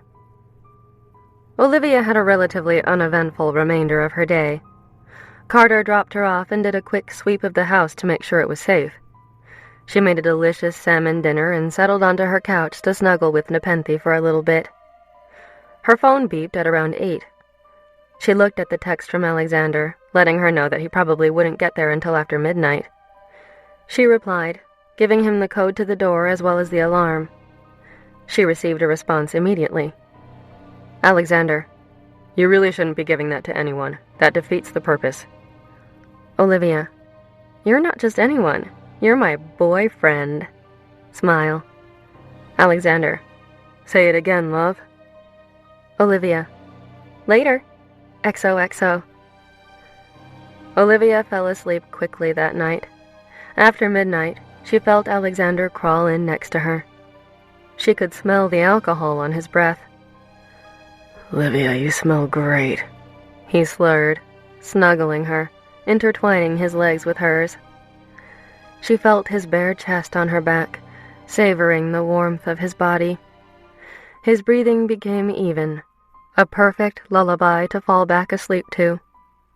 When she was in that place between being asleep and being awake, she heard him whisper, I'm going to protect you always, Olivia. Her eyes flung open, her heart racing. She must have been dreaming about the crash again. The only person that had ever called her Olivia was the boy with the green eyes. The boy who haunted her dreams. She brushed it off and closed her eyes, dreaming of beautiful green eyes and the man sleeping next to her. Olivia's alarm went off early the following morning before the sun was up. She turned it off, hitting the snooze button. Alexander pulled her back to him. Don't go, Angel, he begged, his voice raspy from sleep. I don't want to, but I have to teach a class at 6 this morning. She nuzzled up to him, placing several kisses on his chest. He flipped her on her back and held her arms above her head with one hand, caressing the side of her body with the other. Well, I just need to give you something to think about the rest of the day, then. He grinned, planting a deep kiss on her lips, lifting her tank top over her head. Olivia, he growled, gawking at her bare chest. It didn't matter how many times he had seen her with her shirt off. Each time still excited him as if it was the first. It's almost like you were plucked from heaven just for me. He kissed her neck, savoring the taste of her soft skin as he moved down to her chest. His breath was warm on her breast, making her nipple become alert. He teased it, tugging and licking. Olivia was about to become unhinged as his tongue circled her chest. She wanted that tongue on other parts of her body. She was on edge after not having an orgasm the day before, and felt like she could fall apart in a matter of seconds. He slowly made his way down her stomach, lifting her hips so he could slip off her shorts. He lowered himself between her legs, Olivia's breathing heavy with anticipation. She moaned when he gave her clit a quick lick. You like that, Olivia? She nodded her head, not able to make a sound. I said, do you like that, Olivia? He asked sternly. Yes, she replied, having trouble breathing through all the overwhelming sensations coursing through her body. Well, what should I do about that, Olivia? What do you want? I want your tongue on me, on my clit, she directed him. He started gliding his tongue slowly over her, sucking and licking gently. Is that all, Olivia? His breath on her made her moan. I want your fingers inside me. Your wish is my command. He gently pressed a finger inside of her, making circular motions as he licked. Her body was on fire from the electricity flowing through her core. God, you taste sweet, he said, taking a break before diving back in. One of these days I'm going to make you fuck my face. His words were her undoing, and she screamed out his name as waves of pleasure overtook her body. He crawled back up to her and stared at the beautiful woman panting on the bed.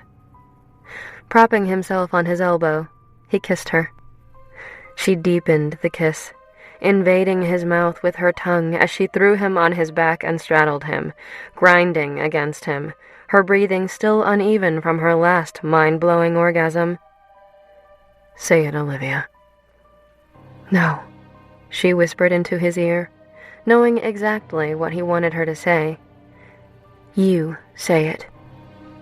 So it's a game then, is it? She could feel his arousal getting harder. Well, I must tell you, Angel, I am very competitive. I'll do almost anything to win, including playing dirty. Oh, really? She asked, her eyebrow raised. I like the sound of that. How dirty are you talking? Oh, wouldn't you like to find out? He flipped her onto her back and, stripping off his clothes, knelt between her legs, teasing her with his erection. What do you want, Olivia? I know what I want, but I just want to make sure we're on the same page. Oh, we're on the same page, Alexander. Well, I wouldn't want to be presumptuous, he replied, continuing to tease her. She was still a bundle of sensation. Just the feeling of his arousal against her was turning her on. Okay, she screamed, her breathing uneven as she stared at the devilish smile on his face. You win. I want you to fuck me. He slammed into her, groaning. I love it when you say that, Olivia. She wrapped her legs around his waist and moved with the pace he set. God, Olivia, there is nothing like being inside of you, he said, leaning down, softly licking and sucking on her neck. She moaned out, the sensation of him being inside of her and licking her skin making her nerves stand on end. She still hadn't come down from her previous orgasm and felt like she was on the verge of exploding. Do you like me inside of you? He asked, thrusting harder. Yes, Alexander. Yes, she breathed out, climbing higher and higher toward the peak from which she had just come down. Say I'm the only one that's filled you like this, he commanded, his breathing becoming more and more erratic as he leaned back and stared deep into her eyes, his pace increasing. She could tell he was close, so she gave him what he wanted to hear, and she wasn't lying. You're the only one, Alex, she replied, moving with his rhythm, a familiar clenching sensation building through her core. He felt it and nuzzled back into her neck, inhaling her delicious scent. Come with me, Olivia. He emptied inside of her, the warm feeling pushing her over the edge. She shuddered around him, screaming out his name in ecstasy. His eyes met hers as they came down from their orgasms, their breathing slowly returning to normal. I will never tire of being naked with you, love, he said sweetly before feathering his lips against hers. She pulled his head toward hers, running her hands through his sexy morning hair, and deepened the kiss. He slowly withdrew from her and picked her up, tossing her off the bed. Shower now, he ordered, slapping her ass. She jumped. God, you can be so bossy. Oh, Miss Adler, you haven't seen bossy yet. She laughed as she hopped in the shower, knowing that she would probably be late for her first class that morning. When she came out, Alexander was sitting in her bed with his laptop, typing an email and drinking coffee. He left a coffee for her on her nightstand. It all seemed so domesticated. and it didn't scare Olivia at all. Chapter 27. In Deep. Libby! Kira shouted when Olivia walked into the empty Pilates studio a few minutes before 6 that morning. Hey, Kira, what's going on? Not much. We need to catch up. I feel like I haven't seen you much lately, except for Friday nights. Do I have to start booking my time through Alexander? He's hogging you. I know, I'm sorry. I'm free around 9 if you want to grab coffee. I can do that? Great. It's a date. Olivia turned to boot up the audio system for the class. Her morning flew by, and before she knew it, she was heading out to meet Kira. Hey, Libby, Jerry called when he saw her run from the elevator into the building's lobby. Heading out? Yeah, I'm meeting Kira for coffee. I'll be back soon. Okay, just let Mr. Bunham know. Please, he'll have my ass on a platter if I don't tell him. Olivia rolled her eyes as she continued past the security desk. Okay, Jerry, I'll send him a text right now. She grabbed her cell phone out of her purse and shot off a quick text to Alexander. Olivia, heading out for coffee with Kira. Back soon. XOXO.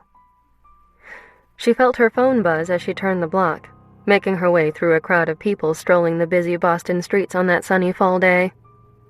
Reaching the Starbucks, she read the text. Alexander. Okay, be safe.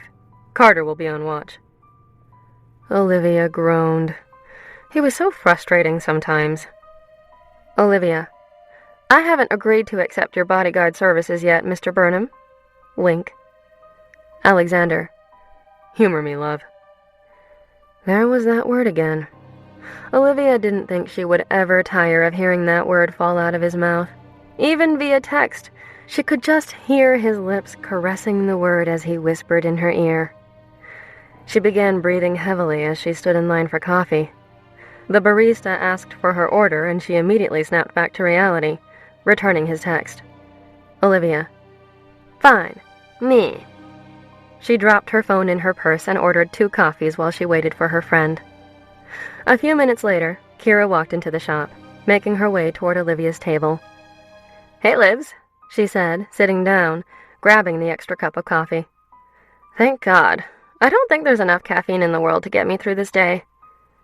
She took a sip of her drink. That bad, huh? Yeah, well, I had a late night last night, so I need it. Oh, really? What were you doing? Olivia raised her eyebrows. None of your business, slut. So what's going on with you and Alexander? Not a whole lot, except he's still wonderful. She blushed, looking at her friend, unable to hide her enthusiasm whenever she thought of him. Okay, spill it. Olivia hesitated briefly before telling her all about her run-in with Adele the previous day. God, it felt so good to just punch that bitch. I was proud of myself for not running. If the same thing happened a year ago, I would have run as far as I could to avoid dealing with it. But yesterday, I just don't know what came over me. I knew she was talking shit and, well, she deserved it. Kira laughed, her green eyes wild with amusement. That's fantastic. Maybe you finally stopped trying to push Alexander away. He is definitely quite the catch. She took another sip of her coffee. So he's going with you this weekend to Newport? Yep. Nervous? Yeah, a little. I mean, we're going away together for the weekend, so there's nowhere for me to run when things get bad. Oh, stop it. You're so negative. Things aren't going to get bad. He's going there to support you in your race. It's a big deal. Not everyone can run a marathon. I know, she replied, nervously tapping her nails against the black bistro table. But I've never gone away with a guy before. I am looking forward to spending some time with him away from the city. We've only done things around here, and most of the time we've just been going to his place.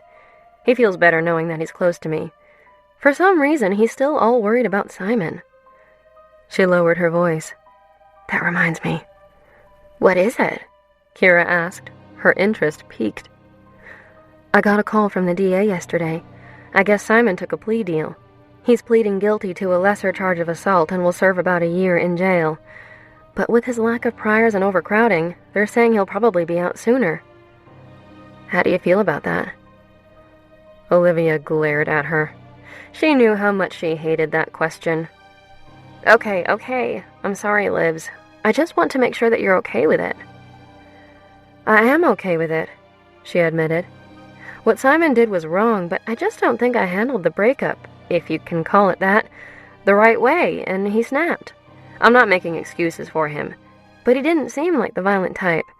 I'm sure that this is the only time he'll ever be in prison, you know? He made a mistake and he's paying for it. It's all good. Well, okay, as long as you're good with that. I am. So getting back to Alexander, all worried about Simon, Kira said, winking at a man dressed in a business suit as he walked past their table to order his morning coffee. Oh yeah, he's still concerned about someone attacking me. It's sweet, but at the same time a little overbearing. I could see that. She paused for a moment. Have you ever thought that maybe he's hiding something from you? I mean, he runs a private security firm and has the ability to get any information he wants. Perhaps he found out something that has him a little on edge. I don't know what he'd possibly find out. No one has any reason to want to come after me, so... Yeah, I guess you're right. Kira looked at her watch.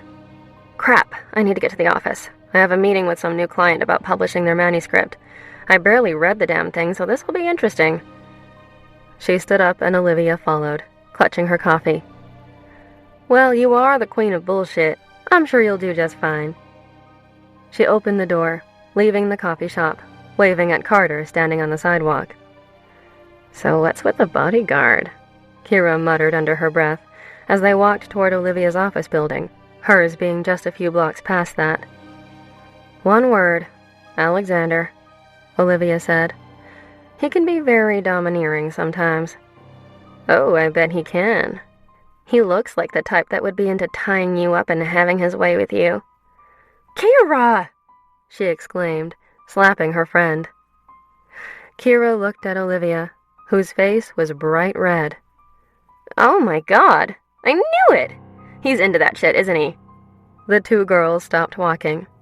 I mean, he's not fucked up and into beating you, is he? Because that shit is so not cool.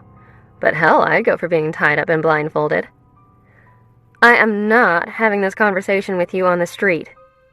Olivia continued walking, a grin on her face as she thought about the previous morning. That is so fucking hot! Kira laughed as she ran to catch up with her friend. Okay, you're right. It is so fucking hot. Olivia's face was flushed from the memories of Alexander restraining her. I bet it is. And he gets turned on when I call him Mr. Burnham. That's sexy. I'd call him Mr. Burnham. Yes, Mr. Burnham. Whatever you want, Mr. Burnham, Kira said breathlessly, giggling. I need to find a man like that. I want to be dominated. It's not like that. It's almost as if he knows that I need that sometimes. And other times, he's so sweet and gentle. So, sometimes you fuck and sometimes you make love. Olivia froze. No, Kira. We don't make love. That would entail... What?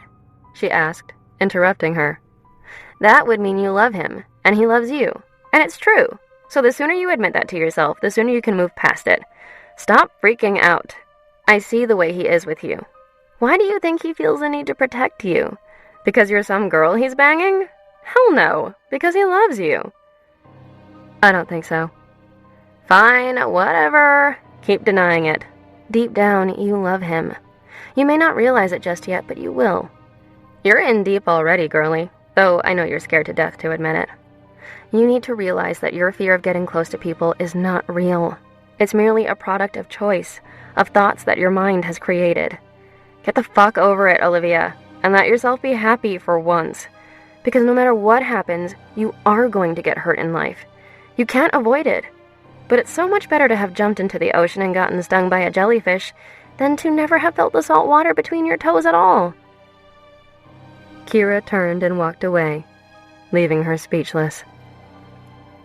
Olivia walked through the front doors of her building and hurried to the elevator, wanting to get back to her office in some sense of normalcy, even though nothing had been normal about her life since she had met Alexander Burnham.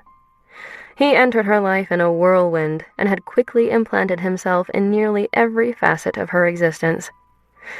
She thought about him every second of every day, and Olivia didn't know how she felt about that. Chapter 28. Something More. Cheryl, I need some good news. Donovan spat into his phone.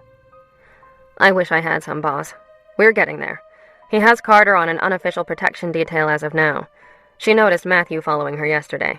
It was good that he made it so obvious. That's got Burnham spooked. Yes, but I was hoping he'd assign you to the protection detail. I know, I'm working on that. As of now, there's no official detail anyway. From what I've been able to find out, she seems hesitant to agree to it, thinking it's entirely unnecessary. Well, do something to make it necessary, Donovan growled into the phone. Yes, sir. Cheryl hung up and threw her burner phone into the nearest trash bin. She walked to a nearby drugstore and bought a replacement. Hello, Mr. Burnham, Olivia crooned into her phone. Good afternoon, Miss Adler. Come to my place after practice tonight? Is that a question or an order? She asked as she sat at the desk in her office, looking out the window at the bustling Boston streets below. Alexander chuckled, listening to Olivia's voice, happy to break the monotony of poring over case files. Maybe a little of both. We'll order sushi and watch a few movies. Take it easy. Keep you off your feet. You'll be pounding the pavement pretty hard this weekend. That's not the only thing I want to pound hard this weekend, she said coyly. He inhaled quickly at her words, feeling a familiar twitching in his pants before regaining his composure. Be there at 7, love, and be ready to leave directly from my place tomorrow when we get up. So demanding. Don't you know it? Till then, Olivia. Bye, Mr. Burnham. Goodbye, Miss Adler. She hung up, collected her items, and headed out of her office. She sent Kira a quick text reminding her to check on Nepenthe over the next few days. Bye, Libby. Have fun this weekend and good luck, Melanie said as she walked out the front doors of the wellness center. Thanks, Mel. See you next week. Walking out of her building a few minutes later, a scowl crossed her face when a black SUV pulled up front. You've got to be kidding me, she mumbled under her breath. Miss Adler. Carter ran around to open the rear passenger door. Good afternoon, Carter, she said curtly as she stared into the passenger compartment of the SUV, hesitant about getting in. If she did, she was more or less agreeing to Alexander's ridiculous protection detail. Please, Miss Adler, it's just a ride home. Olivia looked at her watch and noticed that she was already running late. Fine, but only because I'm short on time. She wasn't in the mood to start a fight with Alexander, not when they were going away for the weekend.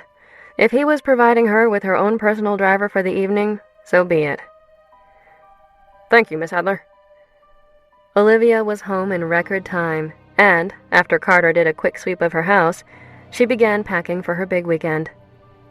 That evening, rehearsal with the band went by fairly quickly, and before Olivia knew it, she was on her way over to Alexander's penthouse, courtesy of her chauffeur, Carter. Olivia, Alexander said, rushing to her when he saw her walk through the foyer. She was dressed casually in a pair of jeans and a t-shirt, but she still made Alexander's heart skip a beat whenever she was near. He planted a long kiss on her lips. Have I told you how much I missed you today? Maybe once or twice, but you can tell me again. Olivia stared into his green eyes, reveling in the warmth coming off his body. He must have just gotten out of the shower. His hair was wet, and he smelled of body wash and aftershave. He had changed out of his normal office attire and was wearing a white polo shirt and a pair of jeans. I missed you. I missed your eyes. His thumb ran over the corner of her eyes. I missed your lips. He brought his mouth to hers, kissing her softly. And I most certainly missed your tongue. He kissed her again, coaxing her mouth open as his tongue danced with hers before pulling back, leaving her completely breathless. Come, love. Sushi has arrived. He led her down the hallway into the den. It was a spacious and homey room with a large pool table set in the far corner. Immediately in front of her was a luxurious leather sofa and a giant flat-screen TV. It was the one room of the penthouse that didn't appear to belong in a museum. Walking over to the couch, she noticed that Alexander had set up a small feast of sushi on the large coffee table. Runner sat next to the table, begging for scraps. When he saw Olivia, he immediately ran up to her, his tail wagging. "Hey, boy, good to see you too. Give Mama kisses." She leaned down so Runner could give her a few kisses on her cheek.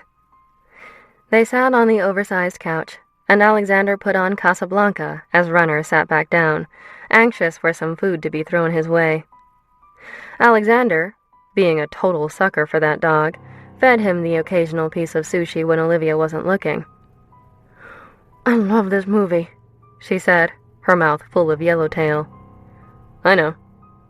"You do?" she asked, scrunching her eyebrows in confusion. "Yeah, you mentioned it once and I just kind of remembered," Alexander replied nervously. "I don't remember that. Oh well." She shrugged. After grabbing another piece of yellowtail, she leaned over, surprising him with a quick kiss on his cheek. "What was that for?" He stared at her in admiration as the sound of the opening of the movie played in the room. It reminded him of their childhood when his mother would have Casablanca on in the background as they played in the living room of his house. "Nothing.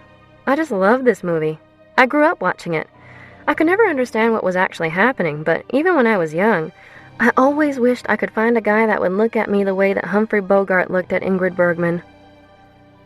Their eyes met, and she stared at him, unable to break her gaze from him as the realization washed over her that she had, in fact, met someone who looked at her that way.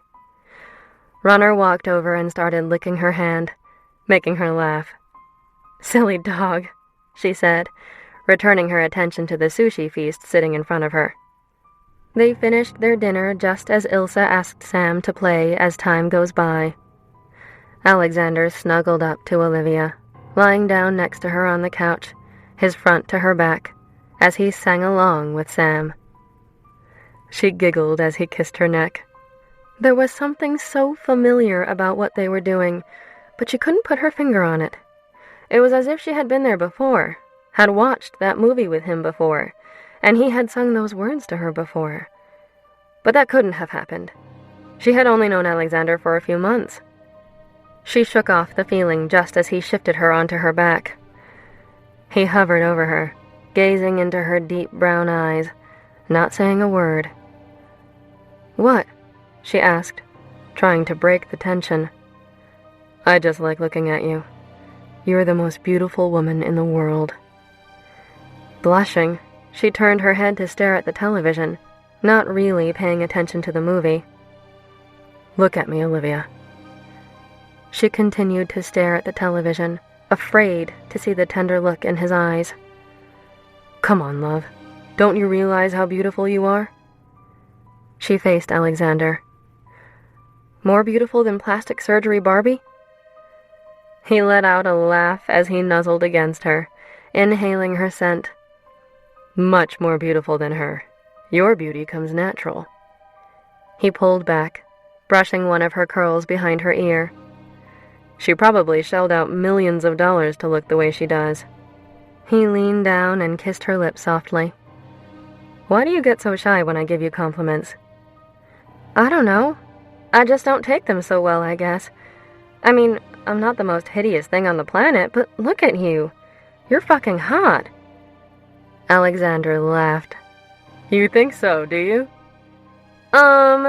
Yes. You could have your pick of any woman out there, who I'm sure wouldn't put you through half the drama that I put you through." "Yes, but I want to be with you, Olivia." He trailed soft kisses along her collarbone. "It's you, Olivia. It's only ever been you," he whispered. His words caused an overwhelming sensation to surge through her core. She wrapped her legs around his waist and pulled his head to hers, forcing his lips against hers. He pulled back briefly. "What made you change your ways, sweetheart?" "What do you mean?" Alexander rolled onto his side, and Olivia followed, facing him as he continued to caress her body from her hips to her shoulder. She loved his touch. Even a simple, innocent stroke sent heat throughout her body. When we first met, you mentioned how you always did the no-strings-attached thing. So why me? Olivia raised her hands to her face and covered it, not wanting to talk about her feelings. Her feelings petrified her. "Look at me, Olivia," he demanded, pulling her hands away from her face and clutching them in his own. "I'm just trying to figure out what makes you tick, that's all." "I could ask you the same question, Alexander," she whispered. He smiled. "Well, that's easy. I was waiting to find you, and once I did, I knew you were someone I wanted to get to know, and not just for a quick fuck." His words were actually true. He had been waiting to find his Olivia. "Your turn, Miss Adler." I don't know if it was any one thing. We kept running into each other randomly. It was almost like someone was sending me a sign. And there was this feeling I had. After spending just a short time together, I was so comfortable with you. That's why I told you all about my parents' deaths. It normally takes me forever to open up to someone, but there was something about you. I felt as if I had known you my entire life. Alexander growled as he flipped her onto her back. "Oh, darling, I felt the same way." Olivia looked into Alexander's eyes and did her best Ingrid Bergman impression, begging him to kiss her, as if it was the last time he would ever taste her lips. She reached up and grabbed his face, forcing his mouth to hers, their tongues frenzied as they entangled with each other. Her body was on fire, her passion for the man on top of her at a fevered pitch. He worshipped her body, caressing and nipping from her neck down her sternum, lifting her shirt over the top of her head. Their eyes locking, the dominating man that she was so accustomed to was nowhere to be seen. Instead, in his gaze was a look of affection, a look of adoration, a look of devotion, and, perhaps, something more. Alexander pulled her nipple into his mouth, sucking tenderly, and Olivia let out a quiet cry. "Do you like that?" He looked up briefly before he moved to the other nipple. She moaned again, bucking her hips, her body alert. He grinned. "I'll take that as a yes." She began to pull greedily at his t-shirt in response to his teasing. "Always so needy, Miss Adler. Patience, my love," he whispered as he lowered down her body, licking her stomach, kissing her waist. "Let me worship you." Olivia moaned again, her senses on overload. She bucked her hips once more, telling him to take off her jeans. Grinning, he obeyed the command she gave with her body, unbuttoning her jeans and slowly unzipping them. "God, Alex, you're killing me," she breathed, throwing her arm over her head. Blood coursed through her veins, lighting her body on fire from his touch. "I told you already. Patience, darling." Growling, she pushed him off her into a sitting position, straddling him. "I'm done being patient." She reached for his shirt and yanked it over his head, her eyes surveying his perfectly sculpted body. She could feel his erection through his jeans as she circled her hips around his waist and kissed his neck. "Oh, no you don't," he said, flipping Olivia onto her back. "I'm driving." He unbuttoned his jeans and carefully stepped out of them. "You like the control, don't you?" she asked when he climbed on top of her. "Yes, and you like it when I'm in control, don't you?" She stared at him, deep in thought, as she considered his question. He grabbed both her arms and pinned them over her head with one of his hands. "I know you do, Miss Adler.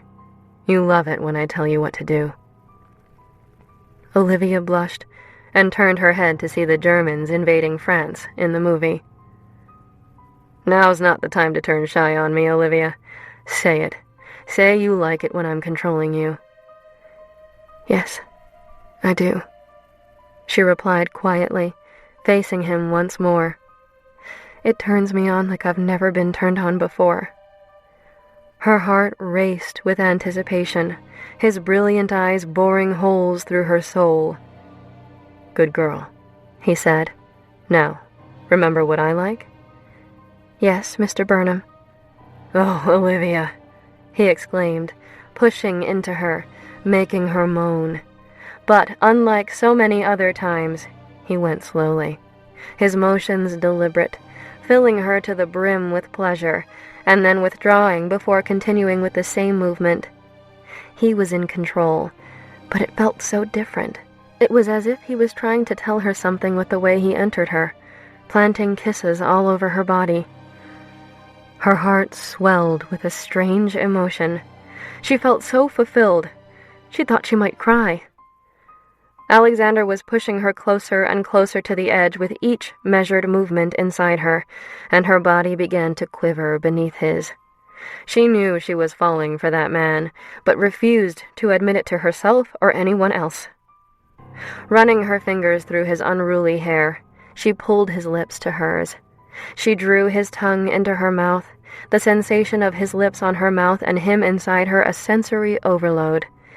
He retreated, pulling her bottom lip between his teeth, softly nipping it, sending her over the edge.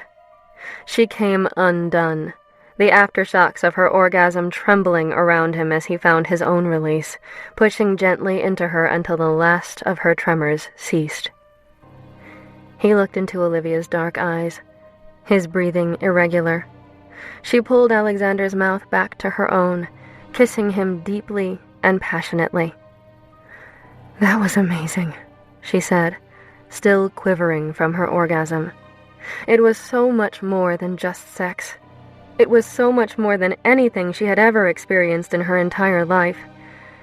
She thought that she may have found someone with whom she could possibly spend the rest of her life, and the thought scared her. She immediately wanted to run as far away as she could, but Kira's words sounded in her head, telling her to just dive in. "It was pretty fucking great," Alexander responded, his breathing still rapid. He slid off Olivia and positioned her on her side, facing the television again, his front to her back. He grabbed a blanket off the back of the couch and threw it over their naked bodies. "Watch the rest of the movie, love," he whispered as he held her in his arms. Within moments, she drifted off, too exhausted to run. It was the same dream again. The crash, the green-eyed boy, the boy getting knocked out. But instead of seeing black, as Olivia normally did, she remained conscious. She saw the green-eyed boy fall to the ground, and then she stared into the eyes of a man. His eyes were blue and cold, and he sneered as he moved toward her in the SUV.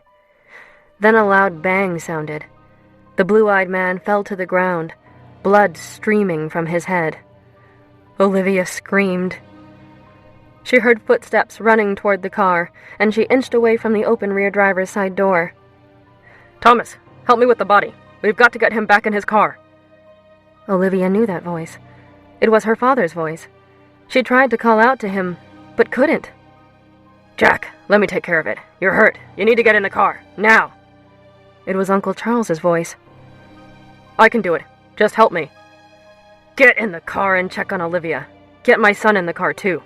You're losing a lot of blood, and you won't do me much good if you pass out. So move." Olivia opened her eyes when the green-eyed boy was placed in the car next to her. "Olivia, are you okay?" her father asked. She simply nodded, tears streaming down her face. "Don't worry, Livy. Stop crying," he said. "Everything will be okay."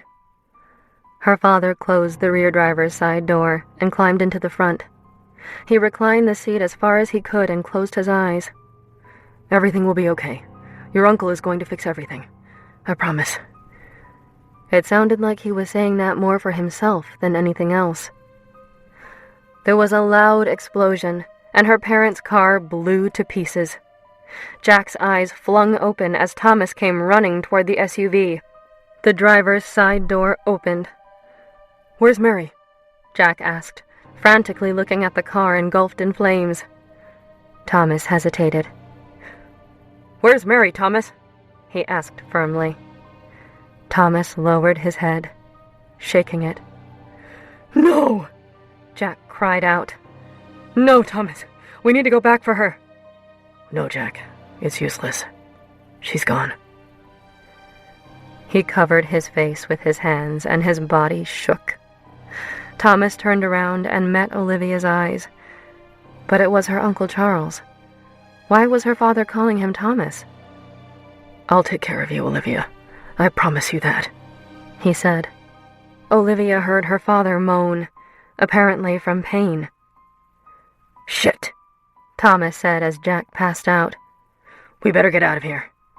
He turned the ignition on the car and sped down the road. Olivia cried until she slipped into unconsciousness. "Olivia, wake up. You're crying," Alexander said, shaking her awake. She woke up suddenly, tears streaming down her face as she tried to catch her breath. "Darling, are you okay? You were dreaming and muttering something about your father, I think, and then you started to cry." Olivia sat up, completely disoriented by her dream and the inference that her father made it out of their crashed car. It couldn't be. "Please, Olivia, talk to me. Was it the same dream again?" Olivia stood up and walked over to her t-shirt and jeans. She pulled them back on, not wanting to feel so exposed anymore. "Yeah," she said, wiping the tears from her face. "That's all it was. Just the same old stupid dream again. Every night of my fucking existence, reliving that crash over and over." Alexander sat up and stared at her, the room eerily silent. "Bullshit," he finally said, breaking the silence. "What did you say?" she asked, glaring at him. "You heard me. I'm calling bullshit, Olivia." She stared at him wide-eyed, her mouth agape. "If you think I'm believing that lie, you obviously think very poorly of my abilities." She started to walk out of the den, not wanting to have that conversation. Jumping off the couch, he blocked her exit, distracting her with his very naked, very aroused body. "You're using her body as a weapon, Alex," she whimpered. "I don't mean to. If you don't want to talk about it now, that's fine. I understand. But you need to trust me. Trust that I'm not going anywhere and that no matter what you say to me, I'm staying next to your side." He pulled her close. "It's where I'm meant to be." She relaxed into his embrace, cherishing the closeness of his arms. "Bed?" he asked after several moments passed. She looked up at him and nodded. He bent down and swept her into his arms. "Alexander Burnham! You're naked!" she screeched as he carried her out of the den, making his way through his penthouse and up to his bedroom. "I know. That's why I love living alone." He kissed her fully, the dream now a distant memory. Chapter 29. The Olivia. "Wake up, Olivia. Time to get moving," Alexander said, nudging her awake the following morning. She rolled over onto her stomach, trying to block out the sunlight, and groaned. "I don't want to. I want to stay in this nice, soft bed and never get out of it." "Well, that's a nice thought." He leaned down and nuzzled her neck. "I could think of a few things that we could do." "Maybe I'll just tie you to the bed and never let you out." "That would be great," she retorted sleepily, still not wanting to open her eyes. "I agree, but you've got a marathon to run on Sunday. Now, get your ass up so we can have breakfast before we hit the road." "Make me," she said, a hint of snarkiness in her voice. Alexander looked down at Olivia sprawled out on his bed, grinning. Pulling back the thin sheet, he exposed her naked body. She turned her head to look at him as he stood over her wearing a pair of boxer briefs. "You're going to have to do a lot better than that to get me out of this bed, Mr. Burnham."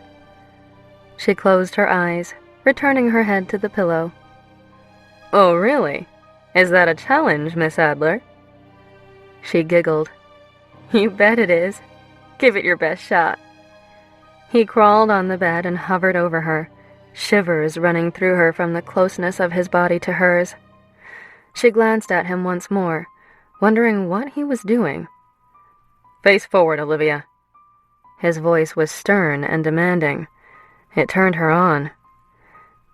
Yes, sir, she mocked, a hint of sarcasm in her voice. I love how snarky you are in the morning.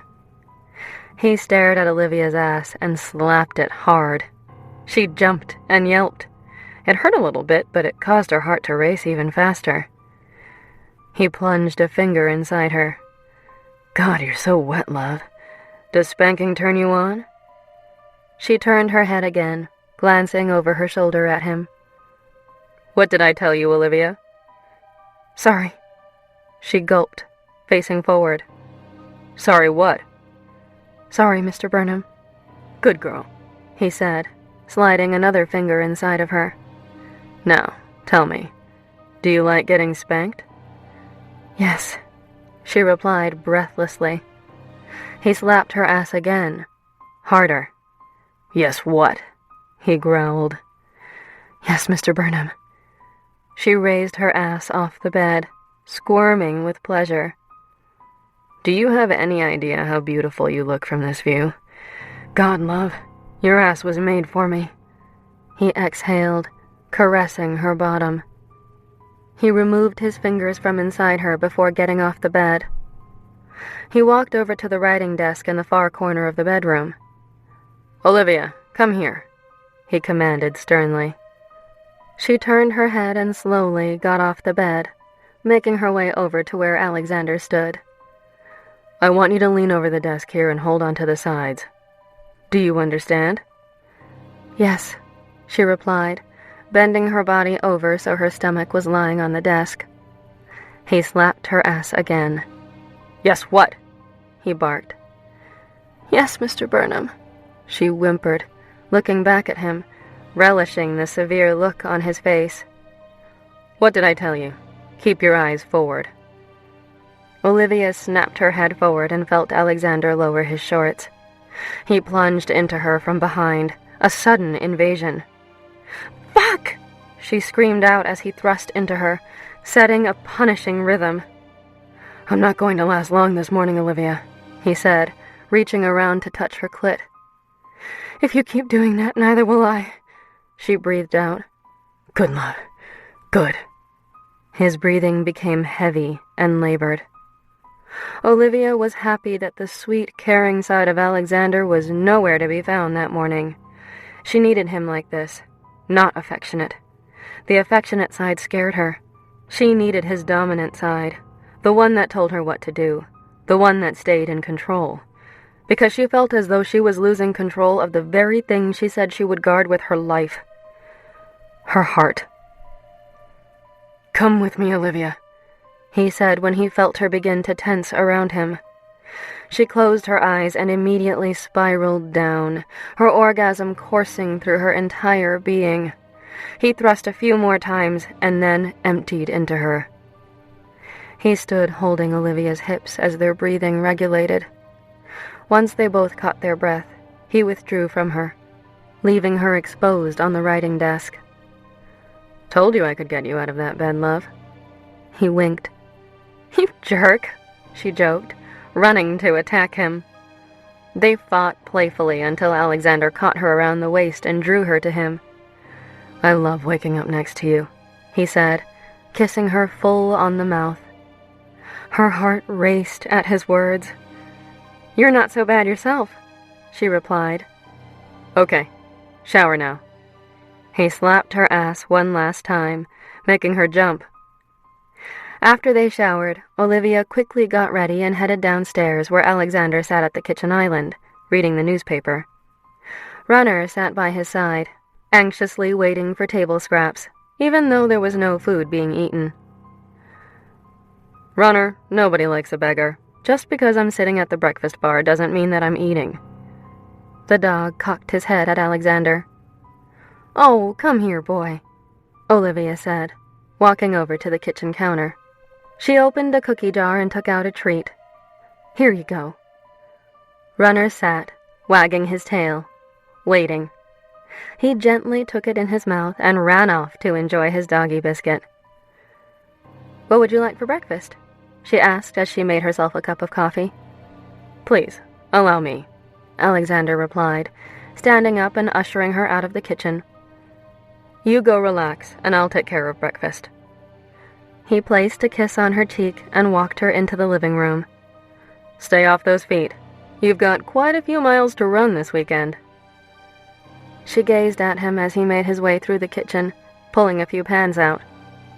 Over the past few months, he had become accustomed to her tastes in food. She ate relatively healthy, liking to splurge on something decadent once in a while. It was a big weekend for her, so he made her one of her favorite breakfasts: egg white omelet with tofu, broccoli, mushrooms, spinach, and feta cheese. "This is fantastic," she complimented a few minutes later as she sat at the breakfast bar next to Alexander, savoring the taste of her meal. "I'm glad you like it," he replied. "Are you looking forward to getting out of town for the weekend?" She took another bite. "Actually, I am. I've never been to Newport before." He stared at her, wide-eyed. She really had no idea about her past. "Oh, really?" he asked after a long pause, trying to gather his thoughts. "Yeah, weird, I know. I've lived in Boston off and on for almost the last decade, and I've never been to Newport, so it will be nice to have the extra time there to walk around a bit. You've been before, I'm assuming?" Yeah, I have." Alexander remembered when Olivia mentioned she would be going to Newport that coming weekend. He didn't know what to think about that. She still had some family in Newport, mainly on her mother's side. What if someone recognized her?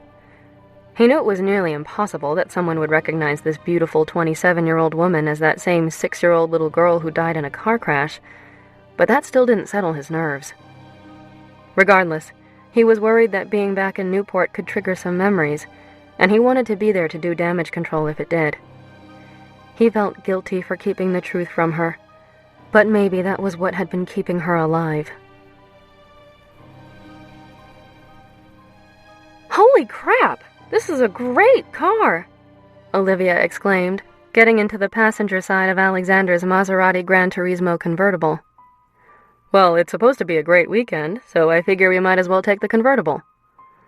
I think the valet guys are going to cream themselves when you pull up with this bad boy." "I love how sometimes you speak like a trucker.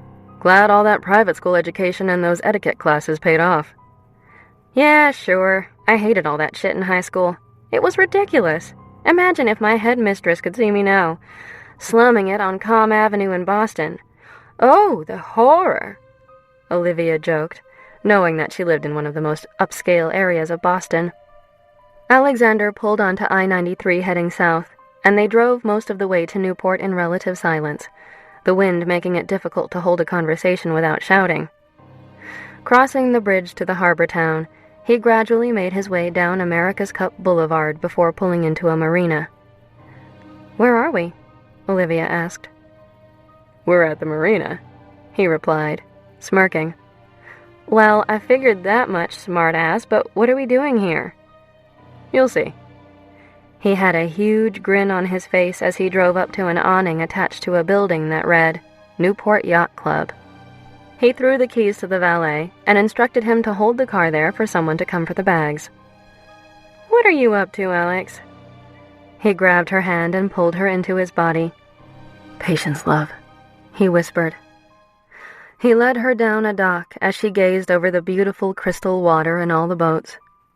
Stunning yachts lined the docks, the size of each one mesmerizing. She couldn't even fathom how much one of them would cost to buy and then maintain. Stopping at the very end of the dock next to a yacht, Alexander turned to Olivia, beaming. "What is this?" she asked skeptically. "I don't want you to freak out, so just let me explain." He glanced to the enormous vessel behind him. "This is my boat." She raised her eyebrows. "I don't know if you could call that thing a boat. It's more like a floating kingdom. It's got to be over 100 feet. She marveled. "Yeah, "It is," he answered excitedly. "And I named her after my childhood best friend, who, you recall, shared your name. I didn't want you to overreact, but I really wanted to share this with you." Olivia's heart raced as she looked into his brilliant eyes.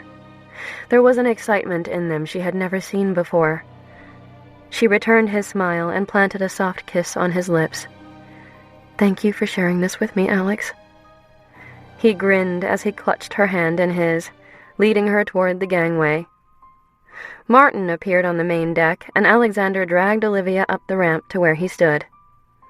"How was your drive, sir?" "Great, thanks. Please go get our things out of the car. The valet is holding it for now." "Yes, sir." Martin walked briskly off the yacht and onto the dock. "After you, darling." Alexander led Olivia into the main cabin, his hand on the small of her back, and gave her a brief tour of his yacht. To the left sat the living room, which he referred to as the salon. It was rather large, with gorgeous wood flooring throughout. Just past that was an exquisite dining room, complete with a state-of-the-art kitchen. To the right led to a small hallway with a rather large master bedroom. There was another small bedroom across the hall, as well as a study. Downstairs, there were 3 guest rooms and the crew quarters. The upper deck housed another lounge area in addition to an outdoor dining area. The entire yacht was rather spacious, and Olivia was floored at the enormity of it all. As they stood admiring the view off the main deck, she turned to him, overwhelmed by his wealth. "So, business must be good." He laughed. "Yes, you could say that. Lots of people need my trained mercenaries." He winked. "But don't call them mercenaries. The UN doesn't really like that word." She clung onto his arm as he led her toward the master bedroom suite. "Don't worry, love. Your secret's safe with me," she said, poking fun at his term of endearment. "Are you mocking me, darling?" "I would never," she replied in faux shock. "You better run, Olivia. I have plans for you." She squealed and ran down the hallway into the suite, tripping over Martin as he was dropping off their bags. "Oh, Miss Adler, I apologize." "Don't worry about it. Blame your boss." She laughed. "I'd rather keep my job," he responded, slightly smiling. Alexander appeared in the doorway. "Thank you, Martin. Please coordinate with Carter. I have additional security arriving later in the day." "Yes, sir." Martin turned to Olivia. "Enjoy your day, Miss Adler." He walked out of the master suite and down the hall into the study. Olivia looked at Alexander when she was sure they were alone. "Additional security?" She raised an eyebrow at him. "Yes, sometimes it's an occupational hazard." He shrugged. "Why? What's going on?" "I can't really talk about it, Olivia." He turned to his suitcase and began unpacking his things. "It's nothing important, and you shouldn't worry about it at all. It's more of a precaution than anything." He hated misleading her. The additional security had nothing to do with him and everything to do with her. He always made it seem as though someone could come after him for a job-related issue, but the chances of that were slim to none. However, Carter had seen a black sedan tailing Olivia several times now. He wanted additional security in Newport, just to be on the safe side. "Come on, love. Get that worried look off your face," he said, coming up behind her as she put some of her toiletries in the bathroom. Looking at her reflection in the mirror, he could see that her eyes were red and puffy. "Have you been crying?" He spun her around, making her face him. "No, don't be stupid," she stated, wiping her eyes. "Just let me finish unpacking." She tried to push Alexander out of the way. He stood in place, not letting her pass, staring down at her. "What if something happens to you, Alex?" she cried, her chin quivering. "That scares me to death. I've lost too many people I was close to. I finally let myself get close to someone again, and now I'm frightened that I'll lose you too." As he pulled her into his chest, she struggled to suppress the urge to grab her bags and run as far away as possible. A voice in her head was telling her to push Alexander away, and she was starting to think that she needed to listen. Hey, it's okay. You have nothing to worry about with me. I'm not going anywhere. Someone will have to drive a stake through my heart to ever take me away from you. I mean that. I promise that I will always be here to look out for you. He continued soothing her tears. Olivia took a few deep breaths and pulled away from his chest, meeting his compassionate eyes. I'm sorry. I don't know why that set me off. I'm just overly emotional for some reason. I think that nerves about this weekend are getting to me a little. She lied, not wanting to admit that she felt everything had started to spin out of control. She hated the feeling, and could only think of one way to regain control, the only way that had worked in the past. She wanted to run, but she kept hearing Kira's words in her head, telling her to take a risk for once.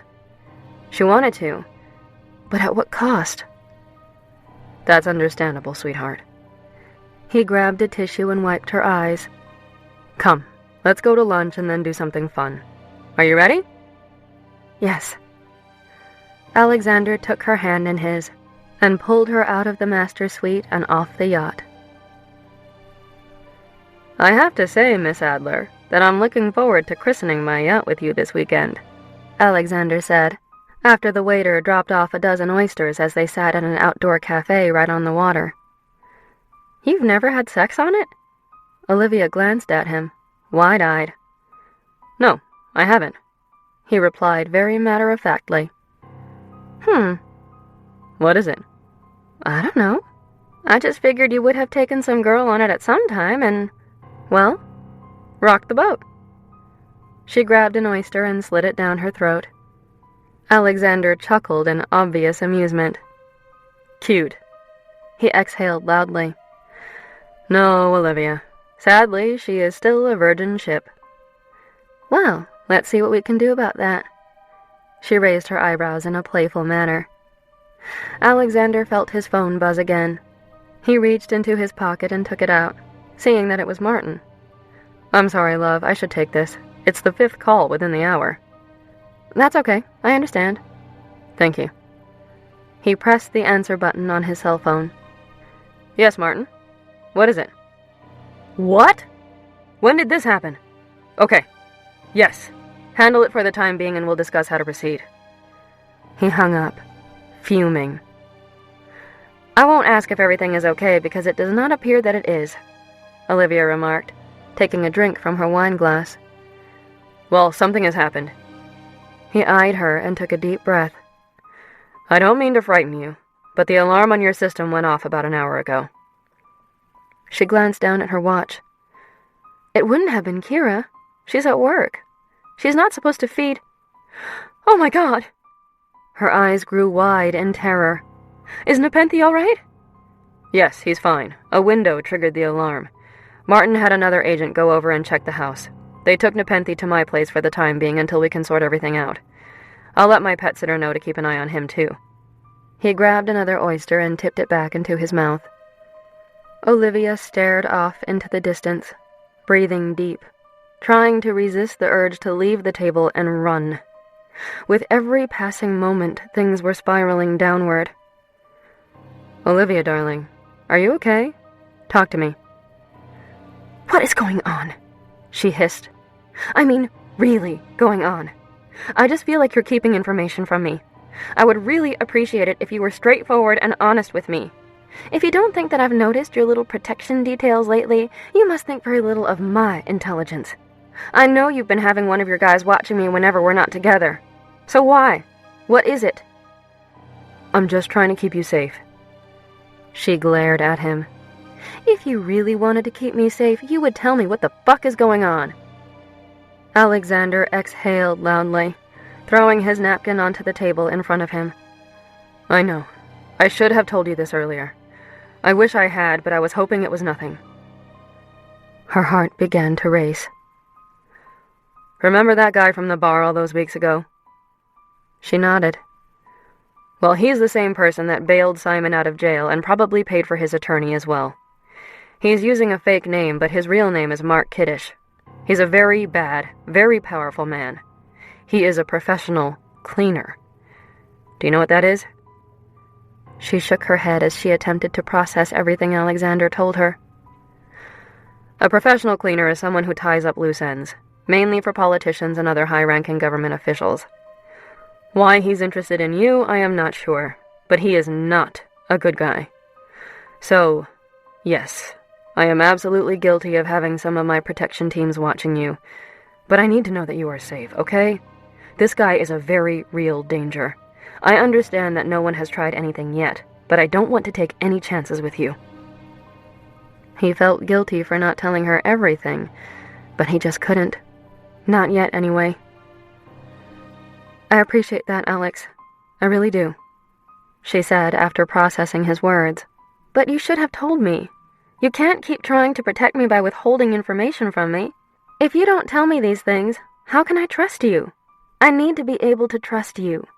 You've never given me a reason not to, but you can't just make decisions based on what you think is best without asking me. She still couldn't shake the feeling that he wasn't telling her the whole story.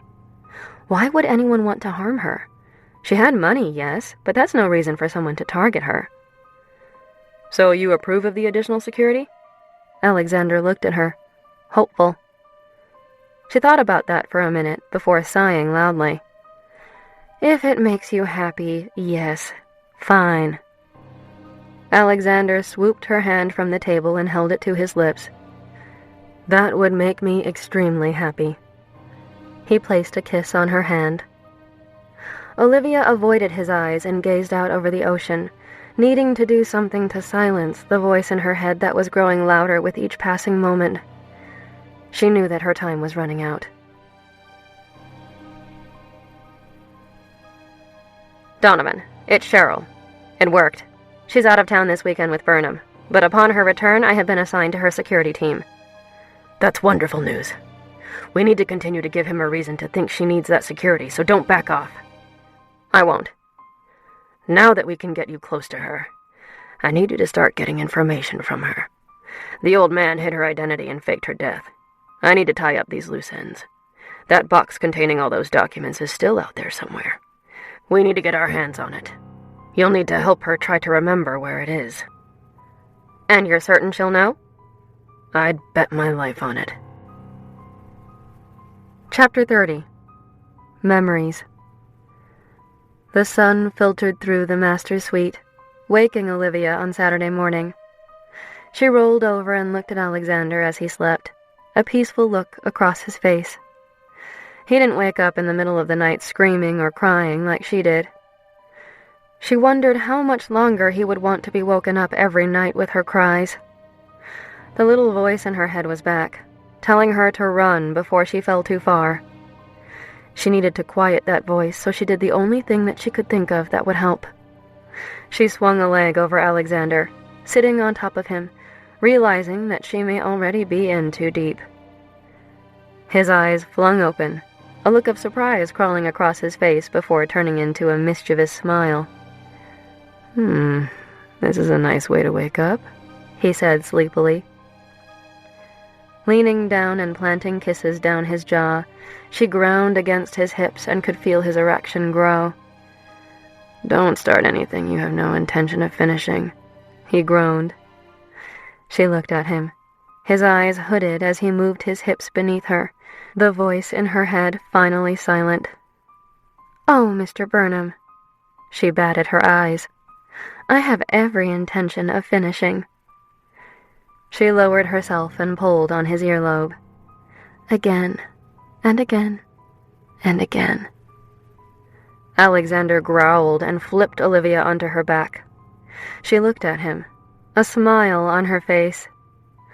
I've been quite enjoying myself as we've christened your boat this weekend, Mr. Burnham. As have I, Miss Adler, he replied, positioning himself between her legs. He leaned down, kissing her neck. As have I, he whispered as he slid into her. She gasped in response to the sudden invasion. I'm glad to know that I can still surprise you after all these weeks, he grunted, filling her to the brim. Fire coursed through her body as he moved gently inside of her. His movements were slow and deliberate as he took his time.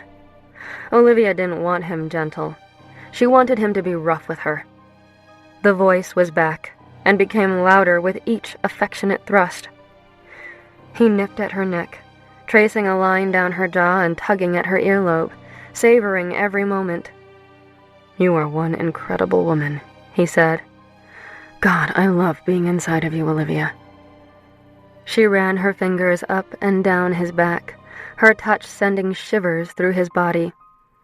"Just one touch and I'm ready to lose my mind." "Faster, Alex.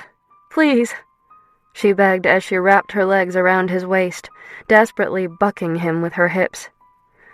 "No, love. I want you to feel me. Do you feel this?" he asked as he continued his slow movements, the closeness almost unbearable.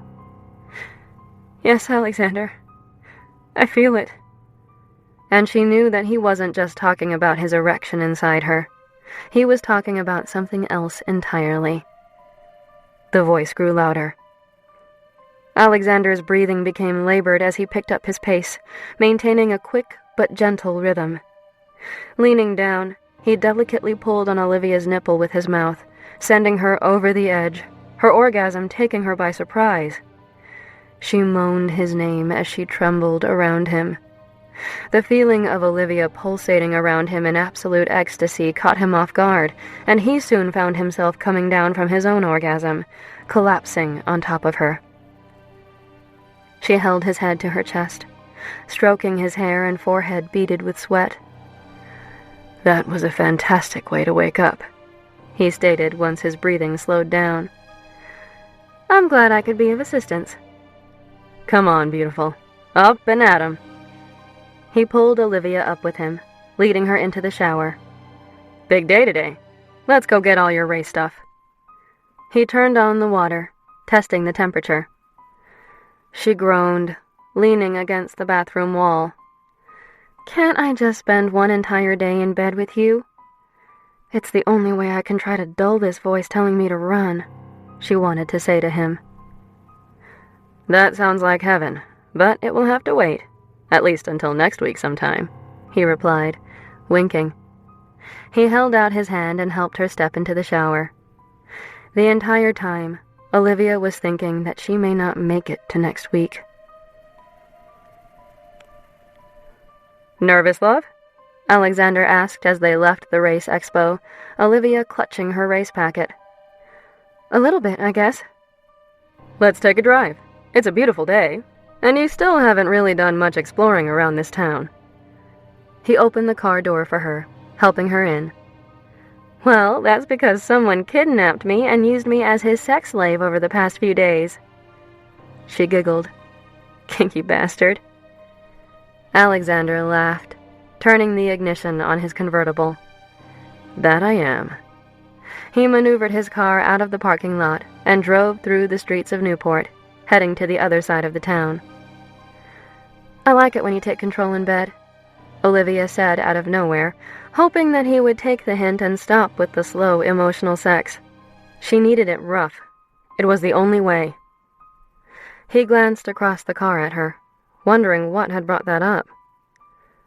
"I used to never let anyone be like that with me," she continued. "I always needed to maintain complete control in bed. That way, it was easier to kick out whoever it was. I guess I always wanted to remain a cold-hearted, detached bitch. It's less painful." Alexander was floored by her admission. He knew she had attachment issues, for obvious reasons. She had her family ripped from her when she was so young, and had very few memories on which to fall back. "That's what I go to therapy for. You've been so good about not asking questions, and I am thankful for that. I've been trying to get over my issues, and my dreadfully overpriced therapist has been helping me get close to people again." "I'm going to have to thank him or her, then." He grabbed her hand and kissed it. "You're my first boyfriend, you know. I would never date people before you." She stared out the window as the landscape changed from small houses to larger estates, wishing that talking about things would silence the increasingly loud voice in her head.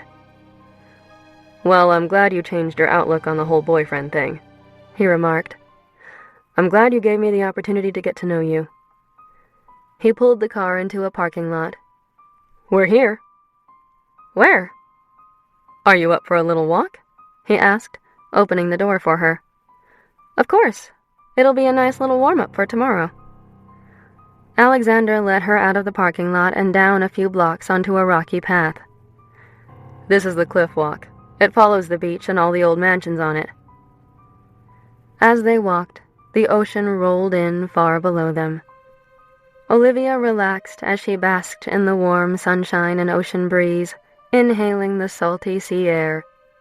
High on the cliffs, gorgeous, sprawling mansions sat overlooking the coast, forcing memories to flash through her mind. They walked for a while, Alexander pointing out the various estates. "This is the Breakers," he said after a while. "Probably one of the most famous of the Newport mansions." Olivia turned her attention to the enormous estate. "It looks so familiar." "Well, probably because of how famous it is," he replied nervously. Why did he bring her there? Her mother was part of wealthy Newport society. "Yeah, you're probably right," she responded, deep in thought. Everything seemed so familiar to her, as if she had been there before. It wasn't just that mansion. It was all of it. The roads, the trees, the houses, the ocean, the cliffs, everything. As they made their way down the walk, her mind raced with various scenarios of how she could know that area of Newport so well when she never recalled visiting there. The voice was back, and Olivia had a strange feeling that her entire world was about to come crumbling down on top of her. "Hey, do me a favor. Take a ride up here onto Webster," Olivia ordered as they drove on Bellevue a half-hour later, heading back to the marina. Alexander looked at her with a questioning look. "Just humor me, please."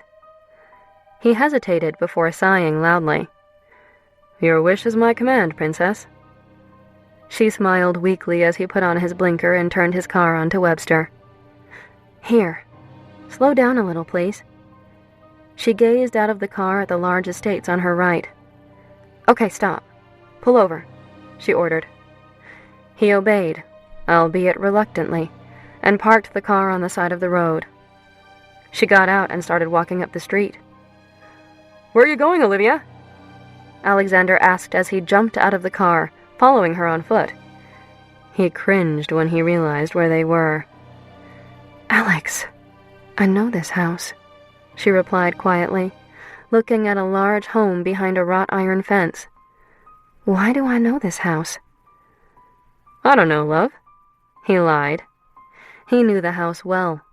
The first few years of her life, Olivia had spent a great deal of time there. Her grandparents' home. "Please, get back in the car before someone hits you." She continued to stare, pressing her hand against the brick of the pillars holding the entry gate, and running her fingers against the nameplate bearing the name Harrison House. She stood there for several long minutes, trying to force a memory that just wouldn't come. Finally, she shook her head and turned to go back to the car. The voice grew louder. The car was eerily quiet on the way back to the marina. Alexander knew that his time was running out. Olivia had started to remember certain things. It would probably only be a matter of time until she put two and two together and realized who he was. She already had a dream where the younger Alex morphed into the older one. He needed to read that letter, if he could only build up enough nerve to do so. The remainder of the afternoon passed with relative unease between the two, neither one wanting to address the elephant in the room. Olivia not wanting to talk about why she knew that house, fearful it would bring up shadows of the past, and Alexander worrying that she was starting to remember. Olivia decided to lie down and take a nap before dinner. Alexander left her to sleep while he attended to some business. She curled up in the comfortable king-sized bed and pulled the covers tight around her. She dozed off within minutes, her brain exhausted. "Olivia, darling, come get ready. Our guests will be here shortly," her mother yelled across the massive lawn. Olivia looked to her right, where the green-eyed boy stood covered in dirt. I'll race you. She giggled. Loser has to worship the ground the winner walks on for all eternity. That's not fair. Ready? Set? Olivia ran through the large front yard of her family's enormous estate as she shouted, Go! Olivia's a cheater, the little boy complained, chasing her. Olivia reached the front steps first, jumping up and down, cheering for herself as she turned to watch her friend take the last few steps toward her. She cheated, Aunt Marilyn, the boy complained. Olivia, darling, you need to play fair. I'm sorry, Mama. You know better than that. That's no way to play with your best friend, is it? He cheats sometimes, too, Olivia said, winking at her friend. It still doesn't make it right. Now, upstairs with you. You're both filthy. Everyone will be here soon. Where's Daddy? Olivia asked. Oh, sweetheart, you know how it is. Your daddy has a very important job, and he can't just leave it to be with us whenever we want him to. Okay. When can we go to the beach, Mama? We're going to the beach house next week for the entire summer, love. Now, I mean it. Go clean up. Your grandparents are expecting you both to look like civilized human beings for once. She winked. The two children stumbled up the stairs into the large playroom. Her mother entered the room a few minutes later to help them clean up and change. Soon they were dressed in their springtime best. Olivia's mother grabbed the two kids by the hand and walked them down the hall to the music room. One song before our guests arrive? Yes, Mama, play us a song. Olivia squealed with delight. Instead of sitting down at the grand piano, she picked up an acoustic guitar and checked its tuning. This one is for you, my two favorite babies. She looked toward where the green-eyed boy and Olivia sat, both kids excited about her performance. She began playing the opening measures of the Beatles' I Will. Dance with me, Olivia? The green-eyed boy asked, holding his hand out to her. Okay, she replied, grabbing his hand. They danced awkwardly across the room as the green-eyed boy sang along with Olivia's mother, never taking his eyes off her. When the song ended, the green-eyed boy got down on one knee, morphing into an older Alexander. He opened a small ring box. Chapter 31. Ready to Run. Olivia woke up, screaming and gasping for breath through the tears that flowed uncontrollably. She ran to the shower, needing to cover up her sobs in case Alexander had heard her. Turning on the water, she stripped out of her clothes and stepped into the shower, letting the water flow over her body. Tremors coursed through her as cries consumed her entire being. It was that house. It was in her dream. Was it there because she saw it earlier that day, or did she really spend time there when she was younger? She didn't know. Then she remembered how happy she was when she danced with the green-eyed boy. Who was the green-eyed boy? What happened to him? Why did everyone she was close to disappear from her life? Why was she so incredibly alone? What did it all mean? Her heart beat rapidly as she tried to figure it all out. Alexander was there. The green-eyed boy morphed into him. He got down on one knee. There was a ring. It all made sense. Kira was right. She could see it in his eyes, not only in her dreams, but when he looked at her on a daily basis. The love Alexander had for her was apparent, and that was the one thing that scared Olivia most. Love. It chilled her to the core, because once you loved, you could lose. She didn't know if she could deal with that pain. Her sobs overtook her again as she cried even louder. The voice was back, and it was screaming at her to run. Something about that place and everything going on with Alexander made her realize she had lost all control. She needed it back. Alexander hung up the phone in the study after getting a status update from Marshall, one of his top security agents. He thought about everything that had happened that weekend. He knew that some places could be triggers, but he hoped she wasn't remembering things. Her lack of memory could be the only thing that had protected her all those years, and was still keeping her safe. As he was deep in thought, He heard a loud cry. Shit, Olivia! He bolted down the hallway toward the master bedroom. Scanning the empty room, he heard more sobs and the shower running.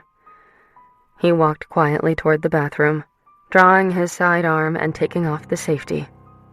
He kicked the door open slowly and saw that Olivia was alone in the shower, sobbing uncontrollably. Oh my God, Olivia! Quickly putting the safety back on his gun, he placed it on the counter, jumping into the shower fully clothed. Olivia, please, talk to me. He pulled her into him, trying to soothe the tears that had overtaken her entire body. She cried into his chest, not caring how unattractive she looked at the moment. She remained in his arms, thinking about everything and what it all meant. After a few long moments passed, she got her breathing under control, her crying subsiding. Your clothes are all wet, she said quietly. Oh, love, that's the least of my concerns right now. I'm worried about you. What happened? It was just that stupid dream again, she replied, her eyes shifting to stare at the soap dish. I know how hard it must be for you to relive that day every night. Sometimes you just have to let yourself have a big cry to release all the pain you're holding inside. You always try to stay strong, ignoring the past, but you can't keep it all inside, love. It will destroy you. He tilted her chin up so he could stare into her eyes, the water still cascading over her naked body. It will destroy me too. His words chilled her to the core. What was she doing to him? She didn't want to hurt him, but at the same time she couldn't cope with all the pain she had been dealt in the past. At some point he wouldn't want to deal with all the drama anymore. No one would. He would leave her, just like everyone else in her life. It was at that instant that everything became incredibly clear. She knew what she had to do. She needed to listen to the voice. She resolved to do the one thing that she could in order to maintain control over the situation. She needed to distance herself from Alexander.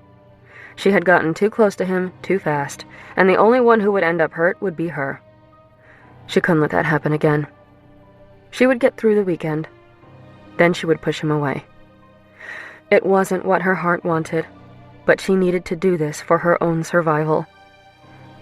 I'm sorry I'm such a mess, she said, a blank expression on her face, void of any emotion. Don't apologize, Olivia, he said, brushing her hair out of her face. You're a beautiful mess. He winked. I feel better now. Alexander saw her face and realized the panic had passed. Good, he said, kissing her deeply, which she only half-heartedly returned. He looked at her, pulling away. Are you sure everything is okay? Yes, I'm just cold and pruning. I need to get out of this shower. He turned off the water and stepped out of the tub before grabbing a towel and wrapping Olivia in it.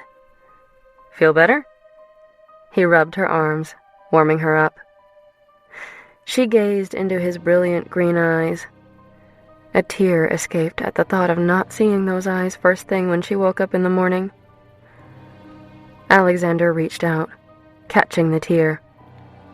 Sorry, just a straggler, she explained, leaving the bathroom. She turned to look as he stripped out of his wet clothes. She stared for a moment, wanting to savor everything about the man in front of her. She knew that her time with him was limited. See something you like? He asked, placing his hands on his hips and showing off his manliness. Olivia couldn't help but laugh. There, I knew I could put a smile on your face, he joked as he grabbed a towel to dry off, unable to shake the feeling that Olivia was slipping from his grasp. That evening, Alexander took Olivia to a quaint restaurant right on the marina, where they had a pleasant dinner, albeit relatively quiet. Olivia brushed off her silence and blamed it on nerves about the following day. That eased Alexander's fears somewhat. After their main course and before dessert arrived, Olivia excused herself to use the ladies' room. She walked through the crowded restaurant, finding the hallway where the restroom was located. As she pushed open the door, she nearly ran into an older woman who was trying to exit. "Oh, I'm sorry," she exclaimed, staring at the woman in her 70s with a gentle face, her graying hair pinned back. "Oh, it's—" The woman stopped when she saw Olivia and stood still for several long, uncomfortable moments. "Are you okay?"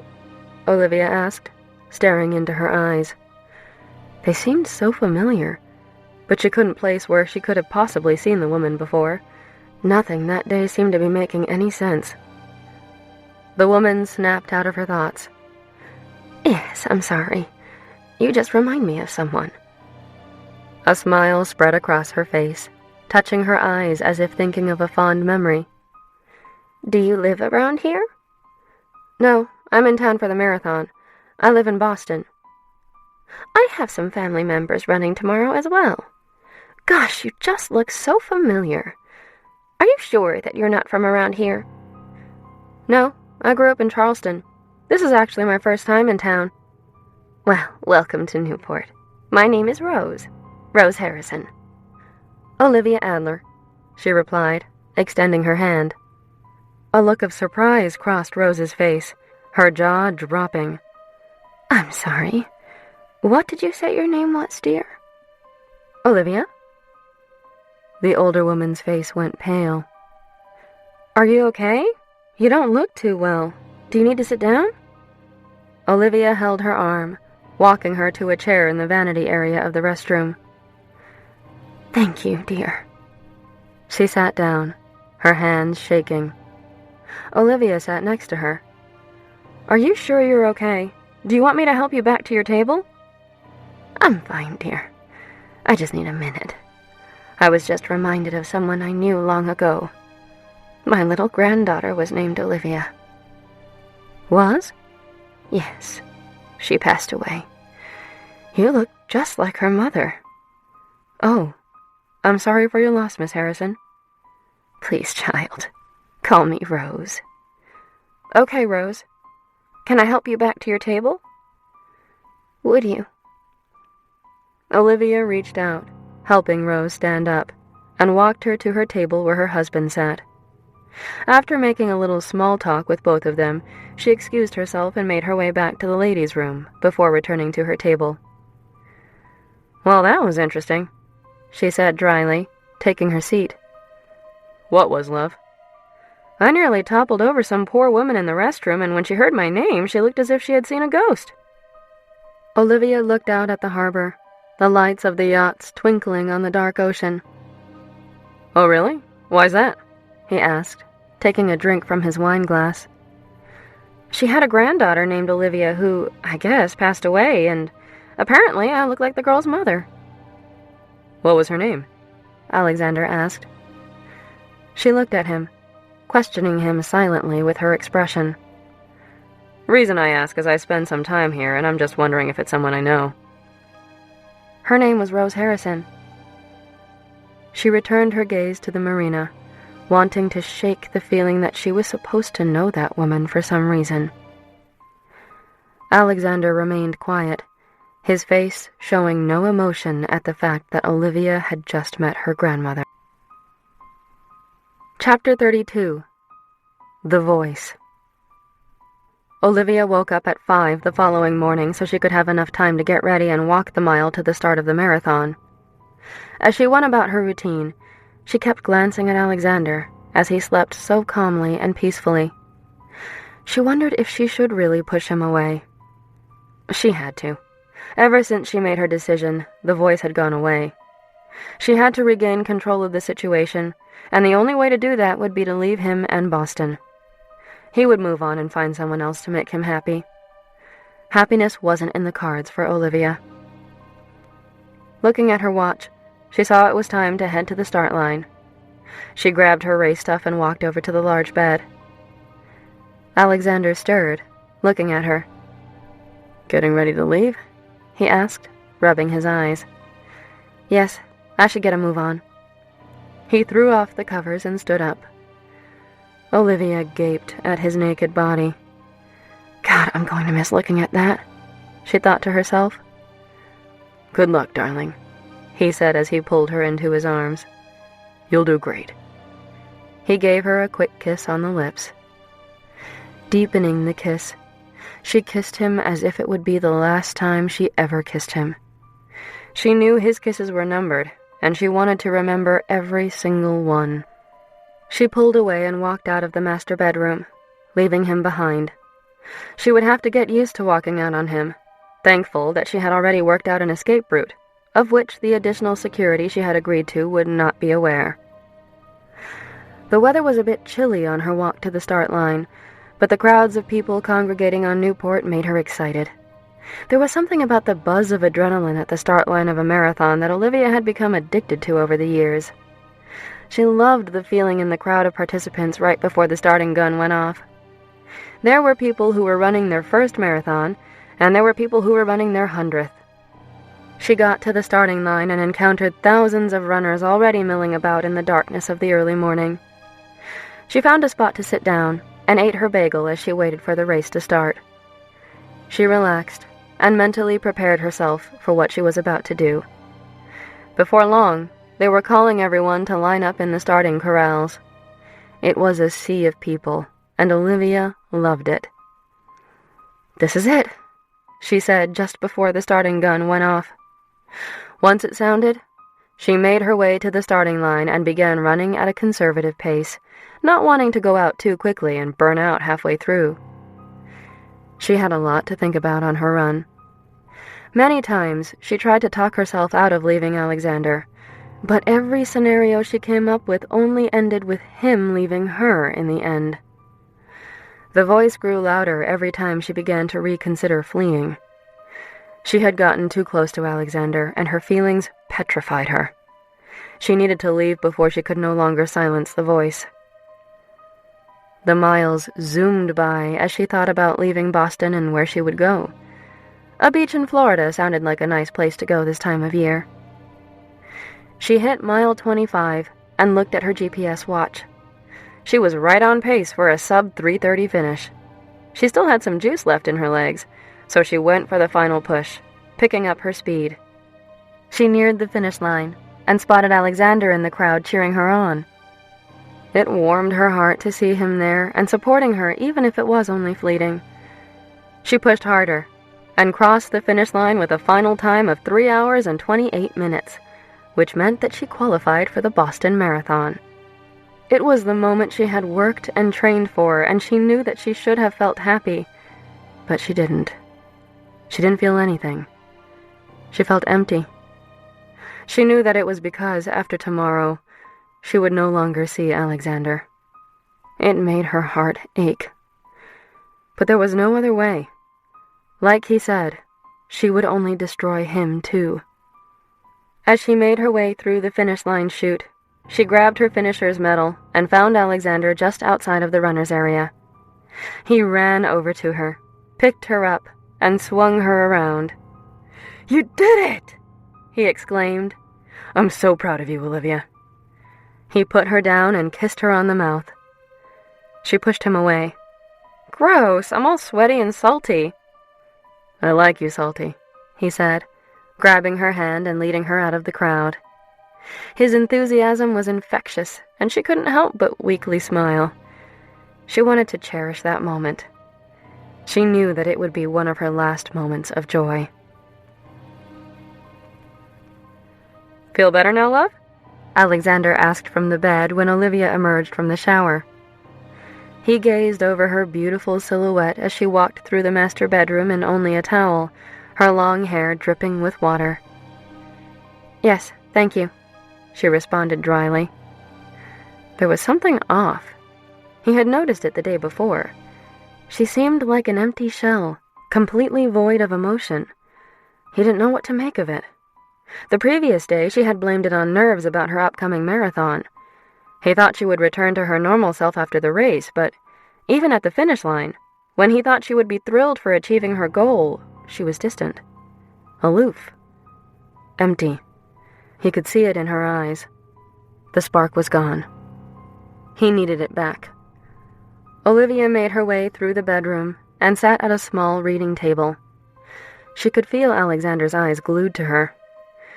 She turned her head to look out the expansive windows, not wanting to look into his vibrant green eyes.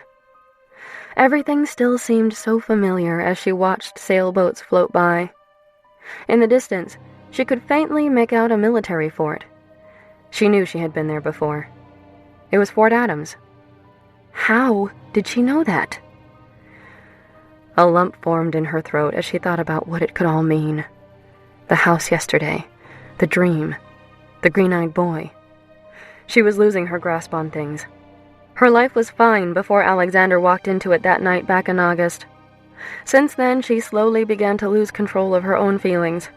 She had started to let him in, and she regretted it. Life was better when she kept everyone away. That's what she needed to do again. Keep everyone away. And get her heart back from Alexander. She finished brushing her hair and walked back into the bathroom, throwing her long locks into a ponytail before slipping into a pair of yoga pants and tank top. She met Alexander's eyes in the mirror, her heart stopping. He kept his gaze trained on hers, even when she tried to hide her eyes. He saw it. The emptiness was there. He hadn't seen that look since the first night he met her. At that instant, he knew she was slipping from him. There was only one way for him to regain the control that he so desperately needed. "Olivia," he said sternly, waking her from her thoughts as she finished getting ready in the bathroom. "Get out here." His voice was powerful. She couldn't help but obey. With a blank expression on her face, she walked out of the bathroom, staring into Alexander's brilliant eyes that were hooded with an emotion she had never seen before. She could almost see the struggle within those eyes. "Come here, Olivia," he said forcefully. She followed his command, walking over to the edge of the bed where he sat, waiting for her. He couldn't bear to look into her cold, distant eyes. Getting up from the bed, he strode over to the chest of drawers. She turned around to see what he was doing. "Face forward, Olivia," he barked. She obeyed again, thousands of different sensations running through her core.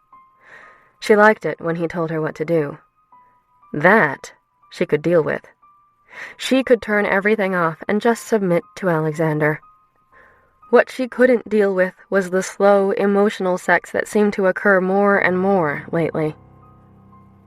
As Alexander strode back behind her, she felt his body heat, the proximity overwhelming her senses. She would do whatever he said, then leave him. She would play the part that he needed her to play. She would make him think that he had control of the situation, but, no matter what, she had to leave him. She would only destroy him if she stayed. Alexander placed a blindfold over Olivia's eyes. The room was silent, except for their breathing. "Lift your arms, Olivia." She obeyed, and Alexander raised her tank top over her head. "Place them at your side," he commanded. She did as she was told, her heart racing and her breathing becoming heavy. He grabbed one hand and brought it behind her back, joining the other hand. Wrapping a silk tie around her wrists, he bound them together. "Good, I like you tied up," he whispered against her neck, causing her hair follicles to stand on end. Her body tingled in anticipation. She heard the rustling of clothes around her and could only assume that Alexander had stripped out of his t-shirt and jeans. Seconds later, she felt two strong hands on her waist. Instantly, a tongue was on her stomach, circling, sending tremors through her core. He swiftly lowered her yoga pants, helping her out of them, holding her steady at her hips. He pressed against her and she could feel his erection. "Kneel, Olivia," he ordered. Alexander helped her maintain her balance as she lowered herself onto the ground, kneeling on the hardwood floor. "Don't sit back on your heels," he commanded. "That won't work for what I need from you right now." Her heart raced. She raised herself onto her knees. "Open your mouth," he said quietly. She could feel him right in front of her, and immediately obeyed. He slowly slipped his arousal into her wet mouth, pushing in and out in a slow rhythm, the sensation of Olivia's tongue on his most sensitive part overwhelming his entire being. Pressing his hand against the back of her neck, he held her head in place. She met his motion, licking and dragging her tongue across his length, moaning every so often because she knew he liked that. This was all about convincing him that she wasn't going to leave, so she gave him exactly what he wanted. She felt him harden, and knew it was only a matter of time before he lost it. She gently bared her teeth. "Fuck, Olivia," he exhaled, pumping into her mouth with more vigor, before pulling out. She frowned from the loss of contact. She was actually enjoying being able to please him like that. "Ask me, Olivia," he demanded, his breathing labored. The room remained silent as she tried to gather her thoughts. Alexander reached down and grabbed her ponytail, tilting her head back roughly. "I said, ask me, Olivia," he growled. "Beg me, Olivia. Beg me to come in your mouth." Fuck, she thought. She loved it when he told her what to do. How could she possibly even think of leaving him when he was like this? His words set her entire body on fire. "Please, Mr. Burnham," she said sweetly. "Please come in my mouth." Alexander moaned at her soft voice, begging him. It was what he needed at that moment. It was what he always needed. That way, he felt in control of a situation he knew he was losing all control over. He rubbed his erection against her lips, commanding her to open her mouth wider. She did, and he pumped mercilessly, finding his release in seconds and exploding into her. There was nothing like coming inside her, but coming in her mouth was a close second. When the last of the aftershocks ceased, he withdrew from her mouth and helped her to her feet, crushing his lips against hers. His tongue explored the place his arousal had just been, tasting himself in her mouth. It made him harden again. He led Olivia, blindfolded and bound, over to the bed. As Alexander readjusted her restraints over her head and helped her lie down, her breathing grew erratic. Her body was on fire with excitement. She could feel his eyes searing down into her body. She felt like she was going to come from the anticipation alone. Her mind raced, desperately needing some sort of release. She sensed Alexander hovering over her body. He planted rough kisses against her neck, his tongue trailing down her chest. He bit down on her nipple, causing her to scream out from a combination of pleasure and pain. "Do you like that, Olivia?" he asked with a hint of amusement in his voice. She simply nodded, unable to form a sentence from the unique sensations running through her. "Tell me you like it, Olivia. Say the words. Tell me I'm the only one who can set your body on fire like this." He continued torturing her with his tongue, tracing circles around her nipple, sucking and biting gently. Her body shook in absolute ecstasy. His words rang through her brain, and she realized that this was his way of reminding her how much she needed him. It was true that he was the only one who could make her feel like this, but it didn't change anything. Still, she said the words he so desperately needed to hear. "Yes, Mr. Burnham. It's you. You're the only one who makes me feel this way," she exhaled. He could tell Olivia was on edge and about to go over. It was working. He was regaining his control. He could feel it. He pressed his lips against hers, softly at first, before deepening the kiss into an impassioned exchange. She moaned, Alexander's tongue invading her mouth, sending sparks throughout her entire being. Wrapping her legs around his waist, she began thrusting her hips against him, hoping he would get the hint. She needed some sort of release. "Oh no, Olivia. I don't think so. I'll fuck you when I'm good and ready, and not a moment sooner." He looked down at the girl lying on his bed, ready to fall apart at any minute. He had her right where he wanted her, where he needed her. He lowered his mouth to her neck, nipping gently as he made his way down the rest of her body, sucking and biting as he went. He positioned his mouth between her legs, and Olivia could feel his hot breath on her. "You're so wet for me," he said. Fuck! She didn't know how much more she could take. She was ready to agree to anything if he would just make her come. "Ask me, Olivia," he said. Shivers ran through her body in response to his primal tone. For a moment, all thoughts of running disappeared. She was living in the moment of complete and utter ecstasy. Nothing mattered at that point. Not her past, not her dreams, not the memories threatening to come forward at any minute. No, the only thing that mattered was Alexander and making him happy. "Please, Mr. Burnham, lick me." Her breathing became heavy, her flesh on fire from the proximity of Alexander's mouth to the most sensitive part of her body. "Lick you where, Olivia?" he asked. "I need you to tell me where." "You know where," she responded, a grin on her face. His heart warmed. For the first time since the previous day, she looked like her old self. There was a smile on her face. He wanted that smile to stay.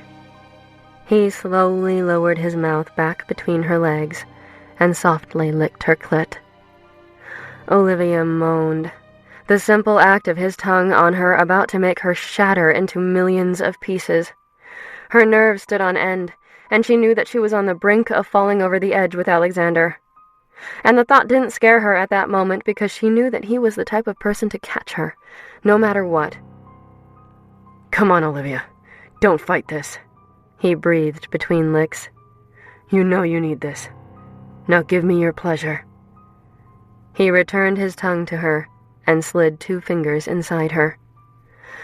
She shuddered around him, her orgasm consuming her entire core as the aftershocks coursed through her body, knowing that no one else could ever make her feel as full and complete as Alexander.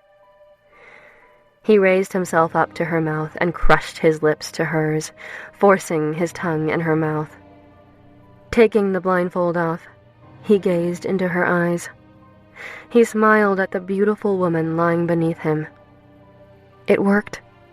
The spark was back. But so was that voice.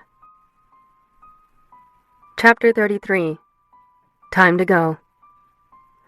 The following morning, Olivia woke up early, thinking about what the day would bring. Throughout the previous day, the voice grew louder and she knew that she couldn't stay. She went through the motions, giving Alexander what he needed so that he didn't become suspicious. She smiled during the extravagant celebration dinner he had arranged on the veranda of the yacht. She giggled at his affectionate words as they shared a bottle of champagne. She was playful during the multiple times they had sex throughout the course of the evening. She played the part that she had to play, so that she could run. Her survival depended on it. During the night, while Alexander was fast asleep, she wrote him a letter, explaining everything. She planned to slip it into his suitcase after they were done packing. She didn't want to leave him with no explanation, but she just couldn't do it face to face. If she didn't do it this way, he would convince her to stay, only to leave her broken-hearted later. She knew it was cowardly, but she didn't care. Looking over at Alexander as he slept peacefully, she ran her fingers up and down his chest, playing with the little tufts of hair. It was the last morning she would be waking up next to him, and the thought broke her heart. He groaned sleepily. "Shh," she whispered, placing a finger over his mouth. "Don't talk." She climbed on top of him. "I'm in charge this time." She wanted one last time with him, but she needed to be in control. It was the only way she could distance herself from her feelings, She cared deeply for him, and that made leaving him even more difficult. But she had to. She would only destroy him too, and she could not have that on her conscience. Her hips circled Alexander's waist, and she felt his erection grow. She slowly eased herself onto him, taking him inside of her, relishing the feeling of completeness. She began to move against him, trailing kisses down his chest and grabbing his hand in hers, holding on as she said goodbye to him the only way she knew how. She took her time with him, wanting to cherish and remember every spark, every tremor, every feeling. Alexander noticed there was something different about her. She was slow and deliberate in her motions. There was a closeness that had never been there before. But when he looked into her eyes, they seemed distant and empty again. He held on for as long as he could, but once he felt Olivia shatter around him, he joined her. There was no screaming or moaning of names as there usually was when they had sex. This time it was quiet. The only sound in the room was their heavy breathing. He knew there was something wrong, but he didn't want to bring it up. He just wanted to get Olivia back to Boston. Come back over later, love? Alexander asked, helping Olivia bring her luggage up to her house. I've had Nepenthe brought back, so he'd be here when you got home. Thanks. Maybe I'll just stay the night here if you don't mind. I'd like to spend some time with Kira. I feel like I've been a bad friend lately. Alexander pulled her into him, kissing her forehead. Of course, I understand. Thompson is out front, keeping an eye on things. I'll miss you terribly, but you deserve some time to yourself. I'll miss you too, she whispered, trying to hide her emotions. This was the final goodbye, and she couldn't even say everything she wanted to. Punching her code into the keypad, she opened the front door, quickly disarming the alarm system. I'll see you in my dreams, she said, turning to Alexander as he was getting into his car. He blew her a kiss just as she closed her front door. She leaned against the wall, and all of her emotions over the past few months came flooding forward as tears began to flow. She cried for all the missed kisses, all the nights she decided to stay at her house instead of going over Alexander's place, all the times she could have gone up to his office to see him, but instead stayed in her own office, all those missed opportunities to be close to him. She cried for herself. But mostly she cried for Alexander. Her beautiful Alexander. She wasn't in love with him, but even if she was, she didn't know what love felt like. If it felt the way she was feeling at that moment, she was okay with running from it. She had never been in so much pain in her life. She needed to leave before the pain became so unbearable that she couldn't survive. Nepenthe came up to her, purring as he rubbed against her. "Ready for a new adventure?" she asked, drying her eyes with her sleeve. Nepenthe continued to rub against her, purring even louder. "I'll take that as a yes." She ran up to her room and grabbed some clothes and her running sneakers. She packed up her acoustic guitar and left everything else as it was. Looking out the front window, she saw a black SUV sitting watch. She didn't recognize the person behind the wheel. Carrying her bags, she walked down to her basement and out the back door to her Audi sitting in the back alley, loading the few items she chose to take into the car. She went back inside and put Nepenthe in his large cat carrier, packing his food and some toys. Placing her cell phone on the kitchen counter, she left behind the only life she knew. Her heart beating wildly, she drove her car down the back alley, fearful that her protection detail would notice. When she finally merged onto the Mass Pike and determined that no one had followed her, she let out a breath that she didn't realize she had been holding. Looking in the rearview mirror at the city she had grown to love, she knew that she had made such a mess of everything.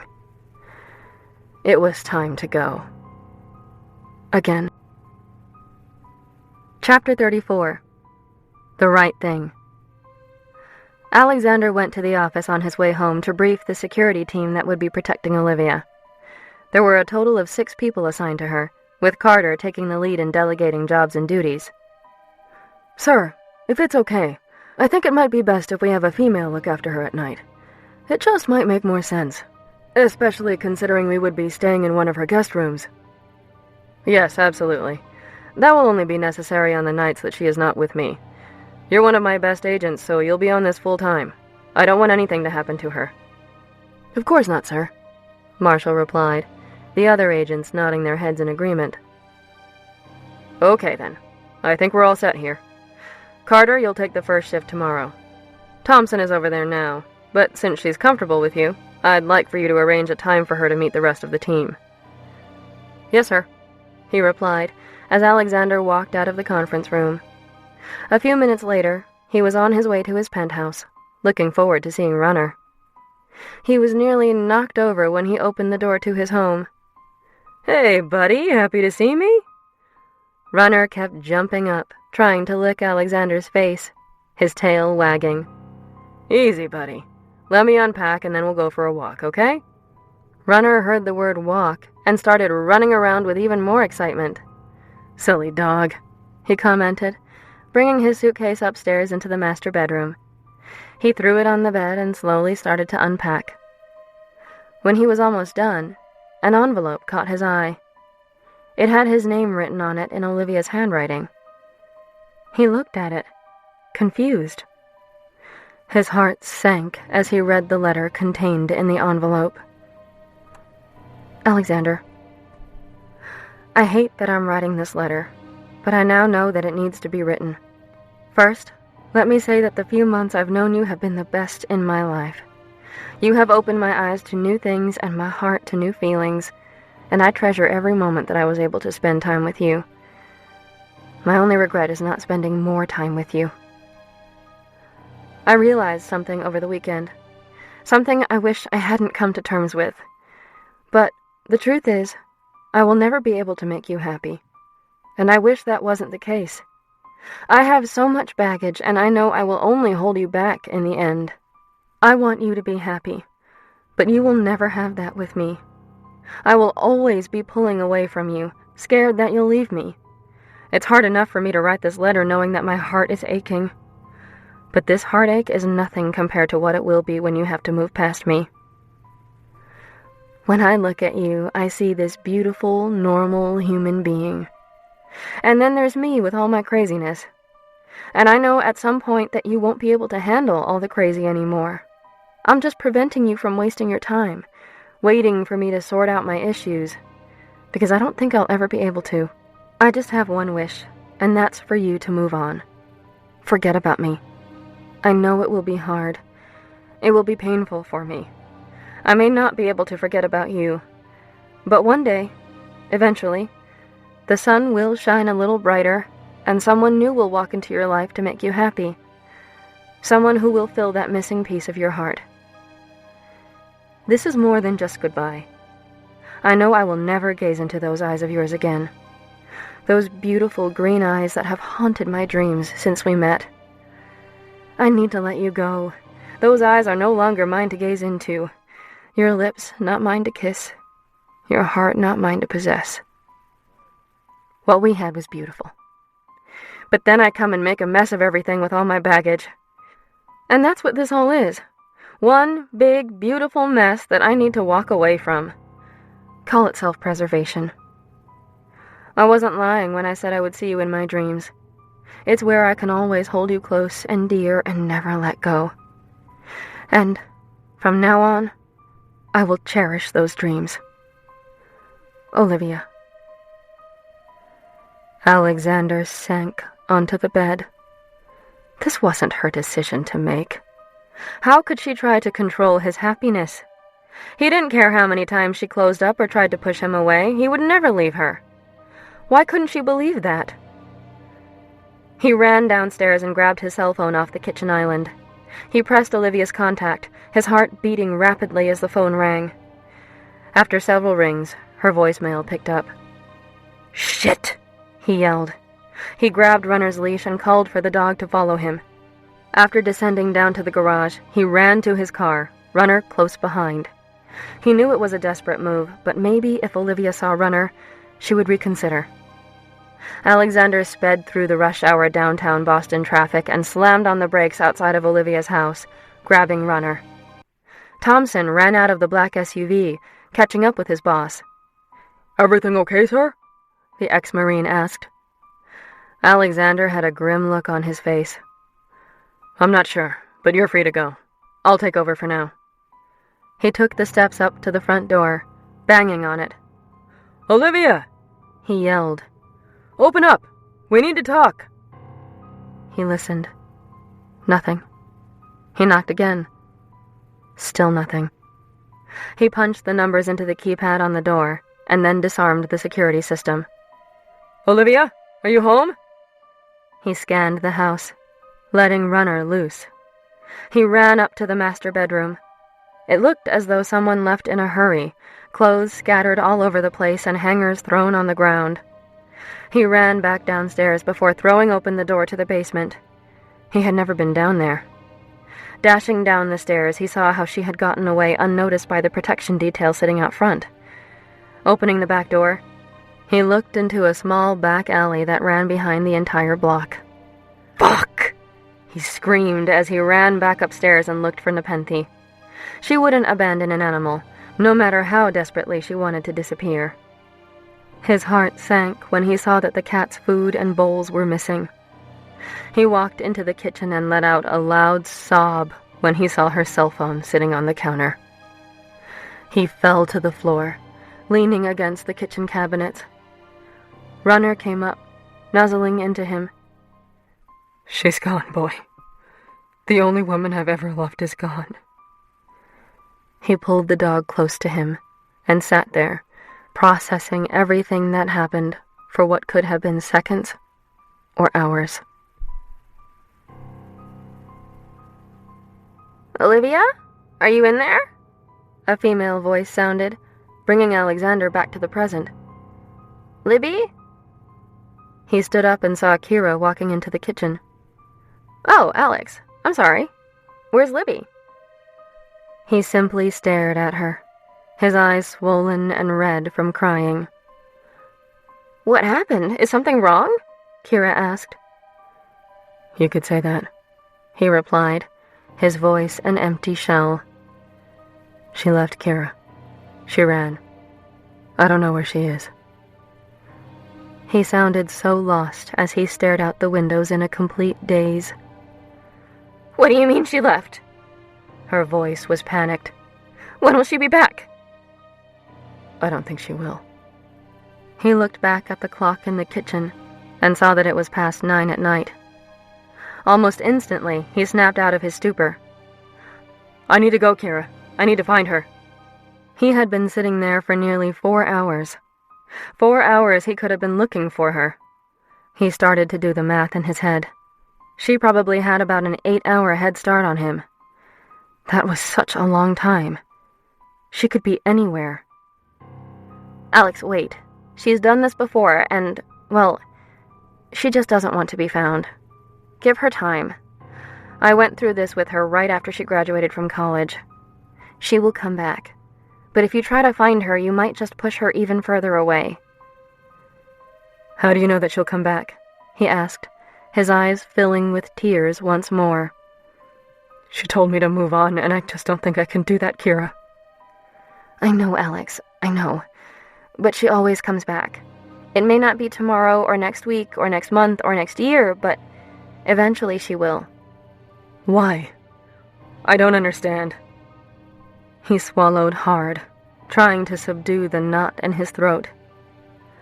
"Running away is the only thing she knows how to do when she's scared. When she was growing up, everyone who said they would always be there for her left. So she pushes everyone away." "But I love her. I'll never leave her. I need to find her." Around 3 o'clock the following afternoon, Olivia pulled her Audi in front of a beach house. She found the rental in a newspaper when she stopped for gas the previous night, and immediately agreed to pay for 6 months up front, sight unseen. "It's perfect," she said, grabbing Nepenthe out of the back seat, thankful that he didn't mind car rides. "You must be Miss Adler," an older gentleman said, walking down the front deck to meet her. "Yes, Mr. Robinson?" "That's me." Olivia found the envelope with the cash and handed it over to Mr. Robinson. He gave her the keys and left her to take in her surroundings. Amelia Island, Florida. It was perfect. Small and quaint. Not overrun with tourist traps that plague most Florida beaches. And she found a great 3-bedroom house on the north end of the island right on the water. It was exactly what she needed to help clear her mind and move on. A little sun and sand could do wonders for the soul. Then why was Alexander the only thing on her mind? She wondered how he reacted when he got her letter, if he even found it. She felt guilty for leaving town without telling Kira and Mo, but it was necessary. It had to be done. She unpacked the few things that she brought with her, setting up Nepenthe's bowls and pouring him some fresh food and water. He ran over and began to eat, purring in appreciation. She collapsed on the couch in the large, open living room, exhausted from her long drive. She hadn't eaten since breakfast the day before, but she had no appetite. If this is what a broken heart feels like, I did the right thing, didn't I, Nepenthe? The cat looked up from his bowl, a scowl across his face from his meal being interrupted. She grabbed a blanket off the back of the couch, thankful that she found a fully furnished rental, and pulled it over her. She fell asleep, listening to the crash of the waves from the Atlantic Ocean, thinking how it was her worst birthday yet. This concludes A Beautiful Mess by T.K. Lay, narrated by Annadelle Waters. Copyright 2013 by T.K. Lay. This unabridged audiobook is published by arrangement with T.K. Lay, care of Distal and Godrich Literary Management, and was produced in the year 2014 by Tantor Media Incorporated, which holds the copyright thereto. Please visit tantor.com for more information on our growing library of unabridged audiobooks and to take advantage of special offers, or call toll-free 877-7-TANTOR to request a catalog.